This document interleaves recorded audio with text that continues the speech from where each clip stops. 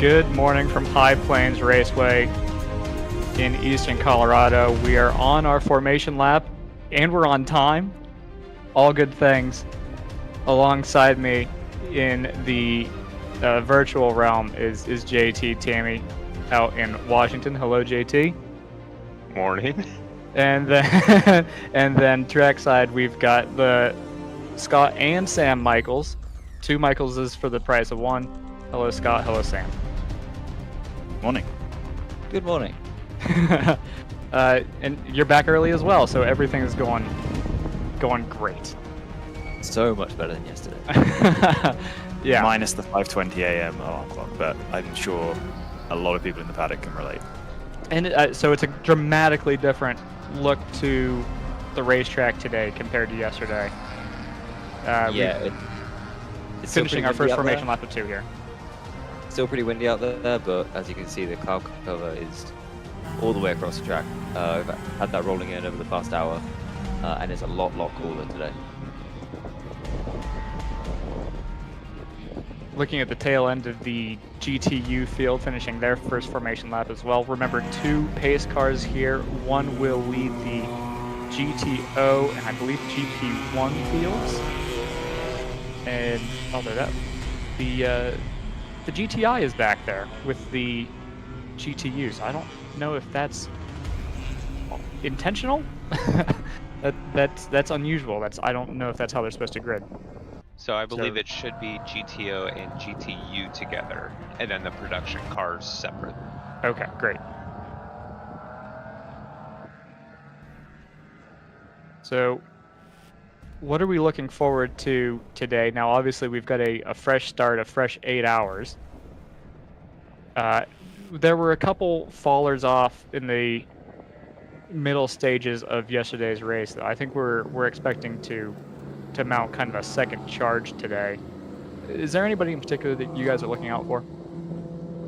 Yeah, so I'll start with GTO. Well, first of all, the 2 GTU Stratus cars, seeing them come through the field, we kind of, because we were having technical problems with the first 15 minutes yesterday, we kind of missed that part of the race a little bit, and Stratus 58 kind of appeared in the lead. So it'll be interesting to see them come through the field again. And then also, yeah, just Rotor versus Pinnacle versus the 986 Will-to-Win car versus JTR. That was kind of the big 4 yesterday. So yeah, seeing how that develops early in the race, when they've all presumably got their best drivers in, and the track conditions are super cool and fast. I'm expecting really quick lap times to start the race off, especially with the first few laps before we get to traffic. But yeah, those 4 cars are what I'm looking for. So, an answer to why the Gulf GTR is at the back of the first pace group. Yes. Sounds like it had a spin in turn 4. Okay, so that's on the first formation lap. So it's just picked up at the rear of this pacing group, basically. Yep. Okay, That is impressive for TCR to have a spin. It's a front-wheel drive car, right, on a pace lap. Making their way down to hell on a bobsled.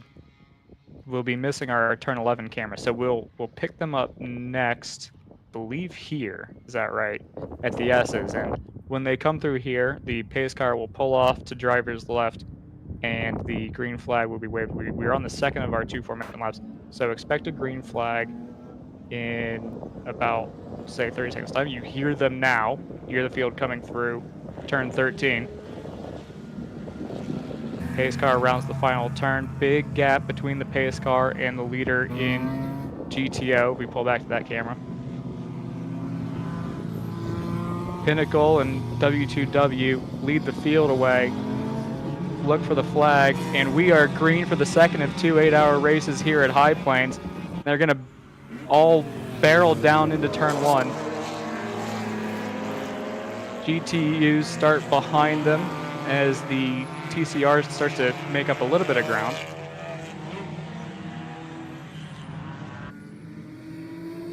There's the pace car. We'll be waiting now for our GP 1, 2, and 3 lead.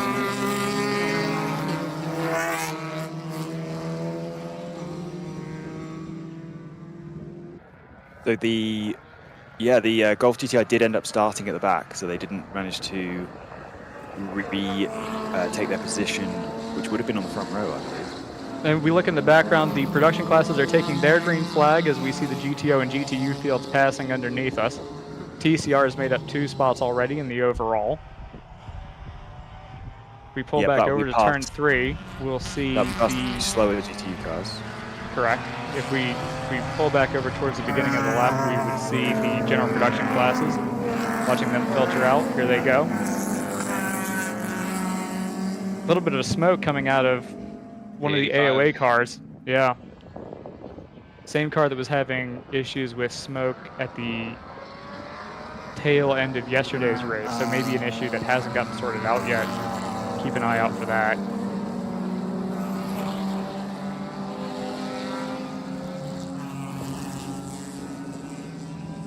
It's holding up speed well. It's going past its team car, so whatever issue it is, maybe intermittent.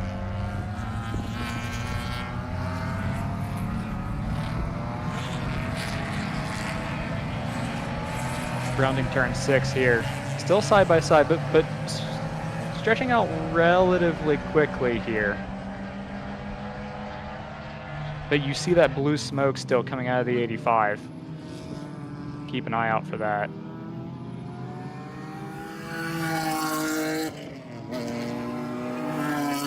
Big mission car leading the GP1 field. No surprise if you watched yesterday's race where they swept the GP1 podium. Looks like a little bit of a rough upshift from the 9.4 Lexus, who's got the 2 AOA cars right behind it.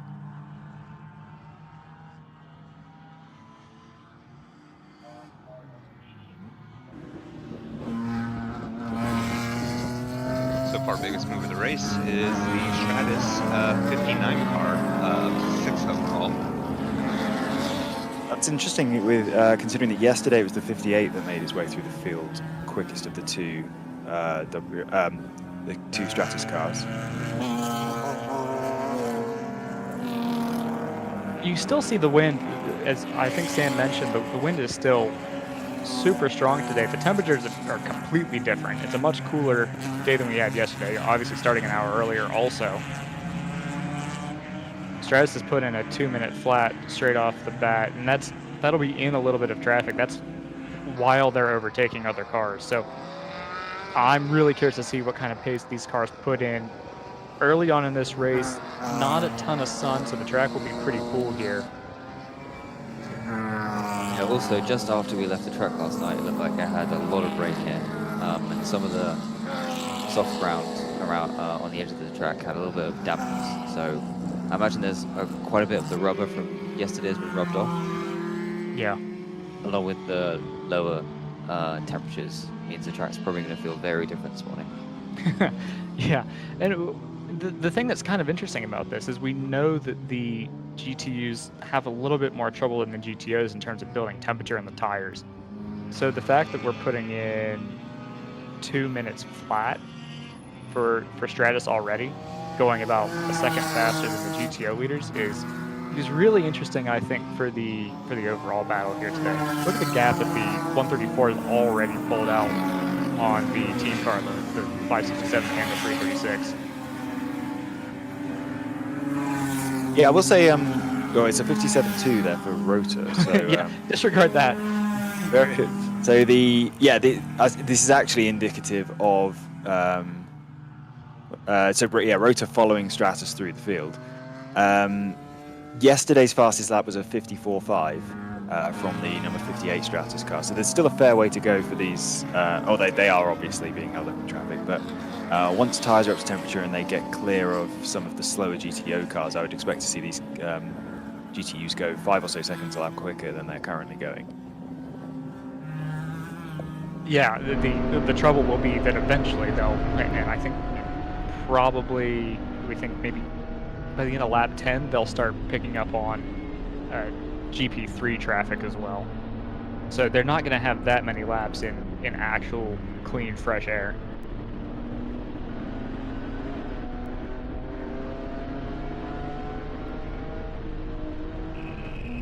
Yeah, GTI TCR climbs up into 6th in class, 7th overall, setting the fastest lap so far to 57.2. Yeah, following the Stratus car through, which is interesting because really that Golf GTI should be a little bit better suited to cutting through traffic. The Stratus MPO1, as we've talked about many times, is it's almost certainly the fastest car here, but it makes all its speed in the corners where it's obviously very difficult to pass other cars. As I say that, they come across the line, they've moved up to 5th overall with Rota not right behind them. They lost a bit of time on that lap, the GTI. So again, it's going to be how they cut through the traffic. Stratus, even despite having to pass the 983 wheel to win car, which is the car that came 4th yesterday, I think they lost out on their podium position to their teammate right at the last minute. They got past them. So actually, yeah, Stratus is now up behind the 3 GTO cars that we saw being 3 of the 4, with the other being Rota, being the class of the field yesterday, plus Evoque Motorsport, who I think were relatively competitive yesterday, but ran into early issues. They do have an onboard on YouTube, by the way. Unfortunately, they're not allowing us to.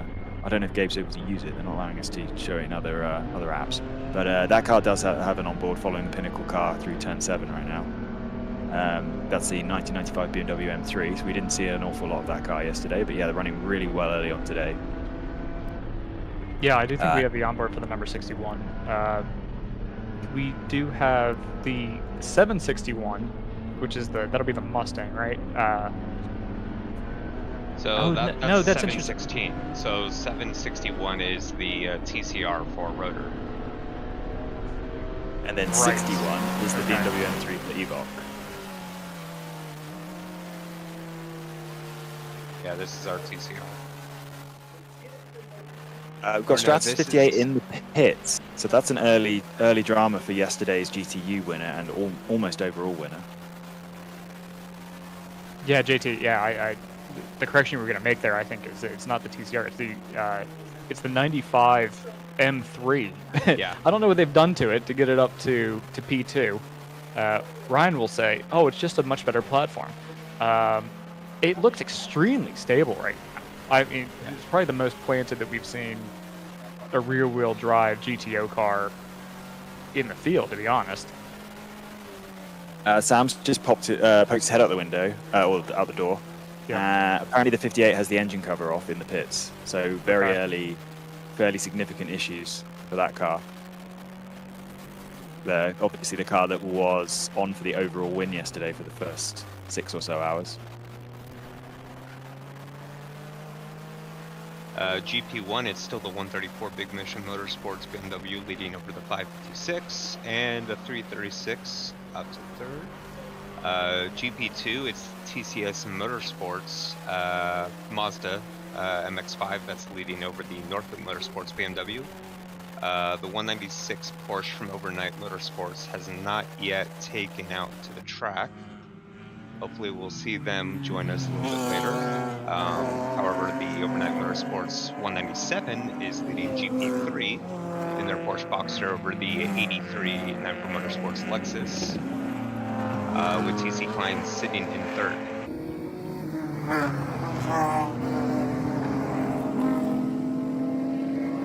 Interesting to see Rota set another fastest lap of the race. While watching the Evoque and Pinnacle sort of fight, they're separated by a couple of seconds, but those two cars have had completely clear track, obviously, because we just started the race and they haven't caught the production field yet.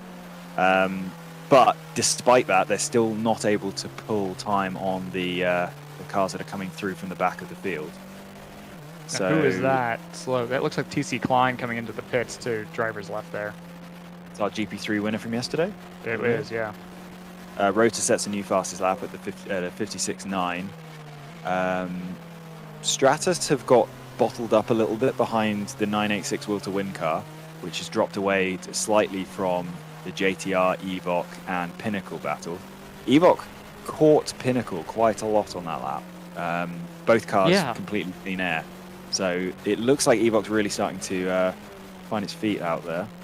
get its tyres nice and up to temperature. Same with JTR, who are obviously basically following them around. Will to Win also sets their personal best lap of the race and now faster than the leader. So we're going to get the top 4 or 5, probably the top 6 actually, all telescoping together in the next few laps at this rate. But obviously we're just, and I can see from the Evoc onboard, we're just about to get into production track car traffic, so that will completely change everything. Yeah, oh yeah, you can we're see on them board with Evoc right now. Yeah, yeah, you can see them the coming small back dots out in of the the distance. hairpin. Yeah. Yeah. Yeah, JTR. Hearing some activity from race control behind. I think there's been the rotor car coming through the field is kind of sounds like he has been taking no prisoners.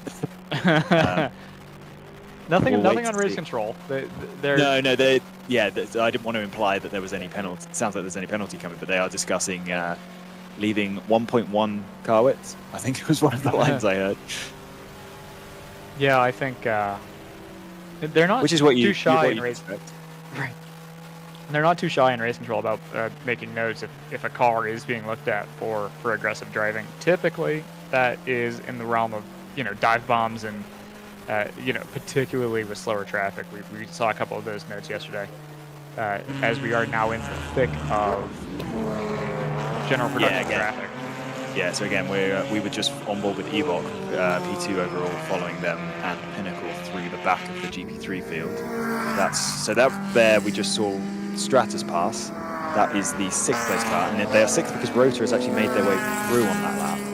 So that's two of the cars that are making their way through from the back of the GTO field, swapping places. So Rotor is now, having set the fastest lap multiple times, is now the lead of those cars. Looks like the 58's back out on track. So whatever changes they needed to make, it looks like they've managed it pretty quickly.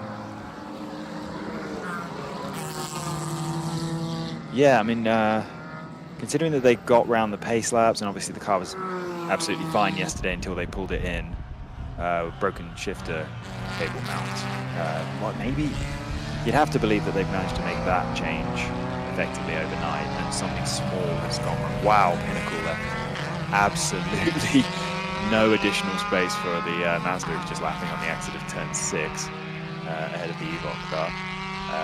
No harm, no foul. Ooh, and then Pinnacle runs very wide through the exit of turn 7, and that's going to put they were through the grass.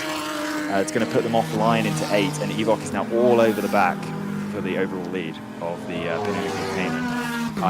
I can only imagine that JTR, the JTR BMW M4 GT4 is right behind them as we pick them up through turn 9A, 9B, and 10. Sadly, we've lost our turn 11 camera this morning. A little bit of interference with the Marshal's Post flag system. So we'll have to catch them as they come through 13, 14, 15 here. Yeah, that is neck and neck, maybe 2 car lengths between them. Yeah, the JTR car hasn't managed to latch onto the back of Evoc, so that is just a 2-car fight at the moment with JTR just off the back. And then we see Rotor, Stratus, and was that Will to Win? No, I think there was a lapped car right behind Stratus. On board with Evoc now. Yeah, you can tell that that this car's got a little bit more confidence. This Pinnacle car in front of us is tapping the brakes really late through the corner. I think the Evoc car it feels a little smoother right now. It should have the pace advantage. Yeah, I noticed that through turn 7. That was what kind of went wrong for Pinnacle on the previous lap. They were braking all the way through to the corner, all the way into the grass. So obviously just drove in way too deep. Maybe watching the mirrors a little bit. Could be, yeah. Although turn 7 isn't really a passing place in any way, so you shouldn't be too worried. As a big gain there through turn 5 for the Evoc car, was able to carry much more near corner speed. That's the Cayman does jump off the corner nicely though, relative to the M3 it seems. When they, that one feels like can't possibly be on the brakes on the exit curb, and still getting a decent run off the corner. No, I'm sure he's gone not. wide again into turn 7. No, I'm back sure on he's the brakes just again right on the exit. I'm sure he's just trailing the brakes. I'm sure he's not on them. But yeah, Right, yeah. But for sure, it's not what you'd expect to see a brake trace. Yeah, a little bit of left foot brake while accelerating out of the corner. Very, strange. They've been balked here by the Lexus. 9-pole motorsports into turn 11. Really, really late apex corner here. But because Pinnacle were making the move on the Lexus, there was no room down the inside. That is a corner where the inside through the entry is often left open for a dive bomb. You can see in certain places in the track, actually right now, you can see the 696 in the mirrors behind us.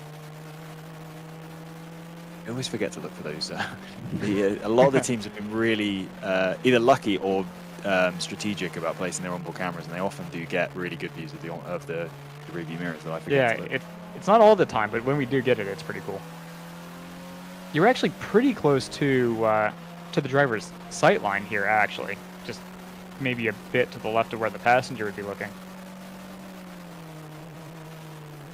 Good run through the first sector there for Pinnacle, and they've got enough of a lead onto the straight. Again, I think that Porsche is slightly quicker on the straight than this BMW, so it's going to be overtaking is going to be a challenge for sure.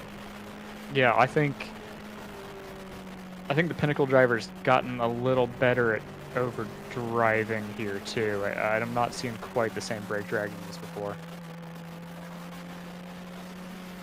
Meanwhile, behind this, we've got 1.1 seconds back to JTR Motorsport, so they're presumably just sort of they're either on their limit or they're taking stock and allowing their this little battle to settle out, which would be a sensible mindset to be in through the first 20 minutes of this 9-hour race day. It is 8 hour, yeah. I was with the when we have the Sunday breaks and don't have the Sunday breaks, I always get confused about which. Yeah. I was watching the Boxster go deep into turn 8, as we've seen plenty of that throughout the weekend so far. But yeah, we've got JTR Motorsports 1.1 seconds behind Evoc, and then there's a 2.5 seconds gap back to the 986 wheel to win car, which is being trailed by Rota and Stratus, who still haven't been able to find their way through just yet. Yeah, in other the gap back to the 986 between that car and bottom pace, but they are holding that gap. Oh, as by the way, JTR is absolutely all over the back of the now. I don't think they're catching into that. They're 3 seconds behind across the line. Yeah, it seems like the Evoc got. Oh, there you go. Down the inside goes JTR into turn 1. Evoc got balked quite badly into the final complex, which killed their momentum. And then, yeah, it looks like the M4 was able to use that speed, use the run through the final complex onto the front straight, and then got them down to turn number 1. We saw the Porsche had quite a bit more straight line speed than this Evoc BMW before. It looks like it's a little bit more even between JTR and this Evoc car. Until you get to the very end of the straight, and JTR car just 2 car lengths at the last gear change,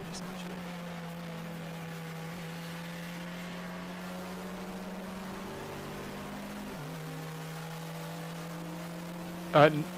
North Loop is, I was going to just mention that things were status quo there, but North Loop's put in their fastest lap of the race here, and now the gap to the number 22 in front of them for the GP2 class lead is under a second.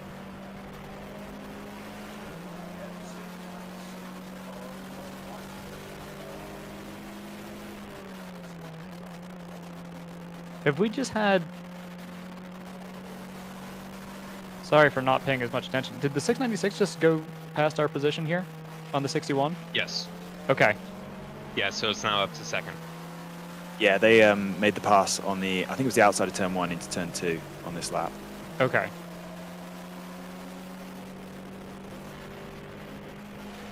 These cars try to get around the outside of the Yeah. NFC Motorsports Porsche. Yeah, he's going to get balked here coming through the corkscrew, and that's going to let JTR consolidate this advantage a little bit. The thing that they're going to need to be looking out for now in the Evoc car is the 986 behind them. I think they had a gap of, what was it, about 2 seconds or so that time by? Yeah, now down to 1.2. Rota all over the back of the 986 wheel to win car. I think that's the car you guys were just talking about, right? They've made a big big gain on Evoc and JTR, who were really badly balked in traffic that lap. Yeah, and Stratus right behind Rotor as well. Just the watching top that from 5, the 325s on board. Yeah, the top 5 here in GTO are separated by, they might be blanketed actually by about 6 seconds. It stayed really tight here through the first 20 minutes of racing. Yeah, it's just Pinnacle has made a bit of a break into the lead, 2.6 seconds, and that was a mix of JTR making the move on Evoc, but mostly just those two cars caught traffic in through the technical section at the end of the lap, and Pinnacle had managed to clear them in advance. Yeah, we've got a fight on now. The race for the GP2. Ooh, was that the 986? That was the 986, yeah.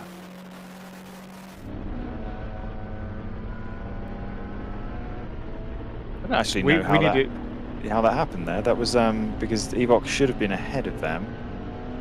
We caught this just a second late. No, sorry, it was. I don't think it was the 986. I think this is the fight here for GP2 class lead. Northloop has just overtaken 22 TCS, and that'll change hands on this lap. Only need 2 cars to make a motor race, and that's what they're doing in GP2.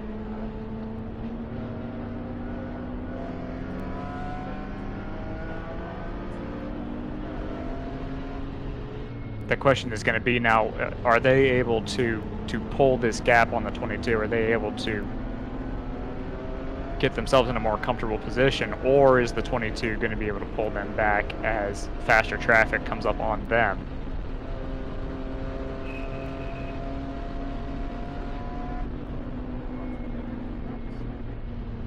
A little bit of a fade to the inside there to dissuade the faster traffic from making that move. One thing that's, we're only 23 minutes into this race, and while we've got a great top 6, really tight together, there's a 29-second gap from 6th back to 7th. Yes. From there, behind Will to Win is the 9-4 Motorsports GTU car, obviously the Speaker NPO1. The other Pinnacle car, 127. So we've got the second Will to Win and the second Pinnacle car, along with the second group of GTU cars and 3D Racing. The final sort of GTO car in and JTR Motorsports Engineering, the second JTR car. So we've got kind of Division 1 and Division 2 GTO. Right. Although that JTR car seems to be slipping backwards. It's just lost a place to the GP1 leader. That car yesterday had more pace than a GP1 car, so I wonder if they are struggling in these early stages. Obviously, JTR, very sorted team, but that car was significantly slower than the lead car yesterday, but not that much slower, so we'll have to keep an eye on that. Yeah, up here in GTO Division 1, I guess, we've got... Oh, that's close. I think that's contact.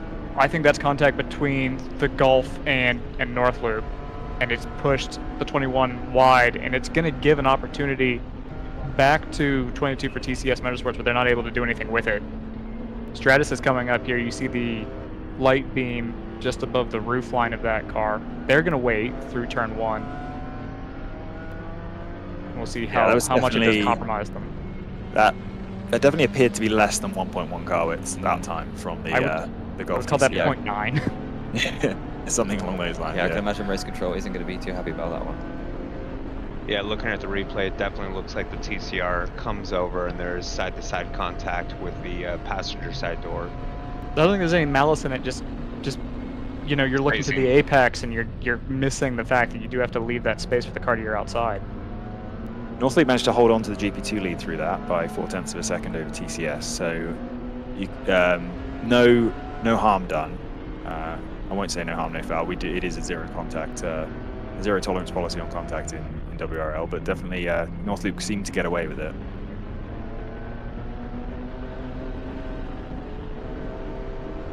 Meanwhile, at the front of the field, JTR has managed to pull a gap on Evoc. It's really not down to JTR being any quicker. It's increasing their pace. It's Evoc has sort of dropped away pace-wise. They're 2 seconds off their fastest lap at the moment, and they're starting to come under some pretty significant pressure from the Rotor 761 Golf. I think that car, yesterday that car had red headlights, the Golf, which would have made it much easier to identify in the mirror. But I think they might have changed them today. As I can see a car in the mirror looking to the inside of Evoc from their onboard into turn 7. No pass made. No, sorry, that's not turn 7. I've done the class. I've got 7 and 11 mixed up. That was turn 11. Yeah, they're very, very similar looking corners. I'd have definitely missed turn 8 after that. And yeah, well, Evoc seems to be picking up pace a little bit. Bad lap that time for JTR. No, sorry, bad lap for Pinnacle, who are holding up JTR. And again, our top 6 are kind of telescoping back together as Stratus sets their fastest lap of the race and is by far the fastest car on track that time around, despite, as we saw, them having to clear a lapped car through the first complex. So let's look for Stratus to mount a charge and make an attack on the 986 wheel to win car this lap. Yeah, I think we can actually maybe pull back over to the 61 on board, because I think they're still going to be kind of in the thick of it here. Unfortunately for them, they are them, waving a car past at the end of the back straight by those things. I think it's the rotor car. They're side by side through turn 4, so there was a wave, but yeah, I'm not sure that was a friendly wave. It was definitely a point. It looked like he was directing him. Which finger was he pointing with? It was the index finger of the right hand. Looks like they've managed to hold on to that position. I'm not sure what was going on there. He was definitely looking in the mirror, waving to the right. The Golf went to the right, and then he just held it around the outside and held the position into turn 5. So there's selling a dummy and there's forcing a dummy onto somebody. It's false advertising. Selling a dummy and there's false advertising. The one is okay, the other is not. Yeah. So, big mission actually. The 777 you see there is put in its fastest lap of the race. That was a car that we saw out of the running pretty early on. So I think they're going to be hoping for a much better day today. Look at the onboard of the 134. They're actually, which is leading GP1, they're actually being held up pretty significantly by the Factor Fab car, the GTU Subico. The cars are very evenly matched on the straights, but actually it's the big mission car that's faster through the corners and is struggling to make the pass on the Factor Fab prototype. That makes a lot of sense to me, actually. Yeah. I mean, obviously it's going to have trouble out-cornering the GTU car. I don't think it is. I think that is where it's faster. It's just, as it makes a really late dive, well, not late, a decisive dive into turn 6 and does make the pass on the Factor Fab car. And now they've got nice clear road ahead of them. So we'll see if they can pull away in the lead of GP1 now that they've cleared that slower GTU car. We've got a note in race control that they're watching the 696 also for aggressive driving in addition to the 761. So 2 very fast GTO cars being looked at for their charges through the field. Yeah. I've heard them discussing the 696. It was they've described that as an aggressive pass into turn 1 on the Evoc car. Nothing wrong, but aggressive is what I'm hearing. Okay. Just maybe not quite giving them the opportunity to make the corner that they would have liked to see. Yes. Yeah, we heard that. I won't speculate on what they're thinking, but that's kind of, I heard that. I'm hearing that in the background behind me. They have also been discussing the 761 going into that final complex when we saw him push the GP2 leader. Yeah, it does say on the race control log the 761 is under investigation for forcing another car off the track. So that's actually a different incident. Yeah, that is it? That was the first incident. This was the second incident, basically exactly the same, except this one sounds like it was a little bit more egregious. So they were already put on a watch list for the first incident. I'm going to make a bold prediction and say that a penalty may be on the way for that 761. Yeah, we'll see. I don't actually see a note for contact, so I guess typically they're relying on Marshall's notes for that. So if it was never reported in and Northloop hasn't complained about it, then it's kind of, that's the state of it. I can hear Northloop complaining about it behind me. Oh, okay. So that may get updated. And they have video. Yeah, and they have the video of it. Yeah, they've got their YouTube feed up. Yes. Okay, so we did get confirmation also that it was the 85 that was smoking early on. I think that car's still out there, so I think they're okay for the moment. They've actually just put in their fastest lap of the race on that last lap at a 2:10.7. We haven't seen the 93 TC Klein entry come back out. That was maybe the first couple laps of the race that they went into the pits. So I don't think the chances of them repeating their win from yesterday are looking great at the moment. Even if they were to come out now, I think it'll be a points day for them. Just looking to get into 50% laps completed.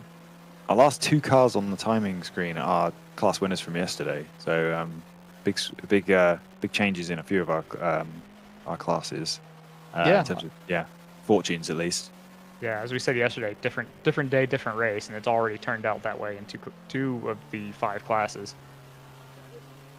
Not so much in GP1. GP1 looks pretty similar to how it did at the end of the day yesterday.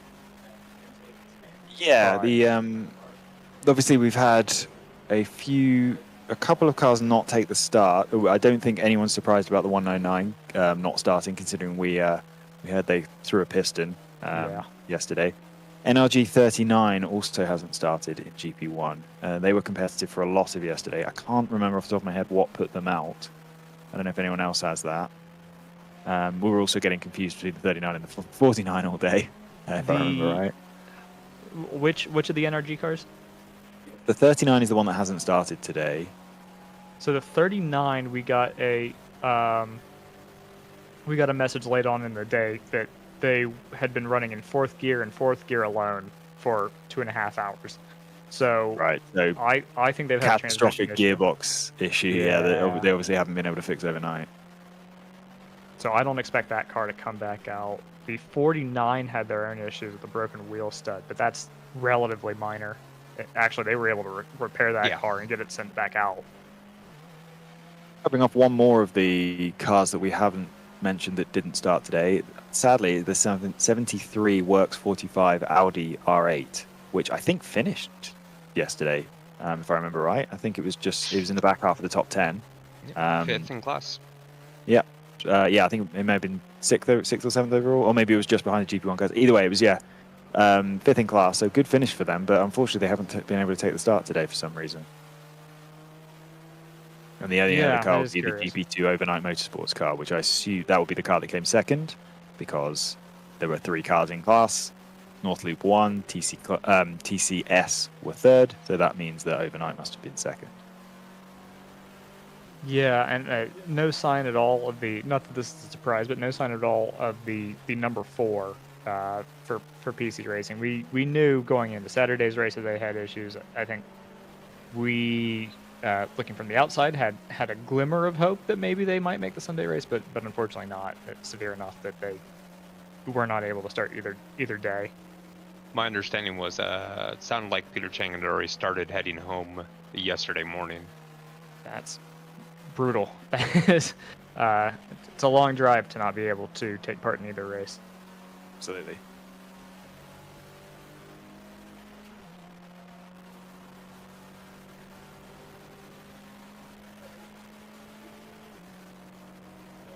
North Loop has been their fastest lap of the race, which also happens to be the class fast lap. That gap now is just under 3 seconds back to TCS.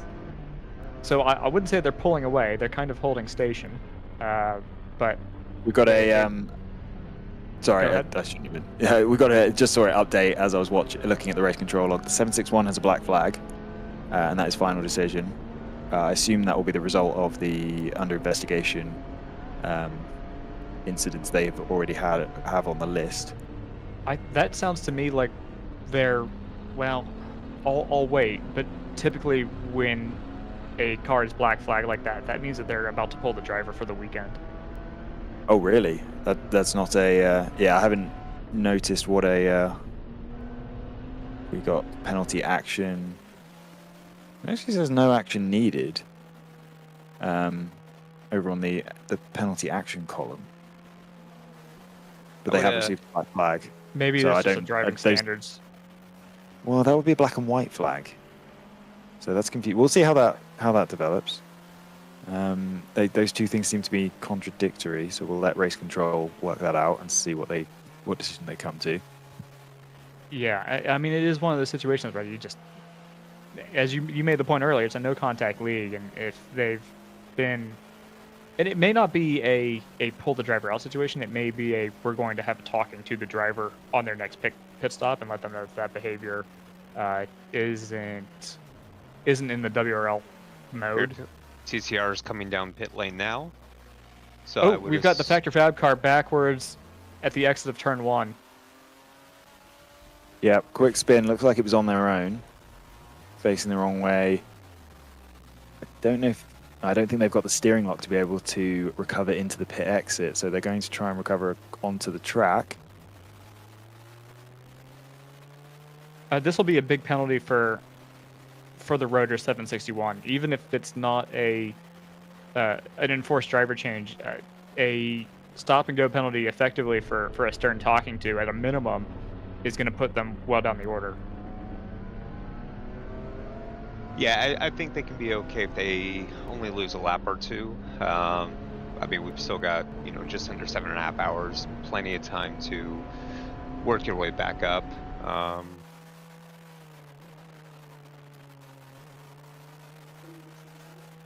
Hopefully that Factor Fab MP01 can get back going with good clear sight to the Marshall stand. They did, yeah. They managed to get going when there was braking traffic, and they're back underway.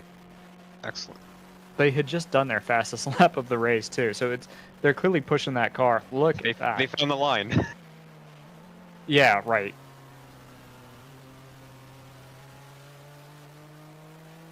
At the front of the field, it's still Pinnacle Motorsports number 727 from 696 JTR Motorsports Engineering.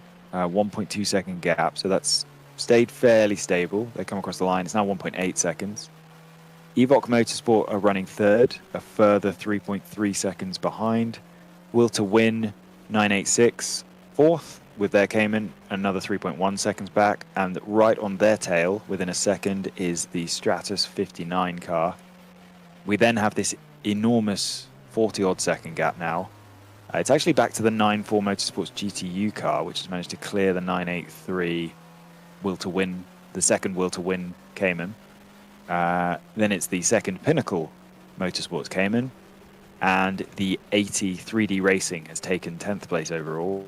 I think that was being held by Factor Fab before they had that quick spin. We're on board with the GTU, and and the 58 just flew by us. I mean, that is really that's the difference in spec between these two cars. We kind of assumed that all these NPO1s are the same spec, and I still don't think that's really the case.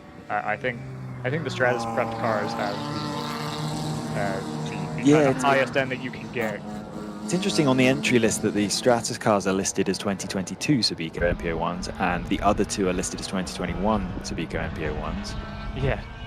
So there is a recognized difference between those cars. Speaking even of if spec, it's not particularly descriptive. Speaking of spec differences, I think we were kind of trying to figure out the difference between the 983 and the 986. We kind of assumed that they should have had similar performances. They're different years, and they're different. I think they're slightly different trims as well. So the 983 is listed as a 2019 GT4 Club Sport comp. The 986 is listed as a 2016 Club Sport. So they are going to be slightly different cars, and that explains some of the differences that we were seeing. The faster car is the older one. Yes, it is. Curious. I think it's probably more suited to this power to weight spec, and I think they probably had to do a little bit more work to the 2019 to get it down to GTO level, would be my guess. Right. I also wouldn't be surprised, we heard this yesterday, if there's a tyre spec comes into it as well. We've heard a few teams that are running different brands of tyres, even on different cars, just due to availability. Mm-hmm. So it could be that those two cars are running different specs of tyre as well. Note from North Loop, they don't think that they've got any damage from the contact with the Rotor Volkswagen. but maybe a little bit of a bend in the tie rod, but they're feeling like they should be okay. Certainly, they're doing all right because they've pulled out a 7-second gap on the TCS Motorsports car in second. Still no appearance from the 196, so we'll wait to see if they come back out. They wouldn't be the first car this weekend to come back out later on after the first green flag. I should say only green flag. We haven't had any yellow flag disruptions. The only one that we had yesterday was a brief one for debris, so it's been a really clean weekend, all things considered. The Rotor Golf is back out on the track. It looks like they only lost about just over a lap, which is interesting because WRL, obviously, they have the capability and often exercise it to just delete a lap. So if they wanted to cost Rotor a lap, they would have done that through timing.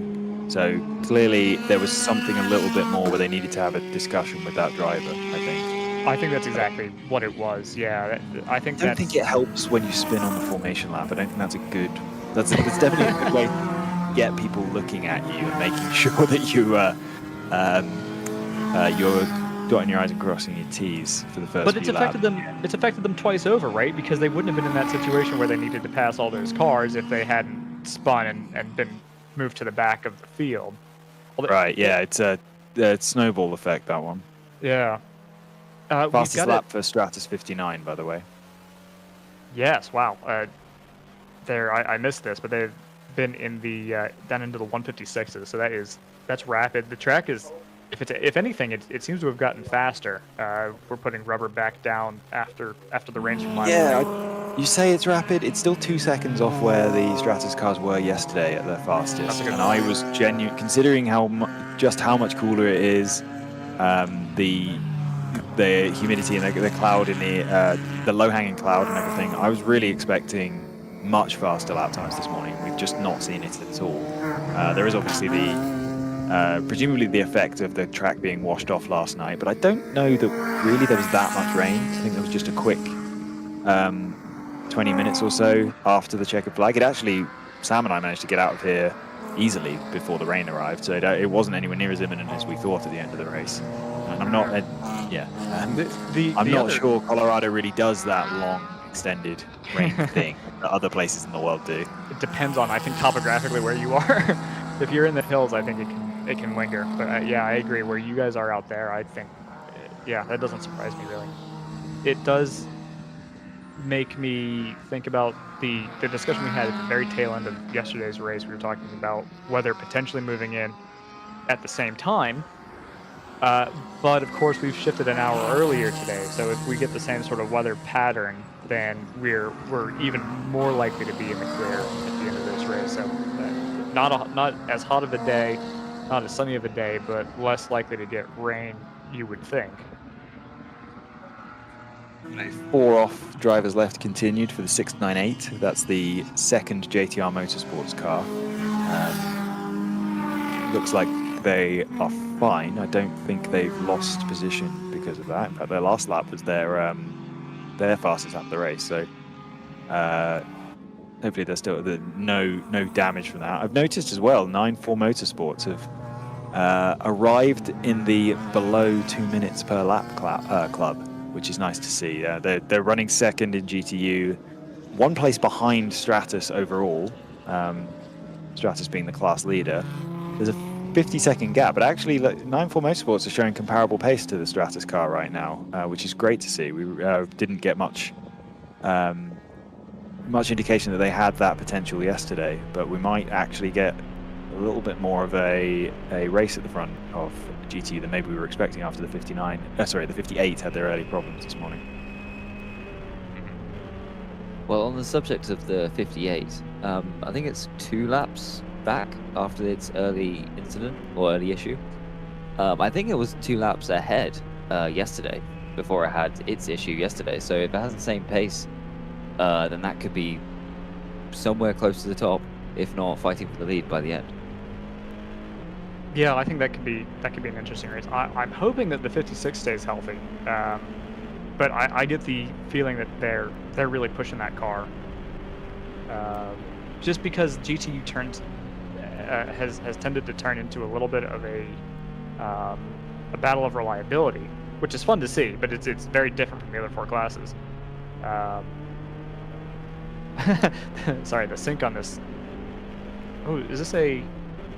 We had a flashing yellow, I think, at turn 1 up here. Yeah, turn 1, 4 off and continue for car number 15. So that's probably what that was.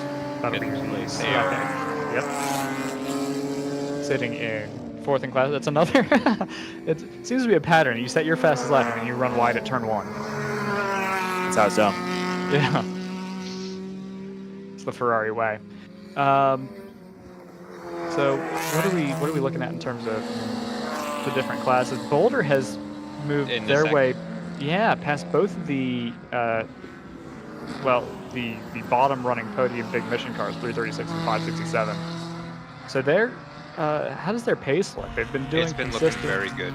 Okay, and compared to on a par really with the 134. So Yes. if they can execute well on pit stops, and potentially pull better fuel mileage, we might have a good head-to-head fight here for GP1 later on. Meanwhile, JTR is pulled up right on the back of the 727 for Pinnacle for that GTO lead. Yeah, there's been And there's here a bit they of are, a I gap, think, as a matter of fact. bit of a gap has formed between JTR and Evoc at this point. Evoc not able to hold the pace of the leading 2 cars, which is a bit of a surprise because we saw them catch Pinnacle while they were running second about half an hour ago. But that pace has dissipated slightly, and they're actually they're in a race with Will to Win and Stratus for 3rd, rather than being able to keep up with the lead 2. Yeah, it seems like they've settled into a comfortable pace rather than a rapid pace. Fastest laps definitely appear to have been on laps 4 and 5. So I get the sense that they're hitting marks and kind of backing off to maybe 95% pace. What is a little curious is that Stratus are able to set the fastest lap of the race by basically pretty much a second, but they're not able to clear either Evoc or Will to Win and break into the top 3. Which it's not super unexpected. We've said many times that the MPO ones are going to have a hard time overtaking. Yeah. So perhaps it's that they just haven't been able to find a gap in the technical section of the track where they've got an advantage. Big Mission 134 starting to respond to the long run pressure from the Boulder number 70, putting in their fast lap in GP1 at a 2:02.02. Haven't quite broken into the 01s yet today, but certainly on their way.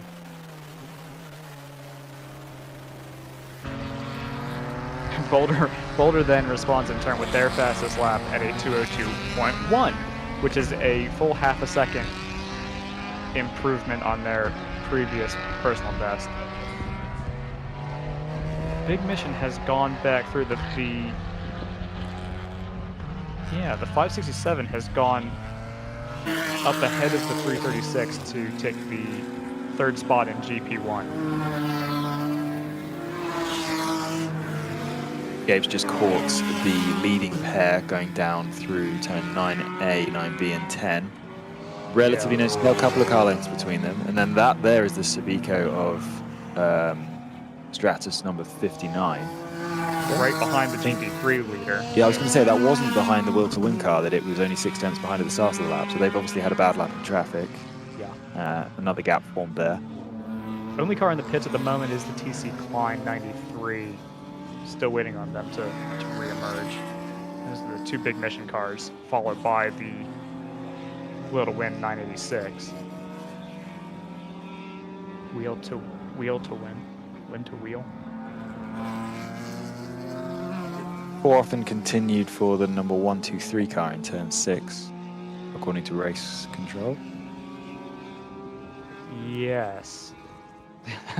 That was As I tried to work out which car that was. That would be NFC. That was the car that we had an onboard with, and they were having a really torrid time with the back end of that car. Yeah, they had a few 4 offs and continues yesterday.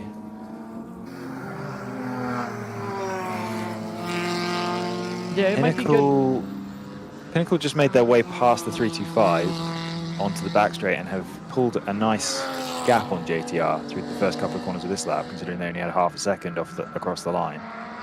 Remember too that the driver lineup in the 696 is maybe a little more pro-oriented than the 727, so they will have had their hot shoe really in at the start of this race.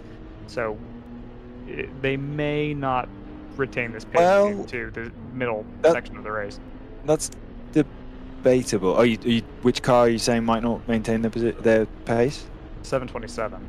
Right. So that's what we saw yesterday. That this car was super competitive through the first stint and then dropped away before having a mechanical issue. I think we put them out. So yeah, you're right. I think Brendan was speculating yesterday that JTR might not have their regular crew of largely MX-5 Cup drivers with them this weekend. I don't know if he had inside information on that or whether that was just speculation. No, it might be a similar story for them, to be honest.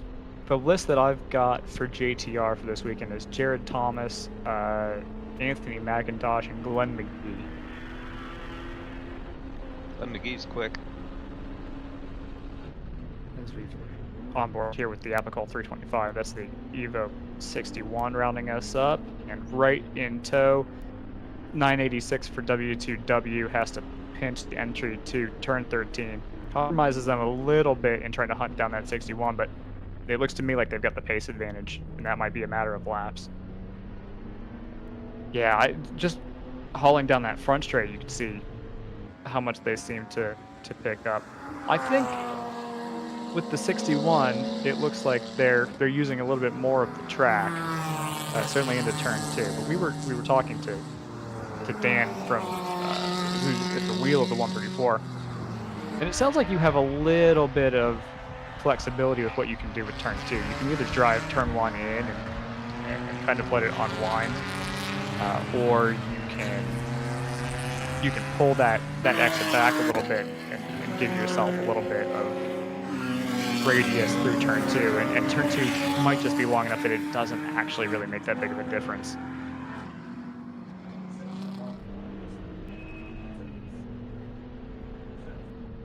Keeping an eye on the battle for 6th in GP1, the 777 from Big Mission Motorsports being hounded by the 49 NRG Racing Porsche and the 123 NFC Motorsports Porsche, all within about a second and a half this last time by. Yeah, that's a tight fight for the three-way fight, as you say, for 6th in GP1.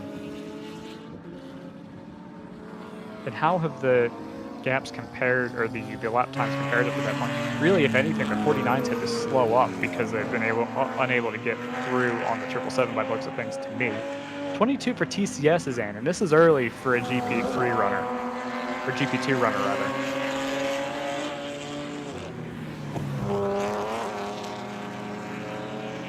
It's another car that I'm not actually sure that they even completed yesterday's race. Well, nobody in GP2 really did, but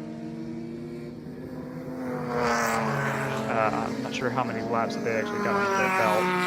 Yeah, they were out quite early, having issues with their MX-5. Lap 84 was as far as they got yesterday. So we'll see. Maybe it's a recurrence of the issue that held them up yesterday.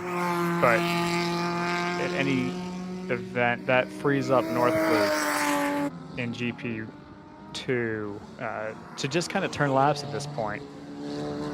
They've done the hard work by maintaining pace necessary to force the 22 to push. At this point, they can coast and hope that they don't break anything of their own.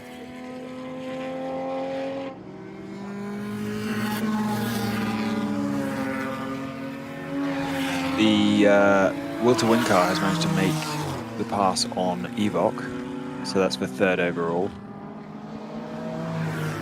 Yeah, and judging by the camera shot we just had there, it looks like NRG may have got around Big Mission.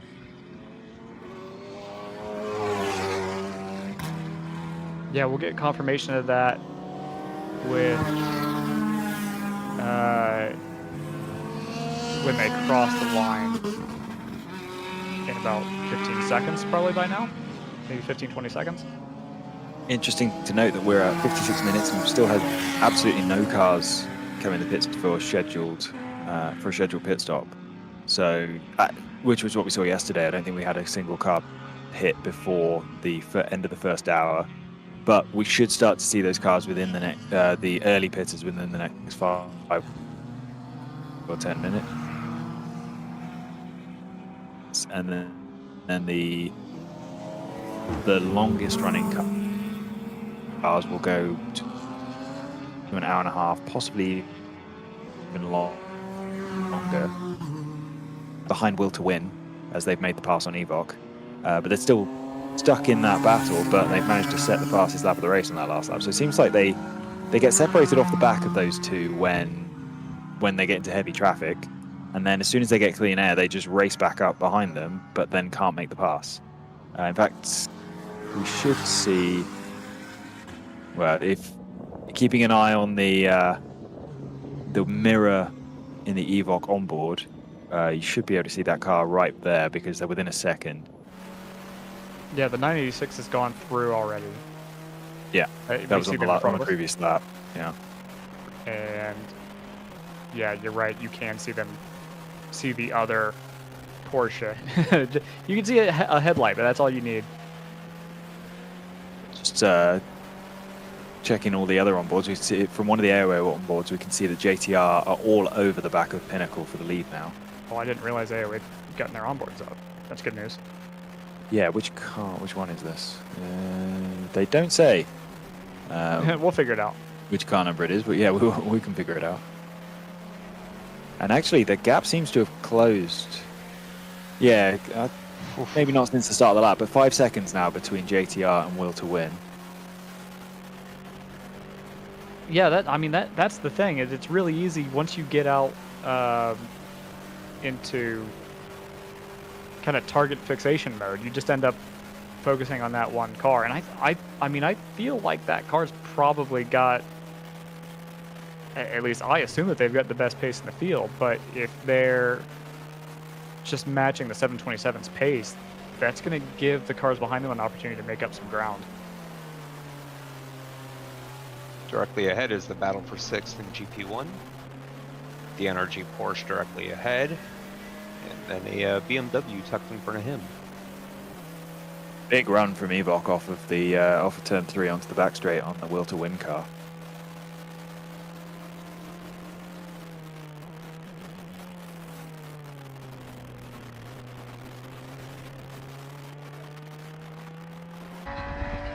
And they did manage to make the pass around the outside, I think, into turn 4.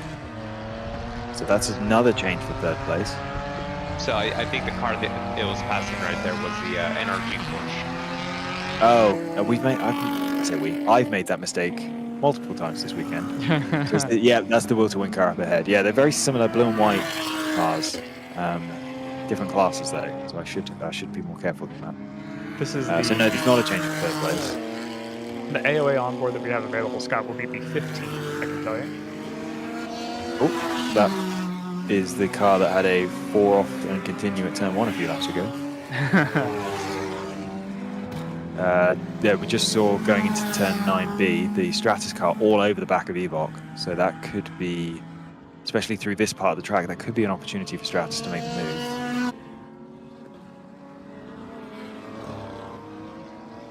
Yeah, Evoc actually going defensive into turn 11 to try and make sure that doesn't happen. I was wondering if they'd leave the inside open, and that's definitely, on the previous lap I saw Stratus going through that corner significantly faster than Evoc, so that's definitely an opportunity for the MP01, but the Evoc driver knew it was coming and placed his car correctly to stop it happening.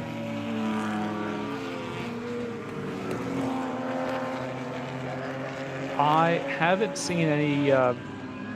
Actually, Joseph, into turn 1, the MP01 finally makes the move, is now up into 4th place on Evoc. It could be interesting to see whether this car powers past on the back straight. The GTU car much quicker through turn 2, and presumably it'll be, yeah, much quicker through turn 3 as well, so a nice run onto the back straight, and it doesn't look like Evoc is going to have the opportunity to power past. before turn 4. So that move has been made, and we should see the 59 car pull away and maybe start threatening the overall podium. I want to offer confirmation here that the 761 did have to change out drivers. So the driver that is behind the wheel of that Volkswagen TCR is not the same one as who started it. So that explains why they got a black flag rather than a 1-lap penalty.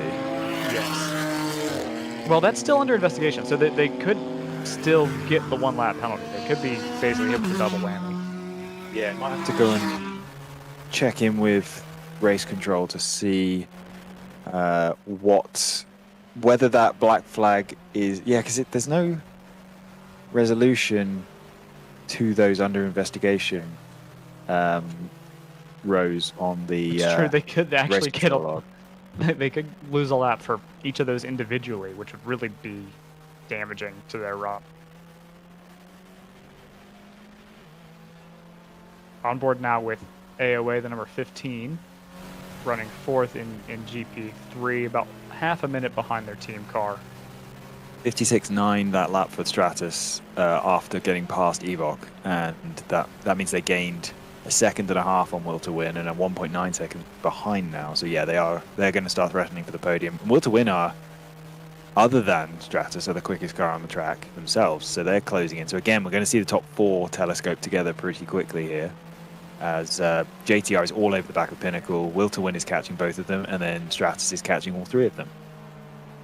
Meanwhile, back in GP1, I'm keeping an eye out for the battle for 4th, specifically the number 336, the 3rd running Big Mission car. Their pace has fallen off a little bit in the last 5 to 10 laps, and they're at risk now of being overtaken by the Ignite Performance number 36, the Nissan 350Z. So I don't know if maybe there's an issue that's cropping up with that car. For sure, the pace has fallen off with the same driver. Has fallen off pretty substantially, and I don't think you could maybe chalk it up to driver fatigue in the same way that you could yesterday when conditions were a lot more, frankly, brutal.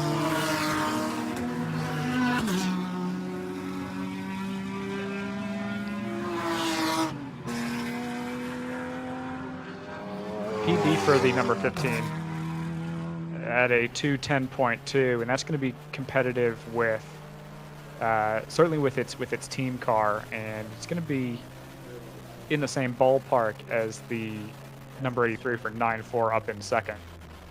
So keep an eye out for this car as we make our way through this first stint. The Factor Fad number 56 has come into the pit lane from 3rd in GTU. Yeah, that actually could be the first scheduled pit stop. As MPO ones have very small fuel tanks, so while they get good fuel mileage, they don't have much range. We've got Pinnacle number 127 in, so that's the 2nd Pinnacle car, the one that was already a lap down. We have someone behind them or trigger the light. Okay, so Possibly TC car in there for a while. That could be. So as we start to get into pit stop rotation for the GTUs, let's go to an early commercial break. We only had, I think, 3 breaks yesterday, so we might need to make up for lost time a skosh today. So we've cracked the 1 hour mark in our 8-hour race. We've got 7 to go. Pinnacle 727 has come in, has just lost the lead from 696 on track. So that's Very changed. close fight at the front. Actually, yeah, JT managed to pull a second and a half on that lap. And it's Will to Win and Stratus have caught Pinnacle at the same time. Right. So we'll go to commercial break, and then we'll come back, and we will be on board the 61 for Evoc, who is still right in the fight for, which is now a big 4-car fight for the GTO lead. It's your Uncle Cooper. Truck owners who run Cooper AT3s are some of the most dutiful people I know. Even if that duty is to haul a load of this stuff. It's not glamorous, but it's their duty nonetheless. So if you and your truck are constantly tackling the regular duties of the day, go with a tire that can handle them all. Oh, man. I stepped in it. Go with the Coopers. Cooper. Okay, all right. Hard stop at 6 today. We need alignment by then, people. Here's where the rubber meets the road. Have these initiatives moved the needle, like, at all? Well, let's shift gears a minute. We're really kind of at the apex here. Well, we gotta stay agile. I said we fast-track the pivot. Can we circle back? Keep everyone in the loop. Focus, guys. We're in a race to the finish, all right? We need to put the pedal to the metal. We need to nail those hairpin turns, cross that finish line, and take that checkered flag. Yes, Josh, yes! Start your engines! Woo! Ready to hit the track? We've got you covered with the world's largest motorsports calendar, track day insurance, and more. Hagerty. Let's drive together. Sentinel by Candelaria Racing Products is a comprehensive motorsport video system incorporating live streaming, local recording, picture-in-picture, flag status, leaderboards, data overlays, and more. Perfect for endurance racing, sprint racing, and HPDE. Sentinel includes everything you need to get started. With the ability to control the live feed from the cloud and GPS auto start, you will never miss an on-track moment.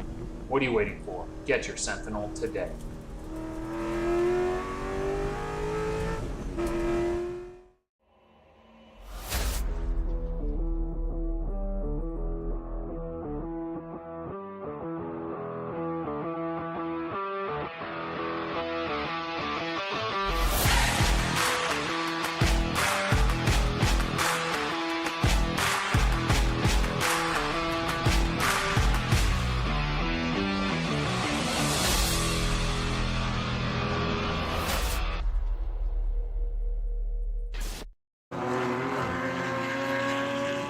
Welcome back to High Plains in eastern Colorado. We are seeing the first of our pit takers. Stratus 59 now into the pits, as well as the 983 for W2W. Strikes me as slightly early for a GTO, but that'll pull them out of, I think that's 5th or 6th in GTO. The main fight that we're looking out for is the top 4 in that GTO class. JTR number 696 has overtaken and is now gapping by a pretty good margin the 727. If we go back on board the 61 for Evoque, we'll start to see that fight for what will turn into the fight for second tighten up quite a bit. The 986 now within a second of that car, and Evoque only 3 seconds behind them, so should be still basically in firing range for that number 61, who started, they start second or third. You see them in front of us here going around, I think this is turn 6, around the Factor Fad number 56 GTU.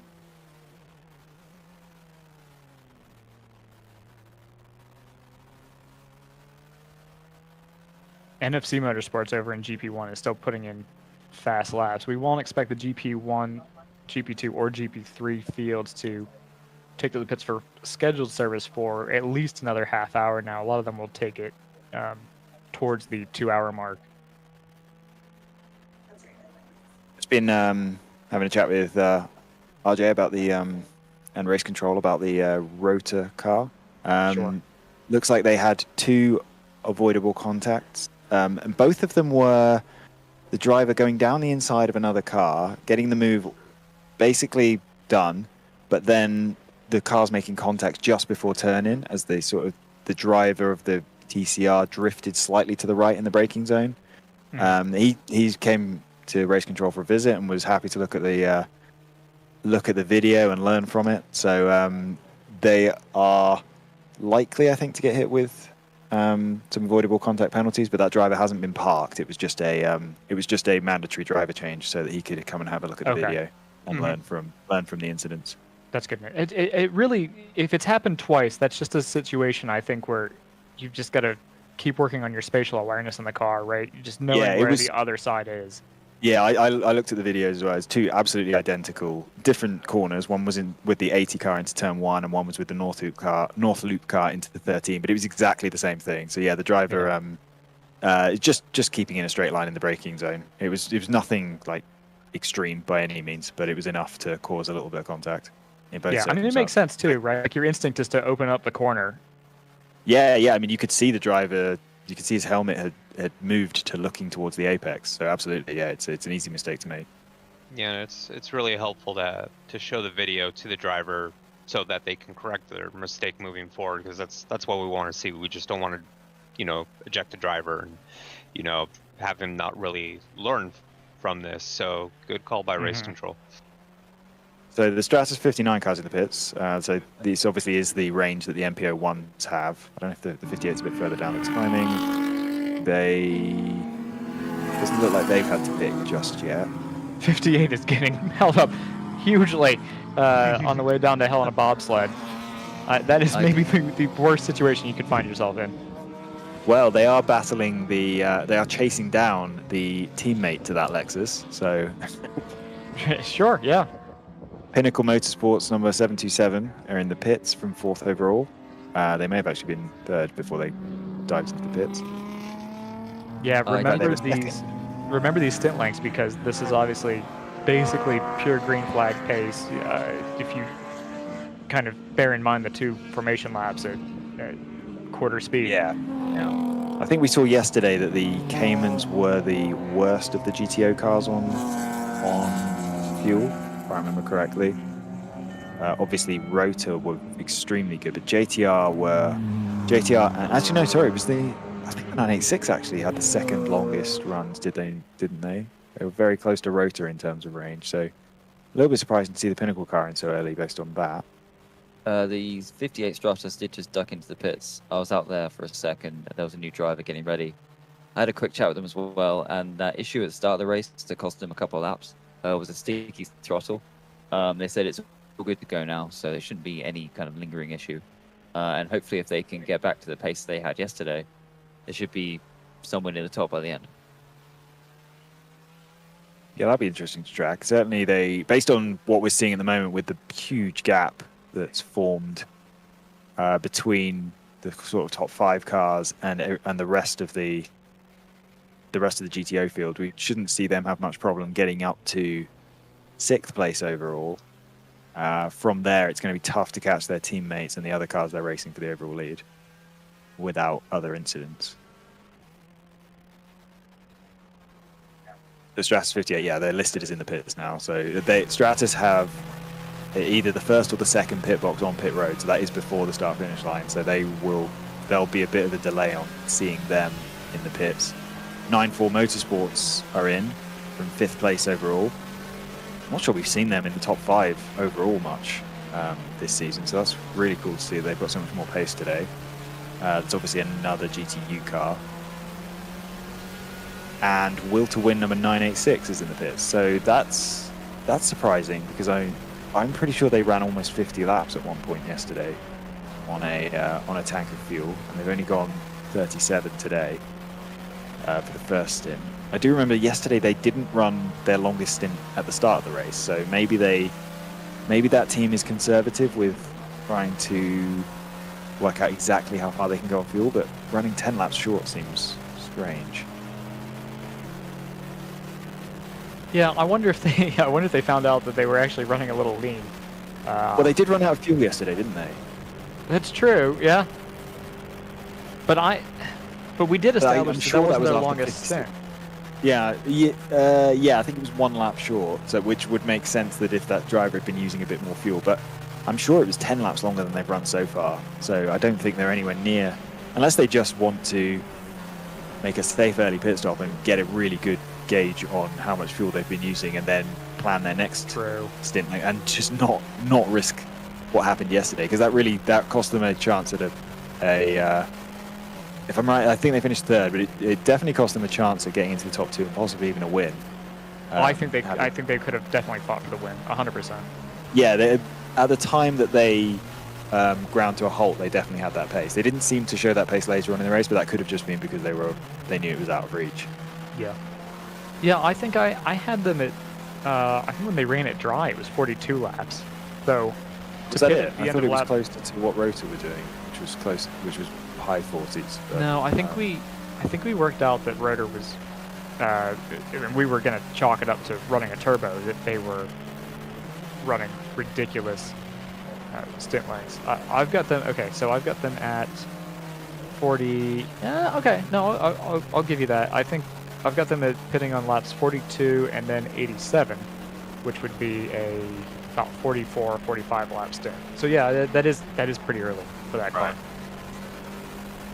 Yeah, I would have, even if they're playing it safe, you would assume they could go to 40. I mean, they went to 42 on their first stint yesterday, so yeah, very odd.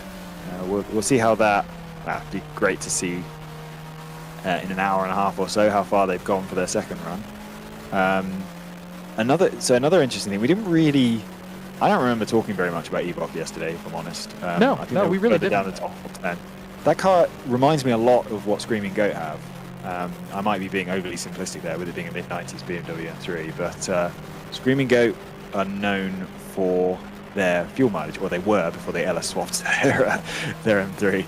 But yeah, it could be interesting to see if that car can go super long. We know JTR have good fuel mileage, but if Evok can make a difference in the way that Screaming Goat does with fuel mileage, then that could put them in a really good position towards the end of the race. So that's one to track as well. The 9.8, so the 986 has left the pits according to Race Hero and not only lost about a minute. I think we might need another lap for that to update. Kind of the same story for the 727. There is that massive gap between our leading bunch. Actually, it's Rota that are up to 5th at the moment, because obviously they have pitted, but it was only to change the driver, and now they're running long because they always run long. Pinnacle have come across the line, so yeah, and JTR are now in the pits. That seems short for them. Evok are going to take the lead because of that. Yeah, I will take a look at what our stints were from yesterday. Well, JTR were well into the 40s as well. Not well into, but I've got them at about 39 to 42 laps. They did have one at 44 today. So yeah. A lot of teams not pushing the issue, I guess, in the first stint. Which does seem unusual, odd, considering that it's Sunday, so they have all of yesterday's day to work on. We didn't have 15 pace laps that I wasn't aware of, did we? I mean, the only thing I can think is that maybe we're cool enough that the air is actually that much denser. They are burning that much more fuel. I had that thought as well. Sam's just pointed out the Stratus 58 down in 23rd overall has just set the fastest lap of the race at 56.0. Yeah. So we'll track that. I'm sure they'll work their way into the top 20 before too long, and we'll be able to watch them climb up the timing sheets and see how far they can get. Stratus 59 out of interest on that last lap did a 2-minute flat, so that's 4 seconds slower than their teammate. So yeah, the Will to Win car, having pitted, is only a minute 19 off the lead. So that feels like that was extremely fast pit stop. Yeah, it was about a minute 17 time loss.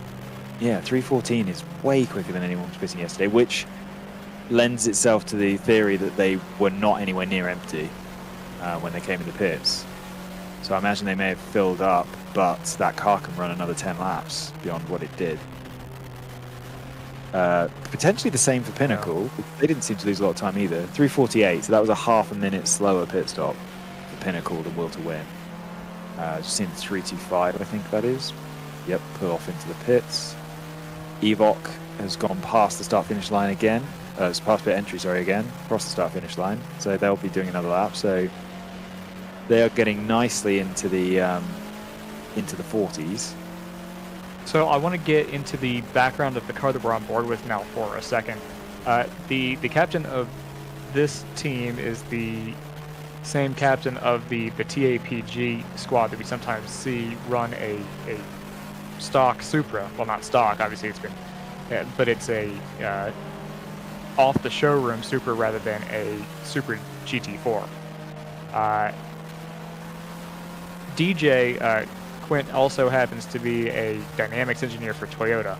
So if we're wondering why the car feels like it's set up so well, it seems like DJ might be somebody who's qualified to get that working. He's about to get blown by on the right-hand side, though, by the Volkswagen GTI.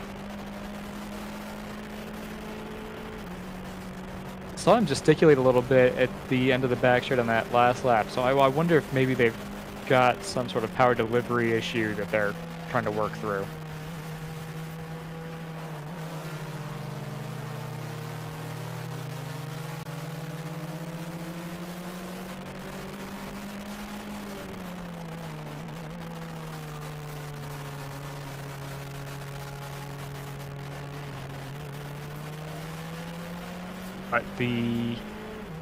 Yeah, as you say, they are leading are they leading overall at this point too? Actually, Evo, yes. Yeah, okay, because all the GTUs have pitted. Sure, okay. And Stratus never actually got up to them on track, did they? So that's gonna be an interesting situation for the long run here. JTR also lost only about 1 minute and 14, so very short pit stops for these GTO front runners. Like Scott says, earlier than we expected, but also quick stops. Yeah, you're right.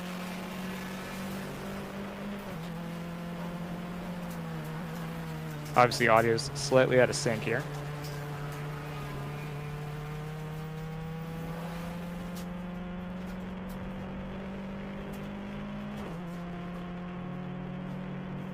I don't know if he's just anxious to get out of the car or if he's furious. It looks like a little bit of both.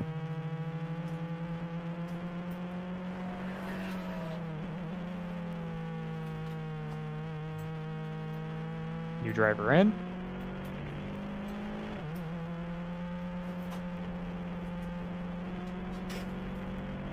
That's actually the exact same. Yeah, that's the same digital display that they've got on the Supra as well. So that's even more evidence of the crossover between these two cars. Light steam rising from the front of the car from the warm brakes. You certainly hope that's steam.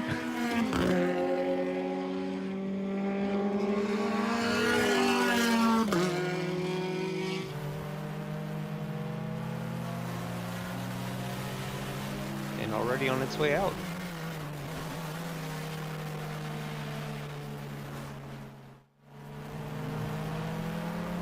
Yeah, lots of fast pit stops for guys. That's what I like to see. Yeah, I don't know that we've. I feel like we're crossing a threshold now in terms of pit stop efficiency. Big Mission has gone up. The 777, as we mentioned, we didn't see too much of yesterday, has gone past its stablemate in the 336, and set a personal best in the process for today at a 204.0.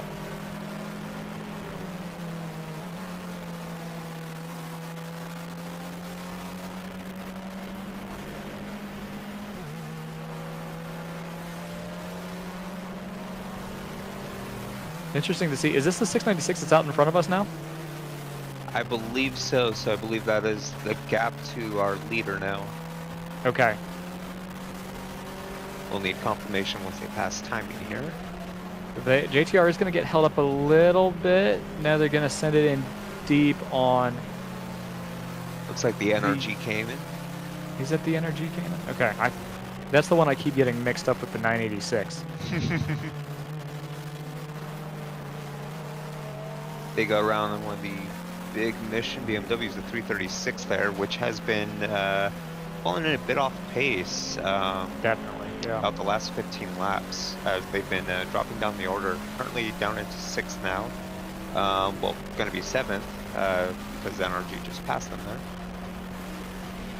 Yeah, I'm curious whether this is a driver comfort thing or they're running into some sort of nagging issue on the 336 because it had, you know, 204, 205 pace pretty easy early on in the stint, and even dipping into the 202s early on. They've really fallen off recently, so it makes me wonder if they've got something going on that they're trying to manage. Leader in GP1, the 134 sister car pits. We may have on board for that. Boulder comes in as well. Okay. So that will, I think, temporarily, depending on how long the 134 stop is, I think that'll elevate the 567, unless, of course, they also need to pit. That'll be the first pit taker in GP1, will it not? I believe so. Okay. Well, I don't know if you guys mentioned it, but the 58 car got a fueling infraction on their first pit stop, so they are on their first and final warning. Okay. As are the number 84 and 80. 84 986 being, is just 84 blown being by us 94 here. Motorsport. Stratus 58 also have they've improved on their fastest lap. They did a 55.3 and last lap was a 55.6, so they're right on pace right now, working their way. They just worked their way into the top 20. Yeah, 986 is blown past us here into second position in GTO, which will relegate the 61 back down to third. There's about a half a second gap in favor of the 61 last lap, and it looks to me like we're maybe already out past the 2-second gap. Yeah, 2.7. It's Okay. interesting that Evox pit stop was actually even quicker than Will to Wins, despite going 5 laps or so further. However, the driver that jumped in the car, and that's actually even more impressive because they did a driver change at the same time. Driver that It jumped was in a the fast car. driver change. It was. This driver appears to be getting up to speed at the moment. As you mentioned, Will to Win managed to pull 2.7 seconds on the lap that they made the pass. So we'll give this driver a little bit of time to find his feet and hopefully keep up. Yeah, everybody has that's pitted in this top 3 has basically put in similar length pit stops. I've got the 61 is having lost a minute 15 between out lap and the pit lap. Smoke in front of us? Sure looks like it. JTR at a minute 14 and W2W at a minute 17. So these are all really competitive pit times.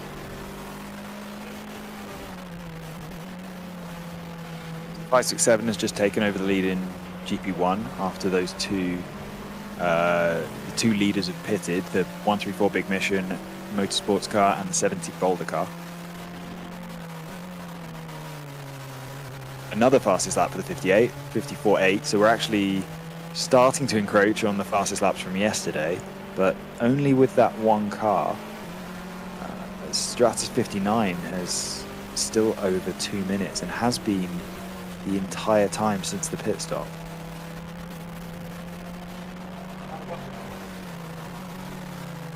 In fact, 9.4 Motorsports, certainly on the last lap, 9.4 Motorsports are keeping pace with Stratus, if not slightly faster. So the GTU, it should be quite a big gap between those two GTU cars running first and second, but they're both losing time hand over fist to the 58, which is a lap or so behind them, but at this rate it won't take long to close that down. Yeah, 777 with the pit stops is up to second in GP1. 5th and 6th are now being held by our erstwhile GP1 leaders, Big Mission and Boulder. I assume that they'll cycle through with the top 4 need to pit. I can make that top 5 now.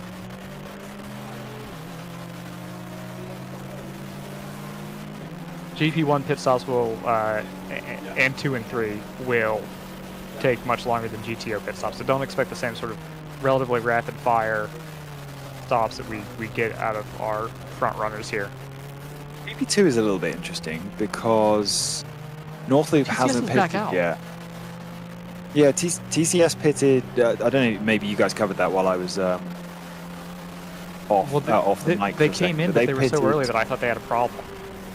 Well, it was quite a long stop. It was a 4:48 outlap, which is especially particularly considering that's quite early, so they wouldn't have drained the tank. That does indicate that maybe they had a problem at the time. They are back out on the track. 4:48 isn't extremely long, so that's not going to knock them out of contention if it's their only issue. However, North Loop, as we saw yesterday, had a faultless run, great pace the whole day. They're going to be really hard to catch if you lose at any time. So that's really put the only other GP2 car on the back foot already. We're waiting for North Loop to make their first pit stop. Pinnacle, I think, must have had a driver change here because they are now at risk of falling down to 5th behind the Rotor 761. Now, to be fair, that car hasn't made a real pit stop yet. Actually, do we have confirmation of whether or not did they top off, or were they required to just make a driver change there? Do we know? I don't know. I think I remember from this happening occasionally before that WRL just says you have to change driver. They don't say you can't do anything else. It's so not a stop and go penalty per se. No, well, it wasn't. I don't think, because the certainly from my chat with RJ, they're going to judge the actual incidents and whether the car gets a penalty separately from the driver change. The mandatory driver change was for overly aggressive driving, essentially. So, yeah, my understanding is that they would have been allowed to do full service there if they wanted to. So I imagine they probably topped off, but I'm speculating there a little bit. No, I think that feels reasonable, though. I think we haven't seen anything. There's still no resolution to their avoidable contact investigations, plural. Typically, the team has the opportunity to provide video evidence saying that they have. I've seen the video evidence. Yeah, but it's not from the 761, right? So I think yes, it's just a Oh, is it? No, Okay. it is the 761s on board. Okay. Maybe it's just a matter of I don't know. That's unusual. To me, I think there's a chance that they'll still be penalized for that. That was the impression I got talking to RJ, that was still under review. Okay. 197 Overnight Motorsports out of the lead in GP3 into the pits. I think they're past our position here, or maybe they've already gone and are on their outlap. JTR, the sister car to the 696, the 698, also now into the pits. The 80 car has appeared on the race control log dropping fluid, dropping fluid. That was 11 minutes ago. They are basically the last competitive GTO car in the race. Yes, in fact, they are the last GTO car in the race. Right, BPR. We're missing 2 entries from the registered grid. That would be BPR Racing, the 716 Mustang, and the Works 45 GT4 Audi R8. Those are both DNSs at the moment. I guess have not started.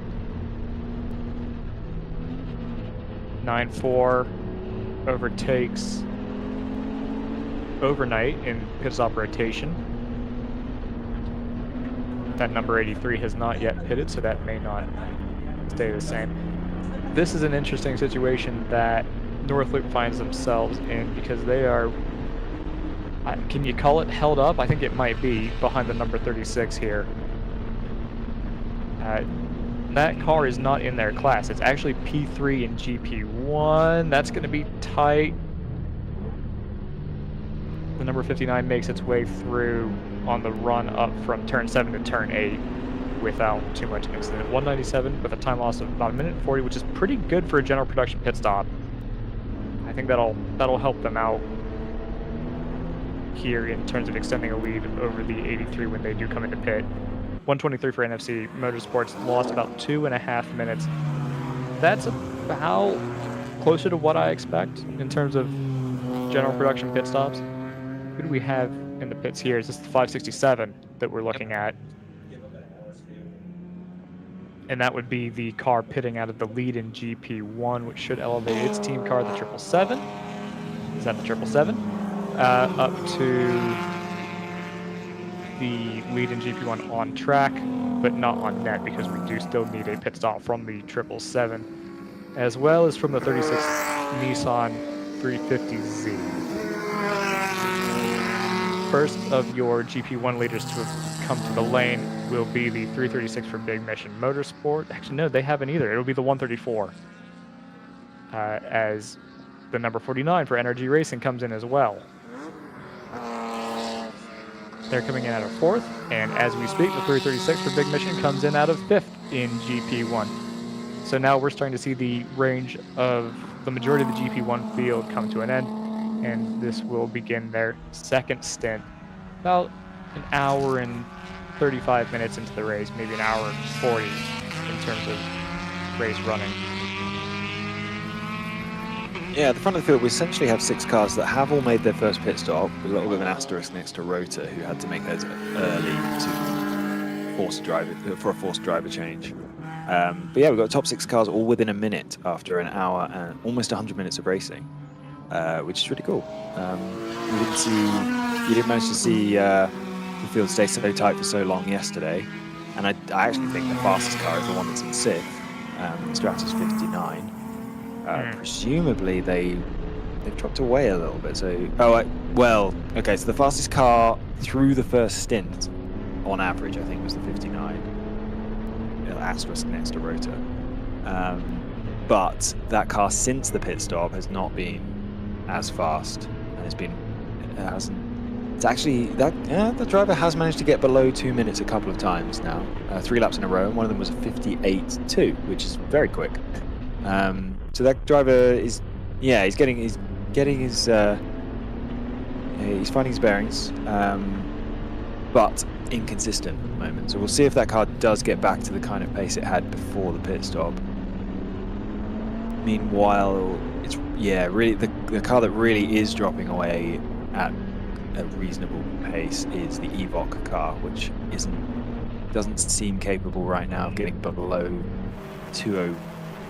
Certainly below the 2:01s, but the last couple of laps have been 2:02, 2:05, and 2:03, and that's dropped that car 19 seconds away from the lead. And the Rota Volkswagen is catching them for 3rd overall. Rota's, I was about to say, is probably going to have to pit first due to the fact that they pitted first on the first round of stops, but they do have the best fuel mileage, so maybe they'll be able to stretch that back out and equalize later on. Yeah, I was going to say the same. I think we're kind of actually have the inverse of what we had yesterday, where the JTR fuel mileage kind of worked out to the point where they stopped basically on the same lap as each other for the last stint. I think there's a chance we could see basically the reverse of that, where Rotor having that short stop might not actually hurt them all that much for that short first stint. But we just have to keep in mind that they are under investigation. True. Yeah, that will hurt a lot. If they... So yeah, let's just keep an eye on them. But I think we might see them drop away later on. But right now, they look like they're going to catch Evoque and retake 3rd place overall. As I stall waiting for those 2 cars to come on side, they're going to be another 20 seconds or so. Oh, sorry, no, I'm looking at the wrong. I was looking at the wrong column. I was thinking they were 25 seconds off the leader. They're 25 seconds off of Evoque at the moment, and 48 seconds off the leader. So there's going to be it's going to take quite a long time for Rota to close that gap down, another 10 laps or so, 5 or 10 laps actually, based on the pace differential right now. And they've actually got Pinnacle and Stratus relatively close behind them. So Rota, Pinnacle, Stratus, 4th, 5th, 6th overall. Then it's a minute and a half or so back to 9-4 Motorsports in the 2nd GTU car. Bit of a longer stop from Big Mission, the 567. I've got a time loss for them of about 2 minutes 40. Compares basically on a par with the 123 NFC Motorsports pit stop. But it's a little slower than the team car in the 134, who lost only about 2 minutes 20 there. So we've got now 2 cars that we're waiting on pitting out of the top 2 in GP1. It's nice to see 567 having a good stop to jump the 70 from Boulder. Did they jump them? I thought that they actually lost time. No, you're okay. So what happened actually was that Boulder had a worse pit stop. If the 567 had a slower one, had a slow one, Boulder had a slower one with a time loss of about 3 minutes. So that is you're right, JT. That is a change of position.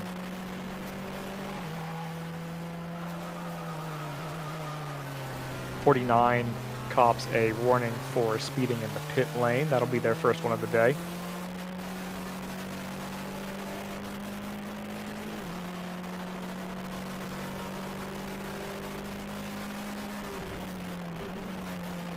.85 for AOA has pitted out of 3rd in GP3, waiting on them to re-emerge. Fastest lap of the race for Stratus 58. That car has now moved into the top 10. I imagine relatively due a pit stop. No, not really.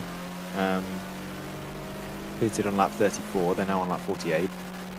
Yeah, they've snuck into the 154s without me noticing at a 154.8. That is actually their second time into the 54s. Yeah.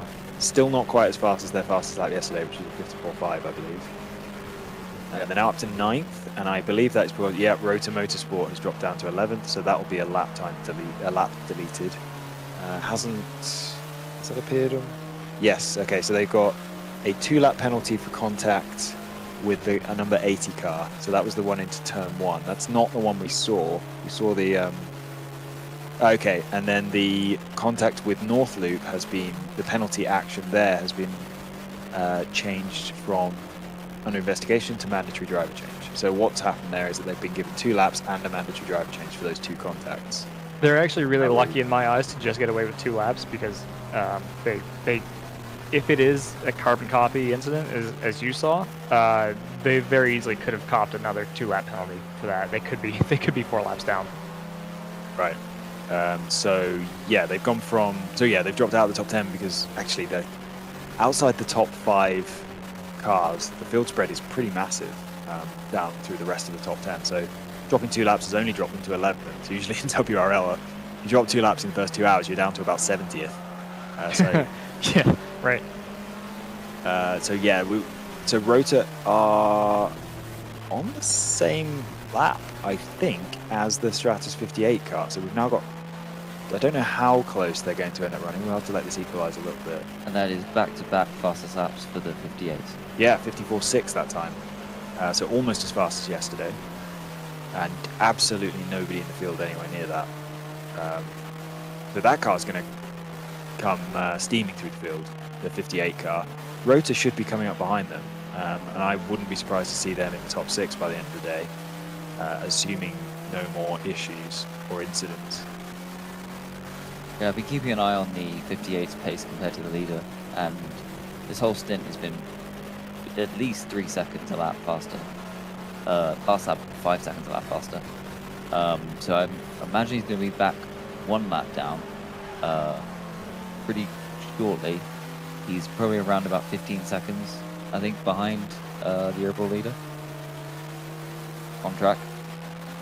Looks like we've got our final pit caller, final regular pit caller for the first time. North Loop Motorsport, number 21 car. I don't know if, actually, I shouldn't say that. The GP3 class may not have gone through their cycle just yet, but that's the GP2 leader in the pits. I'm assuming TCS hasn't pitted for a second time yet. No. So will be interesting to see where North Loop comes out relative to them. There are 2 GP2 running cars, which were very close before TCS had to make an early pit stop.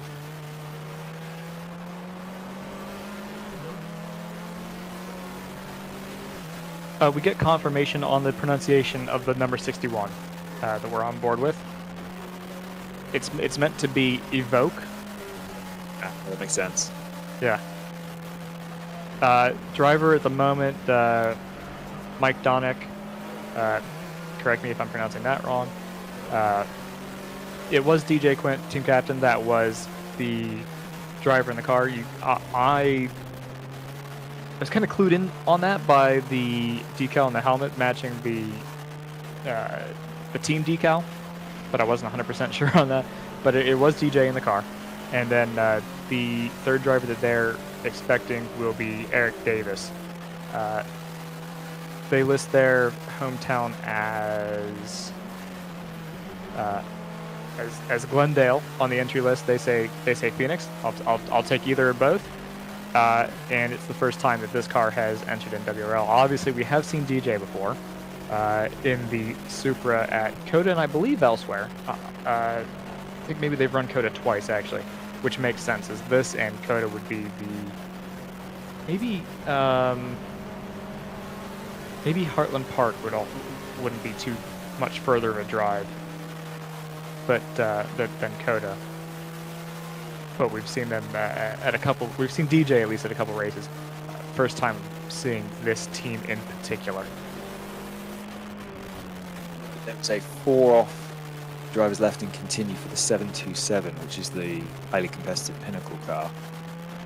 That was 3 minutes ago.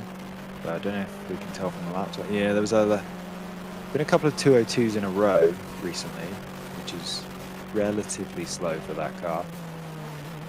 But they're back down to the 2 minute flat last lap.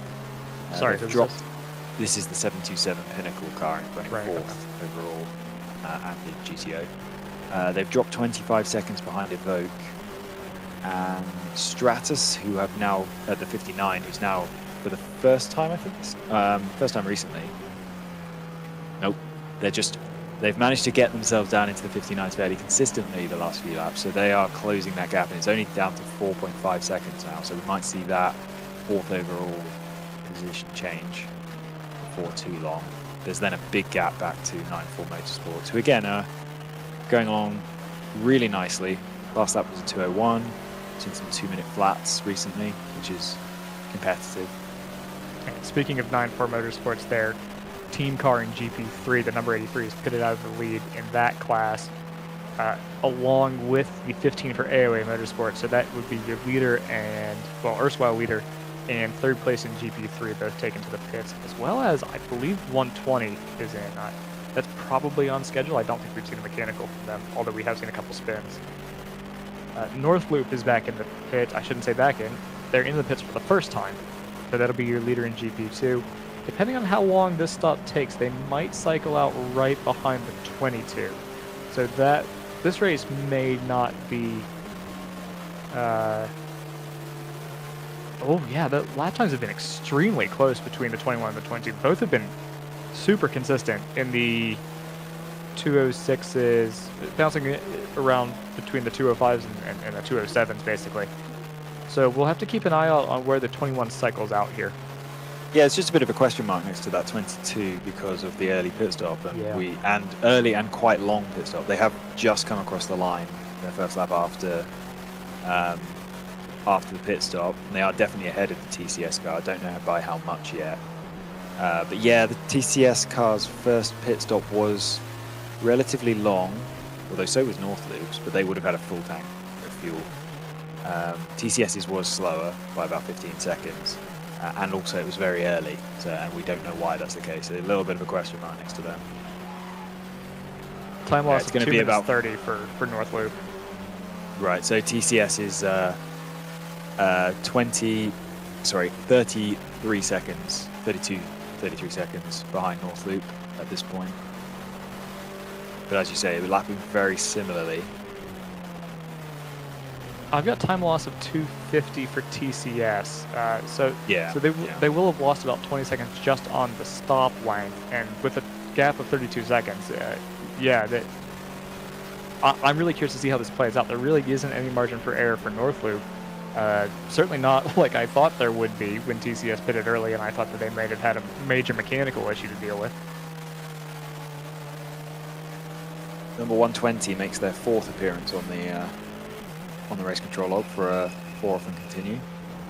That driver seems to be struggling with that car a little bit.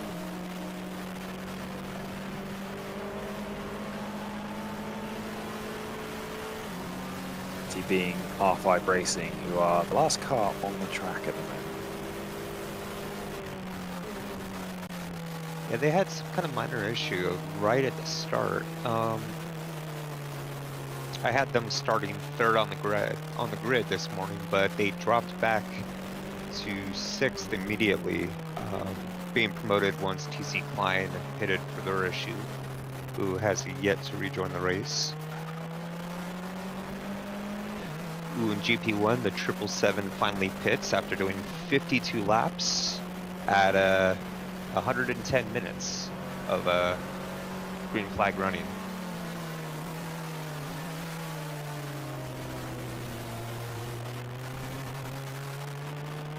So what I predicted for the 58 10 or so minutes ago of getting back on the lead lap, getting back one lap down has now happened.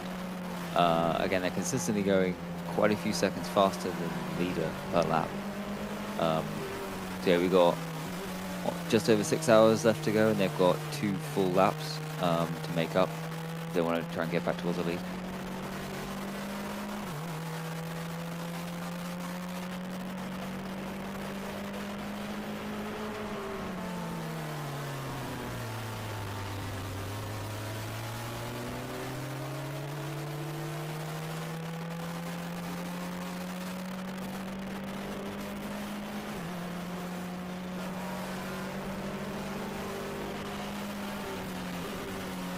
Yeah, look at this traffic here that we're that's cutting it close on the part of the 84 there.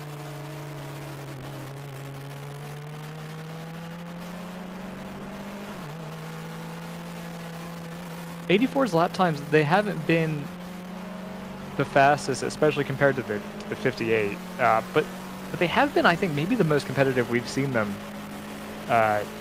honestly, so far.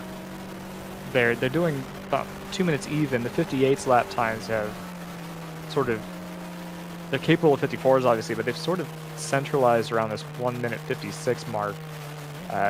So for the 94 to be, say, 3 or 4 seconds off the pace, it's actually pretty good progress for them.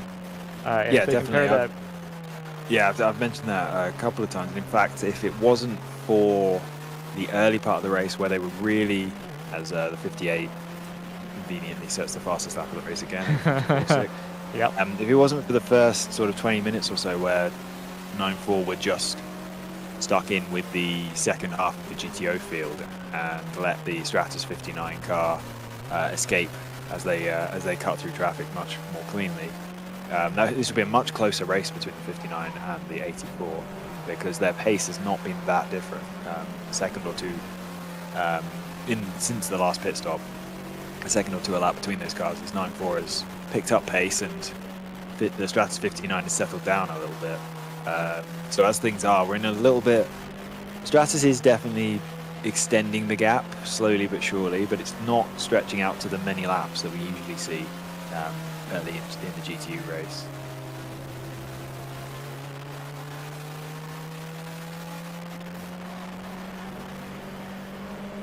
With that in mind, like Sam mentioned that the Stratus 58 car is within 2 laps of the overall lead now, but they're actually, I think they might be within a lap or maybe just over a lap behind the GTU leader. So this GTU class battle in the next hour should get pretty interesting, I think.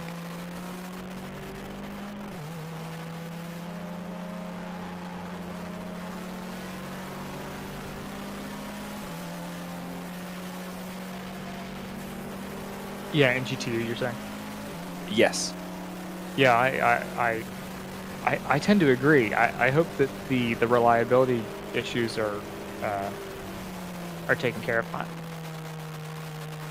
Sunday is always at least a little bit of a crapshoot for me because sometimes you've got things that obviously you're more likely to naturally life apart out on a second day.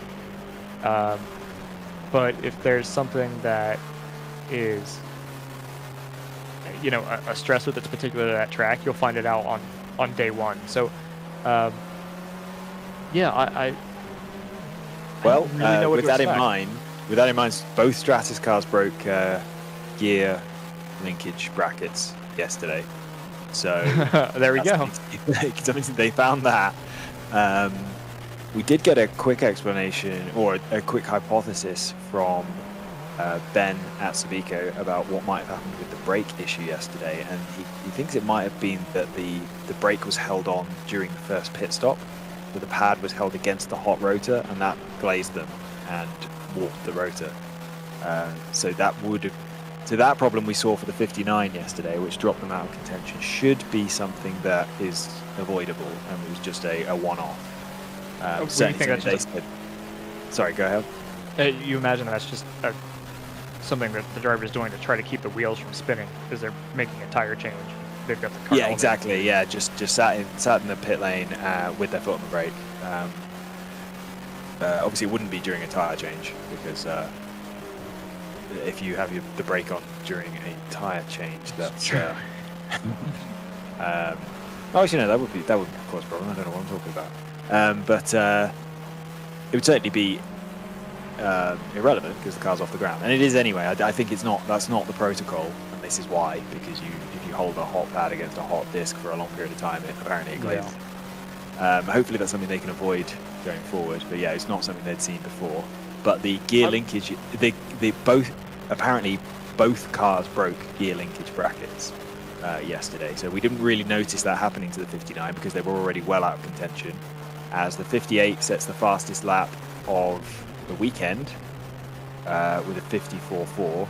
I say that not remembering what the pole position time was on Friday, but the weekend is Saturday and Sunday, so so 54.4 from Stratus 58, which is faster than they went yesterday, taking huge chunks out of, well, the 983 is the car ahead of them, which set a 201 last time, which actually is the 983. That's very competitive. We've not seen them as there's almost nobody in front of them who are faster, or at least not significantly faster. It's just the Stratus 58 behind them is 7 seconds faster.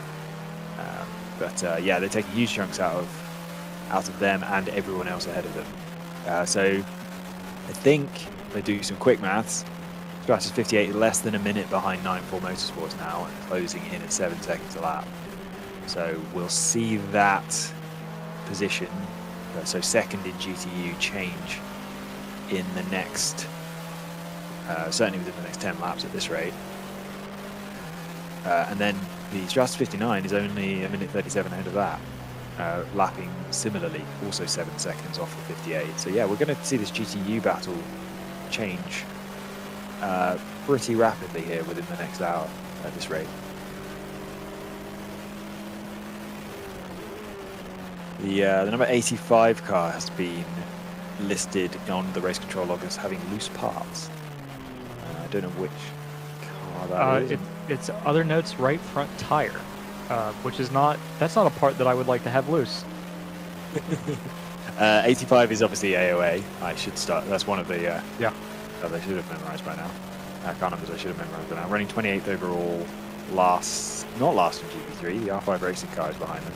A couple of cars who've been popular with the race control log, propping up the field.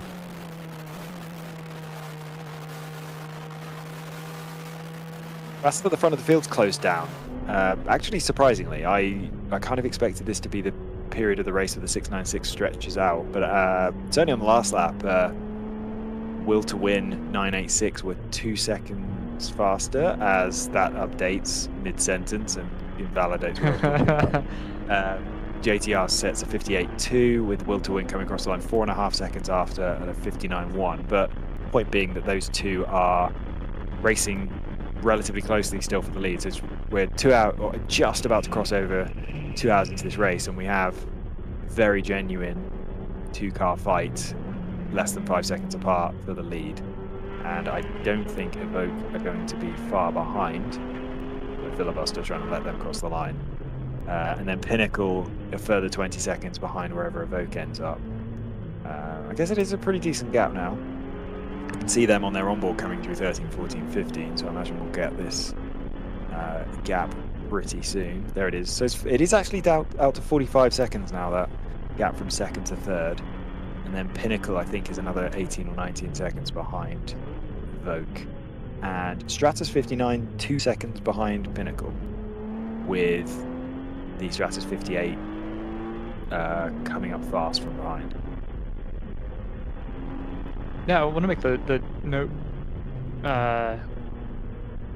that it's been a really, there really hasn't been that much to report on the race control log. It's been a pretty clean race without the, the tail whipping from the from the TCR. So, I don't know if it's a function of the fact that it's just not the sort of hyper dense field that we're used to, but everyone's done a pretty good job of staying off of each other here, and it's made for clean racing, and it really helps with us being able to settle into a rhythm here and kind of feel out where this race is going already.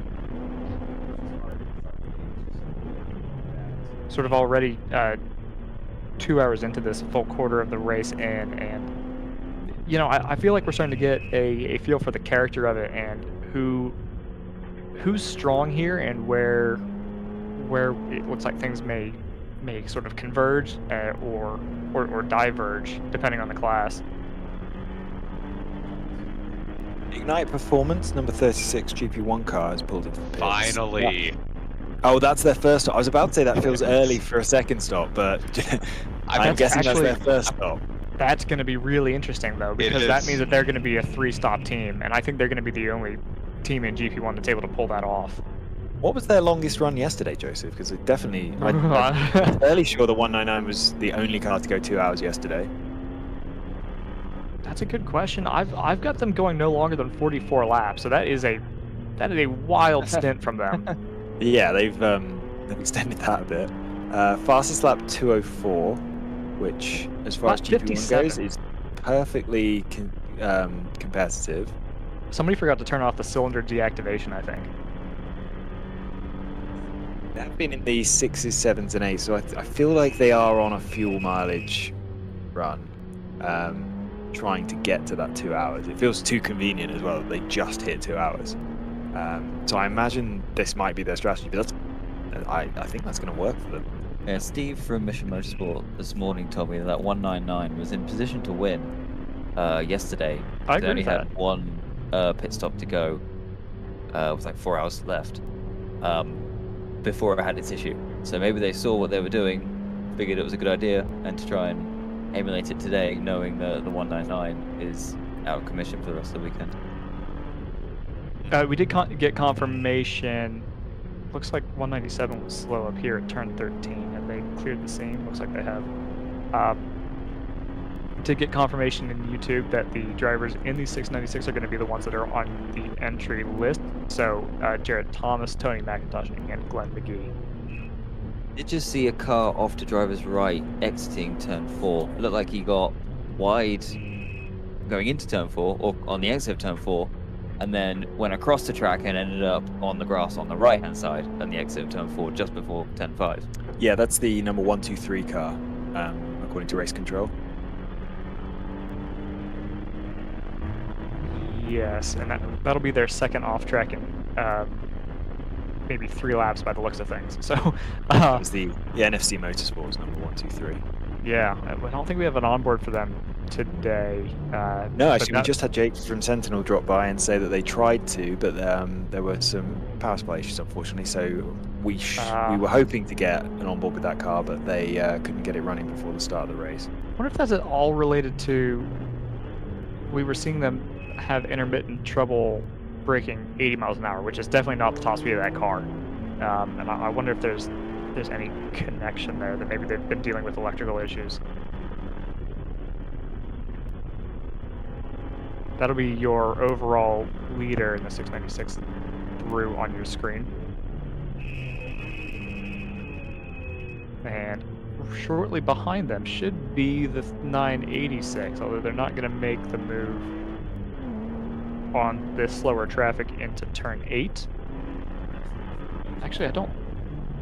They're a ways behind us even. You can kind of see them peeking around the rear wing of this car. Now, here they are, and they're going to be able to pull out out of turn 10 and take the inside line into turn 11 and continue their pursuit of the 696.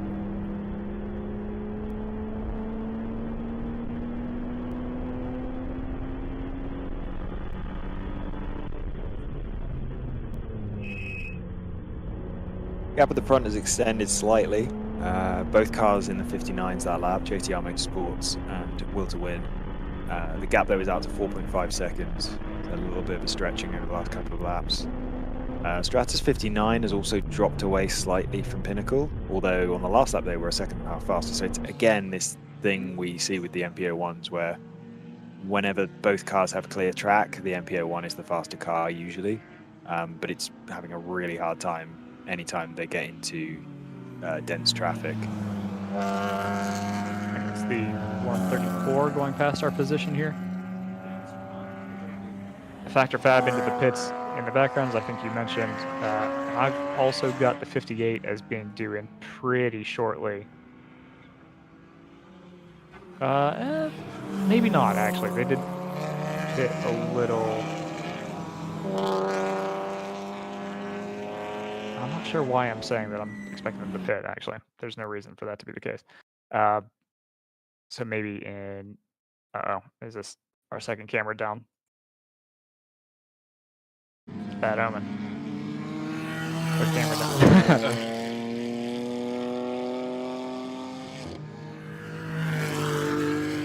Well, at least they're geographically next to each other. One is slightly more difficult to get to than the other. I think we've seen our first scheduled second pit stop of the day with Factor Fab. They're on their way out of the pits now. The fourth place? Yeah, fourth place running GTU car. Yes.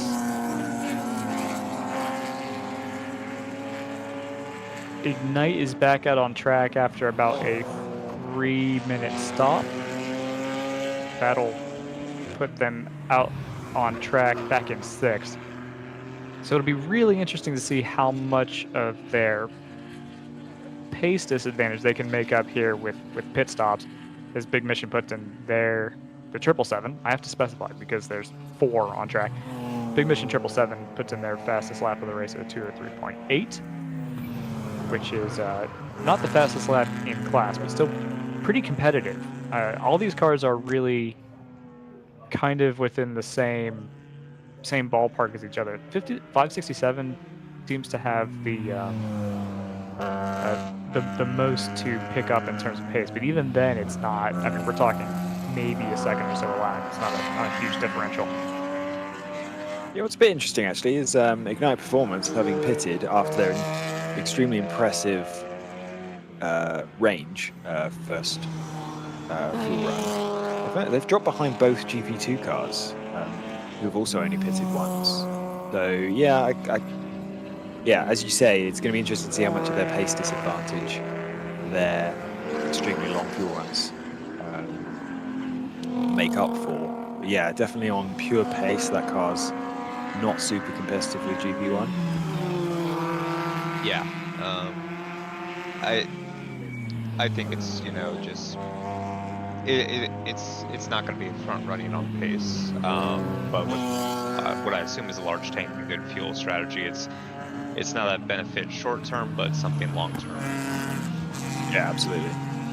Rotor Motorsports have got themselves back into below 2 minutes as they close in on the 127 Pinnacle Motorsports car, and I see the 325 has run on at turn 8. That's the first time I think that's happened. It's the first time I've seen that happen today, because it was a common theme yesterday. They've got back going again, no significant issues.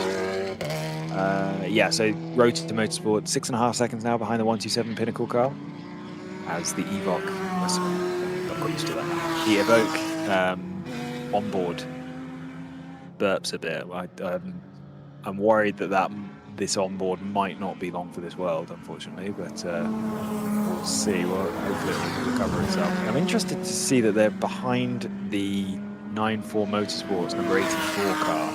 So that means that the 6th place car is a lap behind the 3rd place car now, just to give an idea of that spread between 5th and 6th place. Because 5th place is not that far at all behind Evoque, only about 22 seconds, whereas 6th place is a full lap behind them.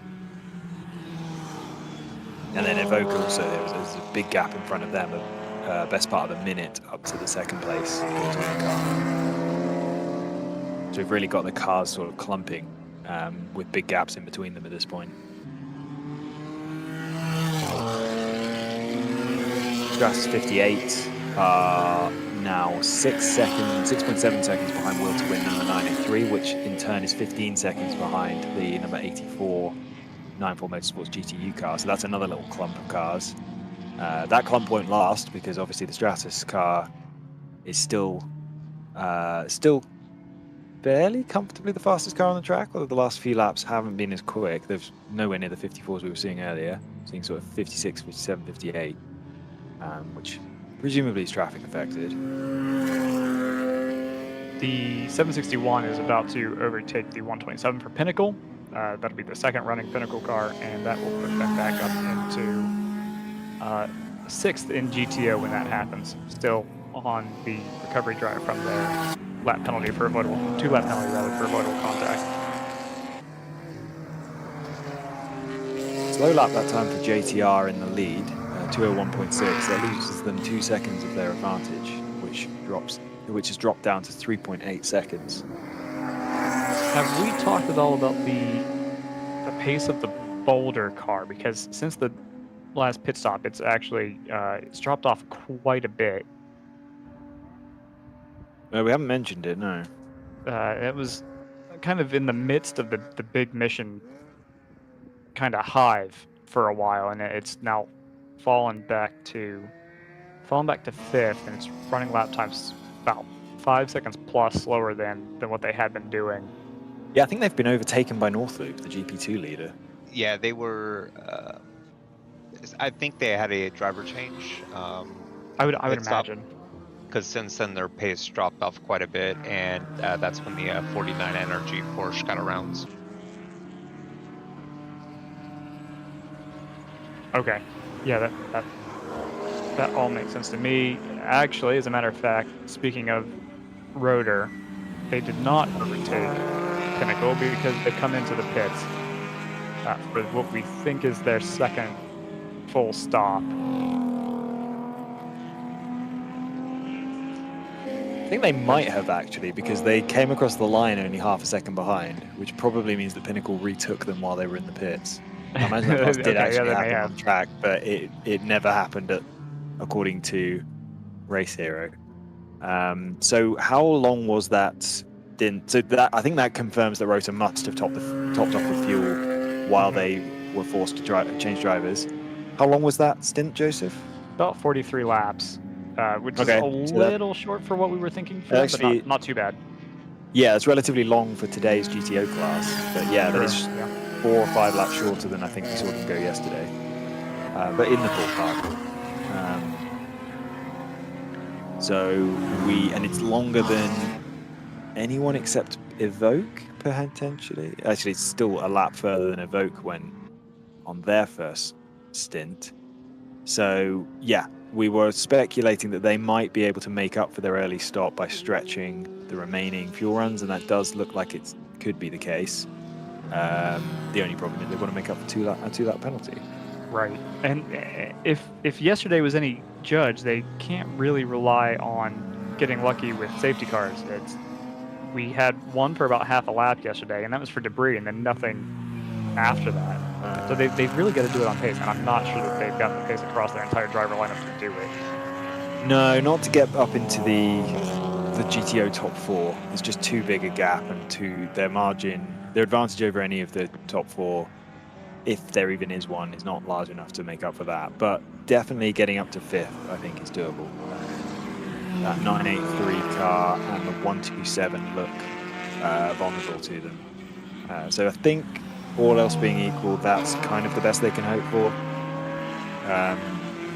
And they're really not under any threat from JTR, number 698, or the number 80 3D racing cars behind. So I think, yeah, that's got to be their mission for the rest of the race, is to slowly but surely make their way past the 983 and the 983 and the 127, and then see what happens up ahead.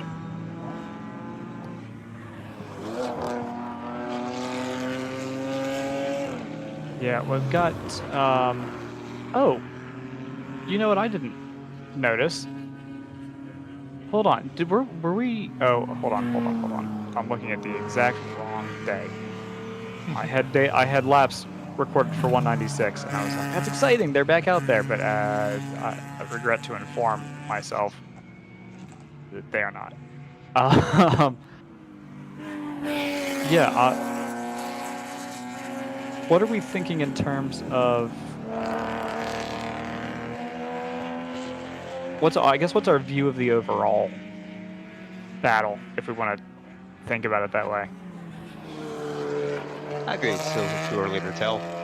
It is. It's particularly. I'm looking at Stratus 59 and thinking that they might have one of their less competitive drivers in the car right now, based on the pace of the car since the pit stop. And Yeah, I'm kind of they're waiting running to about see the what same. happens. I'm kind of waiting to see what happens in the next few stints, because if they can find the kind of pace that Stratus 58 has, then that car will be a hot favorite for the overall. As I say that, Stratus 58 moves up to 7th overall, ahead of the 983, which it just overtook on that lap and put 3.6 seconds into, because it was over 6 seconds faster on that lap. Stratus 58 versus World Tour 983. And the Pinnacle number 127 is also in the pits. Only 2 laps after Rota, so Yes. depending on how quick Rota's pit stop was, which actually was under 4 minutes, so it wasn't bad. Rota might jump back ahead of them. It's all changing further down. Although actually that was 3D Racing and Big Mission Motorsports. Big Mission Motorsports actually passed the GP1 car, the 567 actually passed number 80 3D Racing car, which is a GTO car. There is the 127. Yeah, we might see the past the exiting the pits presumably. I'm not sure whether still in the lane, I think. Okay. In which case, yeah, we may see Rota pass them during this cycle, or we'll probably see them make the pass a few laps into the next run. And that would be Rota moving up to 9th. But yeah, if the Stratus 59 car through the second half of the race can find the kind of pace that Stratus 58 has shown, then that car will That's a position change right there. That's Stratus 58 going around the outside of 94 Motorsports number 84, around the outside of turn 9A. Oh wow, that gap closed way quicker than I was expecting. On the previous lap, one it was lap. 7.6 seconds apart. So we were talking about 94 Motorsports having surprisingly good pace, and that's remained true other than the last 2 laps have been 203s and 204s. I'm not sure why that would be the case, but yeah, it has meant that the Stratus 58 car, which now comes across the line 6th overall, so it's made 2 places in 2 laps, and already pulled 2.5 seconds on 94 Motorsports. They are in the 55s and 56s, and 94 on that lap did a 207. It's all happening. We've now got the 983 in the pits. So that's another car towards the back end of the top 10 that Rota Motorsport are trying to hunt down and attack. But yeah, so Stratus 58. So we have GTU cars 5th, 6th, and 7th now. And it's the Stratus 59 still in the lead, but now it's the Stratus 58 car 2nd and the 94 Motorsports number 84 3rd. 983 pitting now out of 5th as well. So we've got a time loss of about 1:45 here for the 761. Right, 5th in GTO, yeah. Yes, sorry. I'm looking at the classes rather than the overall. Yeah.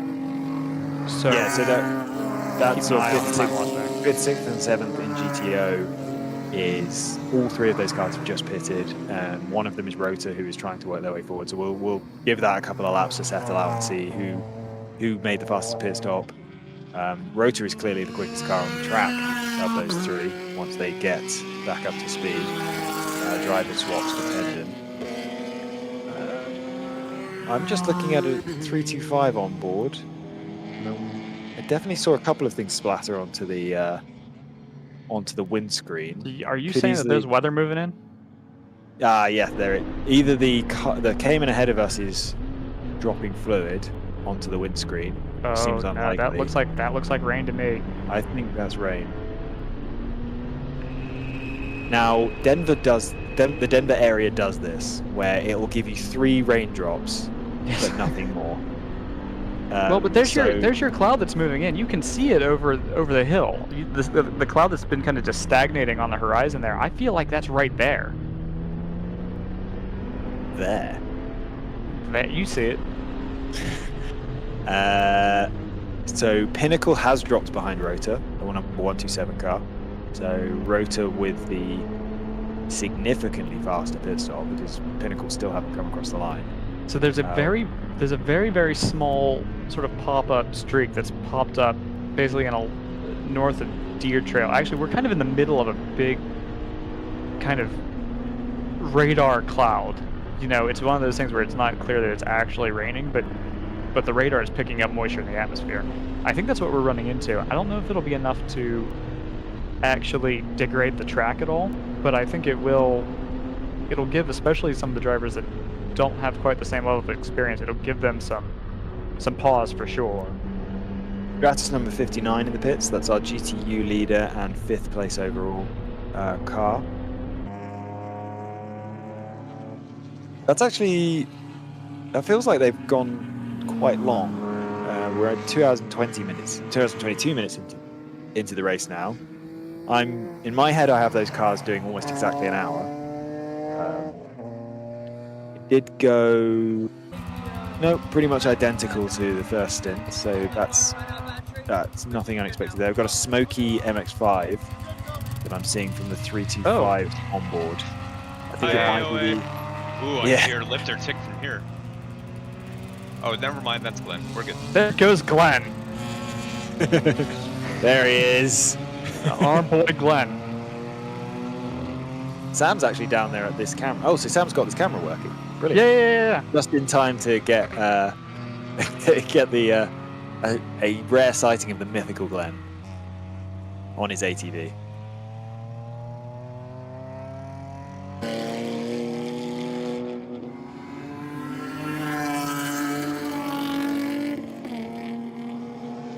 We've got the Will to Win 983 has come out of the pits and stayed ahead of the Rota car. So that's going to be that battle's going to continue. So Will to Win's pit stop was very quick, the 983, 318 outlap. So they were ahead already of Rota, and I think they'll have pulled another 30 seconds there. From the 325's onboard, which I think is the best one to show the weather conditions, the rain is picking up, which is hilarious because Sam's out at turn 6 at the moment. That, and also the AOA car is smoking badly and is now kind of pulling into the pits. But that of course makes sense, right? Because that's the easternmost part of the track, and that's where the weather's coming from. So there's no unusual pattern here. It's just moving in from the mountains basically and settling out here. Yeah, that does seem to be the way it usually comes across. We've got to stop implying that the mountains are anywhere near where we are. Well, no, but the system really it still has an effect on. We are downwind of it, so it's still going to have an effect on how things land. That's not really how it works. If it's mountain weather, it tends to dissipate literally right on the front range. Hold on, let's play out the radar. Let's figure this out. Yeah, but it's honestly it definitely has been over the last couple of days coming in from the west to the east. Yeah, this actually feels like it's all this mountain weather. You know what it reminds me of actually? Is it reminds me kind of like coastal Carolinas weather, where it just kind of skirts the landmass, if that makes sense. I've actually never been to that side of the Carolinas. I lived in Charlotte, so would always skip to the left. To the west, that far. If you ever vacation out there, like you get this weird thing where the weather just kind of rolls along the coast sometimes. It kind of feels like maybe that's what we're getting here, because the spots that I'm seeing are coming in from the south-southwest. Stratus 58 has managed to take the lead in GTU. They immediately pit, but that's still pretty remarkable given that they were in the pits early for 2 laps. The pace of that car has been pretty extraordinary, at least relative to the rest of the field over the last couple of hours. So yeah, big achievement for them, getting up. They took the lead by 1.5 seconds while in the pits. So they'll obviously drop the best part of the lap behind Stratus, although they should stay ahead of 94 Motorsports because they made that pass on the track. Although 94 haven't pitted yet. So 94 are going to be the last I say that without looking at Factor Fab, but the last competitive, well, the Factor Fab have pitted for the second time. So yeah, 94 Motorsports is going to be the last GTU car to make their second pit stop, is what I was trying to spit out. By the way, coming back to the GTO field and the 727 that we were talking about seems to have sort of a mixed bag in terms of driver lineup. It's also a mixed bag in terms of age, because it turns out that the starting driver in that was 17-year-old Hayden Bradley. So there's no harm in there's no shame in comparing yourself to 17-year-old driver, even though he did outdrive you all for the first hour and a half of the race. It's fine. We're all getting older. Well, yeah, he probably doesn't have an issue getting up at 5 a.m. Oh, it's, you know, he's got to get this in because he's about to go back to school soon. I was going to say, knowing the, as a high school teacher, knowing the teenagers I know, 5 a.m. would be an issue for most of them. News in GP3, sorry to jump around, but news in GP3, 85 has been meatballed. We pointed out that it had been smoking kind of off and on since the beginning. I think you see them in the lane there in the background. That's going to pull them out of third in GP3, and it's not particularly on sequence for them. That could be trouble for their podium fight for sure. They hadn't apparently really even lost pits. I guess they'd lost a little bit in the previous 2 laps, so maybe they were running into an issue that had popped back up. But they were running at a pace that, let's see, how did it compare to the 83?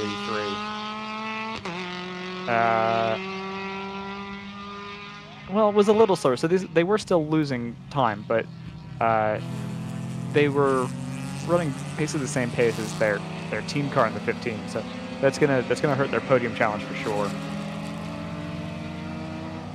94 Motorsports in the pits to finish off the GTU second pit stop cycle. I don't know if we put a fine point on this, but obviously 134 has basically consolidated the with now that everyone has gone through and has made their first pit stop, they've regained the lead GP1 and pulled that by about 40 seconds over their team car in the 567, which, as we established yesterday, is the old Team LMR squad, who are themselves about 21 seconds ahead of the 777, which is a car that we didn't see a ton of yesterday. It's good to see them running well and running third. Aha. Now, I did mention recently when Joseph asked the question of what do we think of the overall race, can Stratus 59 find the pace of Stratus 58? Well, first lap out of the second flying lap after their pit stop, that car has set its fastest lap of the race at a 56.3, which is 5 or 6 seconds quicker than they were doing before before that pit stop. So I think we've now got a driver in the car who's going to be capable of really closing down on the leading 4 cars, all the leading 4 GTO cars. Obviously, that car is in the GTU lead. And also, it does mean that car's going to be able to defend from its teammate, the 58 car that's screaming up behind for the GTU win. So that's going to be interesting. It does mean that 94 Motorsports is likely to drop away from that lead fight if they can't also match with an equally fast driver.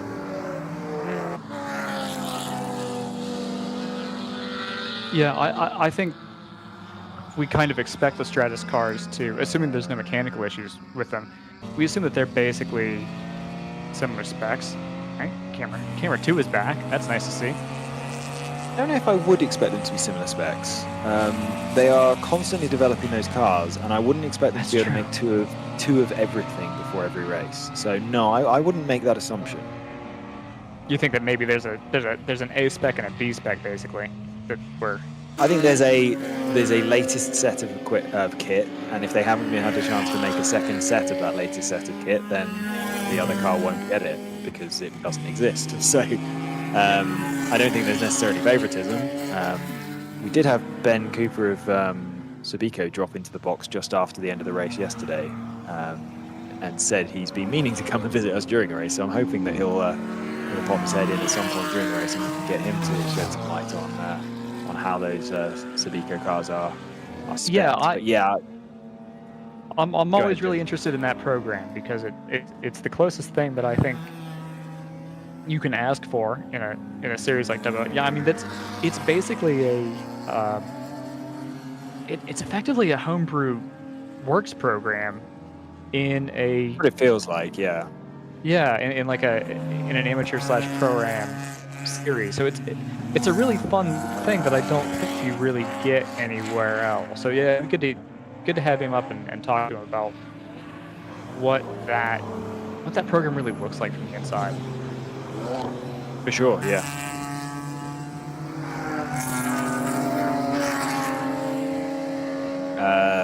The next lap was for Stratus 59 was 0.04 of a second slower than the previous one. So not only do they have the best pace on the track at the moment, but also extremely good consistency. Meanwhile, the Stratus 58's first lap after the pit stop was 2:01.7. So I wonder if they've had a driver change as well, and we're going to see this pace just flip-flop and swing the other way. 59.7 my arch from nemesis Rota. autofocus.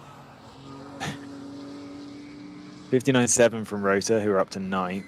The will to win 983 has managed to move it, because it had a really fast pit stop, it's managed to move itself ahead of Stratus 58 again. Stratus 59, on the other hand, sets a 55.7, so they're really getting the tyres warm and getting that car up to speed.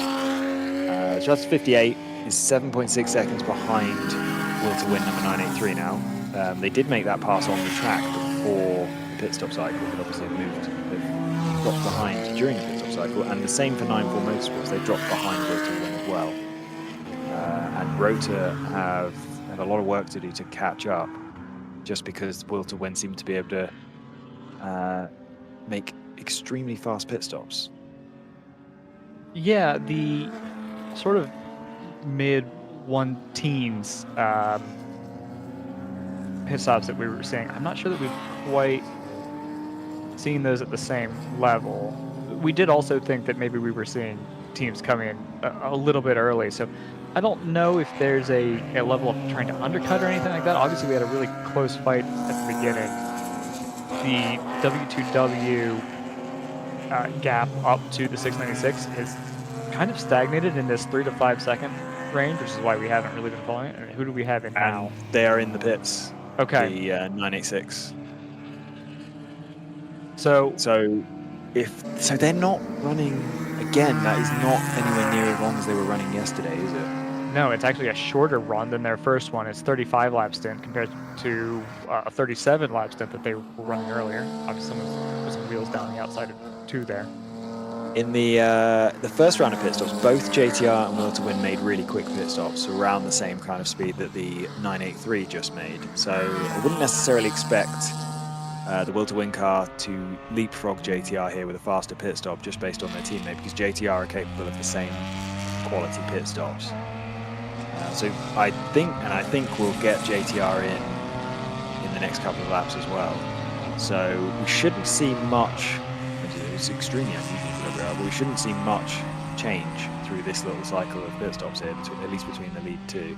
No, but we are expecting Evoke to go long, though, aren't we? Yeah, but this is one of those things where if W2W can execute a quick stop with the 986, quicker than 5 seconds delta on the 696, that would give them the lead, and you'd wonder if they could maybe do anything with that. Well, they didn't do that in the first round. Both cars had basically identical pit Yes. stops, so that's kind of what I was getting at. So I wouldn't expect that. If we do see that, it will be unusual. Okay, so before we get too deep into this pit stop rotation, it's been about an hour and a half since our last commercial break. So we'll throw to that now. We should start to see the 696 is still going to go for quite a while, but we need to see what kind of time loss the 986 crew has been able to get away with this pit stop, and if the pace changes between before they came in and after they came in. So a lot to keep track of on the other side of this brakes.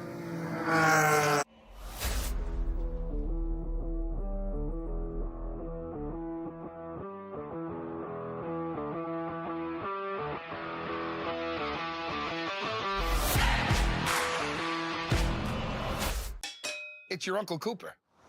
Sure, once in a blue moon, you might need your tires for hauling a horse in a hailstorm. But most days, you're gonna need your tires for tougher things, like teaching your sister's kid how to parallel park.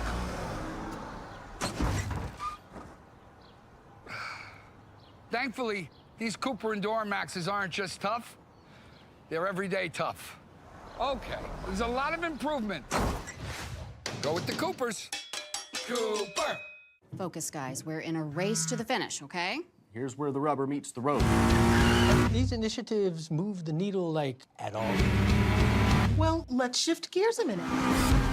We're really kind of at the apex here.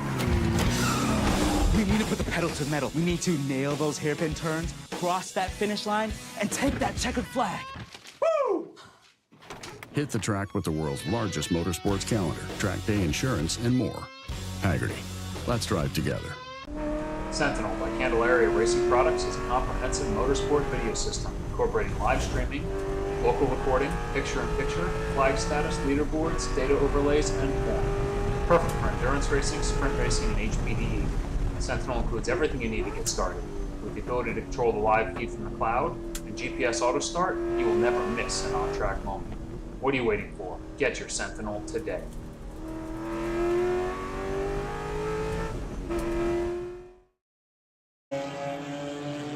Welcome back to High Plains Raceway in Colorado. We've just started some of our pit stop rotation. I think we've got the 58 now for Stratus. Or have they already left? But now, what have we learned from the 986's pit stop? How quickly were they able to get their car in and out of the lane? About 15 seconds slower than they did on the first round. Okay. So definitely wouldn't be expecting them to be able to jump JTR. We've also got Pinnacle in the pits from 4th overall.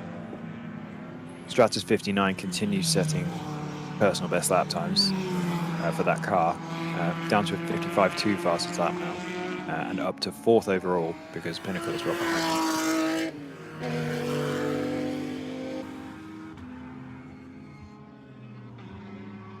I've just noticed that some of our data has gone out of date, so I need to double check a couple things.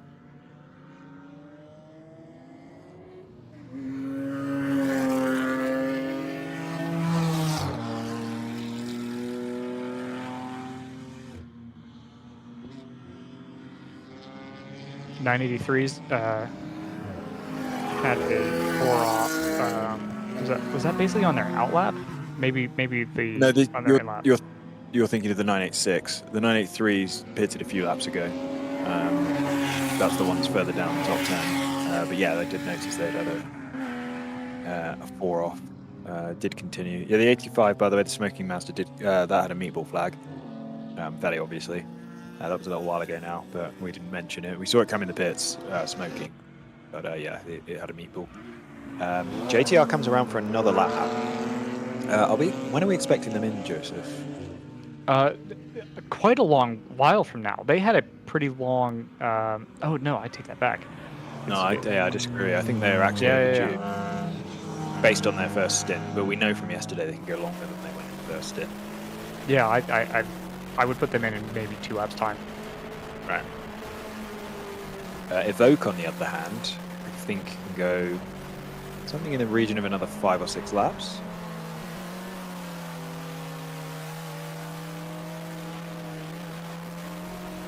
.428 pit stop lap for Pinnacle, which is a minute slower than the 986.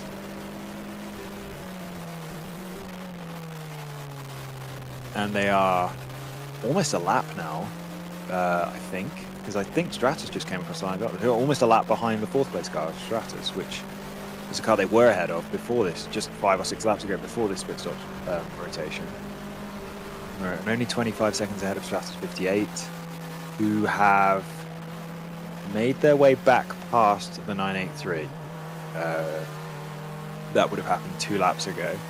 So that's 6th place overall, not a class position changing. Stratus 58, so they managed to get back below 2 minutes. I was a little bit concerned about that car, whether they'd entered a stint with a driver who wouldn't be able to get below 2 minutes. But no, they have done a series of 159s now, which is reasonable. Obviously, we're aware that that car is capable of going 4 or 5 seconds faster than that. But at least it will keep their march forward into the overall top 5 going, if not at quite the same rate. The ATR comes around for another lap, so that's 80 laps. They only did 39 laps on their first stint, so they've already gone longer on this second stint than they did on their first. Yeah, by at least 2 laps. It's only 1.5 seconds, by the way, between Evoke and Will to Win, the second overall. Yeah, it's a little bit false because Evoke owes us a pit stop, but that goes to show how much time Evoke has lost in this stint. It's false, but it's potentially a material issue here, because if 986 actually gets held up behind this car substantially, and the ATR squad have a slightly slower pit stop, could make a difference in how they cycle out relative to each other. Yep, yeah, good point. But it does also illustrate that Evoke has lost a lot of time on this stint, because they were, throughout the whole first stint, they were very competitive with the 986, and now they've managed to drop almost an entire pit stop behind in one fuel run. So yeah, second driver for Evoke wasn't able to keep the same kind of pace that the first driver was.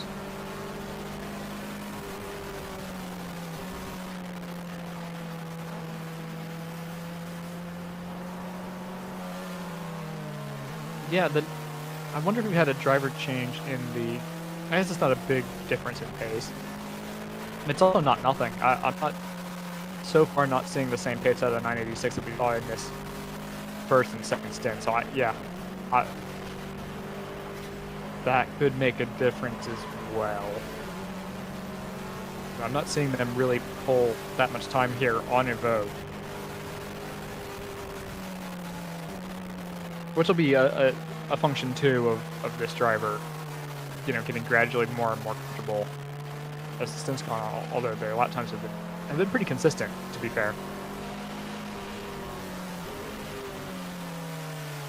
And that'll be, if I go back through my notes, will be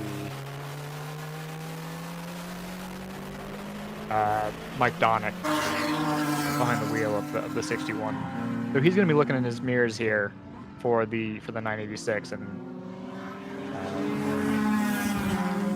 it's going to be a little bit of obviously self-preservation, but also keeping an eye out for, I don't know, how much do you want to try to hold up this car with the hopes that maybe in the longer game that track position will make a difference.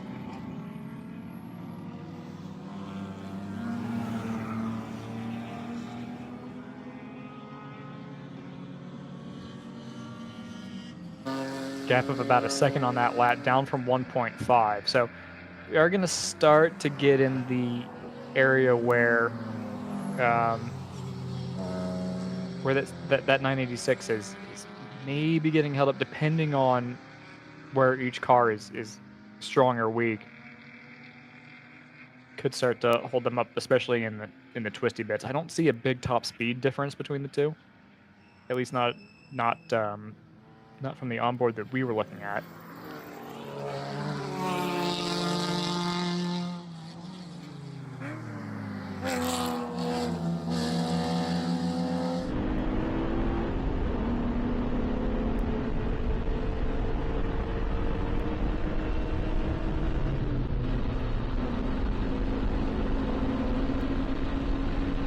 Onboard with the Apical 325, and I think this might be Boulder ahead of us in the number 70. There's about 0.6 of a second between them. This is a fight for 8th, basically a fight for not last in GP1. believe either of these teams are full-time competitors. So this is really just a bragging rights battle, but still a legitimate battle all the same. You're out here to race people.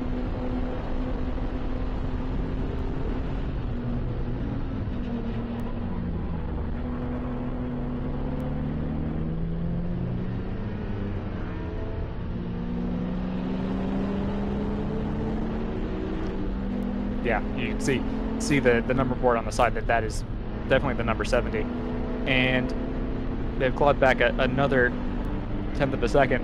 And if you're having a race like Apicola is, this is going to be one of those situations where this is maybe a bigger fight than you might have if you were running 4th or 5th, because now you're desperate to just pass somebody. You want to have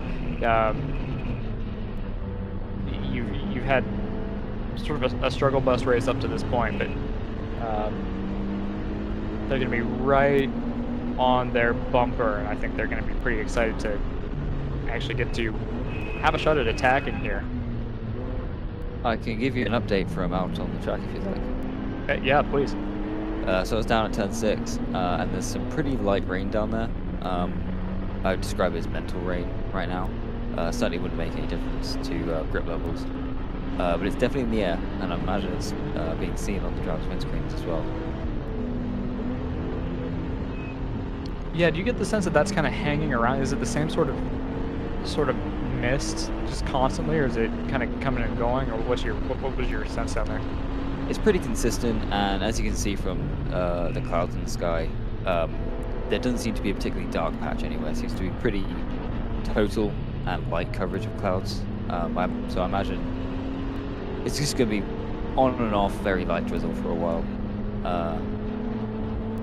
I don't see it picking up anytime soon, if I'm honest. Interesting You're in development. Seattle. Interesting development at the front of the field. JTR has actually lost position to the 986 and still haven't come across the line. So their pit stop must have been longer than we were expecting. There they are. So they've lost 38 seconds to Will to Win, having had a 4 or 5 seconds lead before this round of pit stops. Yeah, 4:23 outlap is not as fast, well, nowhere near it. It's a minute slower than they were, over a minute slower than they were in the first round. So I don't know what would have happened there, why that would have been so slow. And we're actually only 14 seconds ahead of the Stratus 59 now, which is lapping very quickly.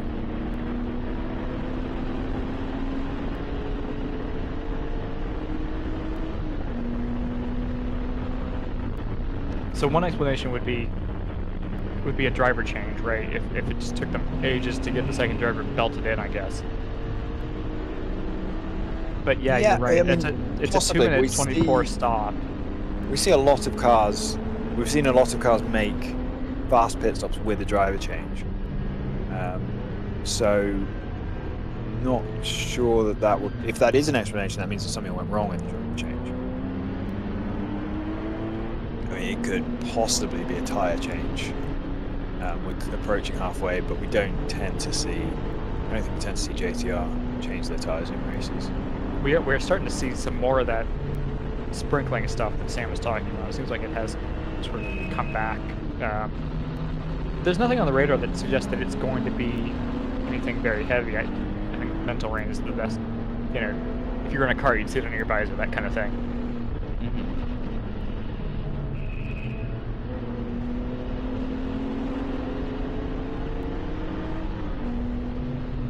It did seem that maybe some of the drivers out there got a tiny bit spooked by it, because as I was sat at turn 4 for a bit, there was a wide range in how much some drivers were committing to that corner and some others weren't. I think that's probably just because they knew that Glenn was out there and they wanted to. Probably, yeah. They're probably just in awe of Glenn. He can be distracting if you see him in a braking zone. But yeah, you can see the quick guys were hard on the throttle by the apex, and there were some fewer ones in the GP classes that were sort of coasting around, and then when they got to the exit, when they got towards the left-hand side of the track on the exit turn 4 is when they would start getting on the power. Yeah, okay.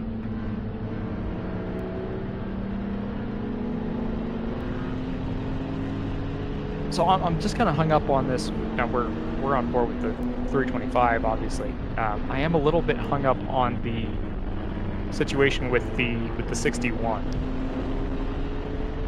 because the 986 hasn't really been able to make any kind of inroads, and actually they lost probably about a second and a half being stuck behind the 61 on that last lap. So they are going to get to a point, as long as the pace of the 696 crew is consistent across their drivers, we are potentially in a situation where JTR could start pulling that pace back a little bit. 61 should be due either this lap or next. Yeah, I agree with that. So that then will free up the 986, and we'll start to see what the pace of that driver looks like. Whoever's, I'm assuming that the 986 has changed hands, but we don't have a real indication yet of what their true pace in clear conditions are. It's not going to help that we've got this moisture on the track. I don't think it's really, I don't get the sense it's made the surface damp yet, although it has been a little bit more persistent. Driver change for the 61, who is now in the box. Okay.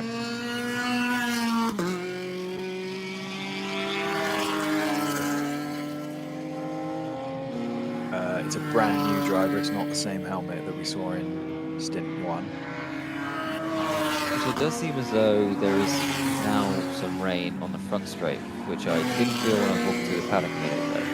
So it seems to be coming in from the turn 4, turn 6 area, and now is covering pretty much the whole track. Stratus 59's in the pits. That's early. Yeah, it's very early. They only pitted 14 laps ago, so that's the GTU leader. Yeah, that's not even that fast. Yeah, that was a very fast car recently. The last couple of laps have been where it did a 58 and then a 2-minute flat, which are nowhere near the 55s that car was at 10 minutes or so ago, and now they're in the pits. Maybe driver time? I think it's definitely a new driver since the last pit stop, so that driver's only been in for 14 minutes. Sam's just run out to take a look. Stratus are right behind our box, so that should be quite quick to check if there's any problem. That front left does deliver a ton of steam. Mm-hmm. But again, a quick pit stop, or at least it appears so. Yeah.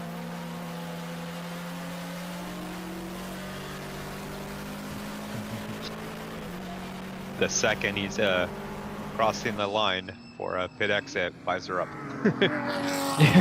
Right. Now, it's, to be fair, I mean, I don't have any problem with being cautious about it, but you do only have to have the visor up while the fuel is over the wall. So, I can tell you that the engine deck is off on the 59, and they're tooling around in the same sort of area that they were at the 50. Look at the throttle cable. Yeah, exactly. And that's one thing. It could be a very similar issue to the 58 had at the start of the race. You can see the rain. Fixing it. You can see the rain a bit in that 6 camera. It's very sporadic. These cameras tend to pick up the rain in a sort of weird way. Change the position on that lap. The Rotor Motorsport VW Golf moved up from 9th to 8th ahead of the GTU class 94 Motorsports Subico MPO1, which is struggling for pace at the moment. We talked about it being close and doing plenty of 2-minute flats earlier. That last lap was a 2:05. Everyone in the field has dropped off a few seconds a lap recently, so presumably the rain is having some sort of mild effect. But yeah, that 94 Motorsports car is definitely dropping away from the GTU lead fight between the two Stratus cars, although obviously that could all change depending on how long the Stratus 59 has to sit in the pits.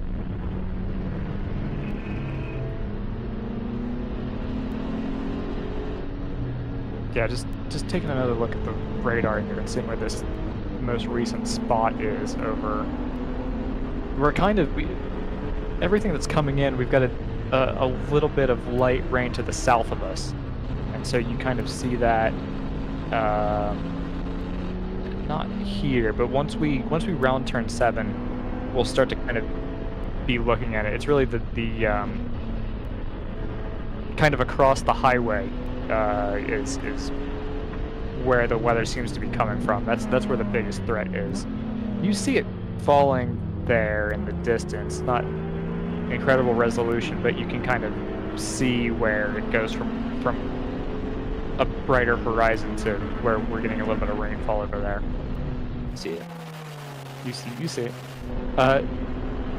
Relatively quick stop for this car for Evoke that we've just switched back off of.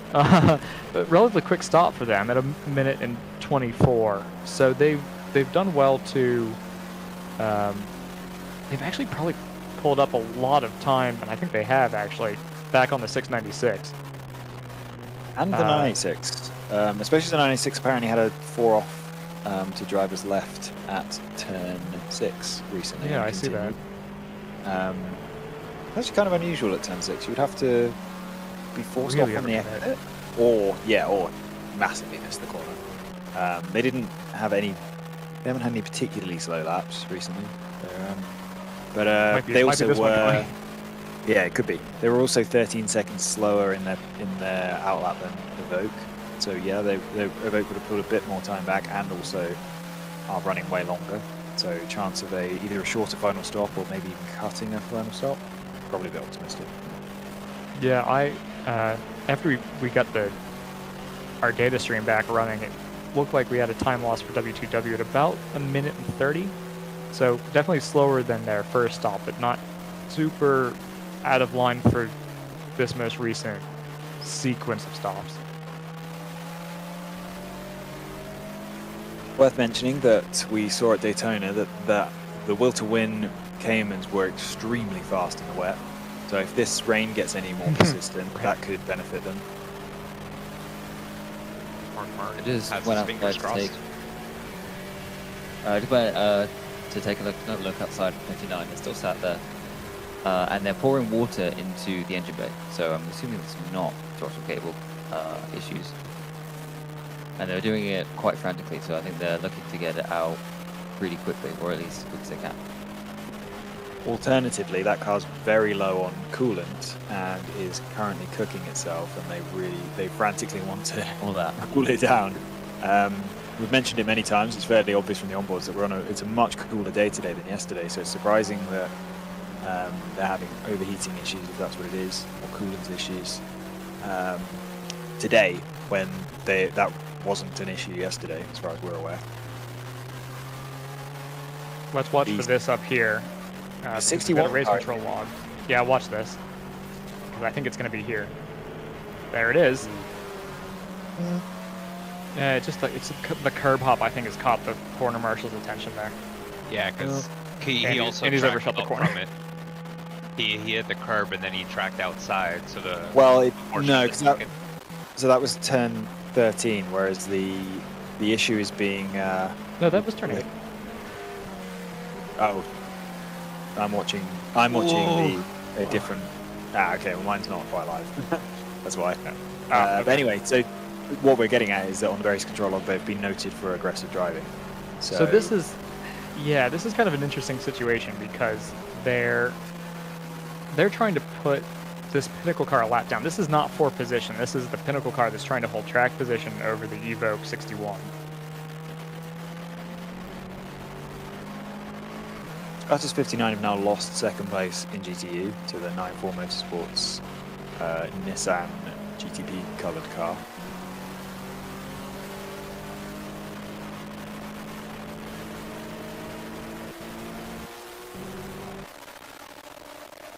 This patch of rain is going to be, I think, getting a little heavier here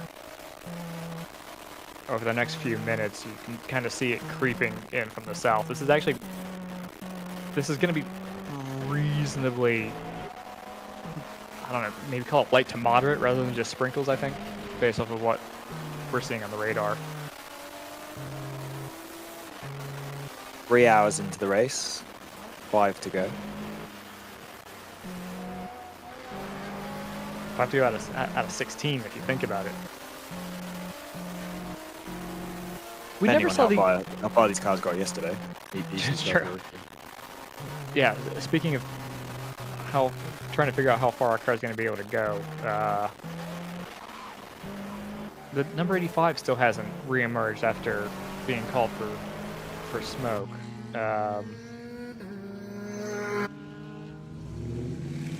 Yeah, I mean, smoke usually indicates a fairly significant issue. So not a huge surprise there. Well, I just wonder what that issue was, because they were smoking. I think we're about to go full course yellow. So there's debris at turn 3. Yeah, full course yellow. If we can head over to trackside 7, we might be able to see it. But we have seen the pace car. So this will try to pick up the leader. Oh, it's on the exit of turn 3. Yeah, that big actually lump. quite a long way onto the straight.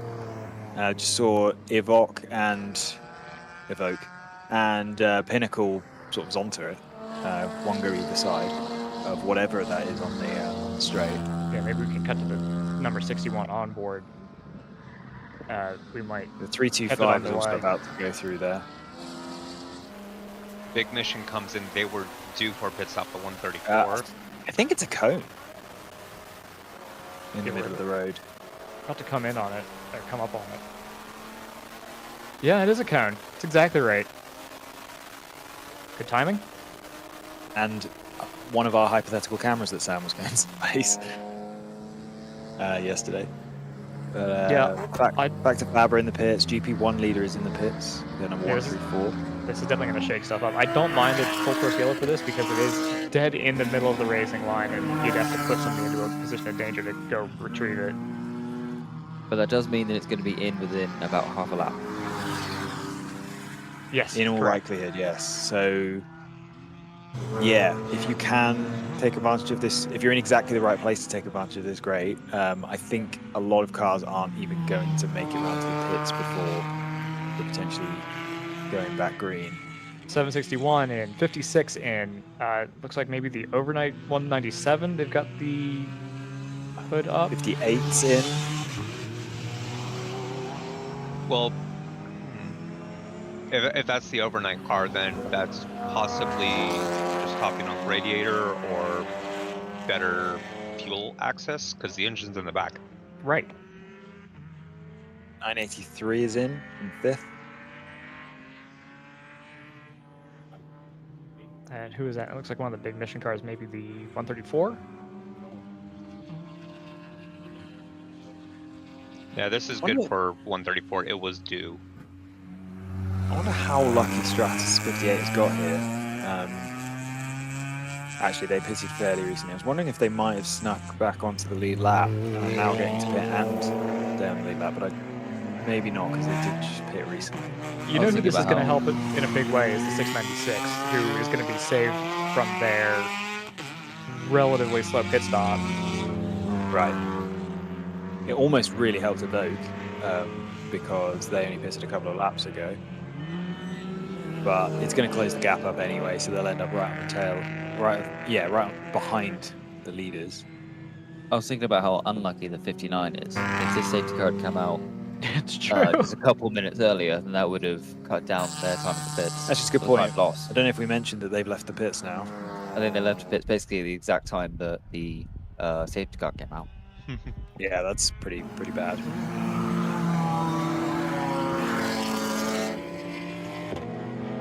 North Loop Motorsports GP2 leader is going to come in. So that will match them with TCS Motorsports, both with 2 stopped. Yes, but TCS obviously made their second stop under green. So I'm wondering if the leader got in between them. That could split that battle up. Does look like that might be the case. Yeah, North Loop almost had a lap on them before the full course yellow.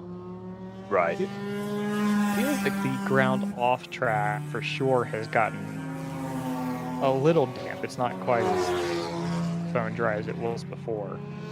I don't think it's certainly to the point where someone's going to have trouble getting back on track, but it's gonna keep dust from getting back onto the surface, at least as long as it stays this kind of matted down, I guess. Do we have any eyes on the safety car? Do we know if it's still out there? For some reason, Race Hero hasn't updated with a full course caution. Yeah, we need timing to send this. I can't actually see any onboard of cars that look like they're going slowly. It's possible they're all catching the train. Most of them haven't just pitted, but I don't see any. And we don't have that many onboards, unfortunately. I don't see any train of cars anywhere, so I'm wondering if we're already back to green. We are still seeing yellow flag from the marshal post. Okay. Yeah, this onboard is not that old, and we're getting double yellows at all the marshal posts, so I think that's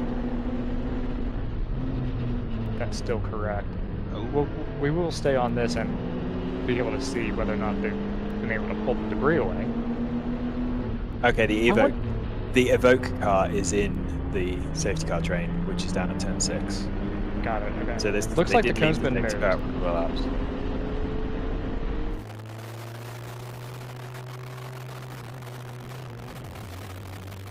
So there was reported contact between first and I believe second in GP3. That is interesting. Well, maybe. Possible it looks like there's note with NFC. Right. So it could be. That could change as they look at video data. I think we're doing a little bit more of an extensive track cleanup, based on what I can hear on the radios behind me. That's interesting. So there might be a couple of other marshals posts that want to clean up some debris. Looks like the rain is getting worse to me. Yeah, I agree. I think somebody might have actually collected that cone at 3. I saw the Pinnacle car clip it, so I think a few cars. The cone looked pretty destroyed when slower cars were going past it. I thought I saw a couple pieces of what looked like bodywork around it too. So I think someone's hit it, and that may be part of why there's an extended cleanup here. Yeah, so what's going to be interesting is that as we're running around slowly, the track will cool down. There are obviously less cars running around with less energy, clearing up any water off the track, and the rain is picking up, and everyone's tyres are cooling off. So this restart could be quite tricky. I'm going to look for, certainly the will to win cars have demonstrated that they can be really quick in those conditions. The 983 and the 58 are being scored right now as they are 1 lap down. So they didn't manage to stay on the lead lap, those 2 cars, or in the 58's case, they didn't manage to get back on the lead lap. So no chance really of the 983 making a run, but the 986 is in the lead and could be quite difficult to keep up with off this restart. JTR Motorsport, I think they must be literally, if there are any cars in between them and the leader, it's not many, because they only came across the line 2.5 seconds behind. There was nothing at these speeds. Rain in the paddock has picked up a little bit. I'd still characterize it as a drizzle, but it's clearly intense enough for drivers to feel the need to have windscreen wipers on. Rotor are in the pits. I imagine they stayed out trying to see if they could sneak a lap back. They pitted like right when we went yellow. This is kind of weird. Oh, did they? Yeah, we saw them on screen. Oh no, I think they've triggered the pit thing in Race Hero a lap late, because their last lap was long, unless they've come back in, because their last lap was very long. Yeah, because if you're, I think in that case, if you are already on pit lane taking fuel and the full course yellow comes out, you want to get out as quick as you can, just so you can try to get your lap back, and then you can always come back in later when cars are stacked up and then just top off the rest of the way. So do we think they were in the pits before the yellow? I believe so. Okay, well that's very unlucky for them if that's the case.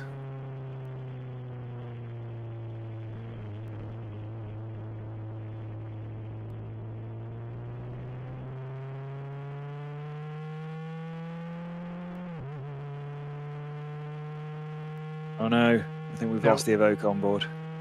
So Rotor would not have been in the pits before the yellow. They wouldn't have been close.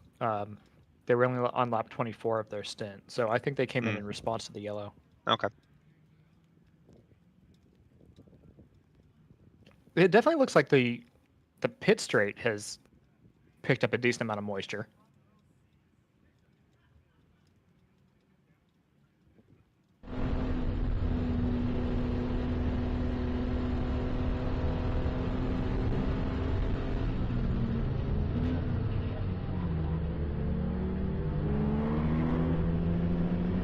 Yeah, I think this is going to be like a properly damp racetrack when we go back to green here. This could be really interesting. The rain itself hasn't been that heavy, but I think we've just had so much of it for so long that I think it's dampened the entire surface.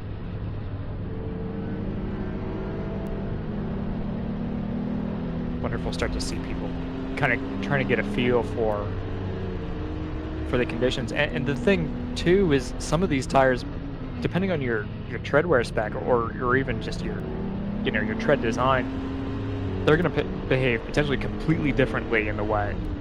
These are all DOT tires, but a lot of them are summer tires. They're not really meant to drive in heavy rain. So this is, depending on how teams have decided to outfit their cars, this could be chaos for a few people. It's going to be the scariest part of this race for sure, I think.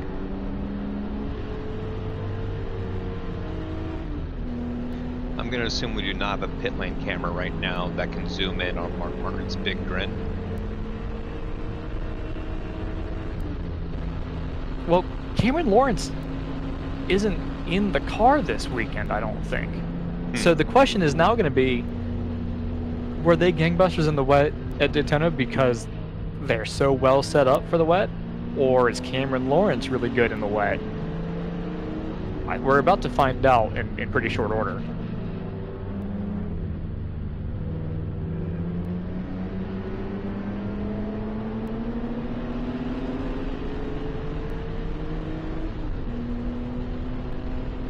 Questions out. Thank you, Race Hero.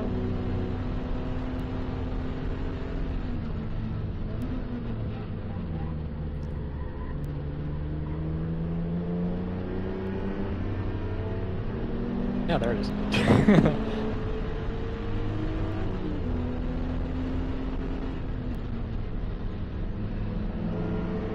So yeah, in the paddock, the rain has definitely kicked up from a drizzle to an actual rain now.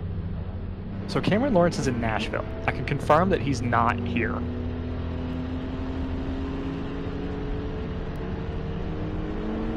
If you would like to cheer him on, Nashville at Trans Am, that's where you'll find him.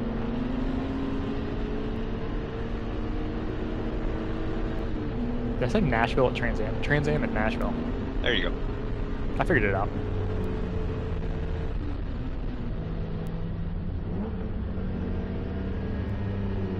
Yeah, these are drops now. Full on drops. And it honestly kind of looks like there's still more.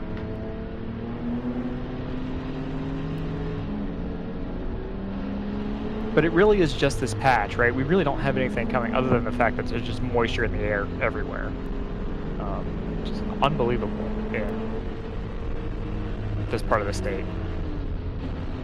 Humidity is 79 degrees. It's got to be the highest humidity they've ever recorded out here.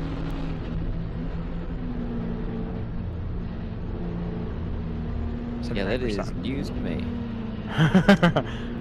Yeah, I mean, what did it feel? I know it hadn't really started raining when you were out there, but I mean, how did it feel compared to Friday and Saturday, just physically being out there? I mean, yeah, it's definitely far more humid, but it has been the whole day. And yeah, I feel like it has been slowly building up throughout the day. We're getting more and more cloud cover, a little bit more humidity. And my weather app has gone from 20% chance to 70% chance. Well, I guess we can call that 100% chance because it currently is raining. But yeah, we've been building up. We've gone green. We've gone green, by the way. Yep, so it is will to win 0.9 seconds ahead of JTR across the line at full racing speed. and Evoke a further 7.4 seconds back. Those are our top 3 in GTO and top 3, and only 3 cars on the lead lap right now. In 4th place is the Stratus 58 car, 1 lap down and leading GTU.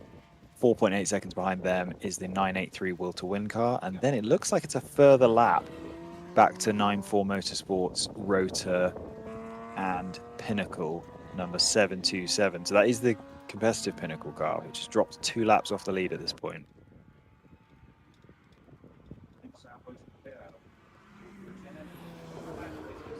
The Stratus cars historically good in the wet? I imagine they would be with they struggle with power. tire warm up. Okay. So that, and also it doesn't tend to make it any easier for them to overtake, especially when you have big clumps of cars. They can't just blast past people on the straight, so it's not as big an advantage as you'd think. The more obvious advantage is usually TCR cars. They fire off very quickly in the wet.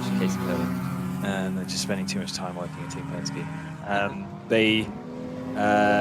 They get up to speed very quickly because they can get some heat into their front tires. The cars are very easy to drive in the wet, unlike rear-wheel drive cars. I say that watching the Golf fly around the outside of a bunch of BMWs in turn 7. So yeah, I think gap, by the way. Right. And it does look like the Cayman has just driven away on this lap. If I spot that correctly across the screen. I think that's exactly right. Yeah. And this is, I mean... Gap. And the Evoke car would have been in traffic, but they were much slower, 5 seconds slower than Will to Win. It's going to be helpful for Will to Win having a clear track to learn the track. Clear space. No other car else to worry about.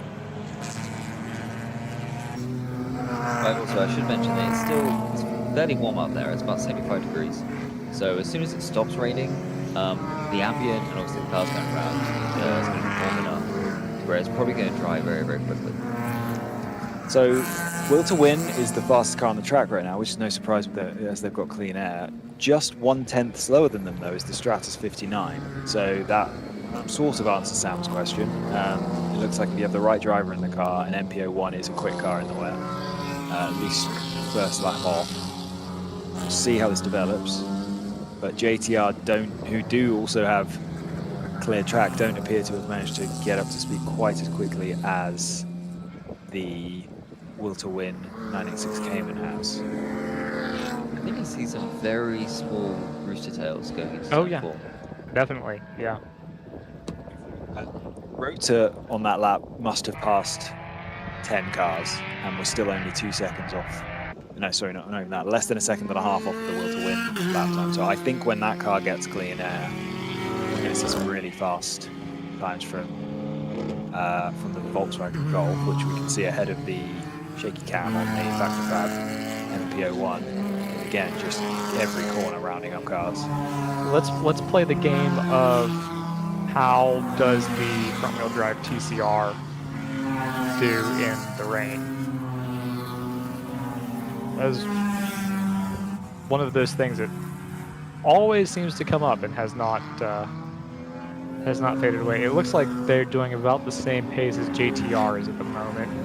Yeah, I was just talking about that. I was just talking about that though. They had to pass 10 or 15 cars on that lap. So that lap isn't particularly representative. I think this next lap won't be very representative either. But I think when it gets clean air, we're going to see some really fast times. Okay. Yeah, 220.1. So it's the fastest car on the track, despite having to overtake a ton of cars on that lap. You know, I want to make the quick point about GP3. We still haven't seen the 197 come out.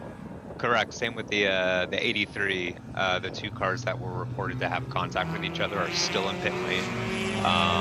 So that's promoted the 15 for AOA Motorsports into the lead with the 120 R5 Racing BMW second, 2 laps down.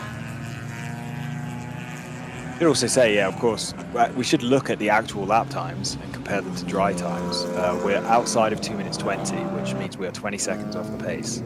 So yeah, it is a properly wet track, as you can clearly see from the onboards. Did the 986 come across traffic? Because they actually lost a decent chunk of time.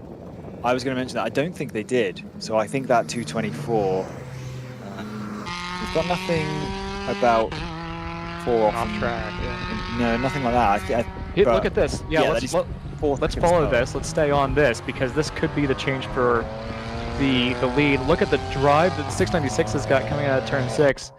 He's not going to have any kind of overlap coming into turn 7, but he's going to be right on him in the braking zone of turn 8. Quick spin and recovery at, what is that, turn 11? Yeah, for Fab Racing. Very similar to the mistake they made at turn 1 earlier in the race, except obviously it's a wet track now.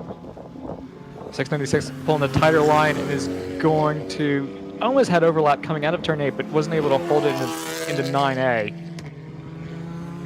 That rotor car is on a mission to get its lap back, actually. Yeah, I think we're going to see a really fast lap this time because it looks like they've had some clean space. And next time, well, they may end up getting held up by the leaders in this race.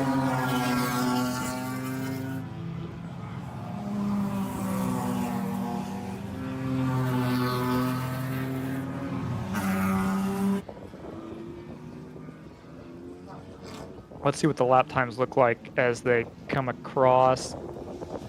986 still holds that position. Wow, you can see just how much, well, there's the 84. You can see just how much cars are having to overslow for turn 13 by comparison.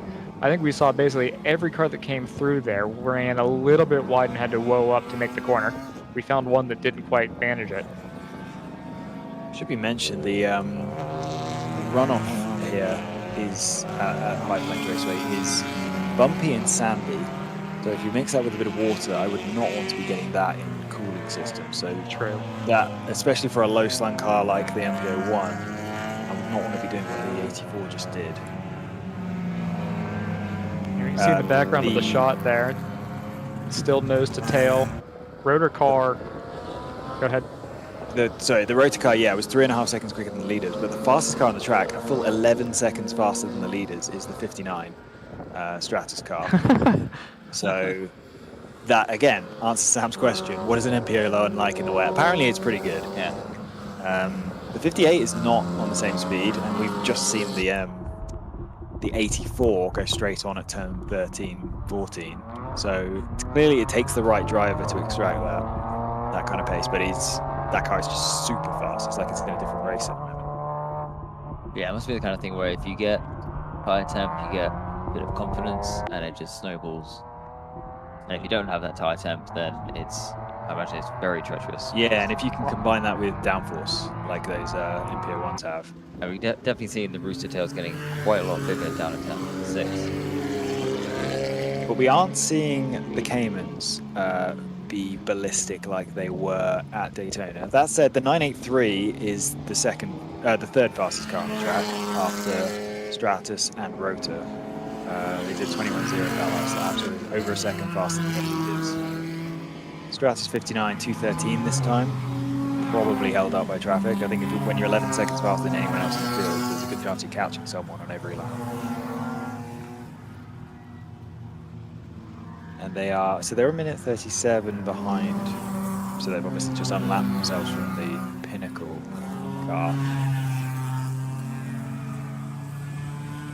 21.7 from the leader, 21.6 from JTR, still 8 tenths apart. Rotor a 2:17.7, so they were 4 seconds faster than the leaders, and I think they are right behind them now. So that could be interesting if we can find them on the trackside cameras. They should be probably around the turn 3 area now. We should see that rotor car just blast past the 2 leaders. That would be to get them within 2 laps. There's the Cayman, there's the BMW, and that's the Rotor Volkswagen behind.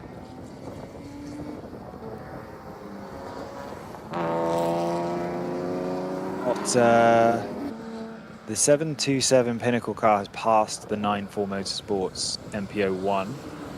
That would be because, as we switch to the end of the back straight, that's the Cayman. That's the same order, so the Golf hasn't managed to make the pass just yet. The 94 Motorsports car, 94 Motorsports car continues to struggle back in the 231s. So we're talking 20 seconds a lap slower than the similar 59 car. Then drop back to 8th overall.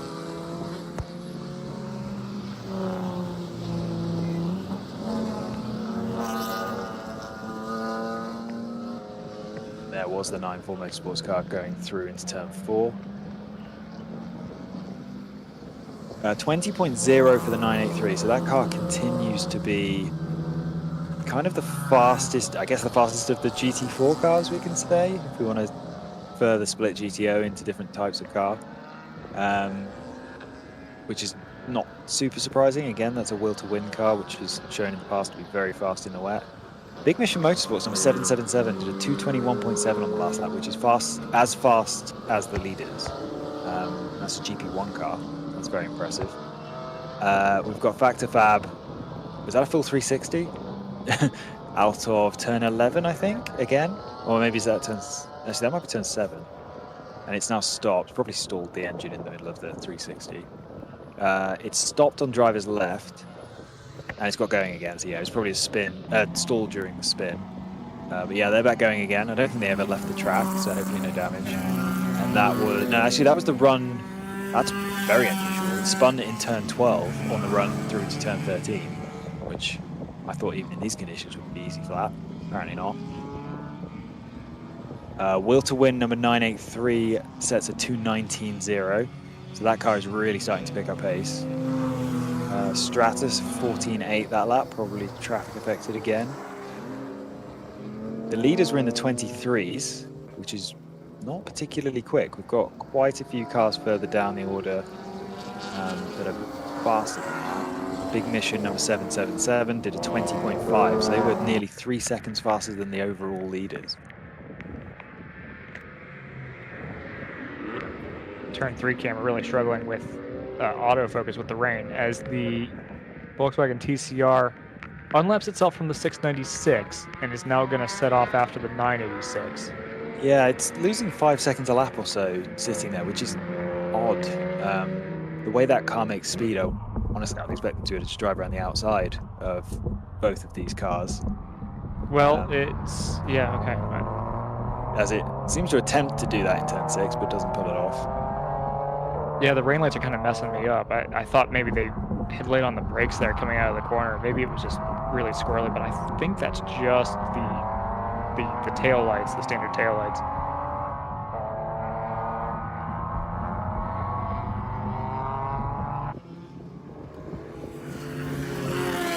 I think the Nissan from Ignite got around the 336 from Big Mission. Not on the last lap, but they are running very close together, so maybe it was a couple of laps ago. And is that for... That's for 4th in GP1, I think. 5th. 5th, sorry. Yeah, you still have 3 Big Missions leading, with the 49 from NRG sitting in 4th. Yeah, I think that that pass actually might have happened right before the... no, right after the yellow. Yeah, actually, right after. It's interesting because Ignite decide to pit, even though they could still have gone for another hour. Across the line, Rotors still haven't unlapped themselves from Will to Win. They're wasting a lot of time. There it is. Done. Has it happened now? Yeah, right across the straight. Yeah. Okay, so we should see them drive away at this point. So that's put Rotor within 2 laps of the lead. So essentially, if you got rid of their 2-lap penalty, they would be in the lead now. Can't do that, obviously, but doesn't work that way at least. Autofocus. Rotor got a 220.8 on that lap, despite being held up for most of it. Will to win number 983 is 17.9, so 4 seconds faster than the leader. And they are quickly going to get into a position where they are unlapping themselves, I think. They are only 1 lap down, so they would end up on the lead lap.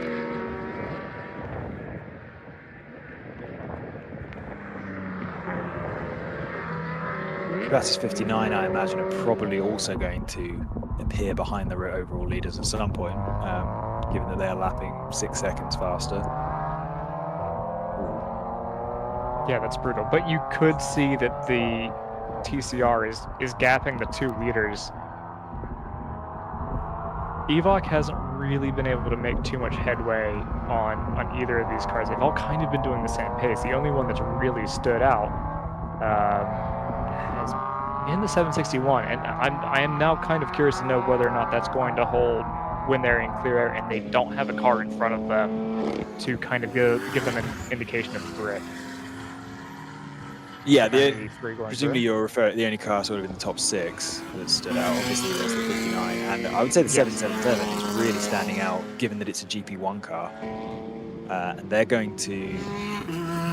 I don't know where they were in the train, but there's a chance they could unlap themselves from the overall leaders and start to put the rest of the GP1 field under pressure if there was a yellow flag. I've seen a spin for one of our onboards. It's the NLM number 21 car, so that's North Mid Motorsports, the GP2 leader.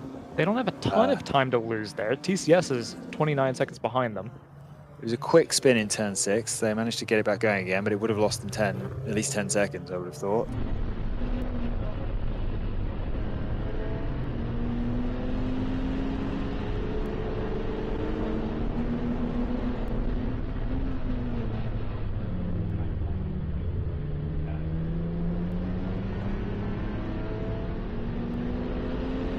.983 continues to circulate below the 220 mark. Rotor, their first clear lap is an 18.8, so that's 2.5 seconds faster than the leader, although JTR was a second faster than Will to win that lap and have closed up to within half a second now that the Rotor VW is out of the way. The pace spread in GTU is wild. I mean, the 59, as you mentioned, has been going great, but it's going 10 seconds a lap faster than anybody else in the class. Yep. Including its team car. So I do wonder what the differences are between those. Obviously, the driver's different. Is there anything else different? Are they running different spec tires? I would assume it's what Sam was saying, where it's a if you can get tire temp, then you'll have pace. If you can't get tire temp, then you won't have pace, and you can't get tire temp. So it's like you've got to do it straight away, or it's not going to happen. It kind of looks like that 59 has managed to get over that hump of getting some temperature into the tires, whereas everyone else is just on ice. Yeah, and it's only gotten, the rain's only gotten heavier, although we see a patch of blue up there. It's just this low cloud cover that's dropping this rain. I mean, you mentioned pre-race as you were setting up our camera positions that it just seemed like there was a cloud just hanging over the horizon. I don't think this is the cloud you were referring to, but it's that kind of same... No, it wasn't even that. It was sat in the field next to the track. It was literally on the ground. Very weird cloud conditions this morning. That's definitely not what this is. But yeah, it's just odd weather in general. I'm not used to Colorado at all, but yeah, it does feel very low hanging. Rotor on a push lap has gone far off at the hairpin that we just exited. See how that big swap on for the number 36 in front of us. 325 will go through, but the 36 is struggling. I mean, they're clearly pushing. Their lap times are not that bad. They've been doing 26s, which is compared well to they're at least in the ballpark, I should say, of the 134, about level with the 567. The 777 that Scott mentioned is the one kind of outlier that is several seconds ahead of the cars around it in the standings. Yeah, that last lap wasn't great for the 777 at a 21.3, but it was in the 19s for the last few laps, which is top 5 in the entire field. Apical losing the rear on the way into turn 11. Yeah, it's not great, Scott, but I think everybody seems to have lost a little bit of pace on that last lap. I don't think it's necessarily a problem there. 567 was consistent, but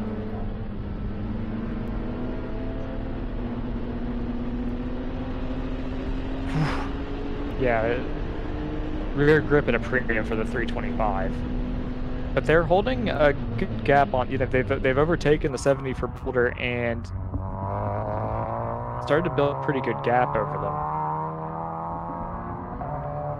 There's 986. You can see the gap that the 761 for Rotor has pulled. Are we side by side now coming through turn 7? It looks like we might be close. I think we backed out of it in the 696.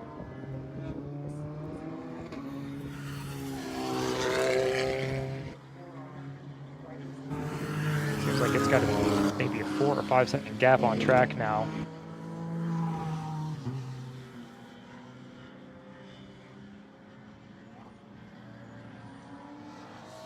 I think think without us seeing it, the Stratus 59 has managed to unlap itself.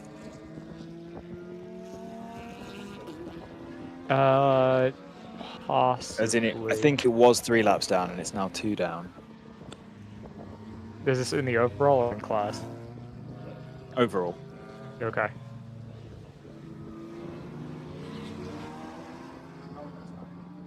Now, where is the 58 in the overall? Are they a full lap behind?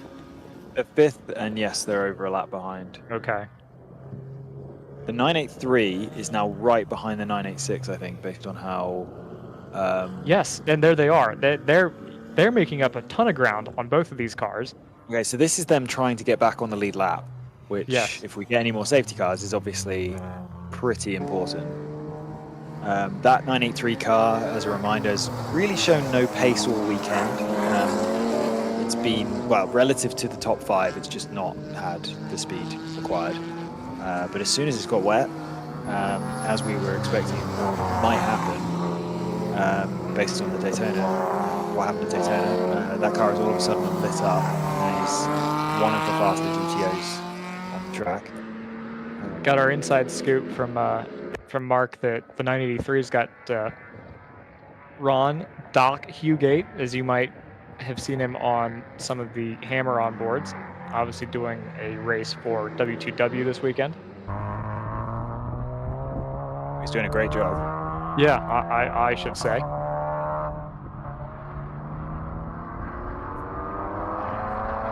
Yeah, this will be really interesting.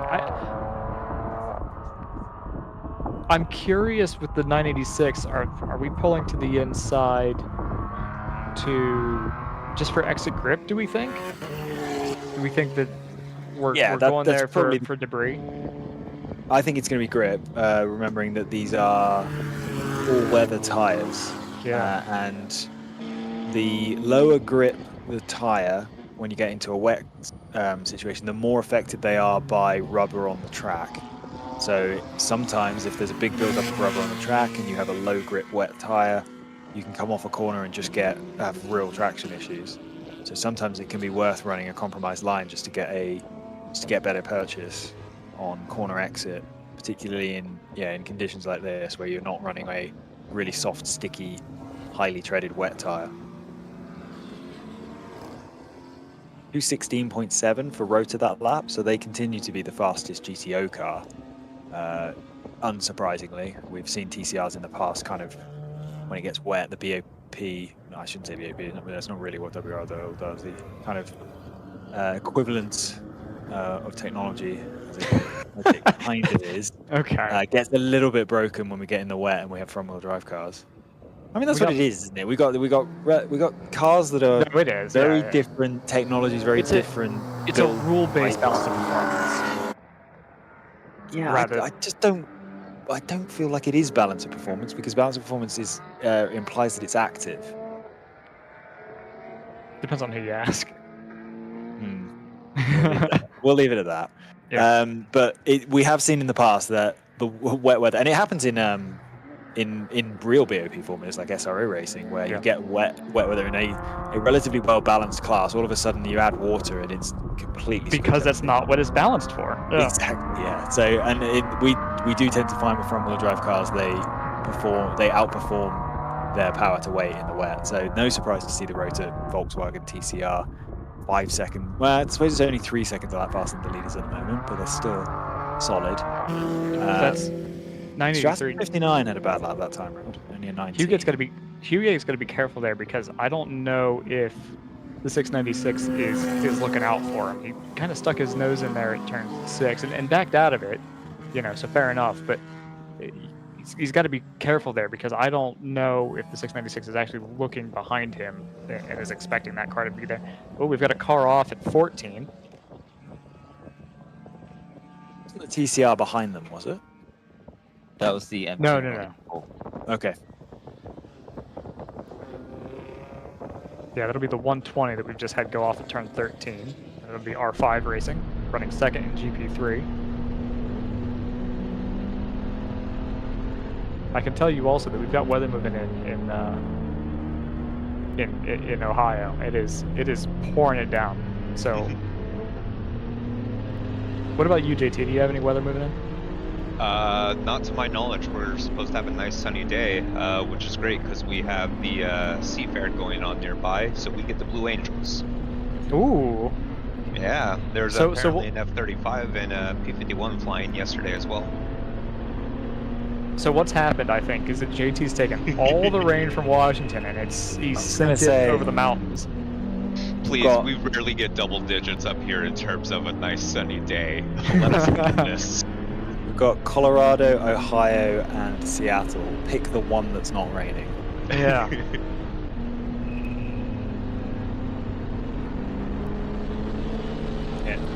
Are struggling in these conditions. Unfortunately, the gap from them to the leaders has ballooned out to 23 seconds now. Who are And you they looking were at? Evoke, Ah, yeah, okay. and they were best part of 5 seconds slower than the leader on the last lap.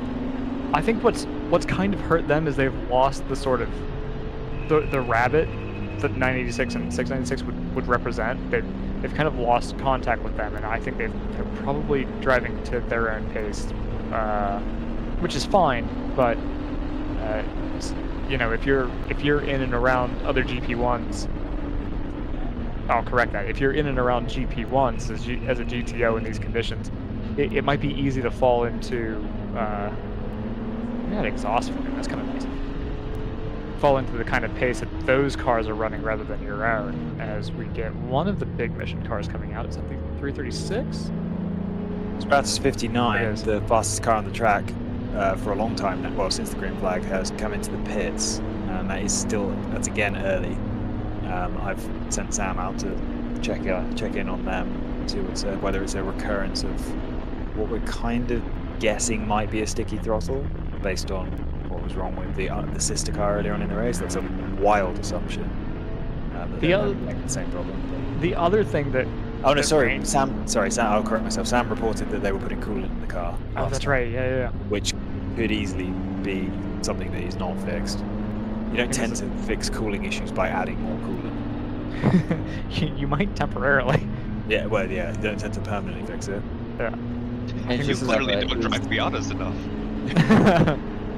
Engine cover is back off on the 59. So the other thing that reminded me of is that the other angle that rain is going to affect is it's going to make it a lot more irritating to try to fix an issue on pit lane rather than in a covered paddock. Yeah, I mean, yeah, that's what I was going to say, is if there were any lingering cooling issues, but after the heat of yesterday, I doubt anyone's got any lingering cooling issues, because it's much cooler today, ambient. In fact, you may end up more because you could get wet sand start getting thrown up into vents.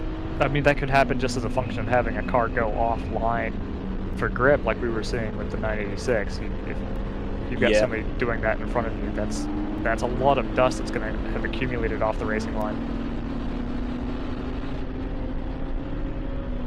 Based on the radar, the main cell that's giving us this rain is now on the other side of us. So this should be the wettest we see, and we should be drying up from here on in.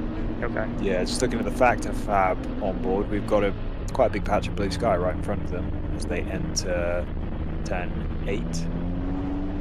So that would be out towards the west, which is where the weather comes from. So yeah, I think we've got blue sky coming.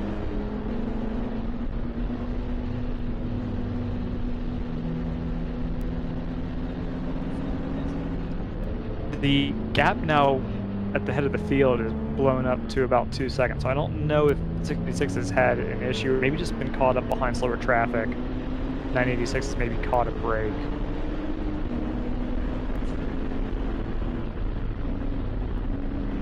But at any rate, they've got a little bit of breathing room here. You can say at least that it shouldn't, this weather isn't going to hurt your tires. If anything, it may prolong the life of a tire that you might have thought was marginal. Looking at the 134, if they happen to have a left front that, if they've replaced that they're running yesterday with the same sort of tire, this will be good news for them because it'll keep them from being as concerned about tire life toward the end of this. the 983 has managed to get themselves back on the lead lap. Oh no, actually, is that true? Oh, the timing's being a bit weird to me. It's It has kind been of running quick though. Yeah, it got stuck behind the leaders, and we haven't been able to spot them to work out whether they have actually managed to make it past. I think that they have. Yeah. Okay. Interesting to note as just well. ahead. Stratus 58 is 15 seconds behind 983, which means that it's also 15 seconds off of getting its lap back, and that will put that car on the lead lap as well. So, and it is Stratus 58 on the last lap at least was 3.3 seconds faster than the leader. So there's a good chance that if we give them 5 or 10 laps, we could get a 5th car back on the lead lap. I want to the put next car to try and get back on the lead lap would be the Rotor VW, which is obviously significantly faster than the leaders, right? Yeah, and I want to put a point on that car in particular, which is that it's just unlapped itself. We were watching that on our screen. It had just unlapped itself to put itself 1 lap down. If it hadn't had the 2-lap penalty, even with the driver, the enforced driver change, it would be in the lead of this race.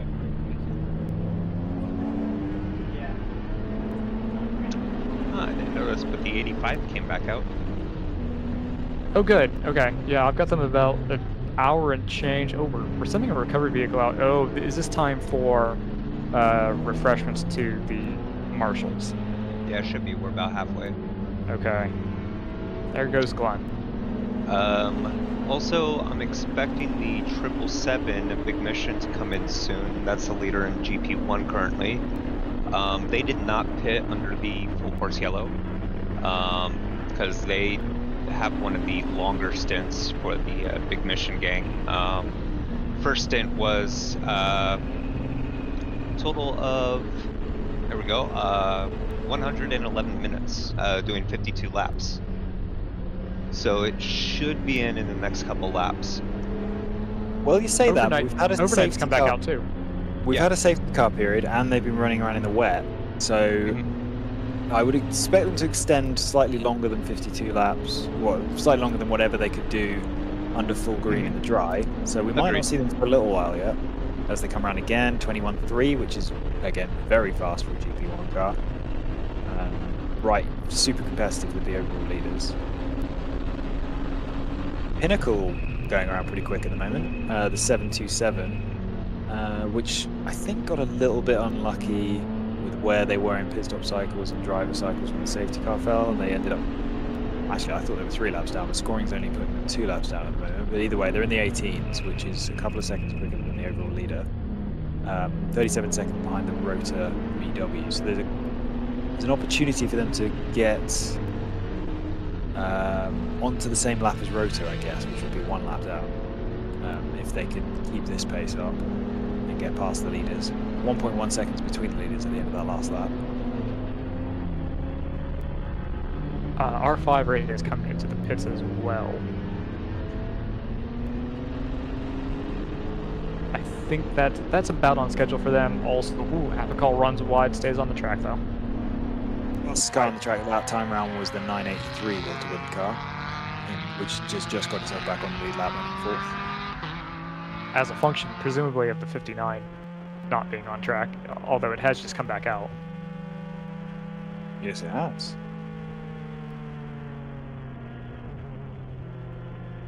Ooh, are we on the Didn't lose the a right? huge amount of time, and he lost 4.5 minutes on that lap. Yeah, our audio's out of sync here, but I heard them decelerate, and I thought, oh no.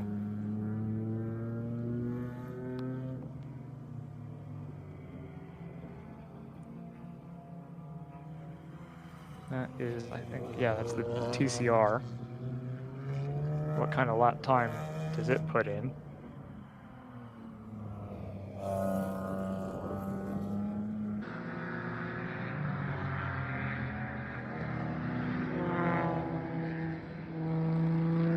Pace is not as hot for that VW recently.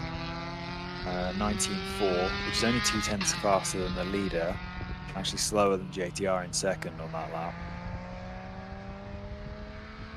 18.2 for Pinnacle, although, sorry, that was the previous lap, they just updated with 21.4.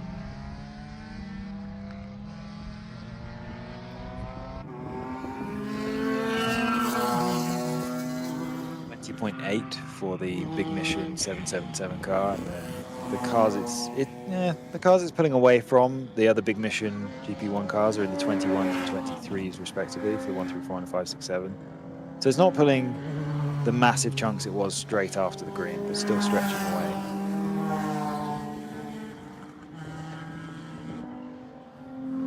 Terrible lap for the Evoque car, that lap for the 27.5. That gap is out to 37 seconds between Evoque in third and the leading two.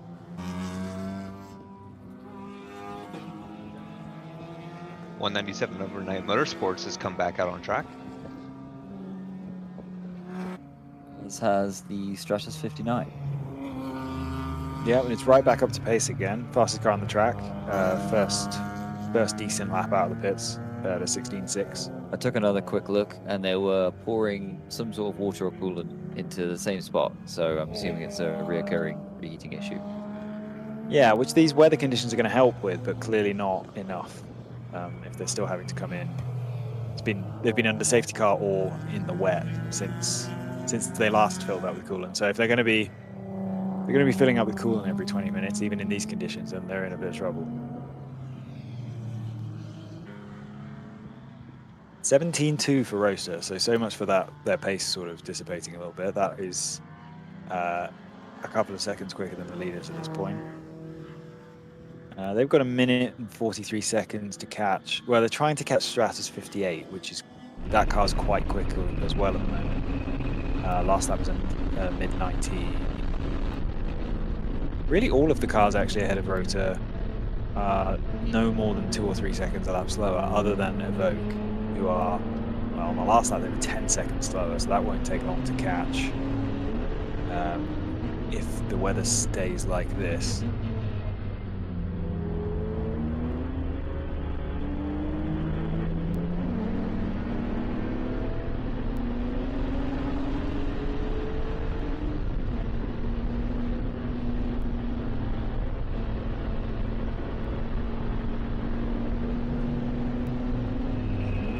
Definitely get the feeling from, I could easily step outside the door, but from the windscreens I can see on our onboard cameras, it doesn't look like the rain is anywhere near as hard as it was recently. And as Sam said, the radar says that the weather's moving away, so I don't think this is going to last. These track conditions are going to last much longer. We'll start seeing cars drift towards the 210s and then below in the next 5 or 10 laps. As we've been saying, it's still warm. It's not a cold day here in Colorado. So it should, and it's also it's not windy, but it's not windless either. So that tends to help tracks run, as well as the elevation change. It's going to help water run off nice and quickly. So I don't think we're going to be wet for a huge amount of time moving forward. Yeah, and that's going to be the key to this next phase of the race is we've kind of been at the same level of track dampness for, well, it must be 20 minutes now. Now you're going to get into the phase where you're going to have to start feeling for what parts of the track have improved and what parts haven't. Considering that the Rotor Golf has a lot of time to make up pretty much 2 full laps, they have a narrowing window here where they have an advantage, so they really need to get that lap time delta as big as they can right now to try and ease into that gap. Get dry. Yeah, it was 4 seconds on that lap. So if we could somehow keep the same weather conditions, it stands to reason that in the 4 hours and 5 minutes remaining in this race, they actually would be able to gain that 2 laps back at 4 seconds a lap. I think. I think that's too much of a stretch. I don't think I have to do the maths on that for that to be true. But yeah, as I said, there's no way that's going to stay the case. I don't think. I think we're going to dry out pretty quickly. If they can get themselves, I don't know where they are on the track right now. If they can get themselves back on the lead lap, then that gives them a chance in case of one more safety car today. Or even as we are now, if a safety car were to come out, they would obviously catch the leaders and have a chance to get themselves back on the lead lap. And yeah, if you're within a lap, you're kind of close enough in WRL to have a chance. Especially as we haven't just seen pace from that car in the wet. Yesterday it was, it was the second fastest car, hence it was second on the grid today. But it does, at the moment it's a little bit of a way back, but yeah, this weather is really helping it draw closer and get itself back in the fight. Similar story for the 58, although that car has shown a lot of pace in the dry as well, a lot of pace in the dry. So as the track drives up, that actually might benefit the 58, which is within, I think it's within about 10 seconds of being able to get itself back on the lead lap. It's only 20 seconds behind the 983, which I think did get itself back on the lead lap. R5 Racing with a slow-ish stop, but nothing super concerning. Little under 4 minutes of time lost there. 2:11.1, by the way, for the Stratus 59, which kind of shows where the benchmark is and how the track is improving.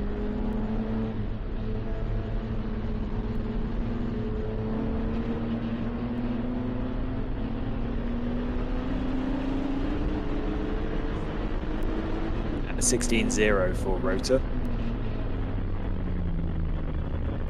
4.7 seconds faster than the leaders. Oh, actually the leaders just updated and they're down into the 17s now. So yeah, the track is now rapidly improving. We're seeing cars dropping seconds off their lap times every time around, which doesn't bode well for Rotor. They were only 1.8 seconds quicker than the leaders that time around.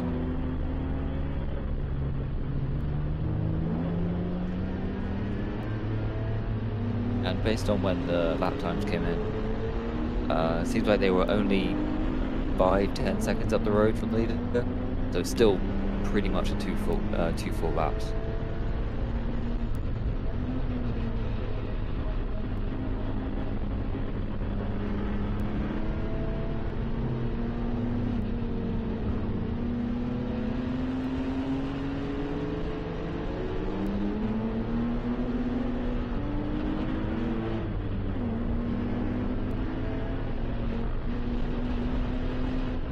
Now it's going to be interesting to keep an eye on the onboards and see if there are parts of the track that dry quicker than other parts of the track, which would be something you'd expect from a track like this, where there's quite a lot of variation in elevation. So I would expect the hillier parts of the track potentially to dry off a little bit faster. Got no real sun just because it's heavy overcast, heavy clouds. And, so not really expecting those clouds to break for the day. No, the forecast has looked like it's going to be fully overcast all day today. It does look like the outside of the last corner is very treacherous. There's really one line through there right on the curb. Rotor actually gained no time on the leaders that lap, basically matched lap times.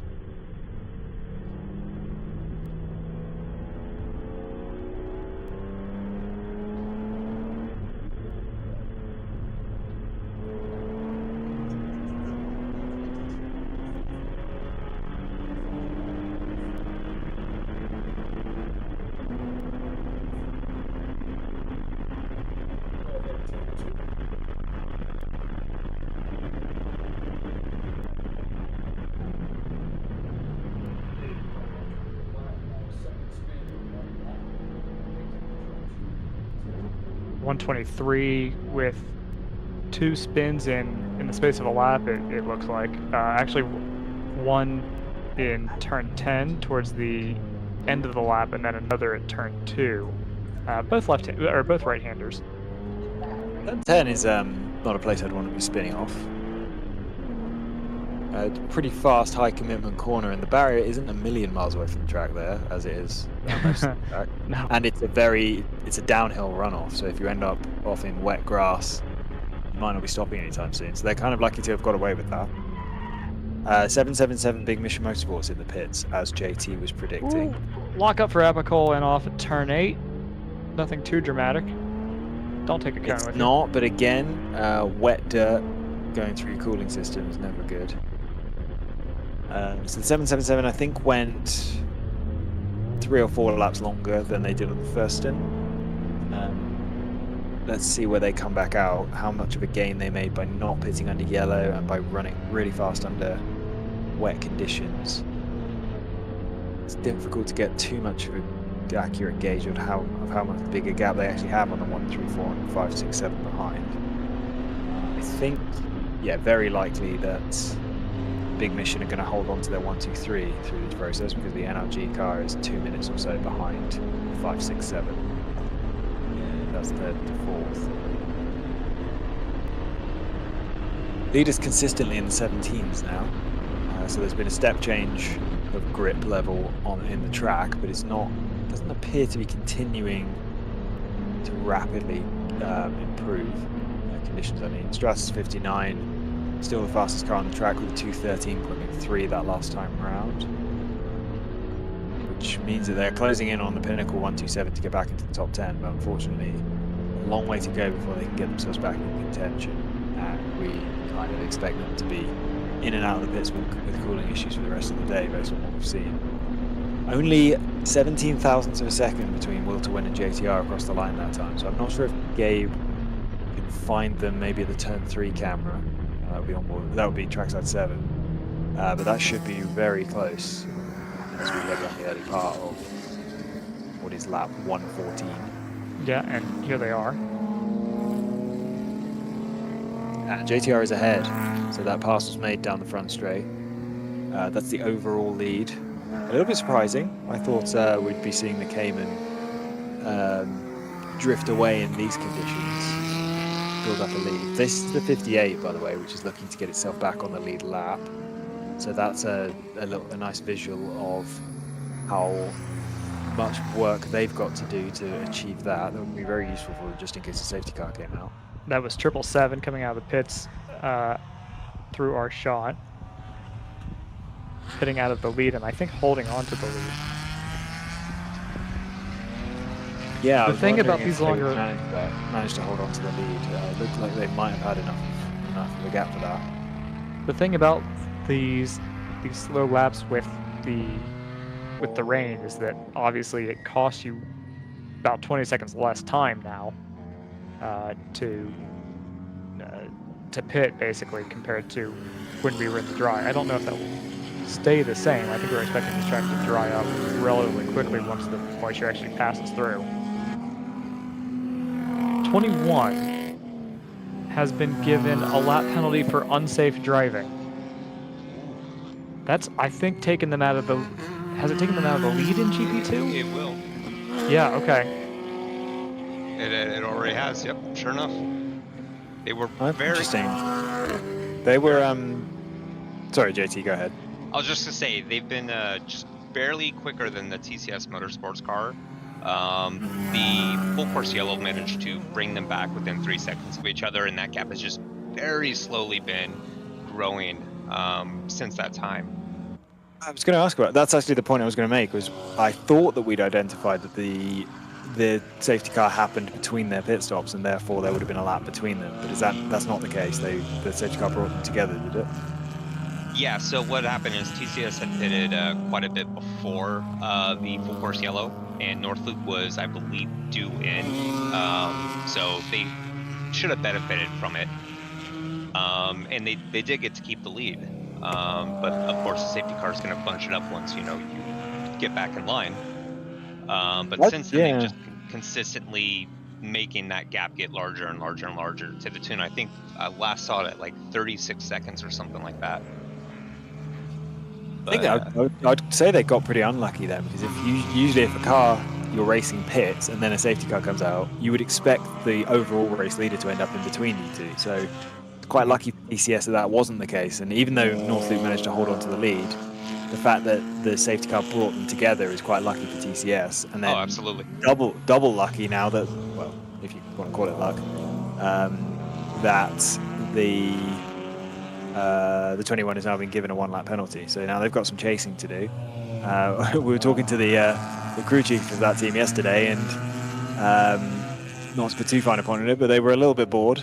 They didn't have much to race for yesterday, and they, as we saw, they ended up parking the car early because why not?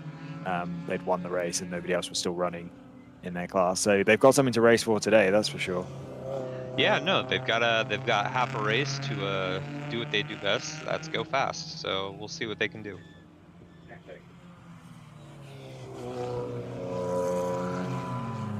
197 was another car that was penalized.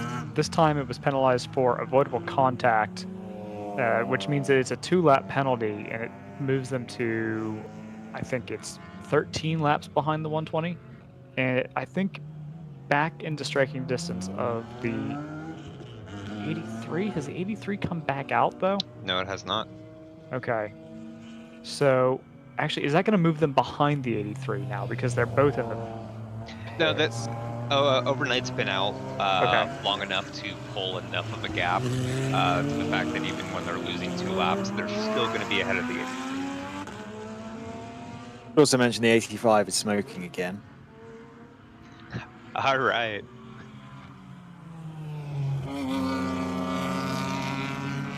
Well. Oh, well. 567 has just been reported at turn 1 for going 4 off and continuing. That's our 3rd place GP1 car. And You are right, by the way. 336. The 777 held on to the lead after the pit stop by something in the region of 28 seconds. Yes. Reasonably quick stop for GP1 for also at a 2:22 time loss. Although that will have been helped, obviously, by the point I was just making about the general pace of the race being slowed down, too. It really hasn't picked back up yet.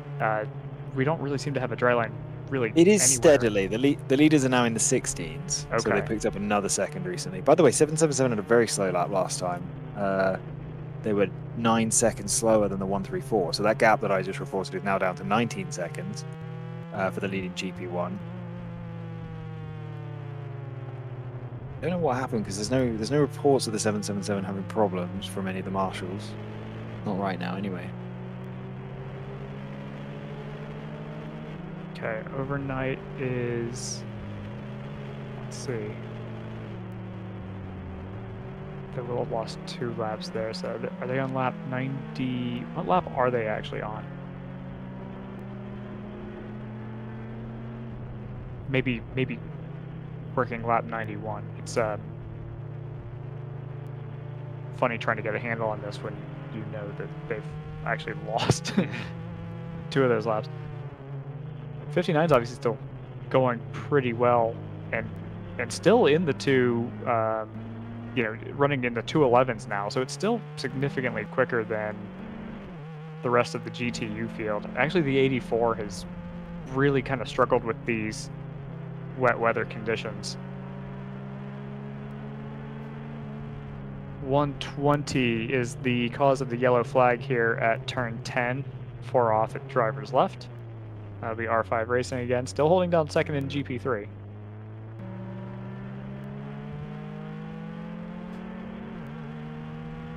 Stratus 58 is suddenly very fast, almost as fast as the 59 at this point.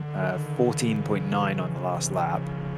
They are only 14.7 seconds behind the will to win number 983 car, and that is interesting because the 983 car is on the lead lap and Stratus isn't.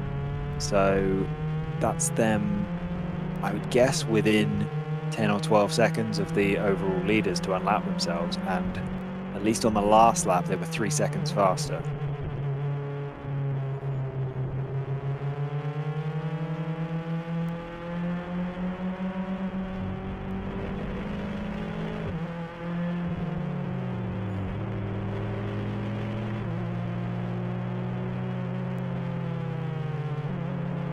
.777 still hasn't found much pace again after the pit stop.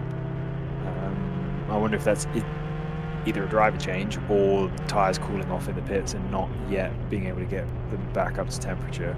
Probably the former, probably a different driver figuring out the track in these greasy conditions.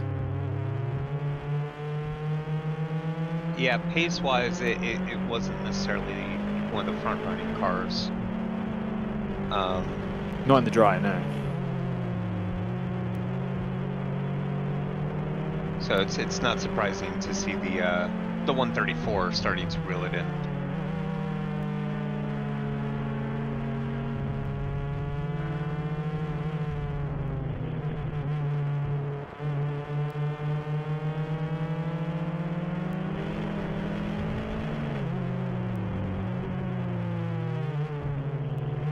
Looks like there are more rain cells building up 2 hours southwest, which is where it's coming from. So if that keeps too, we have another downpour. Definitely a few cars that would help. Evoke isn't one of them, although they have managed to get themselves under the 220s now, but most of the top 10 are under 220. 211.5 for Stratus 59, fastest car on the track. I think they've moved themselves up from 11th to 9th since they last topped up on coolant. So, what's going to be interesting here, really shortly in the next maybe 10 or 15 minutes, is we're expecting a kind of cluster of cars that pitted under the full course yellow, or at least in the vicinity. We're expecting them to come into the pits. The thing that will obviously have changed that is now we've been running under wet weather conditions for the last, maybe hour. So I'm really curious to know how much further these teams are going to be able to extend their stint, or how much they feel comfortable trying to extend that stint.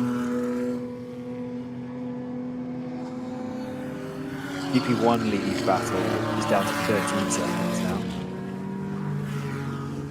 As the 134 catches the 777.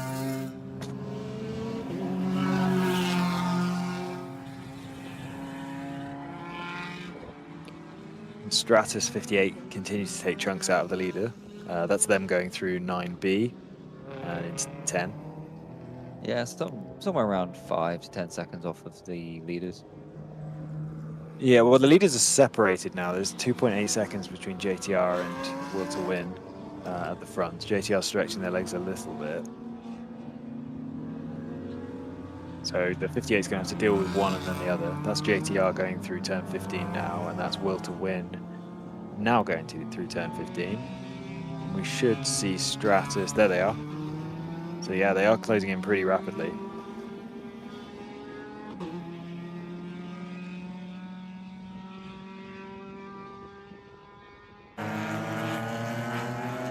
'18s for the leaders that time around, and a 15.7 for Stratus, so another 3 seconds. So yeah, I imagine they're going to be with Will to Win at least within the next lap or two, and then a further lap or two, assuming they can get past, a further lap or two to get up to the JTR car and then get back on the lead lap. Not as critical as we've said all along here at High Plains as it would often be in WRL, because we just don't see safety cars very often at this track. But they can happen, and you can only take advantage if you put yourself in the position to do so. What's really not going to help them is that we're definitely getting a dry line into the two best passing places on this track, being turn 1 and turn 4, which means to pass on one, you're going to have to go offline onto all that wet stuff. I would argue that turn 4 is probably not a good passing place for an MPO1. It's probably somewhere they're being passed. They really don't have the top end. But yeah, no, your point's correct that overtaking obviously becomes difficult as you get into this transitional phase. It looks like we have the 59 closing on the back of the 58. I was going to say that. Of course, the 59 is 4 laps off the lead at this point, so not super relevant. But yeah, I think that is them. But he is the fastest car on track, so maybe you can show the 58 where to go. First car under 210 since it started raining as well. 209.3 on that last lap. So yeah, good. Over 6 seconds faster than the 58 on that lap.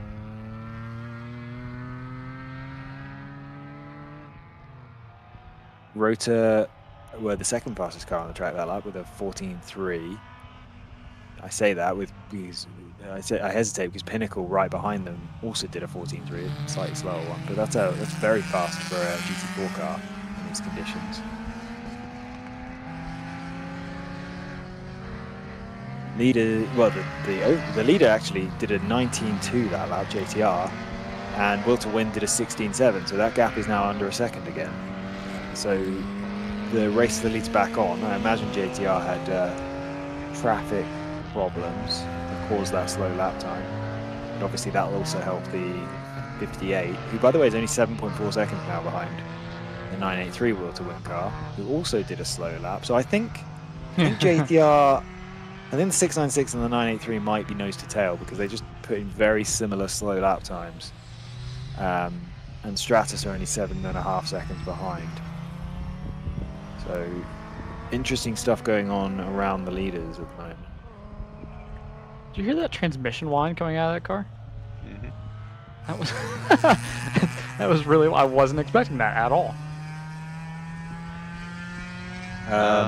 Update from race control: the 85 is still smoking. Yeah, it's been Never smoking for the last 12 minutes, I guess. Never changed. Well, okay, so the interesting thing there is that it is, both the calls are at turn 8. So I wonder if that's something that is, if that's just a particular marshal that's seeing that, or if that's something that's happening at turn 8. It would be the maybe heaviest braking zone. Well, would it be? It's definitely a unique braking zone. I don't know if it's the heaviest braking zone. It's the slowest corner, so maybe it's some kind of tire rub or something on the right-hand side.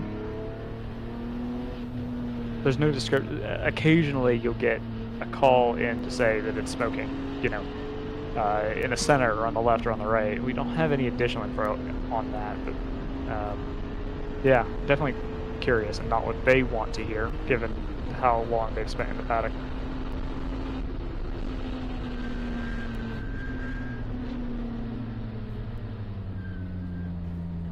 Yeah, Nissan's on pit lane, what I believe is for an unscheduled stop. I was wondering about that. The Ignite car. It looks semi-scheduled. Who is this? At least Ignite number 36. Keep in mind, their first stint was 2 hours long. Ah, of course, yeah. Their last 2 pit stops have been fairly evenly spaced. Their last 3 pit stops now have been fairly evenly spaced. But yeah, as you say, the first one demonstrated that they're able to go much longer than they are. So yeah, they might have a recurring issue. 13.9 that time for JTR, so they've managed to lop 6 seconds off what they did last time and pull the gap out to 1.9 seconds now. Faster than everyone who is not Stratus 59 as well. Oh, actually, and Pinnacle, the 727 car, a 12.2. It's a real shame we can't keep that car competitive all race because it has so much pace, but it certainly yesterday and today it's dropped away mid-race and then found pace again at the, well, actually yesterday I think it dropped out, but today it's found pace again towards the end, but it's not in a position to take any kind of advantage of it. So that is the 59, I think. Sorry, I'm looking at the onboard of the 325, I believe. 59 has managed to pass the 58 and the 986 and is right behind JTR now to unlap itself. It's 4 laps down, so it's somewhat irrelevant, but it does show what kind of pace the MPO1 has, potentially. The 58 isn't on the same pace, but it should still have a chance of unlapping itself here.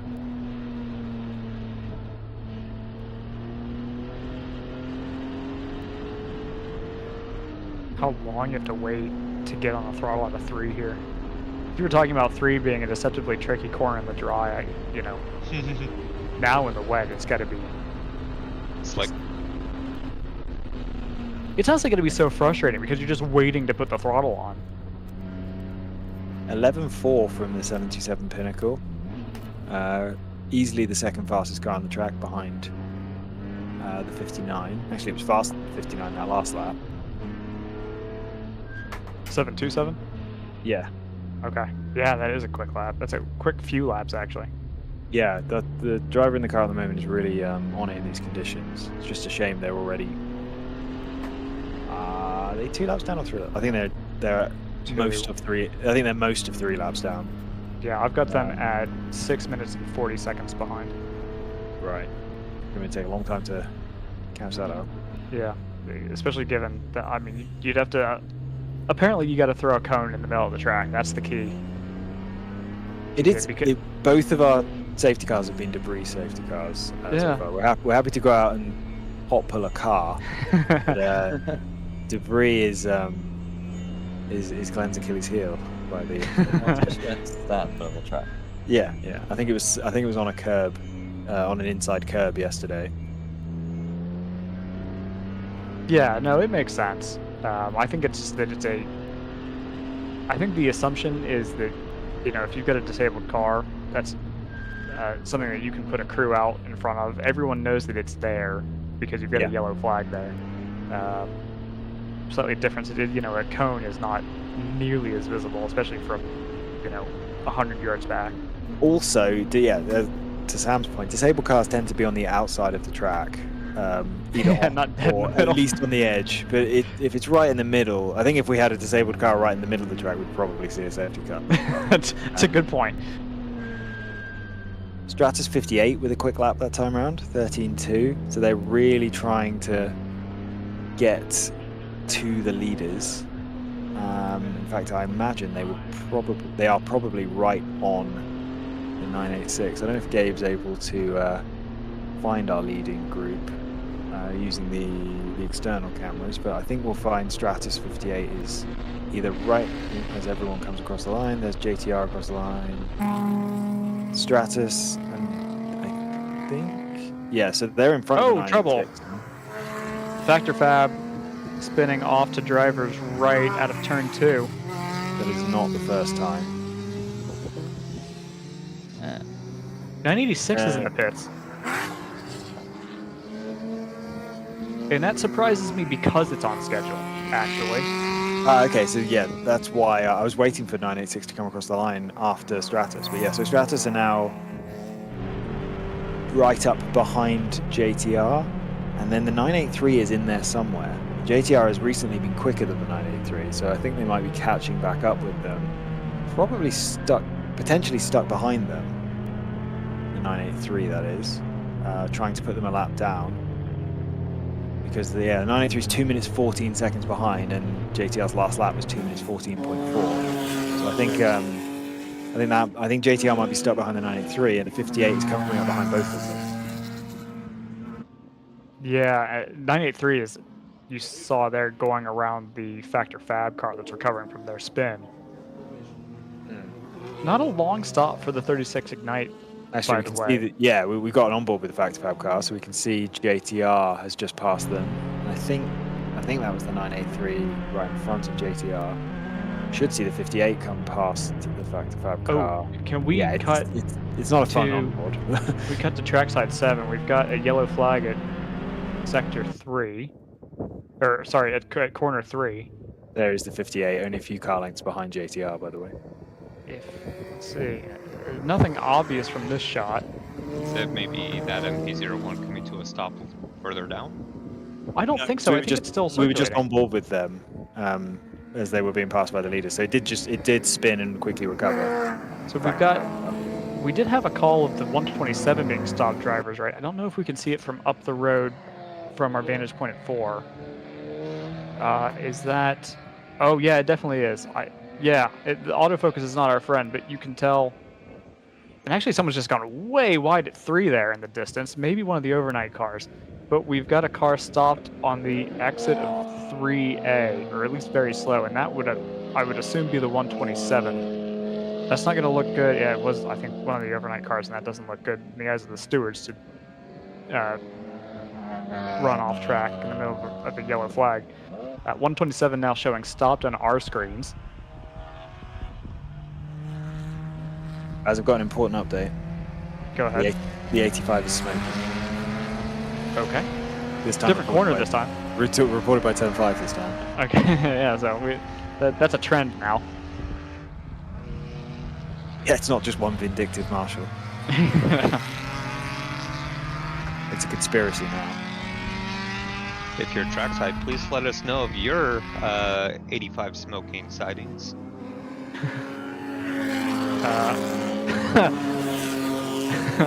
There goes Glenn, carrying 3 transit vans on the highway.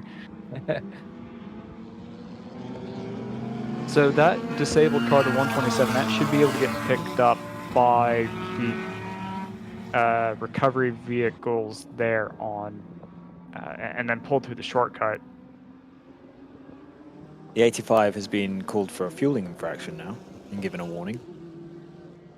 Seems they're coming in to fix they haven't been meatballed. I don't know if this is on schedule. No, it wouldn't be. So I think they are coming in to fix whatever is delivering the smoke. Maybe they've also decided that since it's 2 corners that have seen it, that it's a real problem. Who's that ducking in? Is that one of the big mission cars? Statistically, probably. Roll the dice. Yeah. The 58 Stratos has made its way to the back of the 983 now, going many seconds a lap faster. I wonder if that means they've passed JTR or whether JTR has passed 93. Well, they all just updated at the same time on Race Zero, so I think JTR might have got back past 93, but yeah, Stratus is 1.8 seconds behind. And I assume because of the pace of the 59, they've gotten through all 3 of those cars. Evoque's in the pits, by the way, from 3rd place. Which feels early, considering we just had a yellow. JTR hasn't pitted yet. When you say just had a yellow, I think that was 30 laps ago. I mean, they all pitted at the last yellow. Although I'm now doubting myself. I don't know if they did all pit at the last yellow. I don't think the 61 did, because I've got their last stop as being 84, so this is still... Alright, that explains it then. Yeah. Yeah, all these cars we're talking about are in a line now, and actually, I think the 983 is... I think we're looking at it now. The 983 is still ahead? I'm shaking No, his that head. was the 59 going through, I believe. Oh. Could be the next company class. I can't remember the hell now. I think I still think at the previous camera shot, I think I saw the 983 was still ahead of JTR. Yes, and then the 58 right behind JTR. So as of right now, we have 4 cars on the lead lap. We could end up with 5, or we could end up with 3, depending on how this goes. By the way, lap times are continuing to improve. I saw a 207 from Stratus a couple of laps ago, and Rota have set a few laps below 210 as well. The 986 Will to Win car first fast lap after their pit stop was 210.0. That you guess would be a new driver as well, so that's quite fast considering that would be a new driver getting used to the conditions. It might not be, they may have maybe a double stint, but we don't often see that in WRL. You'll never guess. God, what news I've got for you. Please. Does it good smoke? 85 smoking. There's also a fueling infraction for the 61, which could be, it's only a warning, but obviously you only get 1 warning. Oh, Passing tools. Race here has just gone crazy. Yes, it's because the Evoque car has now dropped off the lead lap. They pitted, obviously, that's why. So we actually, right now, we do have 3 cars on the lead lap, because Will to Win is right in front of JTR. So JTR is the car that's stretching their tank the distance that I kind of expected everybody else would, and then decided not to. Because I've got doing that while also leading and pulling away, so that's interesting. Yeah, and it wouldn't. They have had fuel pickup issues before, so that just makes me anxious for them. Yeah, they have not more than once, I think. Wow, it's amazing how many car lengths the 58 loses down the back straight. We came out of turn 2 there within a couple of car lengths of JTR, and we're 6 or 7 behind by the time they got to turn 4. 983 is also stretching. That's less surprising to me because they need to be making time right now. Those 2 cars are circulating nose to tail.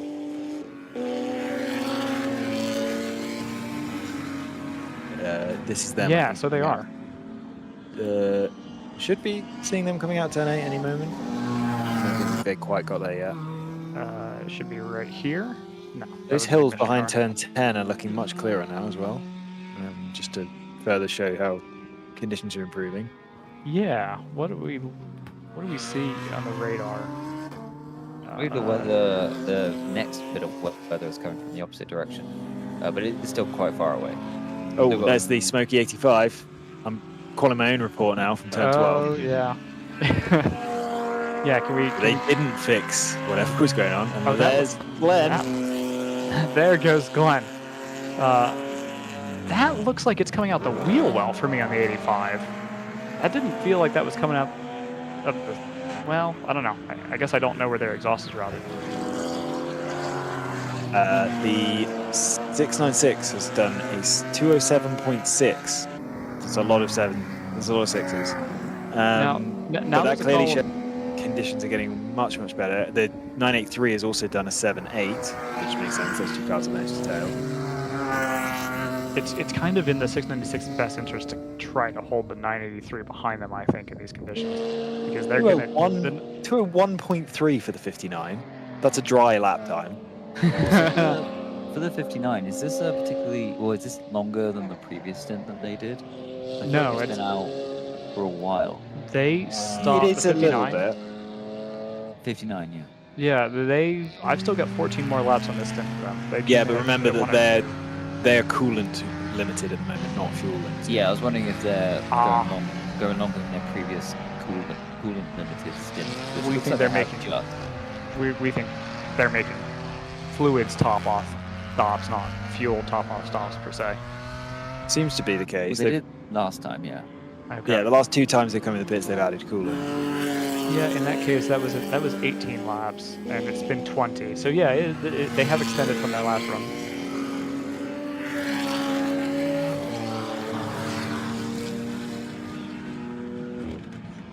Matters 58 in the pits, so they didn't manage to get their lap back.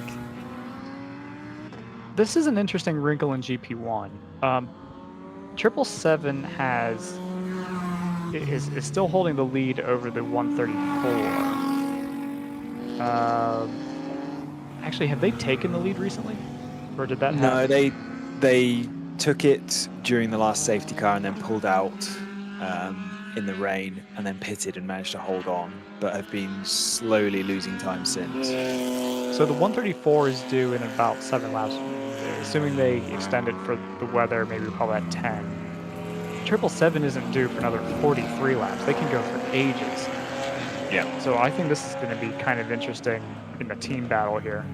Who's this coming through? Yeah, particularly as the 5 behind the wall. 777 hasn't been the fastest car in that class.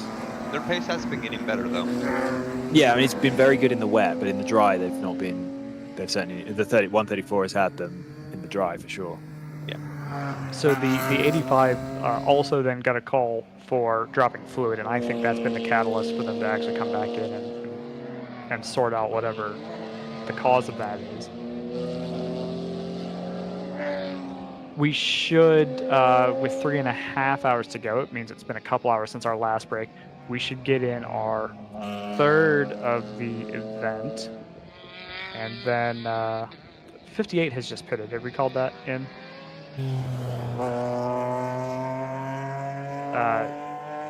Yeah, Stratus 58 should be on their outlap. So, had a couple hours since our last break. The next one will probably be in the hour to hour and a half range. But with that said, let's go to some commercials and then keep an eye on fuel runs, especially for the 696 and some of those other top contenders that might be extending for these inclement conditions. Okay, all right. Hard stop at 6 today. We need alignment by then, people. Here's where the rubber meets the road. Have these initiatives moved the needle, like, at all? Well, let's shift gears a minute. We're really kind of at the apex here. Well, we gotta stay agile. I said we fast track the pivot. Can we circle back? Keep everyone in the loop. Focus, guys. We're in a race to the finish, all right? We need to put the pedal to the metal. We need to nail those hairpin turns, cross that finish line, and take that checkered flag. Yes, Josh. Yes! Start your engines! Woo! Ready to hit the track? We've got you covered with the world's largest motorsports calendar, track day insurance, and more. Hagerty. Let's drive together. It's your Uncle Cooper. Truck owners who run Cooper AT3s are some of the most dutiful people I know. Even if that duty is to haul a load of this stuff. It's not glamorous, but it's their duty nonetheless. So if you and your truck are constantly tackling the regular duties of the day, go with a tire that can handle them all.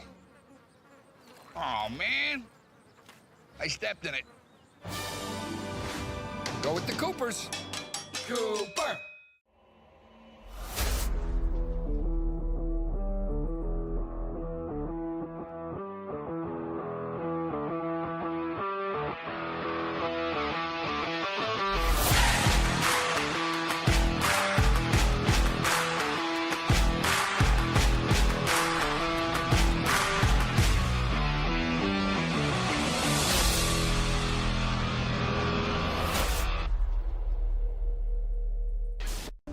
Sentinel by Candelaria Racing Products is a comprehensive motorsport video system incorporating live streaming, local recording, picture-in-picture, flag status, leaderboards, data overlays, and more.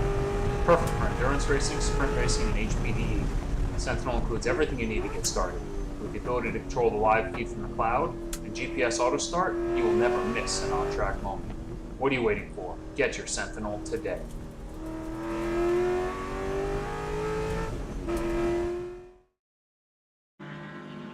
Welcome back to High Plains in Colorado for the second of two 8-hour races for the World Racing League.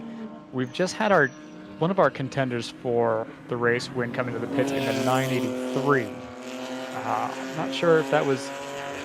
Yeah, that was about on schedule for what we expected because they had been extending their stint a little bit. We're still waiting, I think, on the 698, or the 696. That's the one that has really been extending here. And also the one that we have, I think, the most anxiety about their fuel pickup. So let's continue to keep a close eye on that. They will, I think, lose. Ooh, yeah, I think they've got to lose the position here to the 986, right? Because they're only a minute and 18 behind. It's going to be close if they can manage a really quick pit stop in the JTR. Stable. They might hold on to the lead, but I think this is going to be... It's going to be tough for them to maintain the lead here, I think.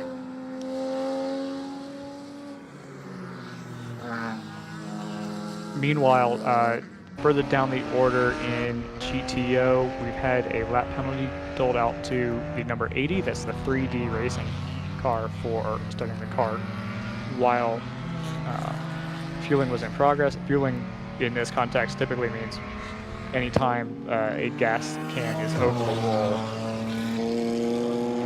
So that'll be their second pit stop infraction of the day, and a lap penalty to them in competition with the 698 and the 127 on either side of them. Again, we're having the track pretty rapidly improve. Both stresses are consistently under the 2-minute mark. The 59 getting a 57.6, which is only about 3 seconds off of the ultimate pace set earlier by the 58. So I think the 58, also running quickly, did a 58.8 on the last lap. Either it was a well-timed pit stop for them, or a good bit of strategy call, because they were bottled up behind the 983 and the JTR car before their stop, and they've definitely been running faster since, so they should be able to get a decent undercut, but they've already undercut the 983, and JTR is in the pits now, so a little bit of an early pit stop should get them some clean air, and they've got significantly more pace than basically everyone in front of them. Let's actually hold back on that pit lane camera, because I'd like to keep an eye out for the 986 there, and see if that pass happens. I expect that it will. The gap had come down to a minute 16. Is that? Yeah, that's the Rotor Volkswagen, and they're actually going to. Have they unlapped themselves? That seems like that would be a big ask.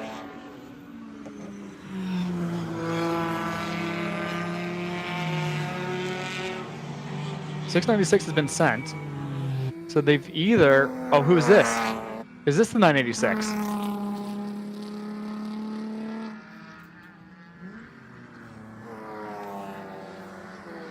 That's gonna be neck and neck here. I think they might have just held the lead somehow.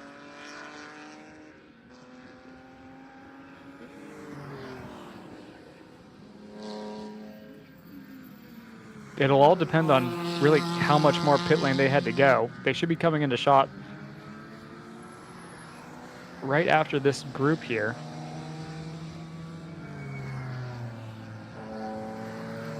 There's the 986. And there's the 696. So the lead has changed hands on pit stop rotation. I believe that's the 696.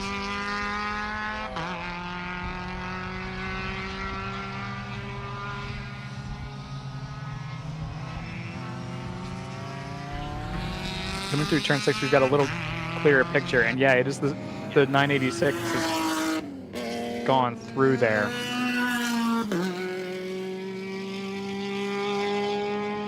Will the Win is known for having very quick pit stops, so well done. Well, and so I do also think that this comes back to what we were talking about with if you pit under a wet track condition, you're losing less time in effect. Because now we are down to we've got a dry line here, and we're very close to we're within maybe 8 seconds of ultimate dry weather pace. And I think that might have made the difference here. That said, JTR is going to be able to extend this stint a lot longer. We've got them coming in at about 46 laps. The 986 will be due in at about 35 laps because they came in about 8 laps ago. Is that going to make a difference at the end of this race? Oh, you see the 986 gets held up badly behind 2 GTU NPO1s. That'll allow 696 to pull back a little bit of that time. Actually, might allow them to pull back a lot of that time because I'm not sure the 986 rather, is going to be able to get around the 58 through turn 1 there. We have a guest from Big Mission Motorsports, if we can interject with some GP1 chat. If we are nose to tail for the lead. All right, we'll hold on to that for now. Okay. And I think it's partially a traffic situation, but now the 696 knows that they need to get around the 986 for W2W. And it's really going to be a function of how they navigate traffic. Now we have a dry line on the racing line, but everything outside of that is still kind of damp. A little bit of a crossover.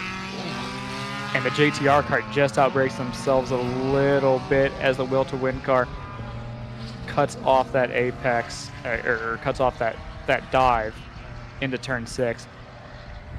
There's about 5 car lengths between them into turn 8, so this doesn't look like it's going to be a passing opportunity. But now this JTR car has the W2W car under heavy pressure here.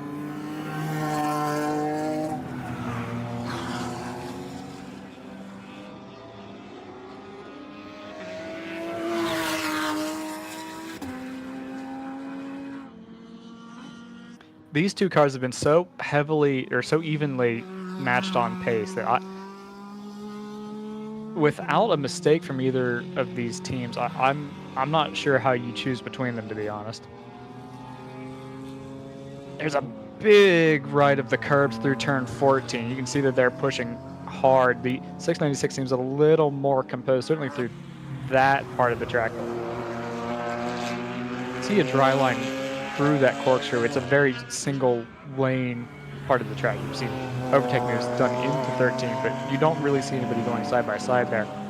So that'll be one of the places where you should expect the track to dry up pretty significantly.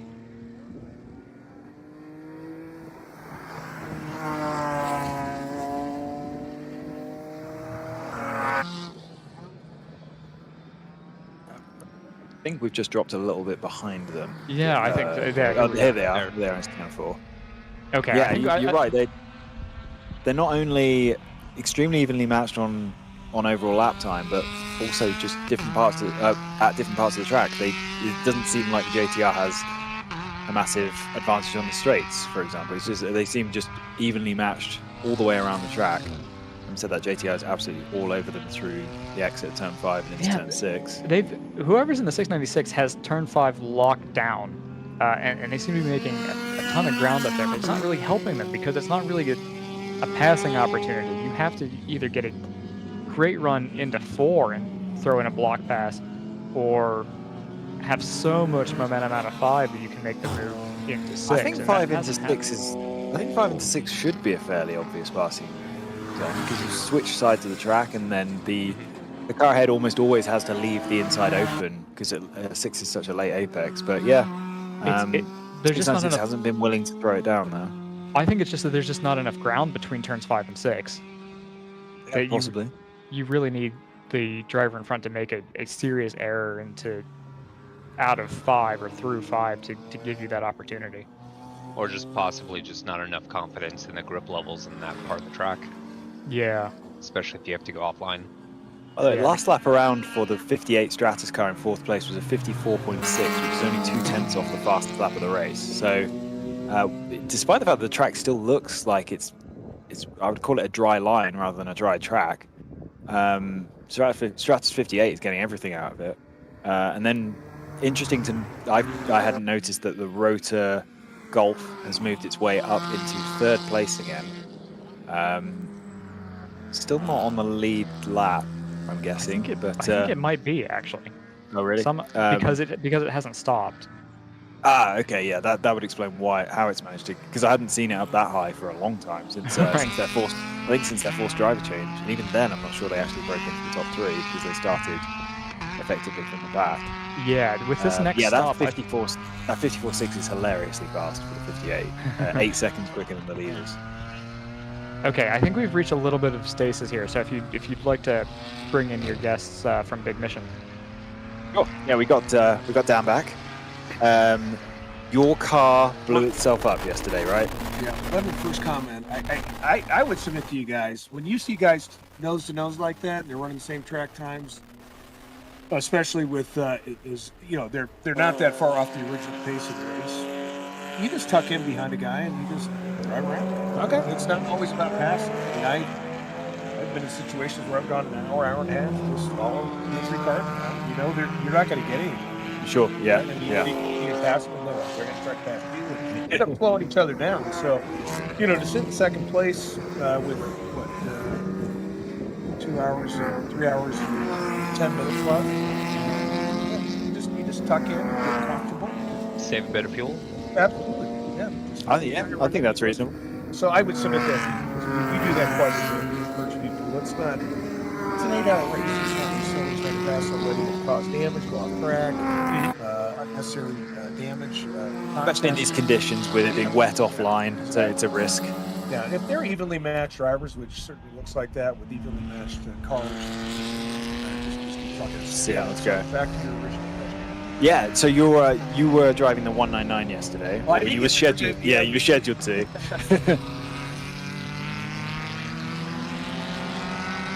Teammate Brian got in. We did 2 laps, and we put a piston through the side of the block. So we were at great pace. We would have been 1 stop left. Jack and strategy doing again today with 777. We properly recalculated our pit strategy no less than 15 times in about 40 minutes as the rain started coming in, trying to figure out what the pace was going to be, the burn rate, and we picked it in about 1 lap. Absolutely 2 hours, 10 minutes out of that car. I was going to say, he said that's one of the cars we've been tracking for the last couple of hours. Definitely one of the more interesting strategies in the race. JT in particular has been following it. Do you want to go into a little bit more detail of, especially where that car was before? We were starting 7th or 8th or something, pretty far down, because that car had some. Actually, we replaced the front end of the engine last night, so we got done by 11 o'clock last night. We had some mechanical issues, and that was after 8 hours of practice. So I'm not sure what happened. Mechanical failure. This morning, obviously, started a little bit behind the pace. We had a couple cars just take off, and then. Yeah, sorry, I just noticed the Factor Fab car is in the cut through from turn 4 to turn 8, and it's stopped. So we'll. Yeah, that was actually called out by post 13. Oddly. Right. Or no, it was called out as smoking at post 13, and then stopped in the cut through. Okay. Sorry, Dan. Carry Oh, on. that's okay. So we weren't quite sure exactly how much fuel mileage we could get out of that car or time, and so I think we did an hour and 50. And we knew we had 2 pace laps. And then when the yellow came, they sweep off the debris, and then we saw the rain coming. We just started constantly recalculating how much mileage we could get out of that. And we knew if we could get to noon, which is halfway through the race, we'd have a 2-hour plus fuel gap. So right now, I know we knew the first 40 minutes, 30 minutes we're running a little bit too. So we got to GP1. See what time he's running. So he's going to 2:00. Yeah, so we're back to where we thought we would be we're back to pre-rain numbers. The 777 is the quickest GP1 car on the track right now. So yeah, and that guy actually had some. He's got experience in racing in snow and racing. Right. Oh, it's getting him out. Yeah, that will help. He was clicking it off really well. And so, yeah, we'll see what happens now. Alex Nelson with the NFG, right? Those guys, can do north of an hour and 45 minutes fuel window. So, very good drivers, very good team. So we'll have to. They are 2 laps down though, so you've got a fair jump on them. Yeah. Although this is great. That's closed up nicely. It's going to be a good race. As in first to second place being 2.1 seconds apart. That's going to be a good race for us to follow. Going forward, am I right in thinking the 134 on balance would be the faster car in full dry conditions? Well, if you look yesterday, right, they were within like a tenth of a second, all 3 of them. Okay. All 3 of them. Yeah. And the 777, I think with the right driver and conditions, that car is not too far off. Maybe a second and a half or 2. So, but all 3 should be fairly lined up, which is what makes it makes every single class incredibly competitive. The fact that all cars are weight to ratio, and if everybody's optimizing it, then you're going to be within a second or 2 delta on every single car on the track. That gap is down to 1/10 of a second now. So actually, if Gabe, if you're able to, I don't know if we can identify those 2 cars, the 2 big mission cars, 777 and 134. Let's just hang out. Maybe at the turn 1 camera, we'll find him that way. We'll track him down. Yeah, I'm not super familiar with what those 2 exact cars look like, but I'm sure Dan can identify them. So the 777 is red and white, and then the 134 is white and black. Okay. And they both have big BMM vinyl decals on the rear quarter panels. Bronze is the 777, and it's black and red and white. It's the 134. Look at this gaggle. Yeah, big old clump of cars into turn 6 there.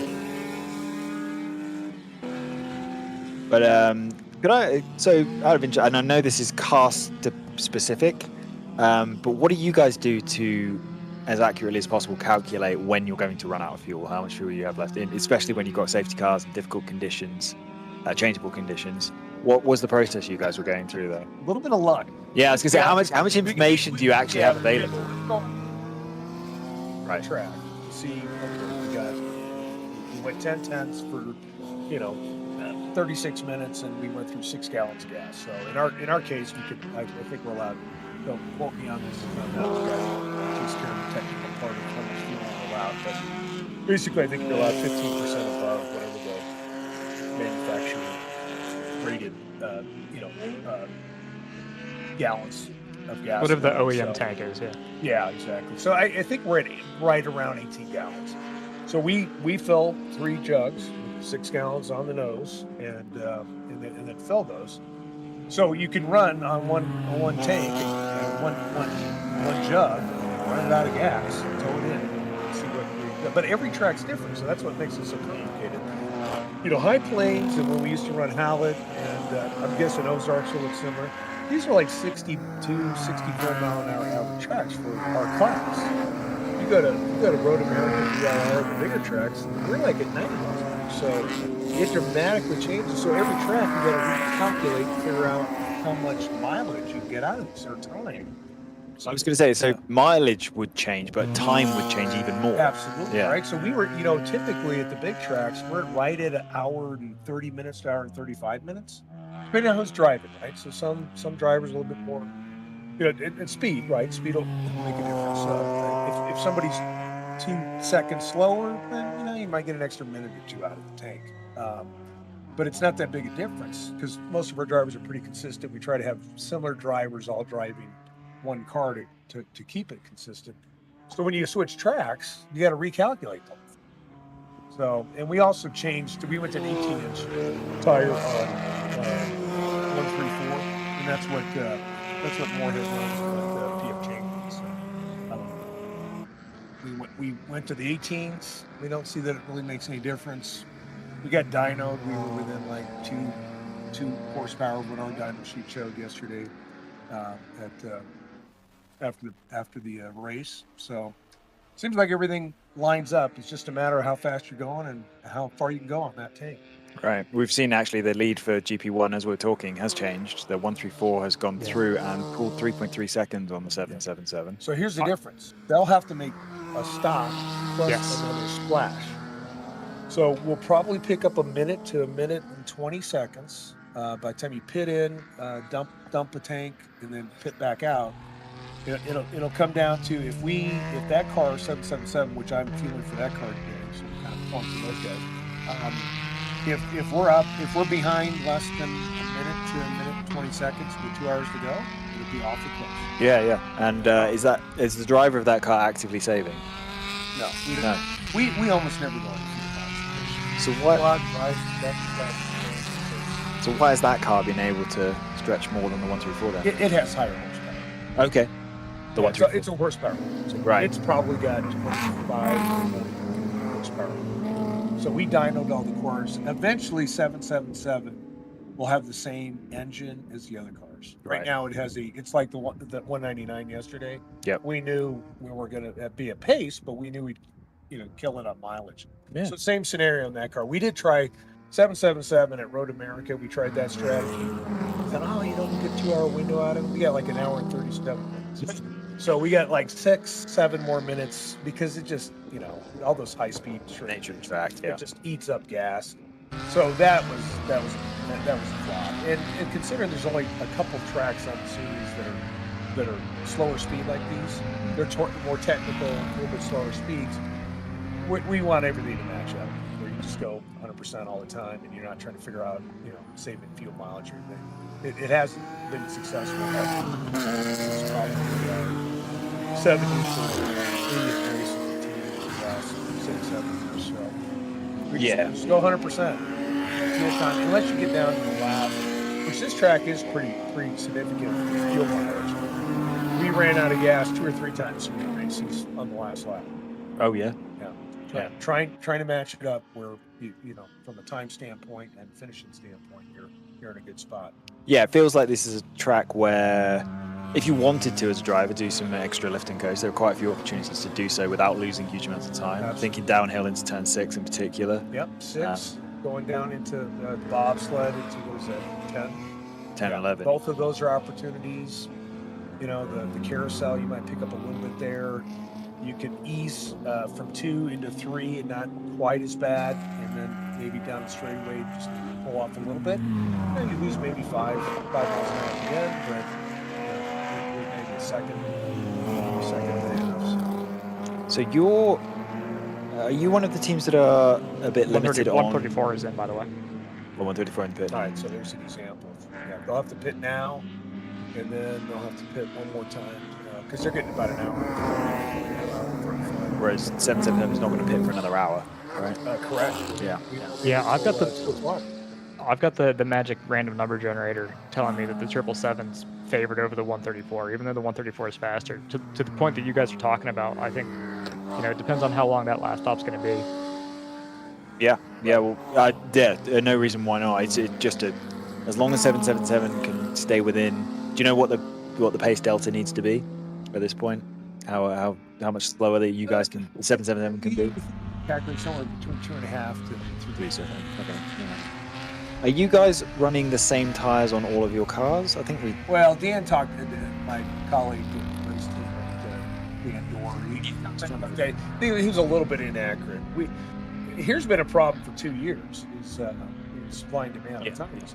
We take whatever we get. Right. I mean, we were scrambling. We did earlier this year buy something like 30 extra sets of tires at the beginning of the year. We just all threw in some extra money to make sure we had tires to get through several races. And a variety of We brands. ran out of tires last year, and then Ola. And I think you guys broadcasted Nola This year, yes. Well, the with cheese tracks, grater? Yeah, the cheese grater track, yeah. we had teams going 3 tires because there just isn't the tires. Right. We I think Chill Out's MX-5 burned all of them in one weekend. Yeah, As far as I can remember. through. Wow. Okay, yeah, that was True. Because usually, it typically, whether you're running the Hanooks or the Coopers or the Falcons or I'm trying to think of who else, those are probably the 3 biggest ones that we see people running. And obviously, Cooper is one of the sponsors. And we've run Coopers before, and they're still on our radar as a possible tire to use as well. But typically, you can get 8 hours. Right now at Daytona, we ran Yokohamas. They're more expensive, to the tune of a couple $100 per tire. And once you run them, they turn to rock. But they are incredible. I mean, they lasted the entire race, and we still had trouble. Especially as that was a track where lots of teams were struggling with the banking, causing tire issues. My question was going to lead on to: did you find in the wet conditions that running different cars on different tires made a big difference? Because that tends to be where you see the biggest differences in tires is when it gets wet.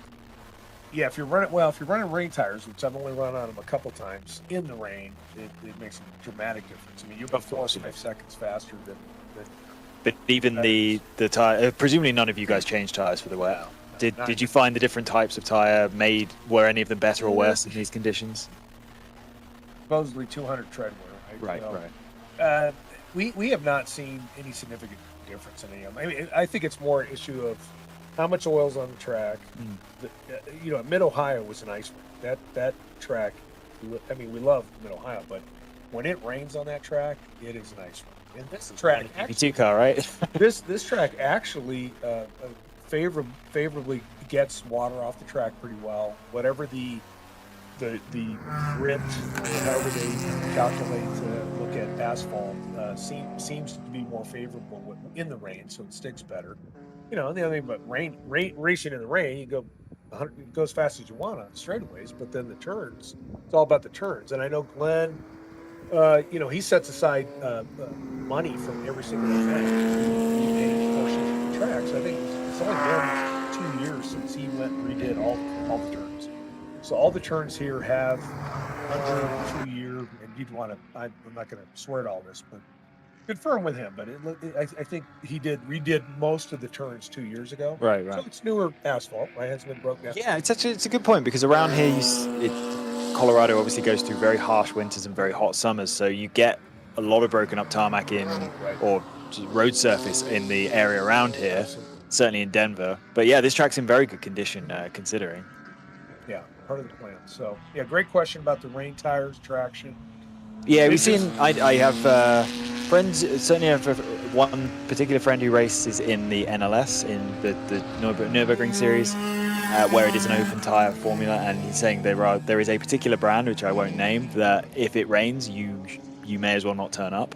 Because their rain tire just happens to be, it's just not something that they've nailed. Their dry tire is great, super competitive, right at the front of the field. But yeah, you're completely screwed if it starts raining mid-race. You're 4, 5, 6 seconds a lap slower. So I was wondering if that may be the same here. But yeah, that's interesting that it's not. From watching, round 3 and some of our other competitors that run in the GP1 category, it looks like the Coopers make it absolutely great tire. Right. It's grain-specific tire or a tire that works in the rain? That I don't. You probably have to talk to Brad. So yeah, the Magic Coopers that they run, that we identified the URL that you can actually go buy them on the Races group this weekend. They do say very explicitly, please don't run this in the rain. So I think they do have a specific, basically a rain tire alternative to the hyper tire that they run. Well, and some of it's, there's only so much room in trailers, right? So you can't take too many tires. It's a cost, right. It's a space. And then statistically, if you look at it, I mean, of all the races, yeah, we get rain here and there. There was rain in Atlanta. There was obviously snow/sleet rain in Ohio.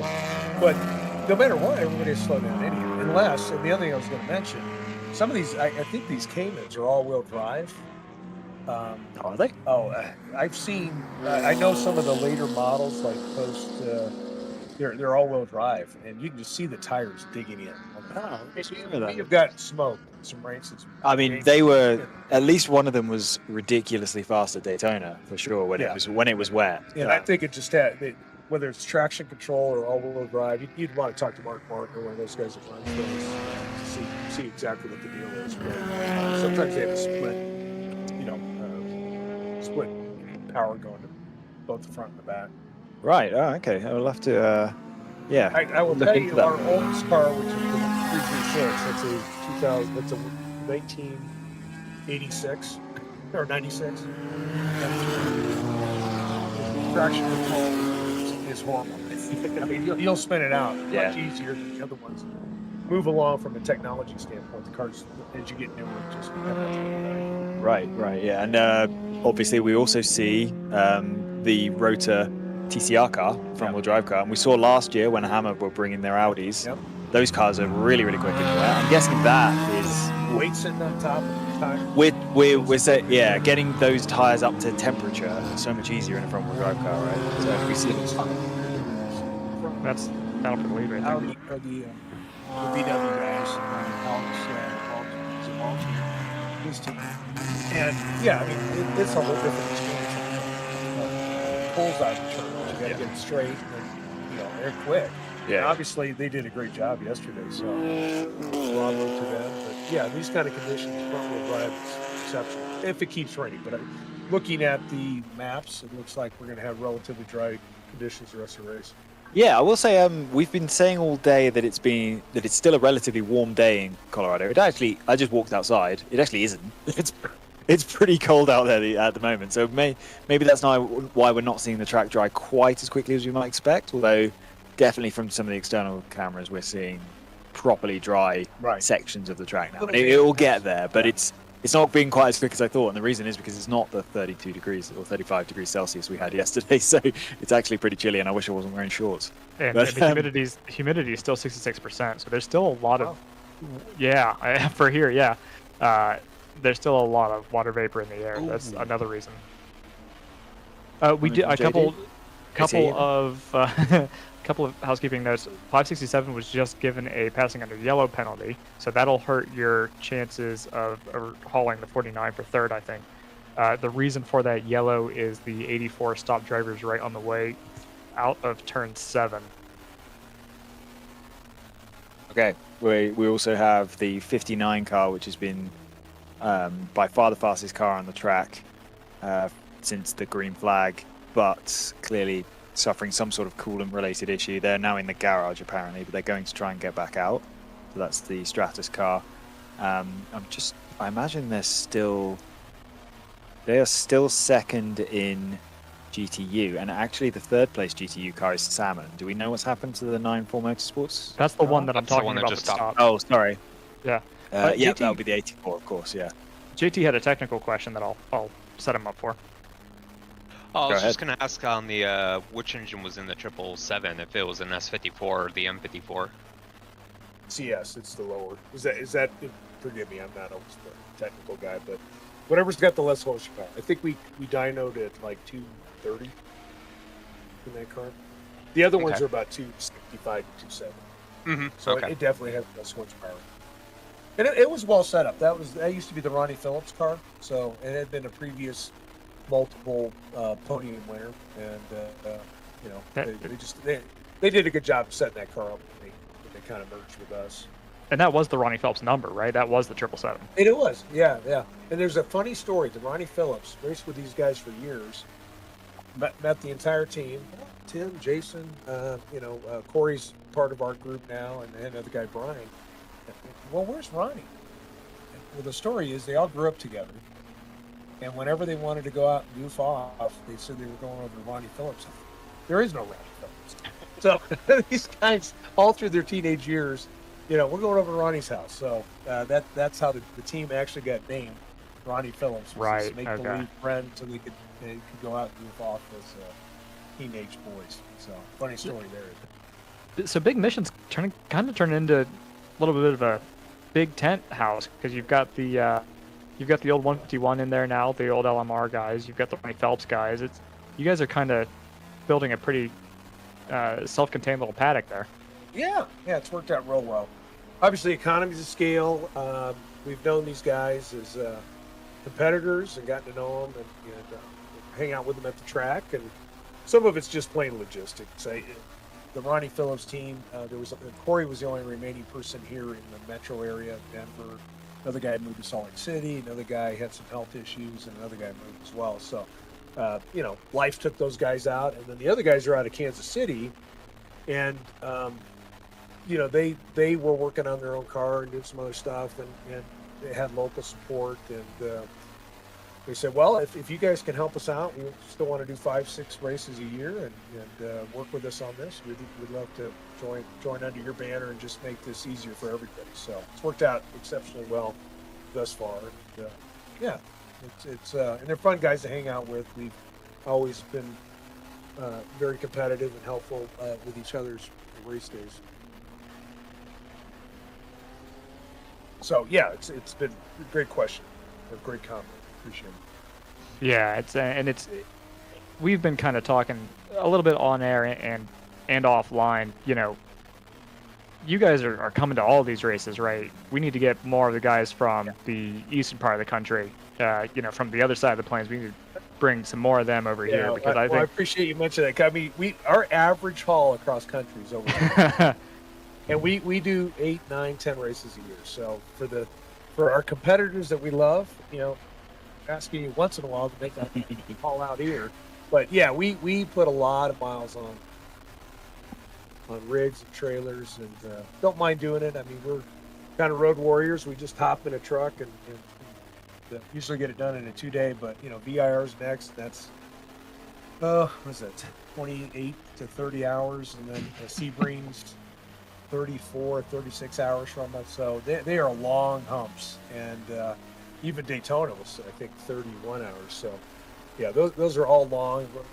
All those tracks. I think we're thrilled when we only have to go to Road America. It's like 16 hours.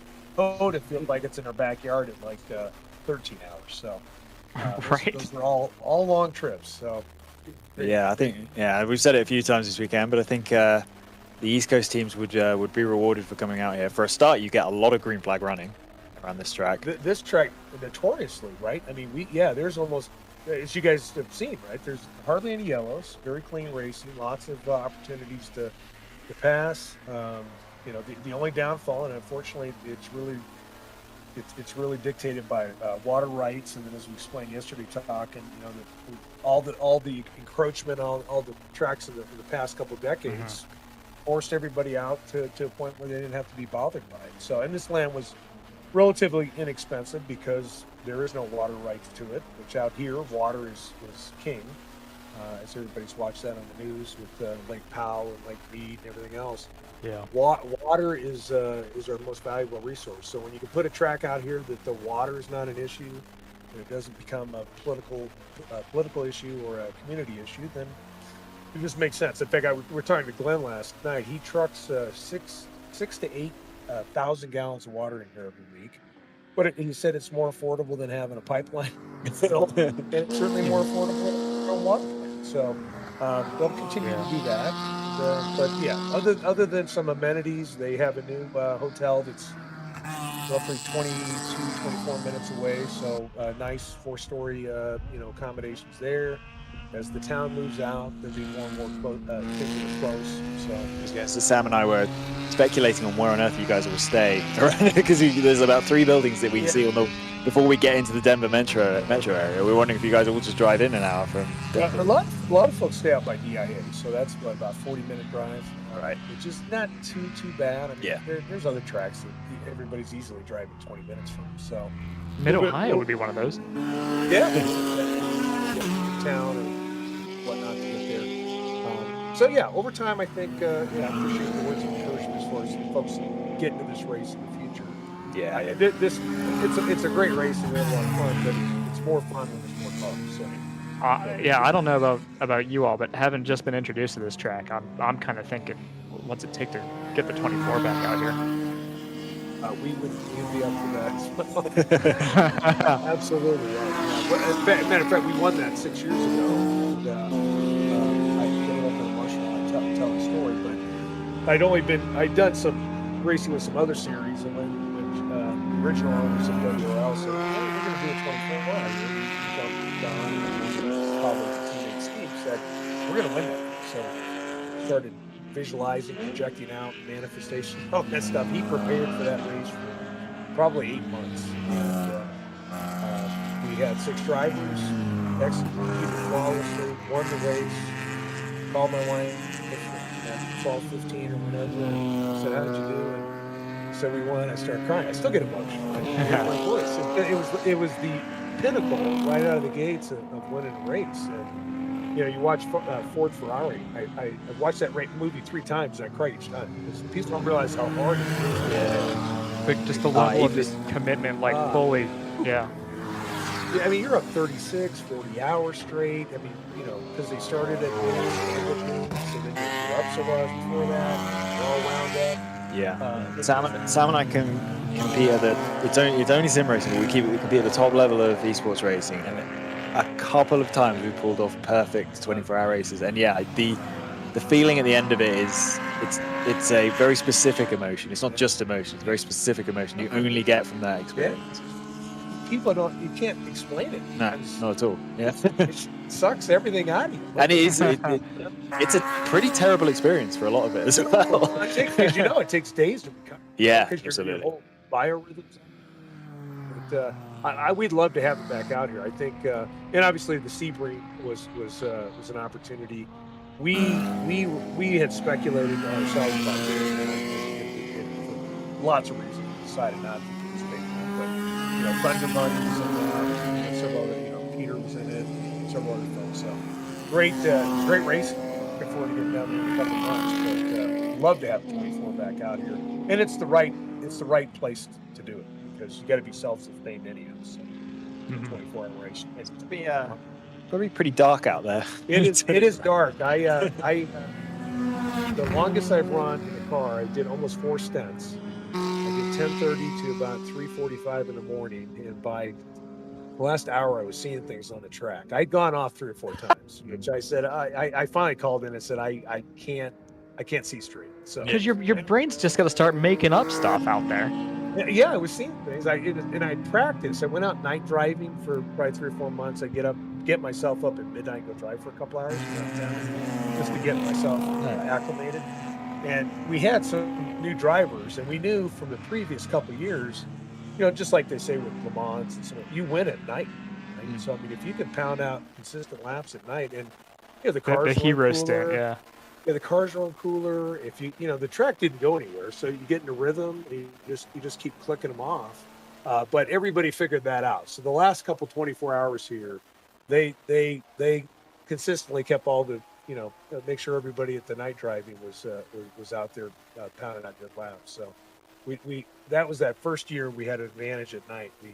Everyone else takes the fun out of it when everyone figures everything out. You look at the Nissan and 36, they're running a fuel economy race today, right? And because of their OEM tank, they've got a little extra fuel. They have extra fuel capacity, so we've been monitoring it, right? Because you monitor all your we spotted what everybody else does. Yeah, we spotted them do 2-hour opening stint. 2-hour opening stint. Yeah. Well, that got our attention too. Yeah. How did they 2 hours? I think they've had trouble since. I think they've been pitting a lot more regularly. But they came to the yellow. You thought, well, it doesn't necessarily make sense because if you get that bigger window, you got to wait until you get there a little bit later period of time. So it looks like the times are pretty. Okay, no, I was thinking of a different car, I think. But well, they have had an extra stop. That would have been the yellow, I guess. Yeah, that would have been the yellow, and then the. They're 36. Oh, 36. Sorry. That's what Alex is. Yeah. Where are we? P5 and GP1. Got overall position. Never. P5, right? Yeah, you go. So number 36 has pitted 3 times already. They're going to need it. Yeah, at that was least their one opening more. stint, and then they had these 3 in a row that were quite regular. Yeah, so They're probably good to go for the rest of the race. Well, No, they need one more. they need one more, but this was causing the problem for them. They pitted like this here. This was obviously under the safety car, but then they pitted quite quickly again after the safety car. We're not sure why that was the case. If anyone's listening from Ignite, we'd love to know why what your extra pit stop was all about. Honestly, that third stop from them kind of looks think it might like be back they timing? didn't take fuel. Oh, okay, interesting. Because 57 and 112 work as a sequence. The 85 is kind of a weird one. I'm sure they did take fuel, but So they are presumably they're threatening 336 for the 3rd place on the podium. I don't think there's any danger of them catching the lead too. That's why they come out. Right. Yeah. Yeah. Excellent. Well, gentlemen, I need to go fill a couple cars here coming in. So, pleasure chatting with you guys. Great job again, as always. And we look forward to seeing you here in a couple weeks in VIR. Same to you, man. All right. Thanks. Yeah. Good luck for the rest of the race. Appreciate it. yeah, big mission with that. The way things are going, they're threatening another podium lockout here. Between the 777 looking like it's in a good position to take GP1 honors, the 134 right behind them, and then the 336 and the 567 are kind of going to duke it out here. The 36 is in with a shout, whatever the phrase is, and so is the 49. So yeah, I think 49 just pit. Okay. So I think, well, I'll recheck after they've put in a couple flyers after their pit stop. We really have a lot of people kind of in the mix for 3rd and 4th, and maybe even an outside shot at 2nd for the number 49. They've got a big range of possibilities in that car. So there's a lot to look out for in GP1. As a matter of fact, GP2 is really up in the air too. Northloop has just come in for their pit stop. TCS, we've established, is running into some minor transmission issues, so that's something to look out for. On board with the 21 for Northloop leading GP2. I think this will be their outlap, as the 197 sends it on the inside of turn 6. Yeah, so the GP2 entries should be on the same lap. I believe Northloop will retain the lead. That looks right to me. We'll have to wait until it cycles out to double check, but I think that's right. I was just out there watching the Northloop pit stop, and it was a very quick one. The driver change and refueling got done at pretty much the exact same time. Northloop, of course, the entry out of Minnesota. TCS racing, we tend to see in GP3, if memory serves, running in GP2 today. Actually, I don't even see them on the entry list on MSR. So that's interesting. They must have been a late ad.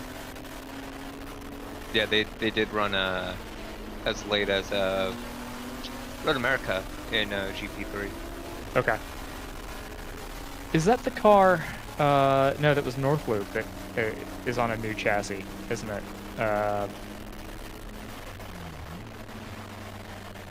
But anyway, you know, we mentioned early on in the race, you really only need 2 competitive cars in a class to make a race, and that's one of our closest class battles in the field at the moment.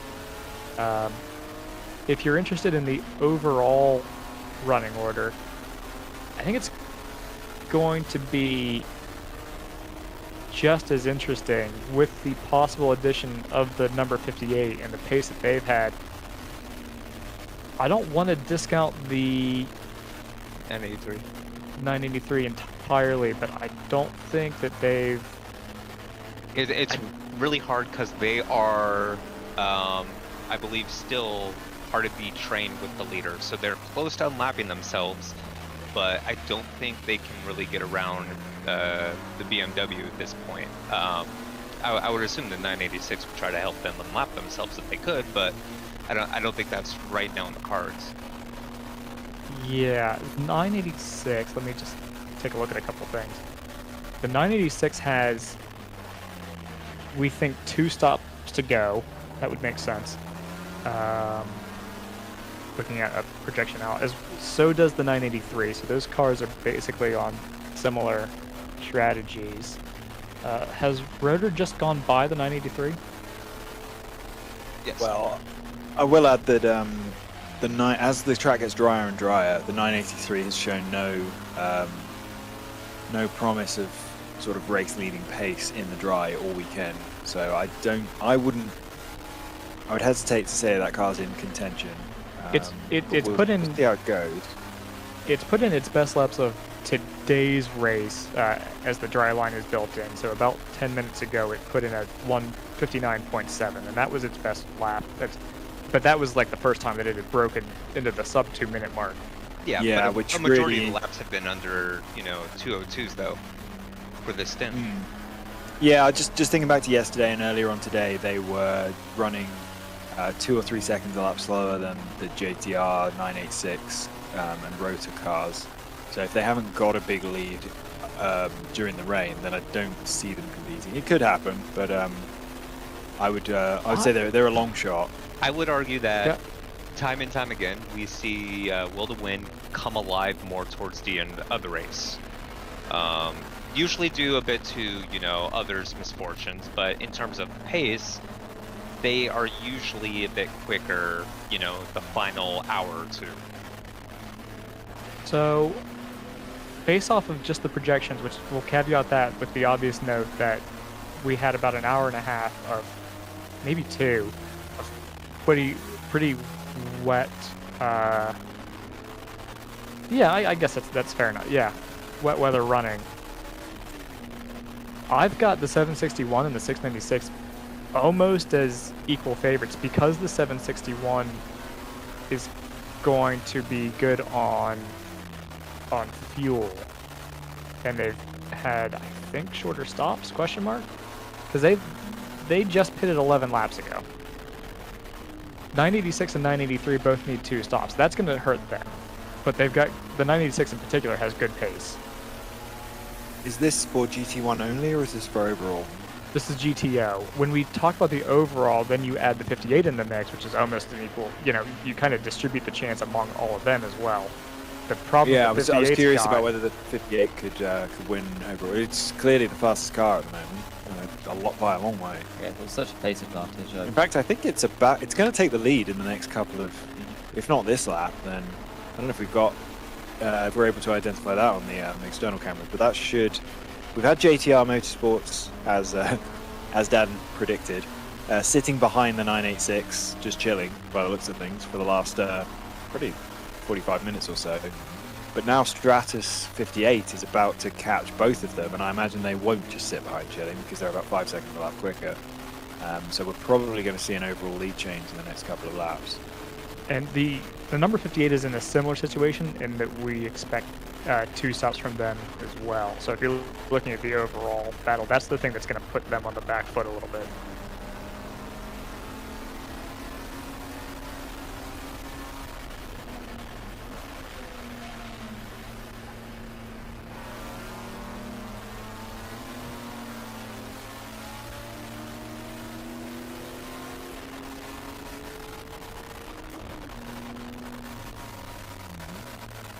Uh, 696 is in. Yes, which has promoted Stratus to second, who are now 2.2 off of the overall lead. That's early. That's early. They should not be in. Yeah, this is lap 24 of their stint. This is a potential problem for JTR. Or possibly backtracking. I don't think they should have. I think they would have been in the, well, maybe. I had them in the on the fringes of being able to do it on one stop if they maximize their stint lane. Yeah, I was thinking they. It's hard to tell for sure, but I Oh, think you know what? 80-minute stints. Yeah, I actually had them. I had them with level chances of basically either being able to do it on 1 or on 2. So if they've consolidated the 2-stop strategy, then yeah.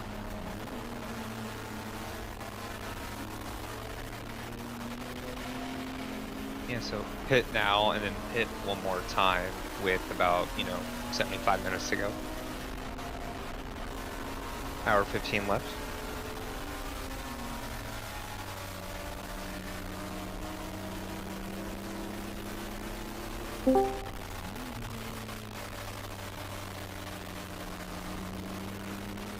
Yeah, I think that's what that's for. Because their pace looked fine just before they came in, so. This will be the Pinnacle car in front of us. 727, I think. We've sent Sam out to the pit lane to see if he can figure it out. Intrepid. So, okay, and yes, 58 over the 986 for the overall lead. which is pretty amazing, considering they lost 2 laps early on with... that was a sticking throttle today, wasn't it? Yeah, that one was. Yeah, and they really haven't been gifted any of that back. They've just had that kind of speed. Safety car. I don't think the safety car really helped them, to be honest. I think they were quite close to getting a lap back when the safety car came out, so they just sat behind the leaders. So yeah, great race from the 58 so far. Same for the 761, honestly. I mean, it's a great recovery drive for them, losing 2 laps to avoidable contact penalties. Yeah, it absolutely it is. And they're in the running for the GTO win. Stratus 58. The same car that you can't say should have won yesterday, because maybe you shouldn't break your gear bracket. But it's if you should have won, you would have won, yeah. Yeah, but they were in position to win yesterday when they had an unfortunate mechanical failure, and they're going to. Well, they've put themselves in a great position to win today as well, despite sticky throttle issue that's cost them two laps. So yeah, great run from them. And yeah, as you say, Rotor Motorsport also pretty genuinely making up for their 2-lap penalty, with a slightly hamstrung strategy as well, being forced to an early stop to change drivers. Yeah, great to get them back into the mix.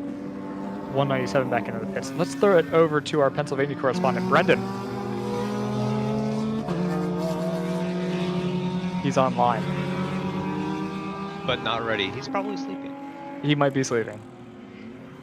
Useless. I wanted to see if he was here, if he was lurking like yesterday. And I'm gonna go. It is. Say yes. It is 3:33 on the Eastern Seaboard, so it's 3 minutes late. He's here by text. Oh, his mic is not cooperating. Go get it. Go get mine. Go get the one that I have. What, like, go out and buy it? Yeah. Purchase it. Yeah. 55-2 that time around from Stratus 58, just to celebrate being in the lead by gapping the chasing W2W car by over 5 seconds.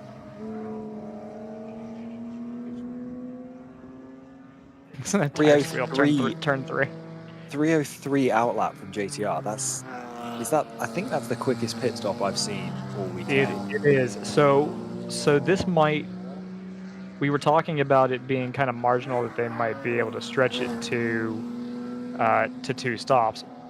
If that's the case, that means that they're taking, say 60% of a tank per stop, potentially, or 60 or 70% rather than full tank. That's a time loss of 1 minute and 10, which we haven't seen that since the opening stanza of the race. Good news, everyone. Oh no. Yep, sorry. Trouble. Yeah, Sam confirms that JTR say that was a scheduled pit stop, so he guesses they're back timing. So yeah, this is all confirming JT's hypothesis. Were they stuck behind somebody that would have made this a better choice? They kind of were actually. Well, we don't think they were stuck. We think they were just sitting there. They were just chilling. Well, sure, right. Which They had plenty. I think they had plenty of opportunities to pass. They'd been there for 45 minutes. So I think if we accuse Mark's drivers of holding up a car from the lead, I think we're gonna get some hate mail. No, I think Mark's car was also saving fuel because like, oh, you don't want to pass me? Fine, I'll save fuel too. Yeah, I don't have a good sense. I think it's car by car, but I don't have a good sense of what data teams have for their fuel burn. I don't know how many teams are actually like running flow meters, for example. I can't imagine they would unless you were in a class that required it. Sam has done some real journalism, and he's sent us a report that says that the driver said he was faster than the Will to Win, the W2W car, but would be risky to make a move with the Porsche being better out of the corners and has a better top speed. So it's an undercut move.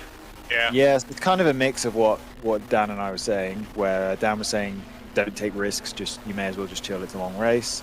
And I was making the point that trying to make a pass would be risky unless it's really on.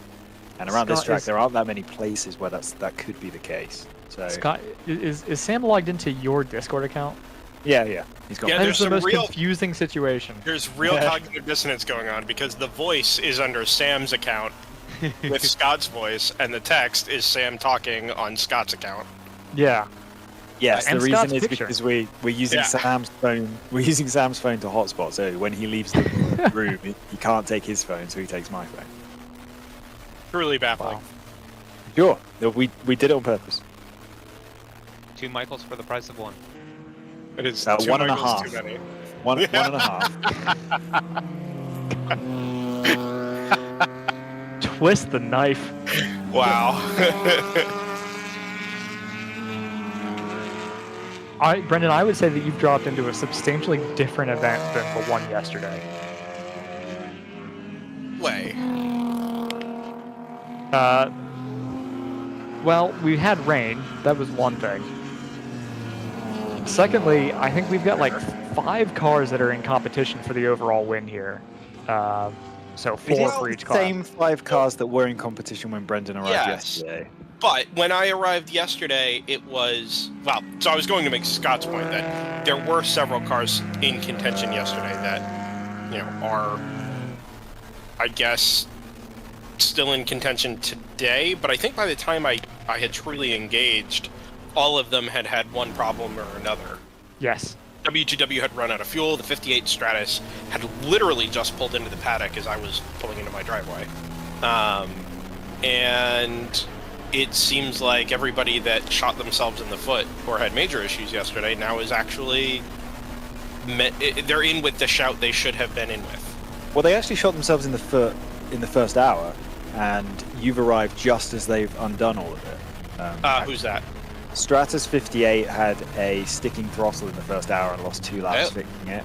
And Rota had a really adventurous first 20 minutes. They spun on the pace lap, which meant they started from the back, and then on their way through, they squeezed 2 cars off the track, which got them a 2-lap penalty and a forced driver change.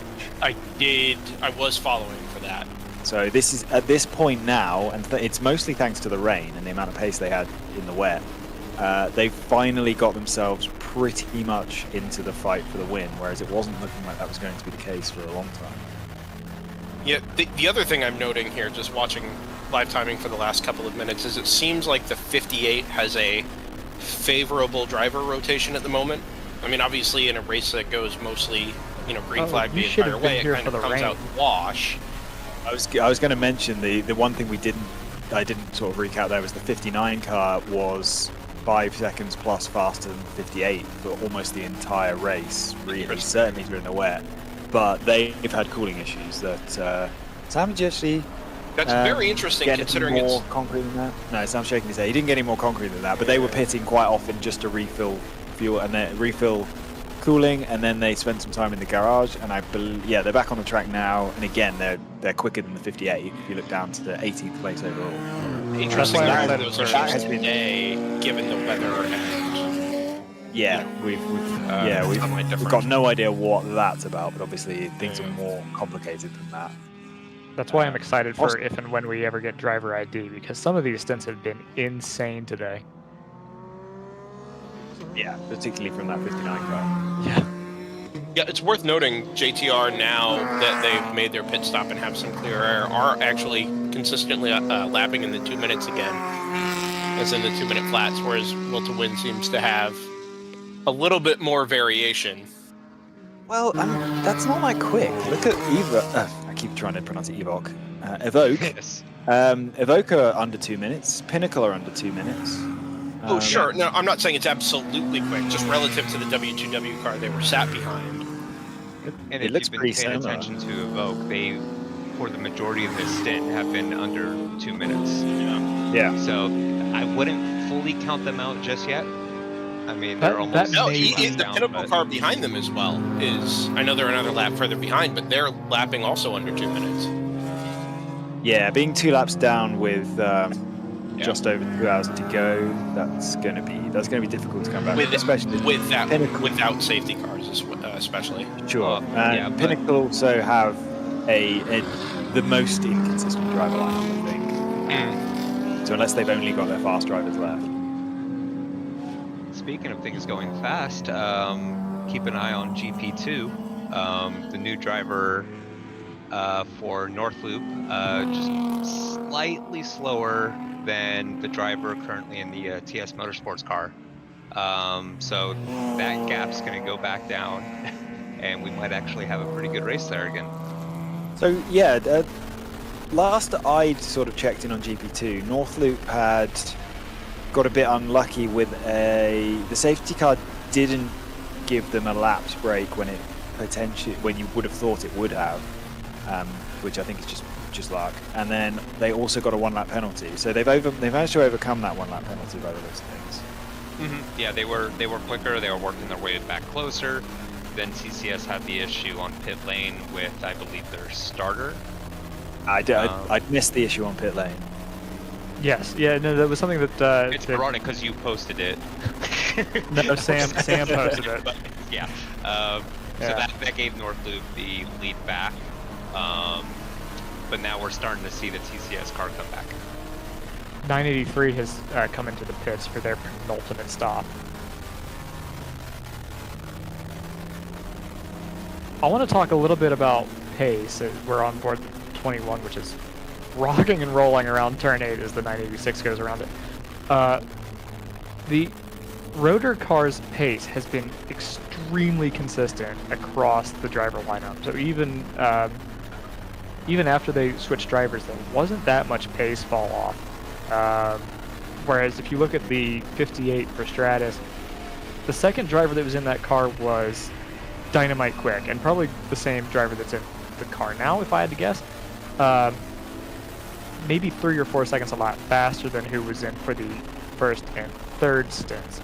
So it's a really driver-dependent situation in the 58, which we've known about the NPO1 for a while, right? But we're starting to be able to collect data to actually demonstrate that and show that some drivers are really able to get the most out of what you need from that car, because it's a downforce car and you need to be able to maximize your corner speed with it. It's not something where with some other cars on the track you can kind of lean on top end and the motor to pull you out of that. You can't really do that with the NPO1. And if you're looking at the overall standings, I think that's going to be the difference maker, really, between whether or not they finish first or second here.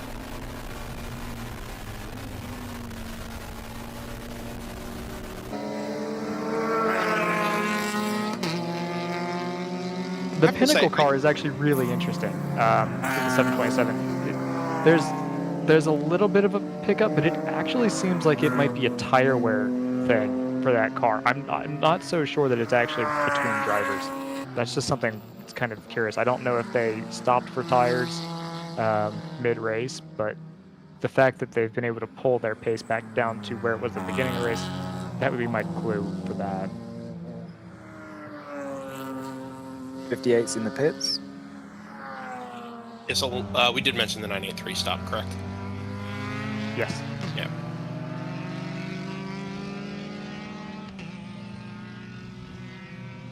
considerably less attrition today than we saw at the same point yesterday. I don't know if that's down to the temperature difference or...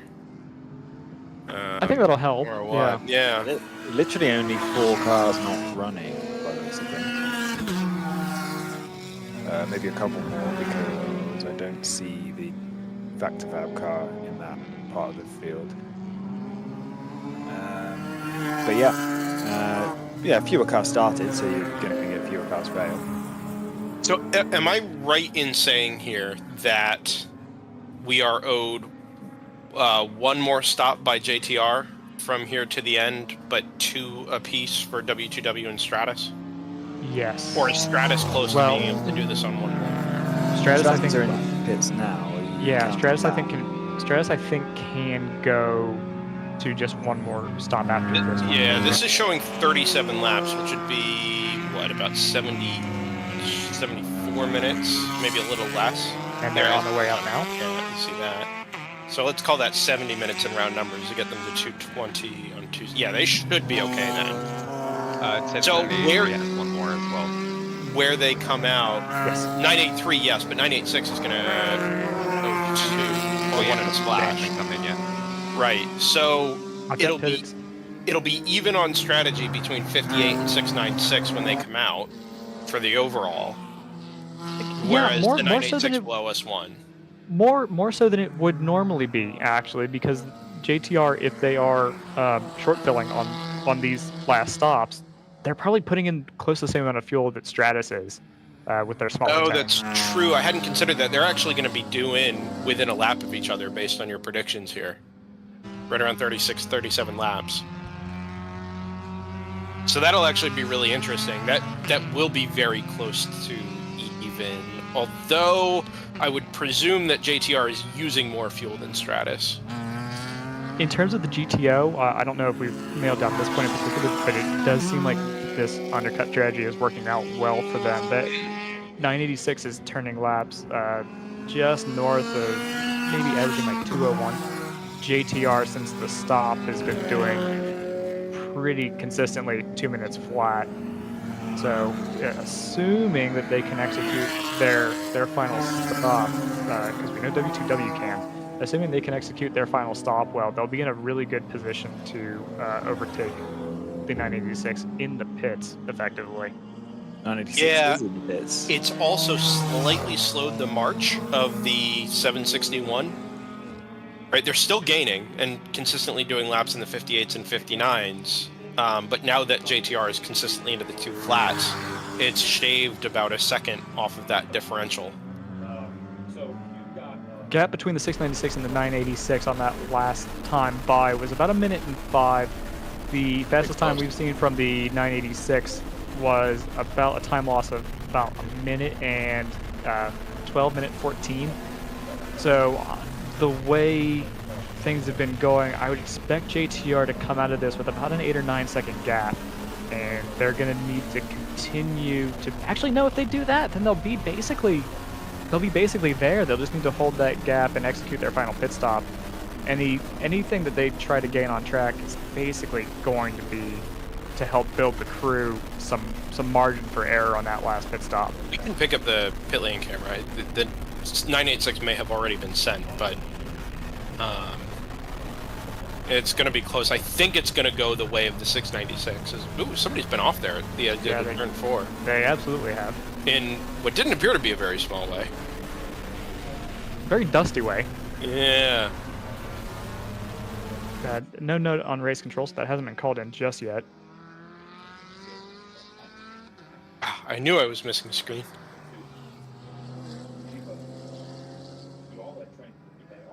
Factor Fab is has been recovered from the shortcut, obviously, and is now putting in their fastest laps of the race, 201.8. Stratus 58 goes past the 84 is stopped. Apical. What's that? The 84 is stopped? That's what I'm seeing at pit in. Ooh. Full race control set. Yeah, I see that. 3 minutes ago, 2 or 3 minutes ago. Those two are actually the two cars we were talking about. They're 9-4 Motorsports and Factor Fab are 24th and 25th overall out of 26 running cars. But that is the battle for third in GTE.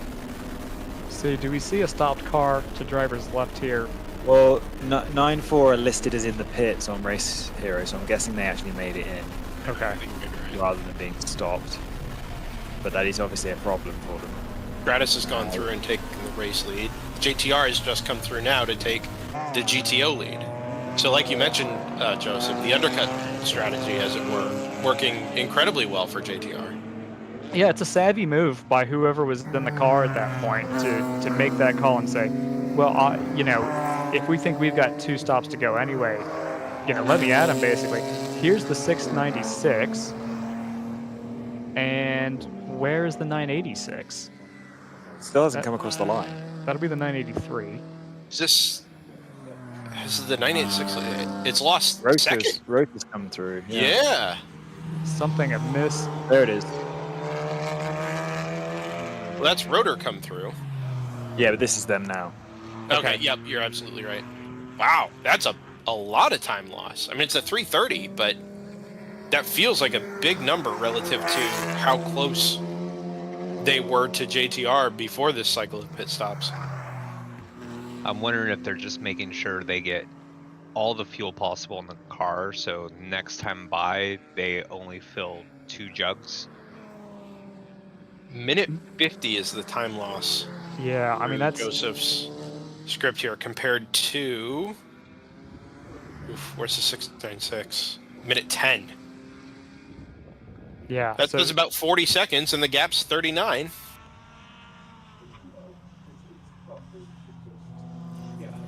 Yeah, I wonder if they've changed driver there or something. That's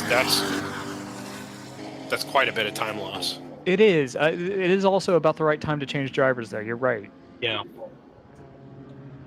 Well, most of these question cars is, which way does the pace go? Most of these cars tend to change drivers on every stop, so I don't think there's much of a time loss to change drivers. Especially considering the longer stints we've got here relative to, you know, a Daytona or Road America. Yeah, I think I'm more on JT's wavelength here. I think they probably that was just a full fuel load, whereas JTR have split their fuel load. So that's why they'll have gained 30 seconds, and then the extra 10 seconds is just faster. Right. No, I'm with you. I forgot that JTR was likely to be short filling. Yeah, I don't think Will to Win did on this stop. I think they will on the next one.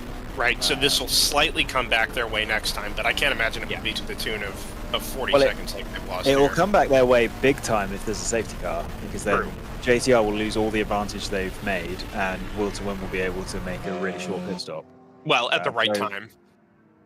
Yeah, the really short final stop relative to JTR. So it's not a great gamble on this track because we're not likely to get a safety car, but it's worth making. Why not? Yeah, because I mean, the other strategy is just trying to match JTR's pits, but that's assuming you can either match their pace or do better. So I'm not sure that would have been the right call. Confirmation that it was a driver change on the 986. Okay. Yeah. Again, I think most cars are doing driver changes on most pit stops. Yeah, JTR did a driver change on their pit stop as well.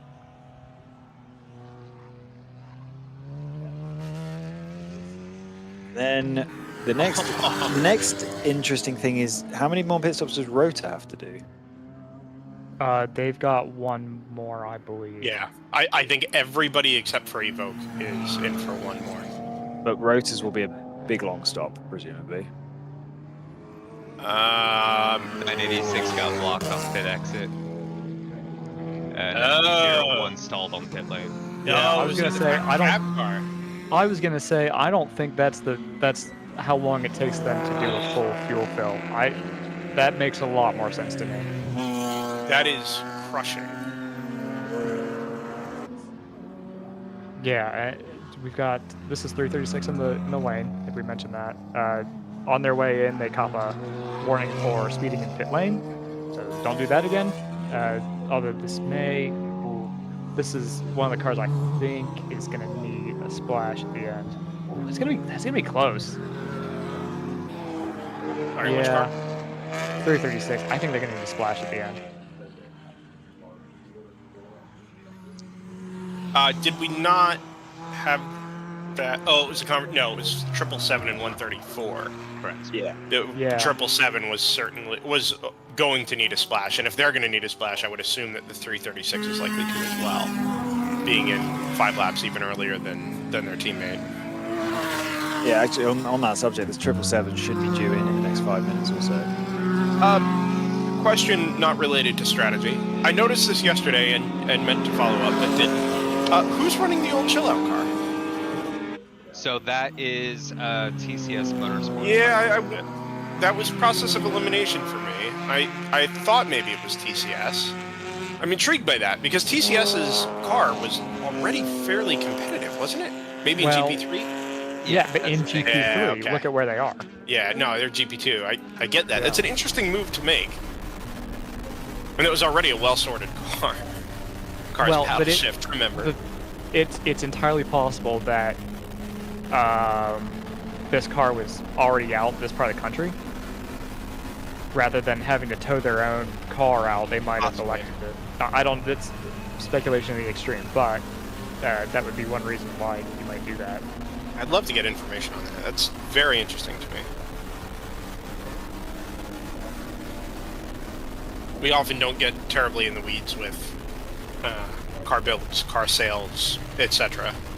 Just because we're not as connected into that as we are, when we're in the middle of a race, plugged in with all of the screens and resources that we have in front of us. But that was a pretty high-profile car that was making the trip to most races, presumably to encourage sales and also possibly for parts. I know Sam's been in the weeds. It's often where you find mistakes. Yeah. It's always fun when you find out about a new phobia that somebody has, you know? Because everybody's got a goofy one. At least, at a minimum, they've got a goofy one. Yes. I've got at least 5. I've got one major. Is it heights? Ironically, one of them is the number 5. So he's just talking about it, he breaks that into a cold sweat. What's the safe word? Did we ever get information on what happened to the Works 45 car? Why they didn't participate today? No, I don't think we did. We think they finished yesterday, so it was unusual that they didn't take the start. There were a few that had pretty substantial issues by the end of yesterday, and pretty understandable why they didn't take the start. I believe the 199 and the 39 both had pretty substantial driveline issues at different points in the driveline. So that all made sense. The 716 is another one. Another did not start that we don't really have background on. No TC Klein? No, TC Klein did take the start. 4 laps. Oh, but they didn't pit. I see. Huh. So they go from winning GP3 yesterday to 4 laps and done today. Their car only had 4 more laps left in it. They won yesterday, apparently. And had we not thrown an early checker, it might have only had 1 lap in it this morning. The perfect car is the one that finishes the race and then immediately disassembles itself. JT? Yeah, 336 is lost time, haven't they? 4-minute time loss on that pit stop. That's a long one. I assume that's where JT was going with that. No, JT said dives, not guys. Oh. Oh, okay. I heard guys. I did too. So 336 then. Do we think that is now out of the running for a podium in GP1, and therefore putting Big Mission's double sweep at risk? Because it's dropped behind the GP2 leader now. Well, that and the 567 lost that lap for passing under yellow. The combination of those two things really helps the 36 out. And the 49 for that matter. So we think the 36 can do 2 hours on fuel. they're due a pit stop, so they might be gearing up for their last pit stop. So it is worth noting that despite it having lost a couple of positions here, I think they're actually still on or very nearly on the same lap. There's a bunch of cars that are in that 158, 159 lap area. And I would say the 336 just did a 59 lap stint. Oh my. 58, 59 lap stint. That'll be weather aided, of course. Yes. But the point I'm making is if they can do that again, they'll be good to go. Like, is there any chance the reason why their last lap was really slow is because they ran out of fuel? Well, their in-lap was fine. Oh, was it? Yeah, their in-lap was okay. It was just a really long fuel. I mean, so we have talked, Tim has mentioned to us before that on the last stop, sometimes if they think they're going to cut it close, they will make extra sure to make sure there's no air bubbles in the tank. That they've basically gotten all the fuel, and so maybe that's what's going on there. Is they're trying to avoid that last minute splash, and they're just trying to get it super full. There's no point in losing 2 minutes doing that because you might as well make the extra stop. Yeah, I know. The other point I'll make about the big mission sweep is that the 567 is still in play. It's in play, but it's in a worse position than it was before the passing under yellow penalty. Of course. As penalties tend to do. Because it will need another pit stop. I think everybody else needs one more stop. Do they not? Actually sunny over the back of turn 6 there? Amazing. Yeah. And now we lose cameras. The 36 is at that point because we had mentioned that they had done 2 hours break. I want to get rid of any subtext. They can pit at whenever at this point, and they will be good to go to the end. Yes, I was going to say a full 2 hour stint in GP1 is about 55, 56 laps. At least based on what Ignite did in their opening stint, which was not safety car impacted or weather impacted, I believe. Right. So the only car that, from the looks of things, is going to need a splash at the end is going to be the 777. Ironically, your class leader. No, they're going to be good because they're going to be due to come in anytime now, and they will be good to go because they can do 2 hours. Right. The only car that might need a splash, I think, would be the 134 because they can't do 2 hours. 134. I think they're actually all. I think this top 3 all has one to go because I've got the 134s coming in 18 laps. Yeah. By the time you get that's what I was far, saying. I think everybody in GP1 has one left, and if they don't, it'll be the 777 who can't make it an hour in what'll be 52 or 53. They absolutely can do that. Yeah, and I think everybody's got one left. Yeah, sorry. I was going on what Dan was telling us, but it looks like the 134 has sort of split their pit stops evenly rather than running it out and then having a splash at the end. Yeah. Which is why they're behind at the moment. Otherwise, they would be ahead. So top 5 in GP1 all need one more. Right. I think the 567 is going to be marginal there.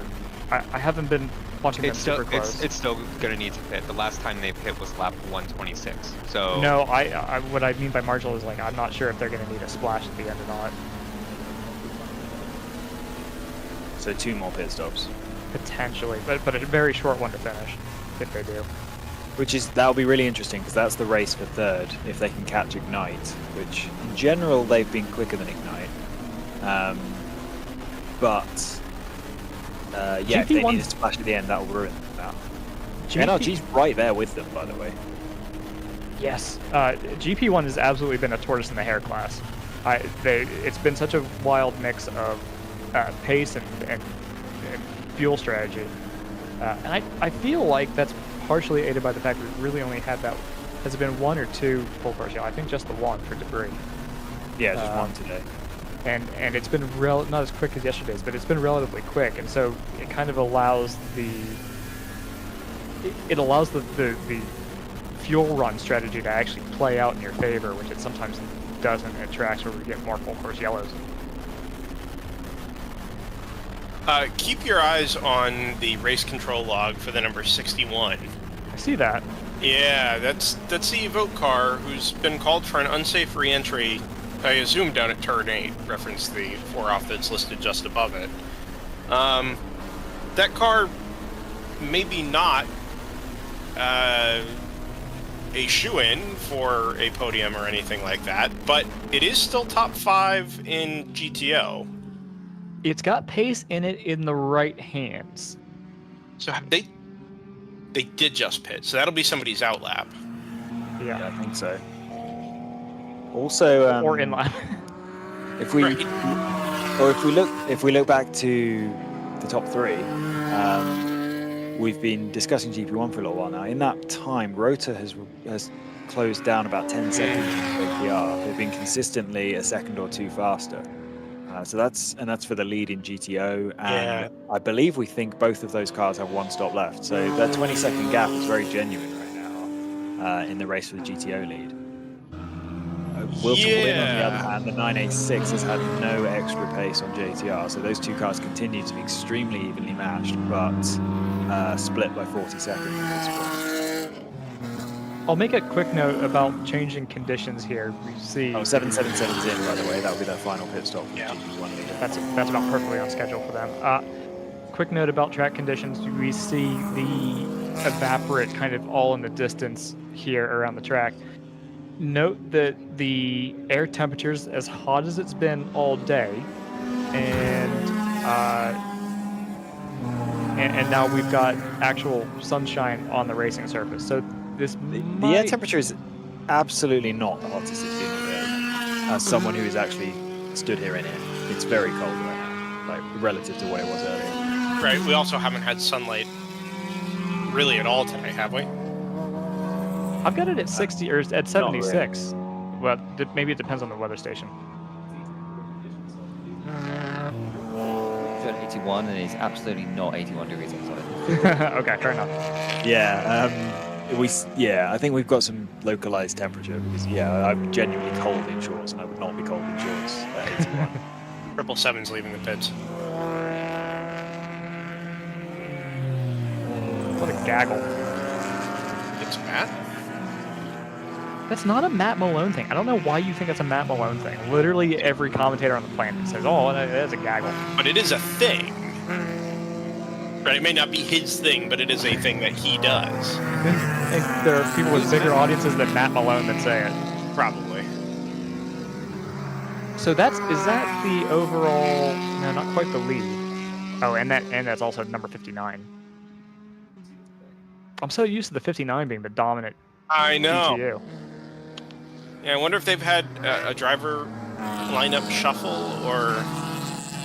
I think that has been the fastest car today. Oh, that has been. Oh, the 59 has. Yeah. Yeah. We'll just have mechanical issues. NRG is right behind Big Mission. That will be for fourth in GP1. Yeah, that gap is down to 0.2. It's because Big Mission is, at least on the last lap, very slow. 212 versus 206 for most of the rest of the the 2 GP1 cars ahead of it. NRG wasn't fast either. They were at 211.5.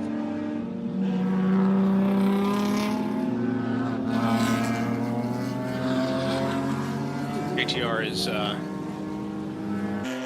picked pace a little bit, or if anything, I guess Rotor has lost a little bit of pace. Is that the 777 on its way out? I think it was already out. Evoke has been in. Would have been. Could it have been Boulder maybe? Yeah. Number 7. So Evoke's been in again. There's the Nissan. 36 is in.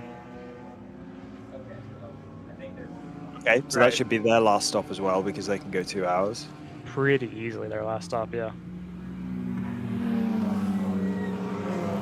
There goes the 84.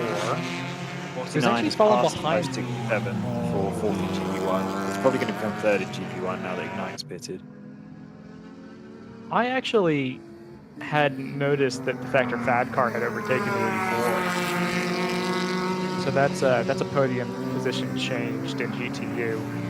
What's that change for 23rd overall or whatever? I don't look at the overall, so I have less of an excuse. Oh, okay. They're both listed as in the pits. Yes. for long enough that they've gone grey on Race Hero. Well, 9-4 has just exited. Ah, we just saw them leave pit lane. Well, we need them to do 5 laps to get onto the podium. We need to talk about them running a Nissan GTP scheme with a Mazda badged. Somebody get them a can of Soul Red paint. We don't mention probably enough that Racer Motors run a golf scheme on that car. No, everybody mentions golf liveries too much. Wow. Yeah, that's my take, and I'm sticking to it. Who's running the Martini scheme? No, someone's running a Martini scheme here, and I don't remember who it is. It might be the NRG. I was gonna say, doesn't NFC have a Martini color car? No, that's black and green. I think it was the 39 NRG, wasn't it? Okay. You might be right. No, Yeah, 39. why we haven't seen One they it. lost was yellow. Yes, but they also have a number 39 here this weekend. Remember? Oh, right. So they've replaced the 39 with another 39.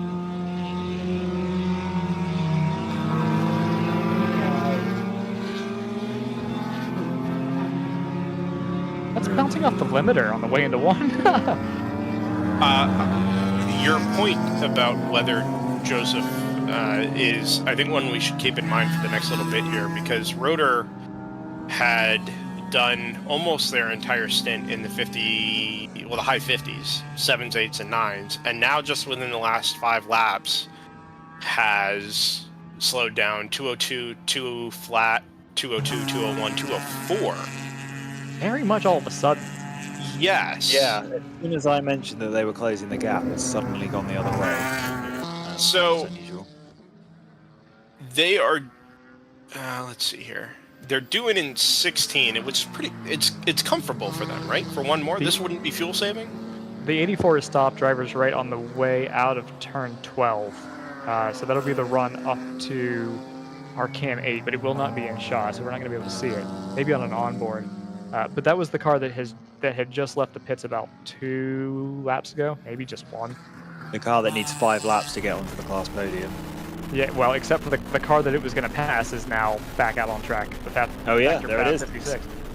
So we briefly had all the GTUs back out on track for one brief and glorious moment. Let's stick with this onboard, see if we can catch the stricken number 84. You see the yellow light on the turn 11 marble post. Now flashing here, which would be a waving yellow. Oh, that's on the racing surface as well. But moving. And yeah, so they're gonna have to move that. All right, now everybody move up one on your flag stands. I think they should be able to make it into the pits from there. Yeah, they're very close to cresting the hill. Yeah, actually, you see that now that last sector has switched over. We got the green flag at turn 1, which means the yellow flag is now up at turn 13, the waving yellow. And that'll open up the sector between turn 11 and 12. Looks like Glenn is on standby at the exit pit road to go get it. He's both of his trucks are sat there still, I guess waiting to see if it's actually going to grind to a halt or not. Yeah, I should mention that the hill into pit entry is way steeper than it looks on TV. So right. if you don't have power, you're not getting up it. I also like that Scott thinks we're TV. All you got to do is broadcast on the. Just find an unused frequency. I'm sure the FCC will be cool with that. Every truck's turned into the paddock, so we can probably assume that he got underway. Yeah, they've tripped the pit lane transponder, so they are back. Boca back in the pits, by the way.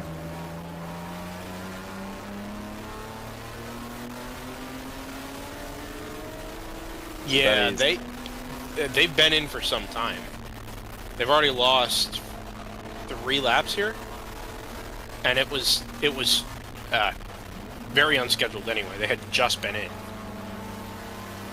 Yeah, I think we talked about they had a pit stop and then they just got called for something that was 4 off driver's right and continued, and then an unsafe re-entry. Yeah.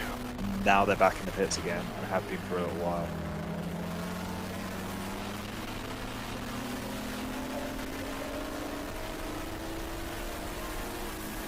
So, I don't know if I believe this, but I've done some irresponsible math.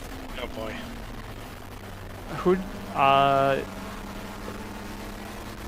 The numbers are favoring the 761 over the 696. Not by much. Like, it's neck and neck.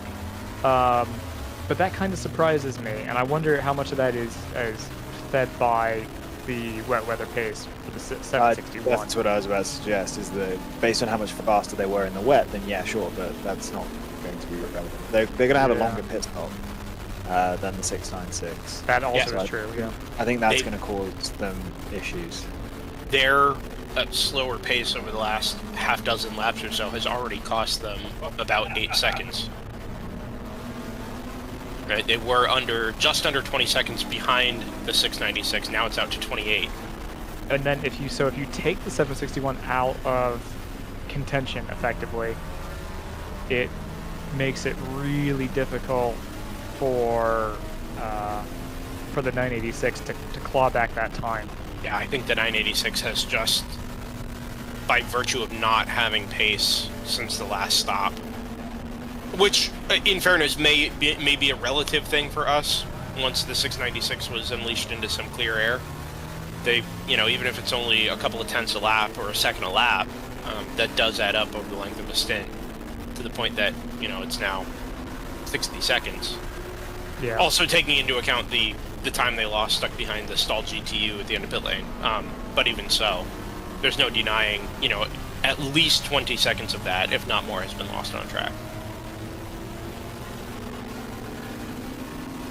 Yeah, if we look at pit stop projections for the end of the race, actually, what's our overall battle look like? It looks pretty even, actually. Advantage to the 58 of Stratus. We've got a big mission car in the pits, I believe. That'll be 567. If you look at the overall projections, it's split 3 ways among the 761, the 696, and 58. We think that that's bad data. Well, at least irrelevant data on the part of the 761. So we're kind of looking at a fight between the 58 and the 696, which should both have a stop to go. Does that sound right? Yeah, I think everybody's got one to do. 59 maybe is further out than that, but they're not really relevant to this discussion. Okay, yeah, I've got one stop to go for basically everybody in the top 5. 983 might be stretching it a skosh, but other than that. And then the GP4 runners, I think, was the other question mark. I think 777 is... GP4 runners really would be a question mark. I said GP4. GP1 runners, the 134 for sure has a stop to go. 777 is a stretch to the end, but I think can make it. No, I think that'll be okay. Potentially. When you're looking at stint lengths, though, you got to remember that they had one long boy in the middle because of the rain. True. So I kind of want to go off of maybe the first couple of stints. You may already be doing that. 52. They've got 51 projected left. I don't know what they were in last year. Yeah, they've done 5. So. Yeah, it'll be close. Careful. Boy, oh boy. That's NFC and Big Mission going too wide and barely leaving space on the inside of turn 15. Joseph, who does your script project in 4th in GTO? 4th in GTO? God, yeah. You're really going for the deep cuts. 983. Okay. Because I'm not convinced that's settled yet. The Pinnacle car has pace, the 727. Oh, it's absolutely not settled. I think it's like a 5-way fight, depending on if things go pear-shaped for the 986. Yeah, in my head, I think the 727 is probably likely to be favored over the 983. Just based on how much time is left and how much quicker they are. Assuming it's one more stop here. They're actually doing on the same lap. So that is truly even. And we'll just come down to outright pace. Part of that question will be how long the median stop has been for the 727 in terms of time loss. That's kind of what we're looking for in terms of projection here. And I don't have an answer for that off the top of my head, and that's not an easy one it's not an easily accessible one. But that would be the difference maker between maybe that and variation in driver pace and individual pace. That 61 is going to be interesting too in terms of whether or not they're able to get back out there.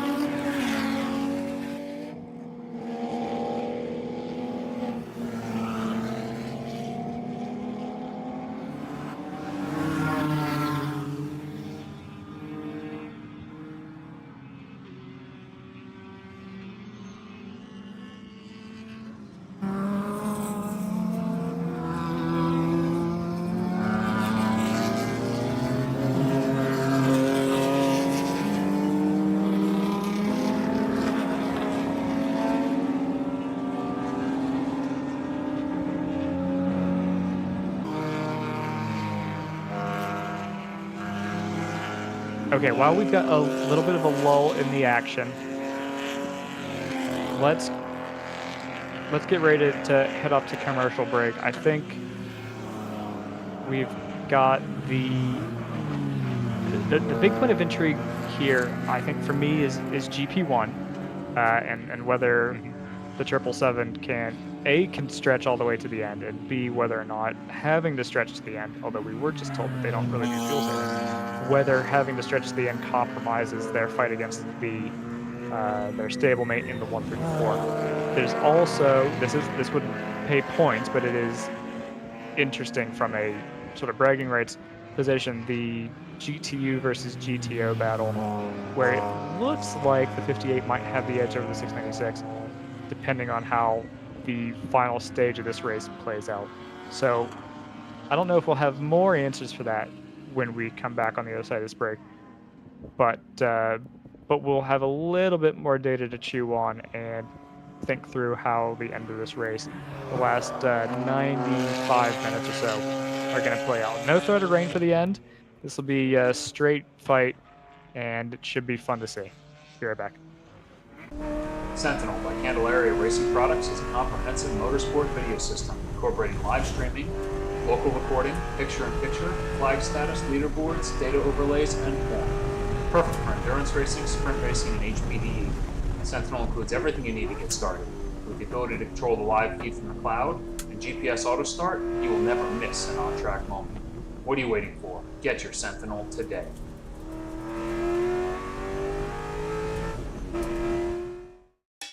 It's your Uncle Cooper. Sure, once in a blue moon, you might need your tires for hauling a horse in a hailstorm. But most days, you're gonna need your tires for tougher things, like teaching your sister's kid how to parallel park.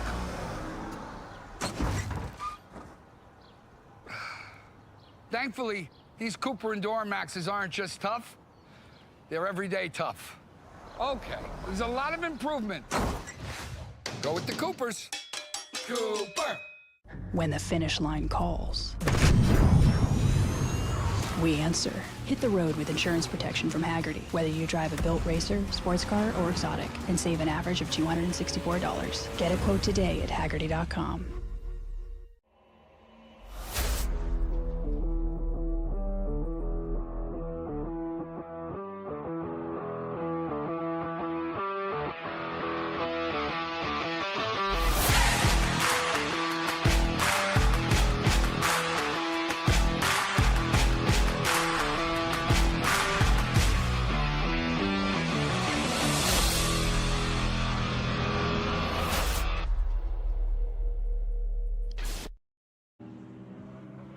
at High Plains Raceway, Deer Trail, Colorado, just about an hour east of the Denver metro area.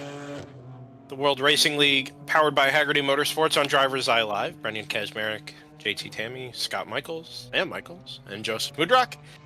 Gabe Howe on the V-Mix. On the proverbial ones and twos. Don't you love when people say that? Aren't they the zeros and ones? Honestly, I couldn't tell you. I have no idea what I'm doing. So No, I don't know what you're talking about. I have don't you never understand heard that.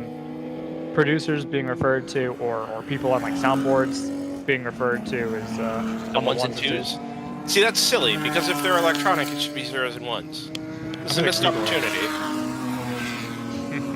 Okay, but it didn't always used to be zeros and ones, you know? It used to be analog. Sure. All right, that gap in GP2 continues to dwindle down just bit by bit. Now 20-second gap separating Northlip Motorsports from TCS Motorsports.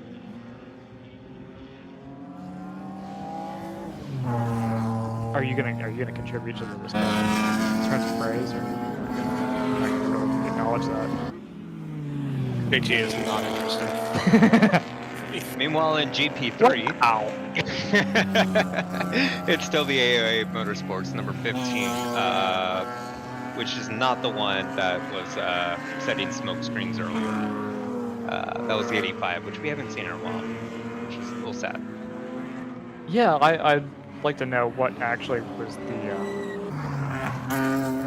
cause of that, because it had been kind of blowing smoke off and on from the beginning of the race, actually from the end of yesterday's race too, for that matter.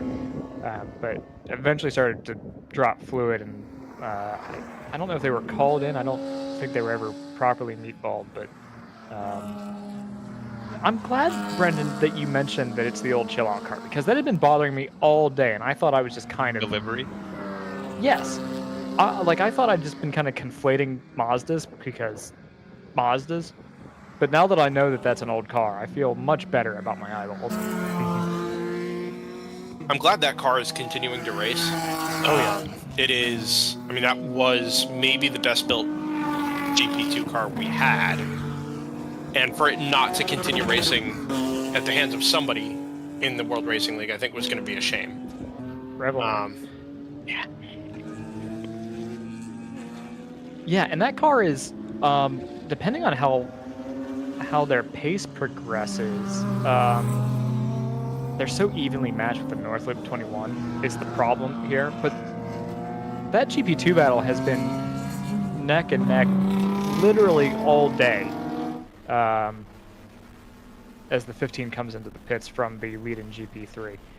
But those two cars have been level on pace and on pit strategy literally all day, and that's been kind of great to see, honestly, because you see two cars take to the GP2 field and you're like, all right, well, this is going to be kind of a throwaway race, but it actually has been really good to track and follow, and I hope that they've all been enjoying it, because it looks like it's been super competitive. Are you speaking about anything specifically, or just the race in general? Just the GP2 race being either in the TCS car or in the Northloop car. Yeah. Particularly, you know, well, I guess it's the second closest race for Norton. Maybe not. Actually, even Mid Ohio might be closer than Coda. Make a broader point here. I think this has been a really positive race experience for everybody. I hope it's been a really good showcase for High Plains. Yeah. Yeah. I mean, look, there were meant to be something close to 50 cars here, right? As of a couple weeks ago, there were still that many cars registered before the inevitable, you know, handful of last-minute cancellations and teams that couldn't make themselves ready and whatever. You'll have that. I think, you know, we are here as DriversEye Live to help showcase what the track and the event can be, because I think it's easy to shrug it off as being... okay, I want to make a point really quick. Yeah. So, if anyone's like, the track's 40 minutes away from the airport, I don't know. You know what else is 40 minutes away from the Denver airport? Denver. Yeah. There's no, like, I don't think that's a good excuse. Now, Well, if you want to blame the hull, then sure, I understand that. Yeah. But I mean, you could also make the same case about Sebring, which is a 2-hour drive from Orlando, and a haul for anybody that's not in the Carolinas, or that area. Yeah, Gabe makes the point that off mic that everything is 40 minutes from Denver, which is true. It is. Yeah. 134 into the pits from the lead in GP1. So that should be their final stop, I'm hoping. Yeah, with an Triple hour, seven they rated can do an hour and a half pretty much everywhere. Here, I think they should be very good to go.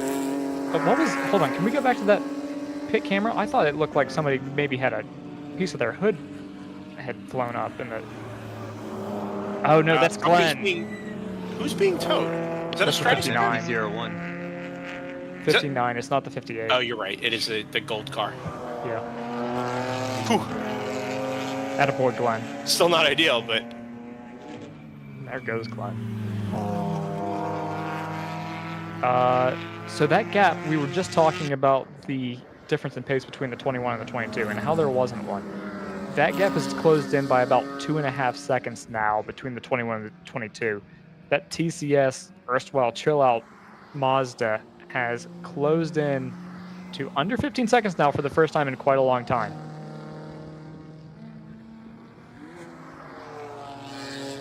Got a few small updates from the pits. The Stratus 59 car pulled into the pits while I was stood next to their box.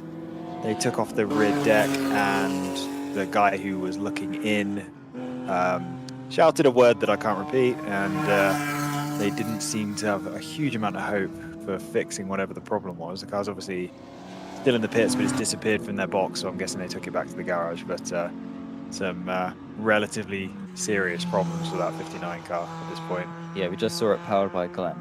Right. The Evoque car, apparently they had a very serious vibration under braking, and they're not sure what the problem is, but they've taken the car back to the garage and changed the rotors, and are going to send it out and hope that that's fixed it, but they're not that confident. Obviously they just genuinely don't know what was causing the problem, so I guess they've tried the quickest thing to fix, and if it fixes it, it fixes it. If not, they'll bring it back and try something else. But they're down to 17th overall, so it's put them out of contention, unfortunately. But the driver loved to have heard that. We think we fixed the brake issue, but we might not have. Good luck.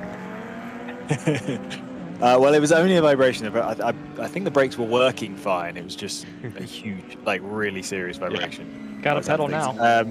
Also, as far as the temperature goes, it's definitely the air is chilly, but the sun is out now, and the sun is very hot. So the temperature is going to depend on whether you're in the shade or not. If you're in the shade, it's absolutely nowhere near that 81 or 77 degrees I'm showing you now. If you're in the sun, yeah, sure, I can believe that.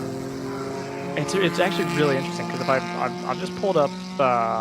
Ooh, sorry, NFC's just stopped in front of our turn 3 camera. Oh, so they have. Looks like a reboot. Maybe. No, this is pit out. This is their outlap. Well, judging by the flashing headlight occasionally, it's maybe it died and they're trying to refire it. Yeah, it's a turn 2 is a slow enough zone that I think they could probably tow this car out without having to go full course yellow. Glenn will tow it. Yeah, Glenn will. Don't worry. Yeah. Dude, Glenn's there. Glenn is now. This looks like a frozen shot, but there's people milling around in the background. This car's just not moving. Does it say whoosh on the windshield banner? It does. Okay. I think. It's kind certainly of the car isn't making that noise. No. Maybe the driver is. Moment. Worth noting, by the way, the rotor car has found some pace again. The margin up to the JTR car for the GTO class lead in second overall is down to just under 27 seconds. So it's not coming down by much, but they finally got that car out of the 202s, 204s that it was briefly in. Yeah, and are now much more on even footing with the 696. 696, I've got them doing 13 laps. I think that's basic. If they're back timing, then it might be a full fill. I'm not expecting it to be. 761, I've got them doing in 5 laps. But I think they'll still be good to go to the end on this. This will be their last stop. It does raise the question of whether we're going to go yellow for this. I hope we don't, because that'll... Okay, we've got the flatbed out there, so I think this is going to be a hot hole. Yeah. It's in a relatively good position where it's not in between a series of corners. There's enough space where cars can easily stick to one hand side of the road as they exit a corner and just stay there. Yeah. Well, we've got the flatbed here. Are we going to need it? 761 is in right now, as a matter of fact. So maybe this is back timing. There they are.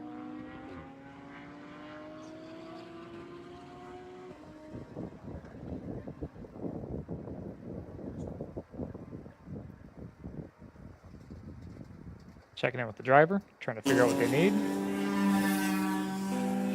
Ratchet strap incoming.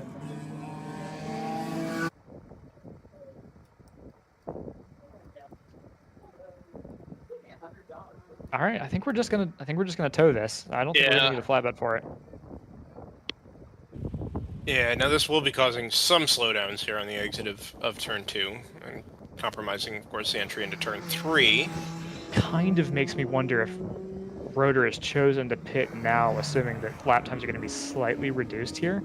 That could be a smart move, although if they were getting extra fuel mileage in the rain and that's what your projection is based off of, then, you know, this would make some sense that they'd be in a little bit early. Yeah. Yeah, that's true too. I think their longest stint otherwise... Well, no, they've done a couple of 50 lappers. This one was... Well, let's think about this. 47 was their second stint. So that would be about right for now. 58 is going to get held up here behind slower traffic. Can't overtake around a recovery vehicle. And you also can't buzz a recovery vehicle. Those are both bad things. Yeah. Which means that not only is your line going to be compromised, but the car in front of you that's going around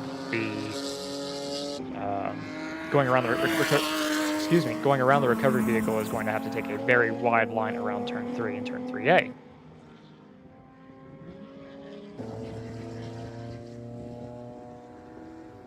Is it 696 fully off the lead lap? Unclear, actually. Yeah.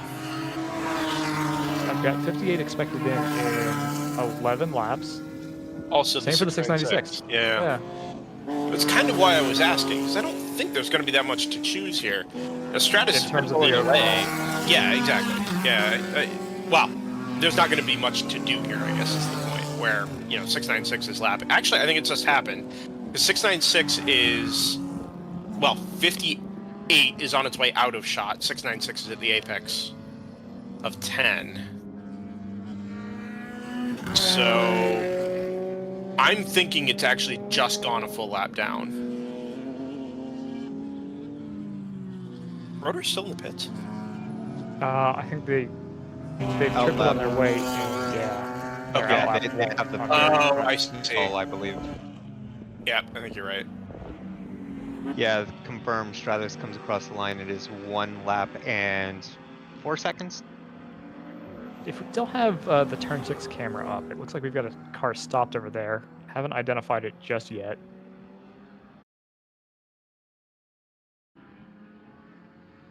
Everybody stopped. Every car is stopped. In our camera. So no is the answer. Is that camera has recooked itself. I'll let you know when we have ID on whatever that stopped car is. I just am slightly anxious that it might be. Well, it's not the 761 because here they are. So disregard that. 336. Oh no, that'll be the fourth big mission car. Well, the fourth in the stable, running 6 currently in GP1. That is the one that has already had trouble, though, right? They had the 6-minute lap. Yes, if you're going to have an earlier issue. this stint. But they were, you know, they were kind of in the fight with the 567 still. So, let's see if that car's able to continue. That sounded very quiet. Was that the 336 going through shot there? I couldn't tell. It sounded like it wasn't quite healthy. I wonder if it was the car in question. Big Mission is hunting down the 36 right now. The 567 is. 6-second gap, and they clawed back about 4 seconds on that last lap. 3.5.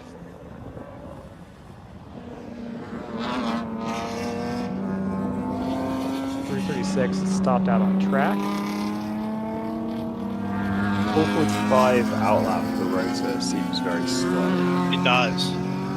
Yeah, I was waiting for Joseph's script to catch up and provide a time loss estimate, but I'm actually not sure. Oh, no, it did catch it. I wasn't sure your script actually caught it in the pits, but I think it has. Yeah, I think we're waiting on the outlap to trip, which should happen. JTR.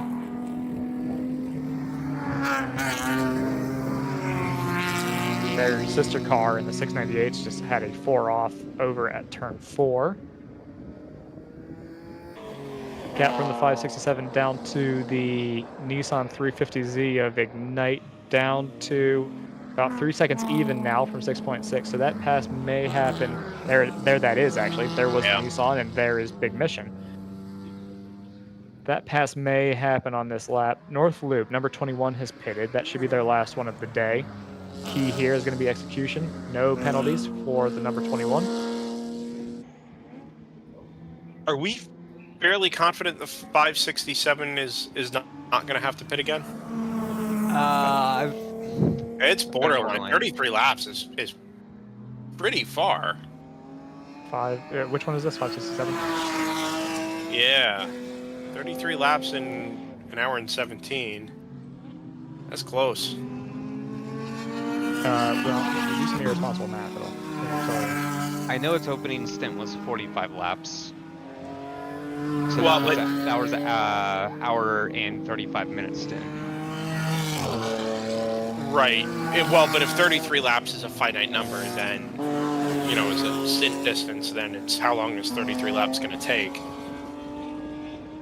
It's borderline, but right now they're catching Ignite pretty quickly. As an expert in numbers, Brendan, I can tell you that 35 laps is in fact a finite number. Well, but can you tell me how long it's going to take them to do 33 laps? No idea. No, so the 567, I've got I've got them at a 22% chance of making it on no more stops. And so a 77% chance of needing a stop. I'm showing this as being about 68 to 70 minutes, and we're at 76. I think you're right. I think they're going to need to stop. So So they're catching Ignite, but I don't think it's going to matter very much. But here's the thing: they're catching at quite a different pace once they get by and build a gap. Yeah, that is true. They can back it off and start saving. I don't know that they're going to be able to save that much. Maybe. Okay, so laps. So I've got the 567 is completing between 213 and 214 laps. Does that feel like a reasonable number?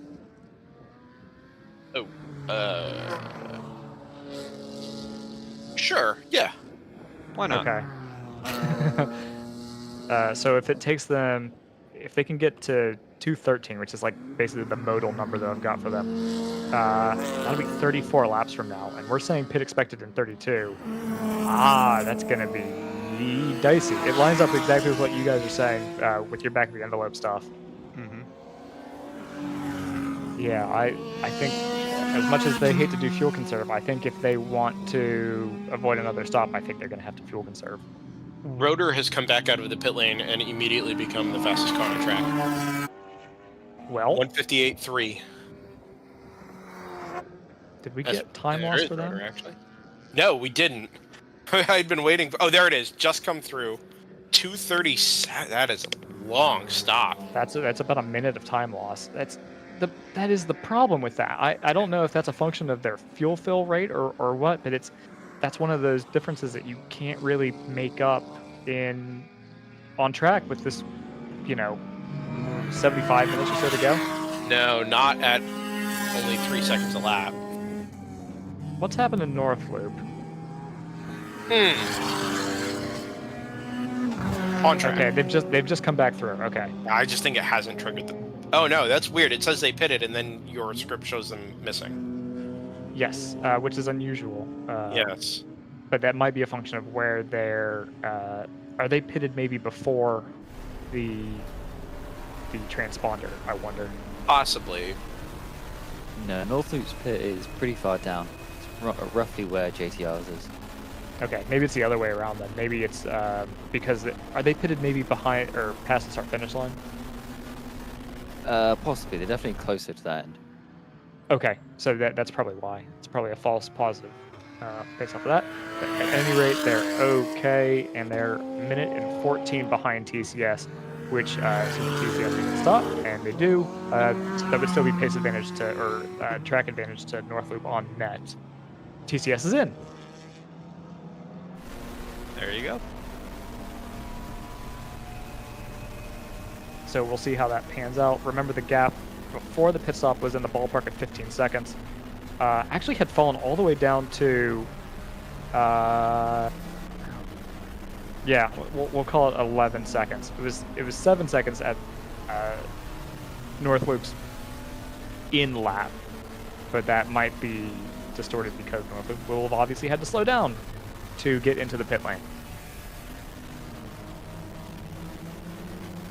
Big Mission 567 is right on the tail of the Ignite number 36. Gap is hovering around about a second for 4th and GP1.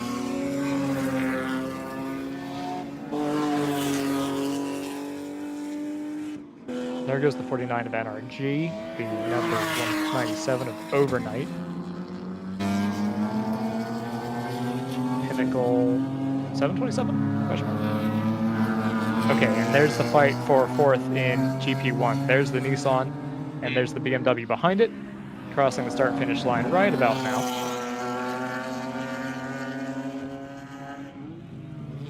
As the 22 for TCS Motorsports, the old chill-out car, makes its exit from the pit lane. Time loss of about 1:24. That is... how does that compare to... Oh, we won't know how it compares to 22 because they have not had their outlap yet. I'm very smart. Gap from rotor to JTR is 3 minutes and 1 second. Which, assuming JTR is going to... Well, take, let's say, something like 80 to 90% of a tank here. Will probably cost them something like a minute and leave rotor basically a full lap down to the JTR car. Now, if rotor can do 58s, I still don't think that's going to be enough, and I think they're going to be working the front tires on that car awfully hard in order to be able to do that. I think they're going to be working the front tires especially hard compared to everybody in the field regardless. True, yeah, but I'm saying in order, like... No, I know. Trying to be able to maintain that pace is going to be a really tall order. Long upshift from the Big Mission car. No. Uh-oh. It's a bad one to lose, if indeed it's gone. We'll still see Glenn. It'll be all right. So we've got Stratus due in 5 laps time. That'll put them in right around an hour to go mark, which should be safe for them.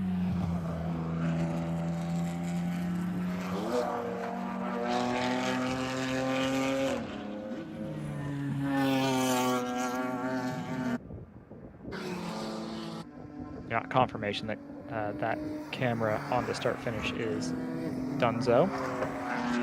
Bummer. Yes. That's what we've got data for, though. Alright, our GP2 gap is 31 seconds. Okay, so that will have been a pretty long stop by comparison for TCS.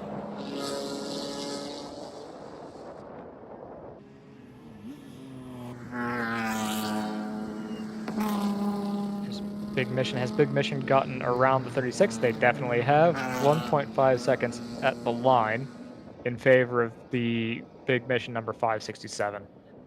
Time loss of about 1:43 for TCS with that pit stop, which will have cost them about 19 seconds. So that, I mean, that explains that gap basically. And the question now is going to be, do they have time to make it up? They've shown bursts of pace compared to North Loop, but clearly on the aggregate, it's been really difficult for them to find that back. Remember, I think it was JT had reported, JT or Sam had reported that TCS was dealing with a clutch issue coming out of the pit box. And so you wonder, was it actually a slower pit stop? Did they just have trouble getting out of the lane? And how much does that cost them? Yeah, I imagine it's probably still the same issue. It looked like a starter motor issue, so pretty unlikely they'll be able to fix that mid-race. And when I walked past the guys about an hour ago, they were all pretty tired from pushing that thing multiple times throughout today. So I think it's been a pretty extensive issue for them most of the day. Yeah, well, I think they'll be happy. That'll be their last stop for the day. Who do we have in the lane now? That'll be JTR. JTR for their last stop of the day. GTO leader.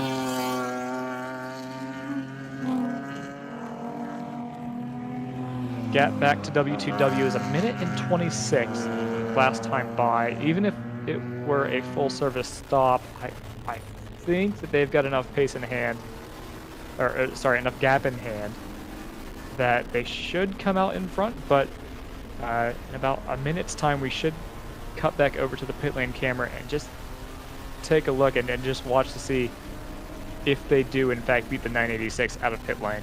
And it'll be interesting to see where the 761 comes by as well, because that'll put them on the lead lap, or not on the lead lap as the case may be. Reference the 696. And if we have that pit lane camera, we should cut back there. I think that'd be a good place to sit and watch the stop for the 696 here. Lights are... lights flash. Interesting. Well, he did go off and on there. Speaking of going off and on, that didn't sound no great. kidding. All right, there's the 696 done. That's the, I think, pinnacle. Yeah, I think you're right.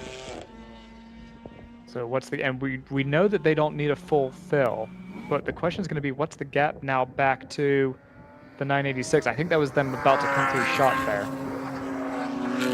15's reported off, 4 off at turn 1. Okay. That meshes with everything that we heard, felt, saw. Okay, here's the 986. 58 and right the in tow. Yeah. But no sign of the 761, so I think there's a chance the 761 has already come through. The 58 is due in about 3 laps, so I think basically call that top of the hour they should be in. It looks like they've got at least a lap gap on the 696, so I think their overall win is basically secure, barring some kind of issue. If it's just a straight fight from here, I think they've basically got it. So, regardless of what happens, it's been a strong 7 hours to put them in this position.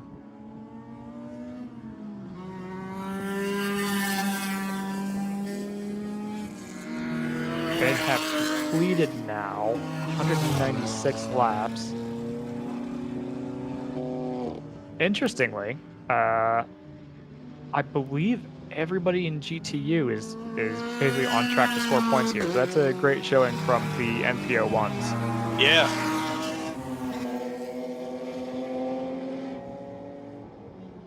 So the gap had come down before JTR stop here from 3 minutes to 2:53.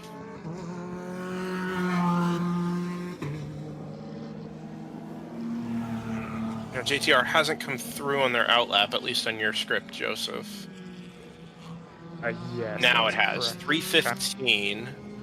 So that'll be time loss of about 1:10. 1:15, somewhere in that range. Yeah, waiting on the 986 to come through so we can get that gap updated. I think the 986 we've decided is done on 13 No, seconds. they're not. No, 986 still needs a stop. So they're absolutely on the back, but they're going to need a caution. They're actually going to be maybe lucky to stay. No, they'll stay on the lead lap. They've lost their chance at this race. All the other things being equal on the pace on this stint. Yeah, it it's just definitely hasn't been there. It's definitely a consolidate and avoid breaking the car race for them, I think. Yeah, I mean, it's still a Team 2-3 if everything stays the way it is. I'm not convinced that it will, because I think the rotor car will... Oh, 983's in, and that'll be back into third in class for the 761. 49 in for its final stop. Yes. Okay.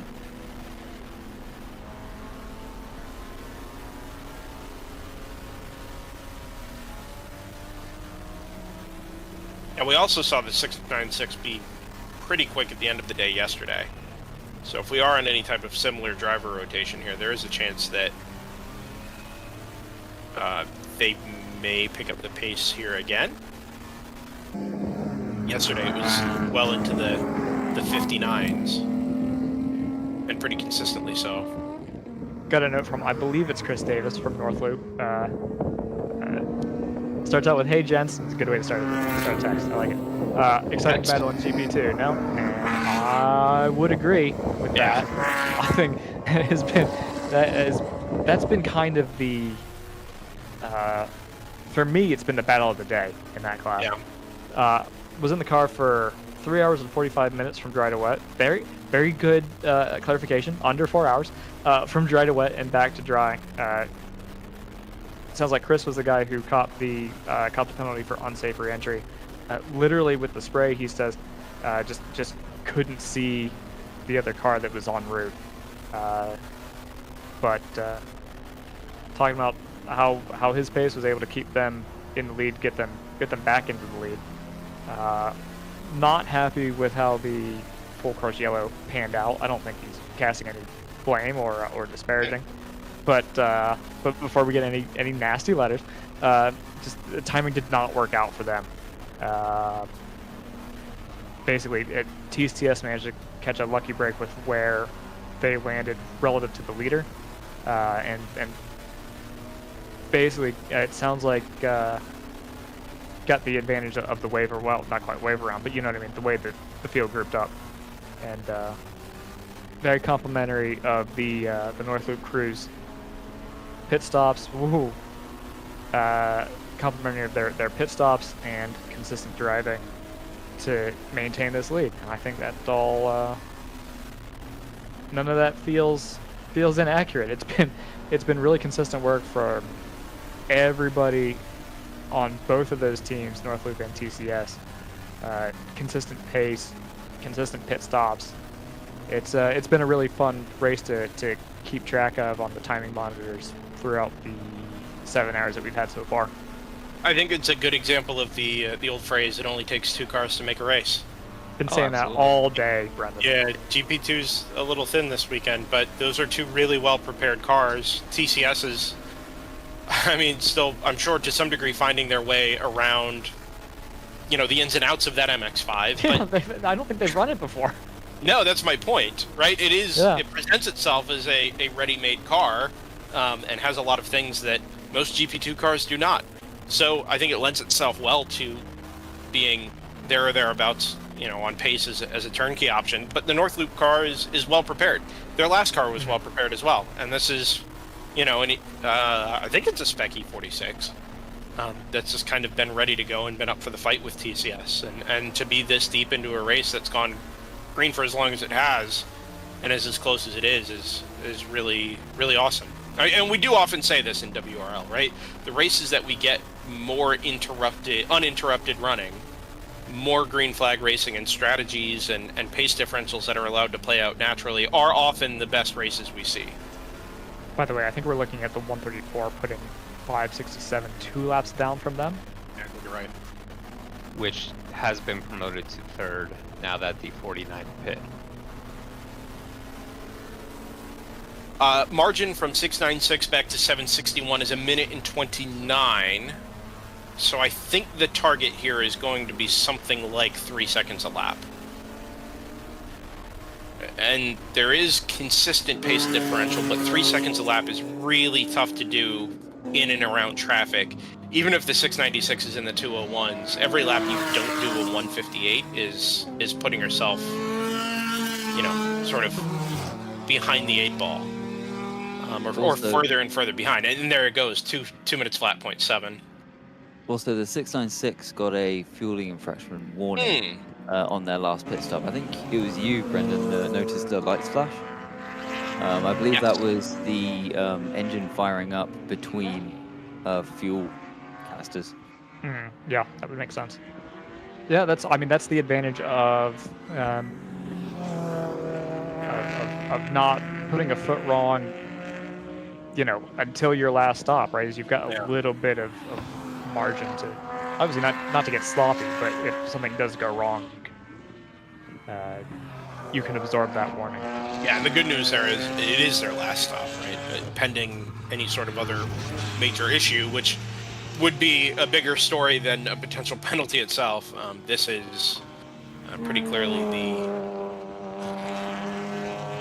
the last time we should expect to see any type of issue from the 696. So yeah, they've been sent pit road infringement as well for the 197. That'll be speeding. That's a warning. 58 has come into the pit on schedule. Factor Fab in the 57 has also come into the pit, and in the process has overtaken the 59. So as kind of rough as a day as they've had, they're up into the top 2 now in GTUs. It's a good persistent run for them.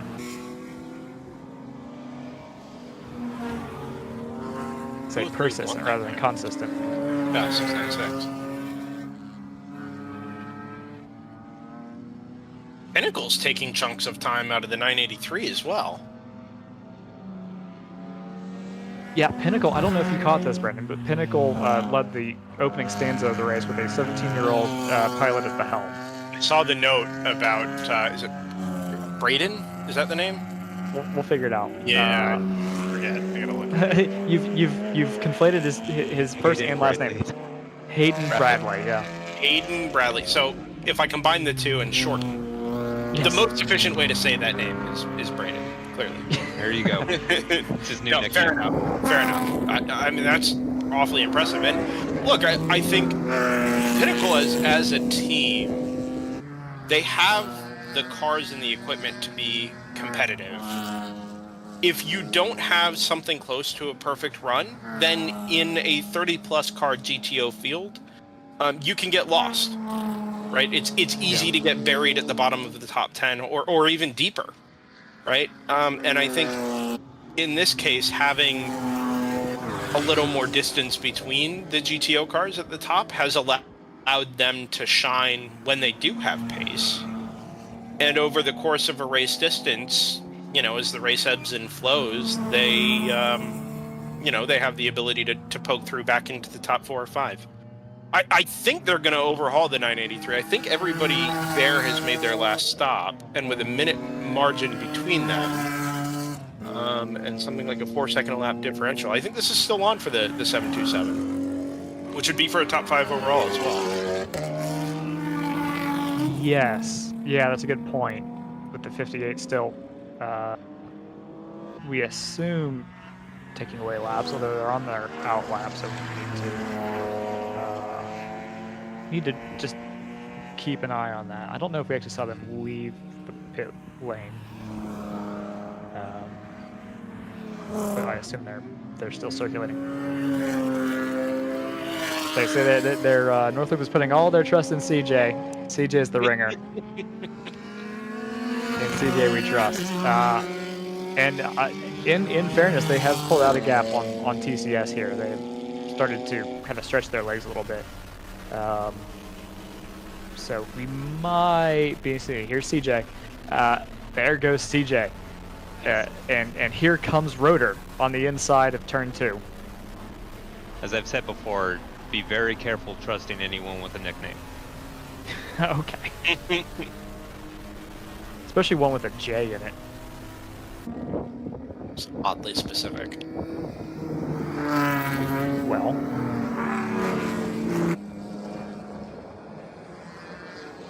Hi, RJ. Wasn't the one I was thinking of, but okay. Oh, I know. I was trying to think of ways this could backfire on us, and I think I found it. I thought JR Hildebrand was listed either. Yeah, JR, if you're, oh, JR's a Denver local, isn't he? JR should be out here. He's from California. I think he's set up base in Denver now. Oh, is that future IMSA Porsche 963 team owner, JR Hildebrand? Perhaps current. We don't know.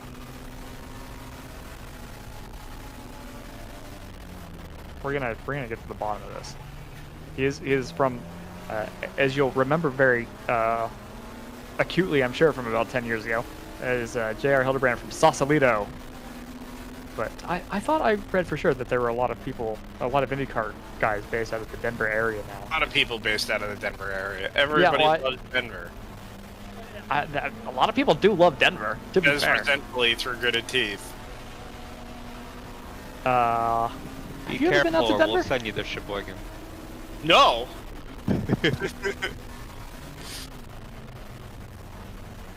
Right, here they have I don't think there's a single race today that hasn't been affected by weather. Can you... No spoilers. I have been watching one race and one race only. I've spent a lot of today watching various different things. Airplanes. You should be watching airplanes. Also airplane. Which is in its own way a race. All you're doing is applied trig. It's simpler than that now that I only work in a tower. Not necessarily easier, but good for takeoff, go to land, cross, rinse, wash, repeat. Okay. Wash, rinse, repeat? Oh no. Probably the better way to do that. Uh-oh, hold on. Not clear to land. No. Stratus is back out with a relatively sedate pit stop, but they don't really have there's no real reason to rush. They've got enough of an advantage over the 696 in the oval, and certainly on Factor Fab in GTU.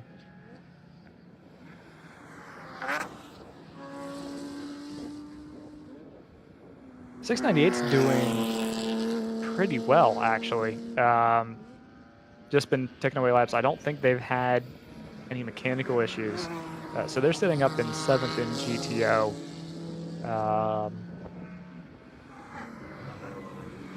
Yeah, it's not... yeah, okay, so they've overtaken Evoke with their mechanical issues. I'm kind of curious to see how that plays out. If Evoke is able to pull back 7th there. And Pinnacle in the 127. I think they're a little too far back. We'll see. I think they're a little too far back to pick up another position, but you know, it's still fun to get laps on a racetrack in a Porsche. So can't blame them for being out there.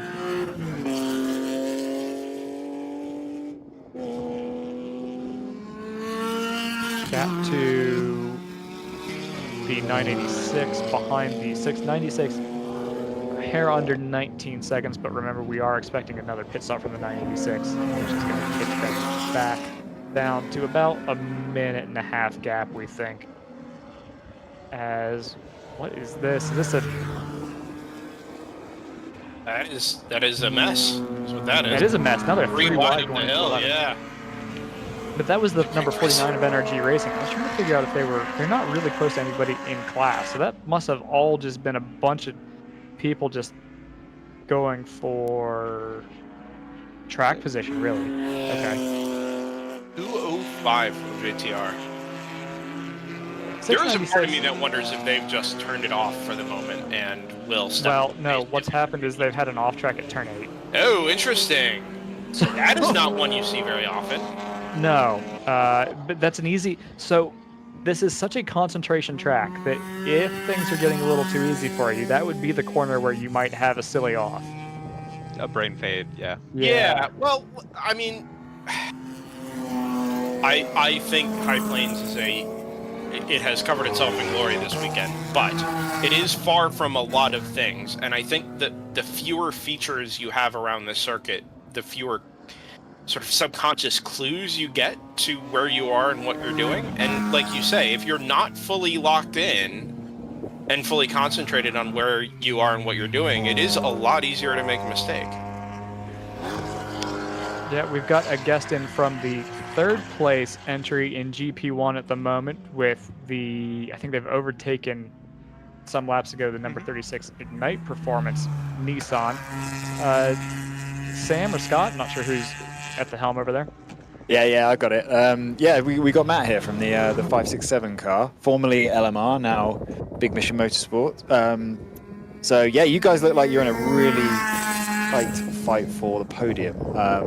Just overtaken Ignite Performance, as Joseph just said. Do you want to fill us in? Tell us how. Firstly, obviously, you're formerly LMR, now Big Mission Motorsport. So if you want to tell us a little bit about how that's come about, but also, yeah, talk to us about your race and whether do you think you're on for this 3rd place? Possibly, yeah. I mean, we've got one of our strongest drivers in Ryan Starr at the moment, and he's putting down some great lap times. Was able to kind of pull us up into 3rd. We're thinking we can kind of go towards the end. Right. We're not 100% sure. This is a brand new car for us. Yep. So we're kind of feeling this out. But either way, this is a great outcome because we came to this race having never seen the car before, having never driven the car before. And so this was very much kind of a shakedown, practice, race. And to potentially come away with 2 podiums would be amazing. Yeah, absolutely. Which step on the podium were you on yesterday? Was it 2nd or 3rd? So we were 3rd. 3rd. Yep. Cool. Yeah, it's nice. We were discussing yesterday. We're pretty sure that's the first time we've seen a team get sweep a podium in any class in WRL recently. Anyway, as far as I can recollect, we've been doing WRL. I think either since the 1st year or the 2nd year. No, I don't think it's ever happened. Yeah. We came up with a few times that we've seen some 2nds and 3rds, but very rarely, Now, win as well. In fairness, there's not many teams that bring 3 cars. That's been more of a recent phenomenon over the last 2 years. Yeah. And for Big Mission to have 5 cars. Yeah, well, this I've never seen that. Yeah, well, this has been a bit of a discussion topic because we've had the Big Mission guys in over the course of the weekend. It's almost feels like a collection of teams that have come together to make this bigger unit all under the same banner. Is that kind of what you're new to this? Is that kind of what we're getting the right feel there? Yeah, because in essence, 2 Kansas City teams have joined the last year and a half. There was Ronnie Phelps last year, the 777 car, and then we've just joined. This is our first race with the team, and it's been an amazing experience so far. But yeah, as much I think the math starts to become compelling. Yeah. And whether it's the economies of scale or the economies of efficiency, we were trying to compete as a 1-car team. Right. Which, sometimes we're okay, but we just couldn't have the same resources and the same support and the same spare package. Yeah. And by joining Big Mission, it was a very compelling rationale to join. Because we're all we're all running BMWs. There are a couple of E36 platforms on there, but that just allows us to have incredible support. A great case in point, we wouldn't be running today, right? If it wasn't for Big Mission. But if we were Team LMR, we wouldn't have had the resources to repair our car last night. Right. I think we had 4 or 5 mechanics working on it for 4 or 5 hours to turn around so that it could go again today. Yeah. That was a car that came 3rd yesterday, right? Well, yeah. Well, part of it is you buy a new car, you develop a new car, and it's then you kind of find weak points. And I think we found a couple of weak points. We broke both the engine mounts and the transmission mounts. Right. The bushings were shot. Right. Kind of cheap, nasty things. So I think they were on our plan to replace. But we only got a car about 4 or 5 weeks ago. And so there's only so much to be done to prep for this race. And the guys did a fantastic job turning it around to get it to go out again today. Cool. Yeah, that's great. Yeah, as you say, we scroll down the timing sheet. There's a few cars there that are listed who, actually a couple of them are Big Mission, and we know what they're about, but those are the issues they have. But there's a few cars there, and we see this at every WRL race where you lose 5 to 10 cars overnight, either because they had catastrophic issues the day before, or it's just a case of something wore out and we just can't get the car going again for the next day. A 9-hour race on one day and then trying to do the same thing again the next day. It's a big undertaking. So yeah, having the amount of as much support as possible. Yeah, being part of a crew like Big Mission is definitely going to be makes so much sense. It's the name of the game, isn't it? It's endurance racing. Yeah. And if you look at any typical race, and probably give or take 40-50% of the cars either can't finish or have had some kind of mechanical that have taken them out of independent. They may be able to finish the race. Yeah. But you just got to keep rolling, and there's always attrition, right? So talk to us about your race today then. How obviously we had some interesting weather earlier. How did you guys deal with that? Anything? I know you Big Mission have been, as everyone has been, struggling with tire supply. So I know you guys have ended up on a variety of different, or at least tires that you guys aren't super familiar with. So how did that work out in the changeable conditions? Is there anything else weird or quirky that's happened through the day? Yeah, we had some challenges yesterday with the tires, and again today. But today was more of a known. We knew we'd have to replace the front left. I was going to say, Dan was just telling me that you guys have all. Sorry, Steve was just telling me. You guys have all decided today to change the front left. I don't think any of you guys did change the front left yesterday. Did you nurse them through? I think. No. We came and did a pit stop. But it was corded, and so yeah, it was an emergency surprise. Okay. We saw a few of I think the winning car in the end was going around very slowly for the last couple of hours. It seemed like they were just trying to nurse theirs through. Yeah, exactly. And I think second place car actually did a proactive change as well. Okay. So yeah. And we did again this year, today. Yeah. But today was a no, and we do it between our third and fourth driver. Right. I drove first, so clearly cool conditions when the tires were fine. It was quite a contrast from yesterday. Right. Hot as heck. Did you finish the race off yesterday? I was. Best way to describe it is second and a half driver. Right. So I was the second driver, but we extended our first guys instead. Okay. Yeah. And so yeah, really hot part of the day. Then. Yeah, exactly. And this is my first real activity that I've had for about 3 months. First race that we've had since Barber. So racing was fun. You suddenly look down, but yeah, racing doing the first stint this morning was cool and compared.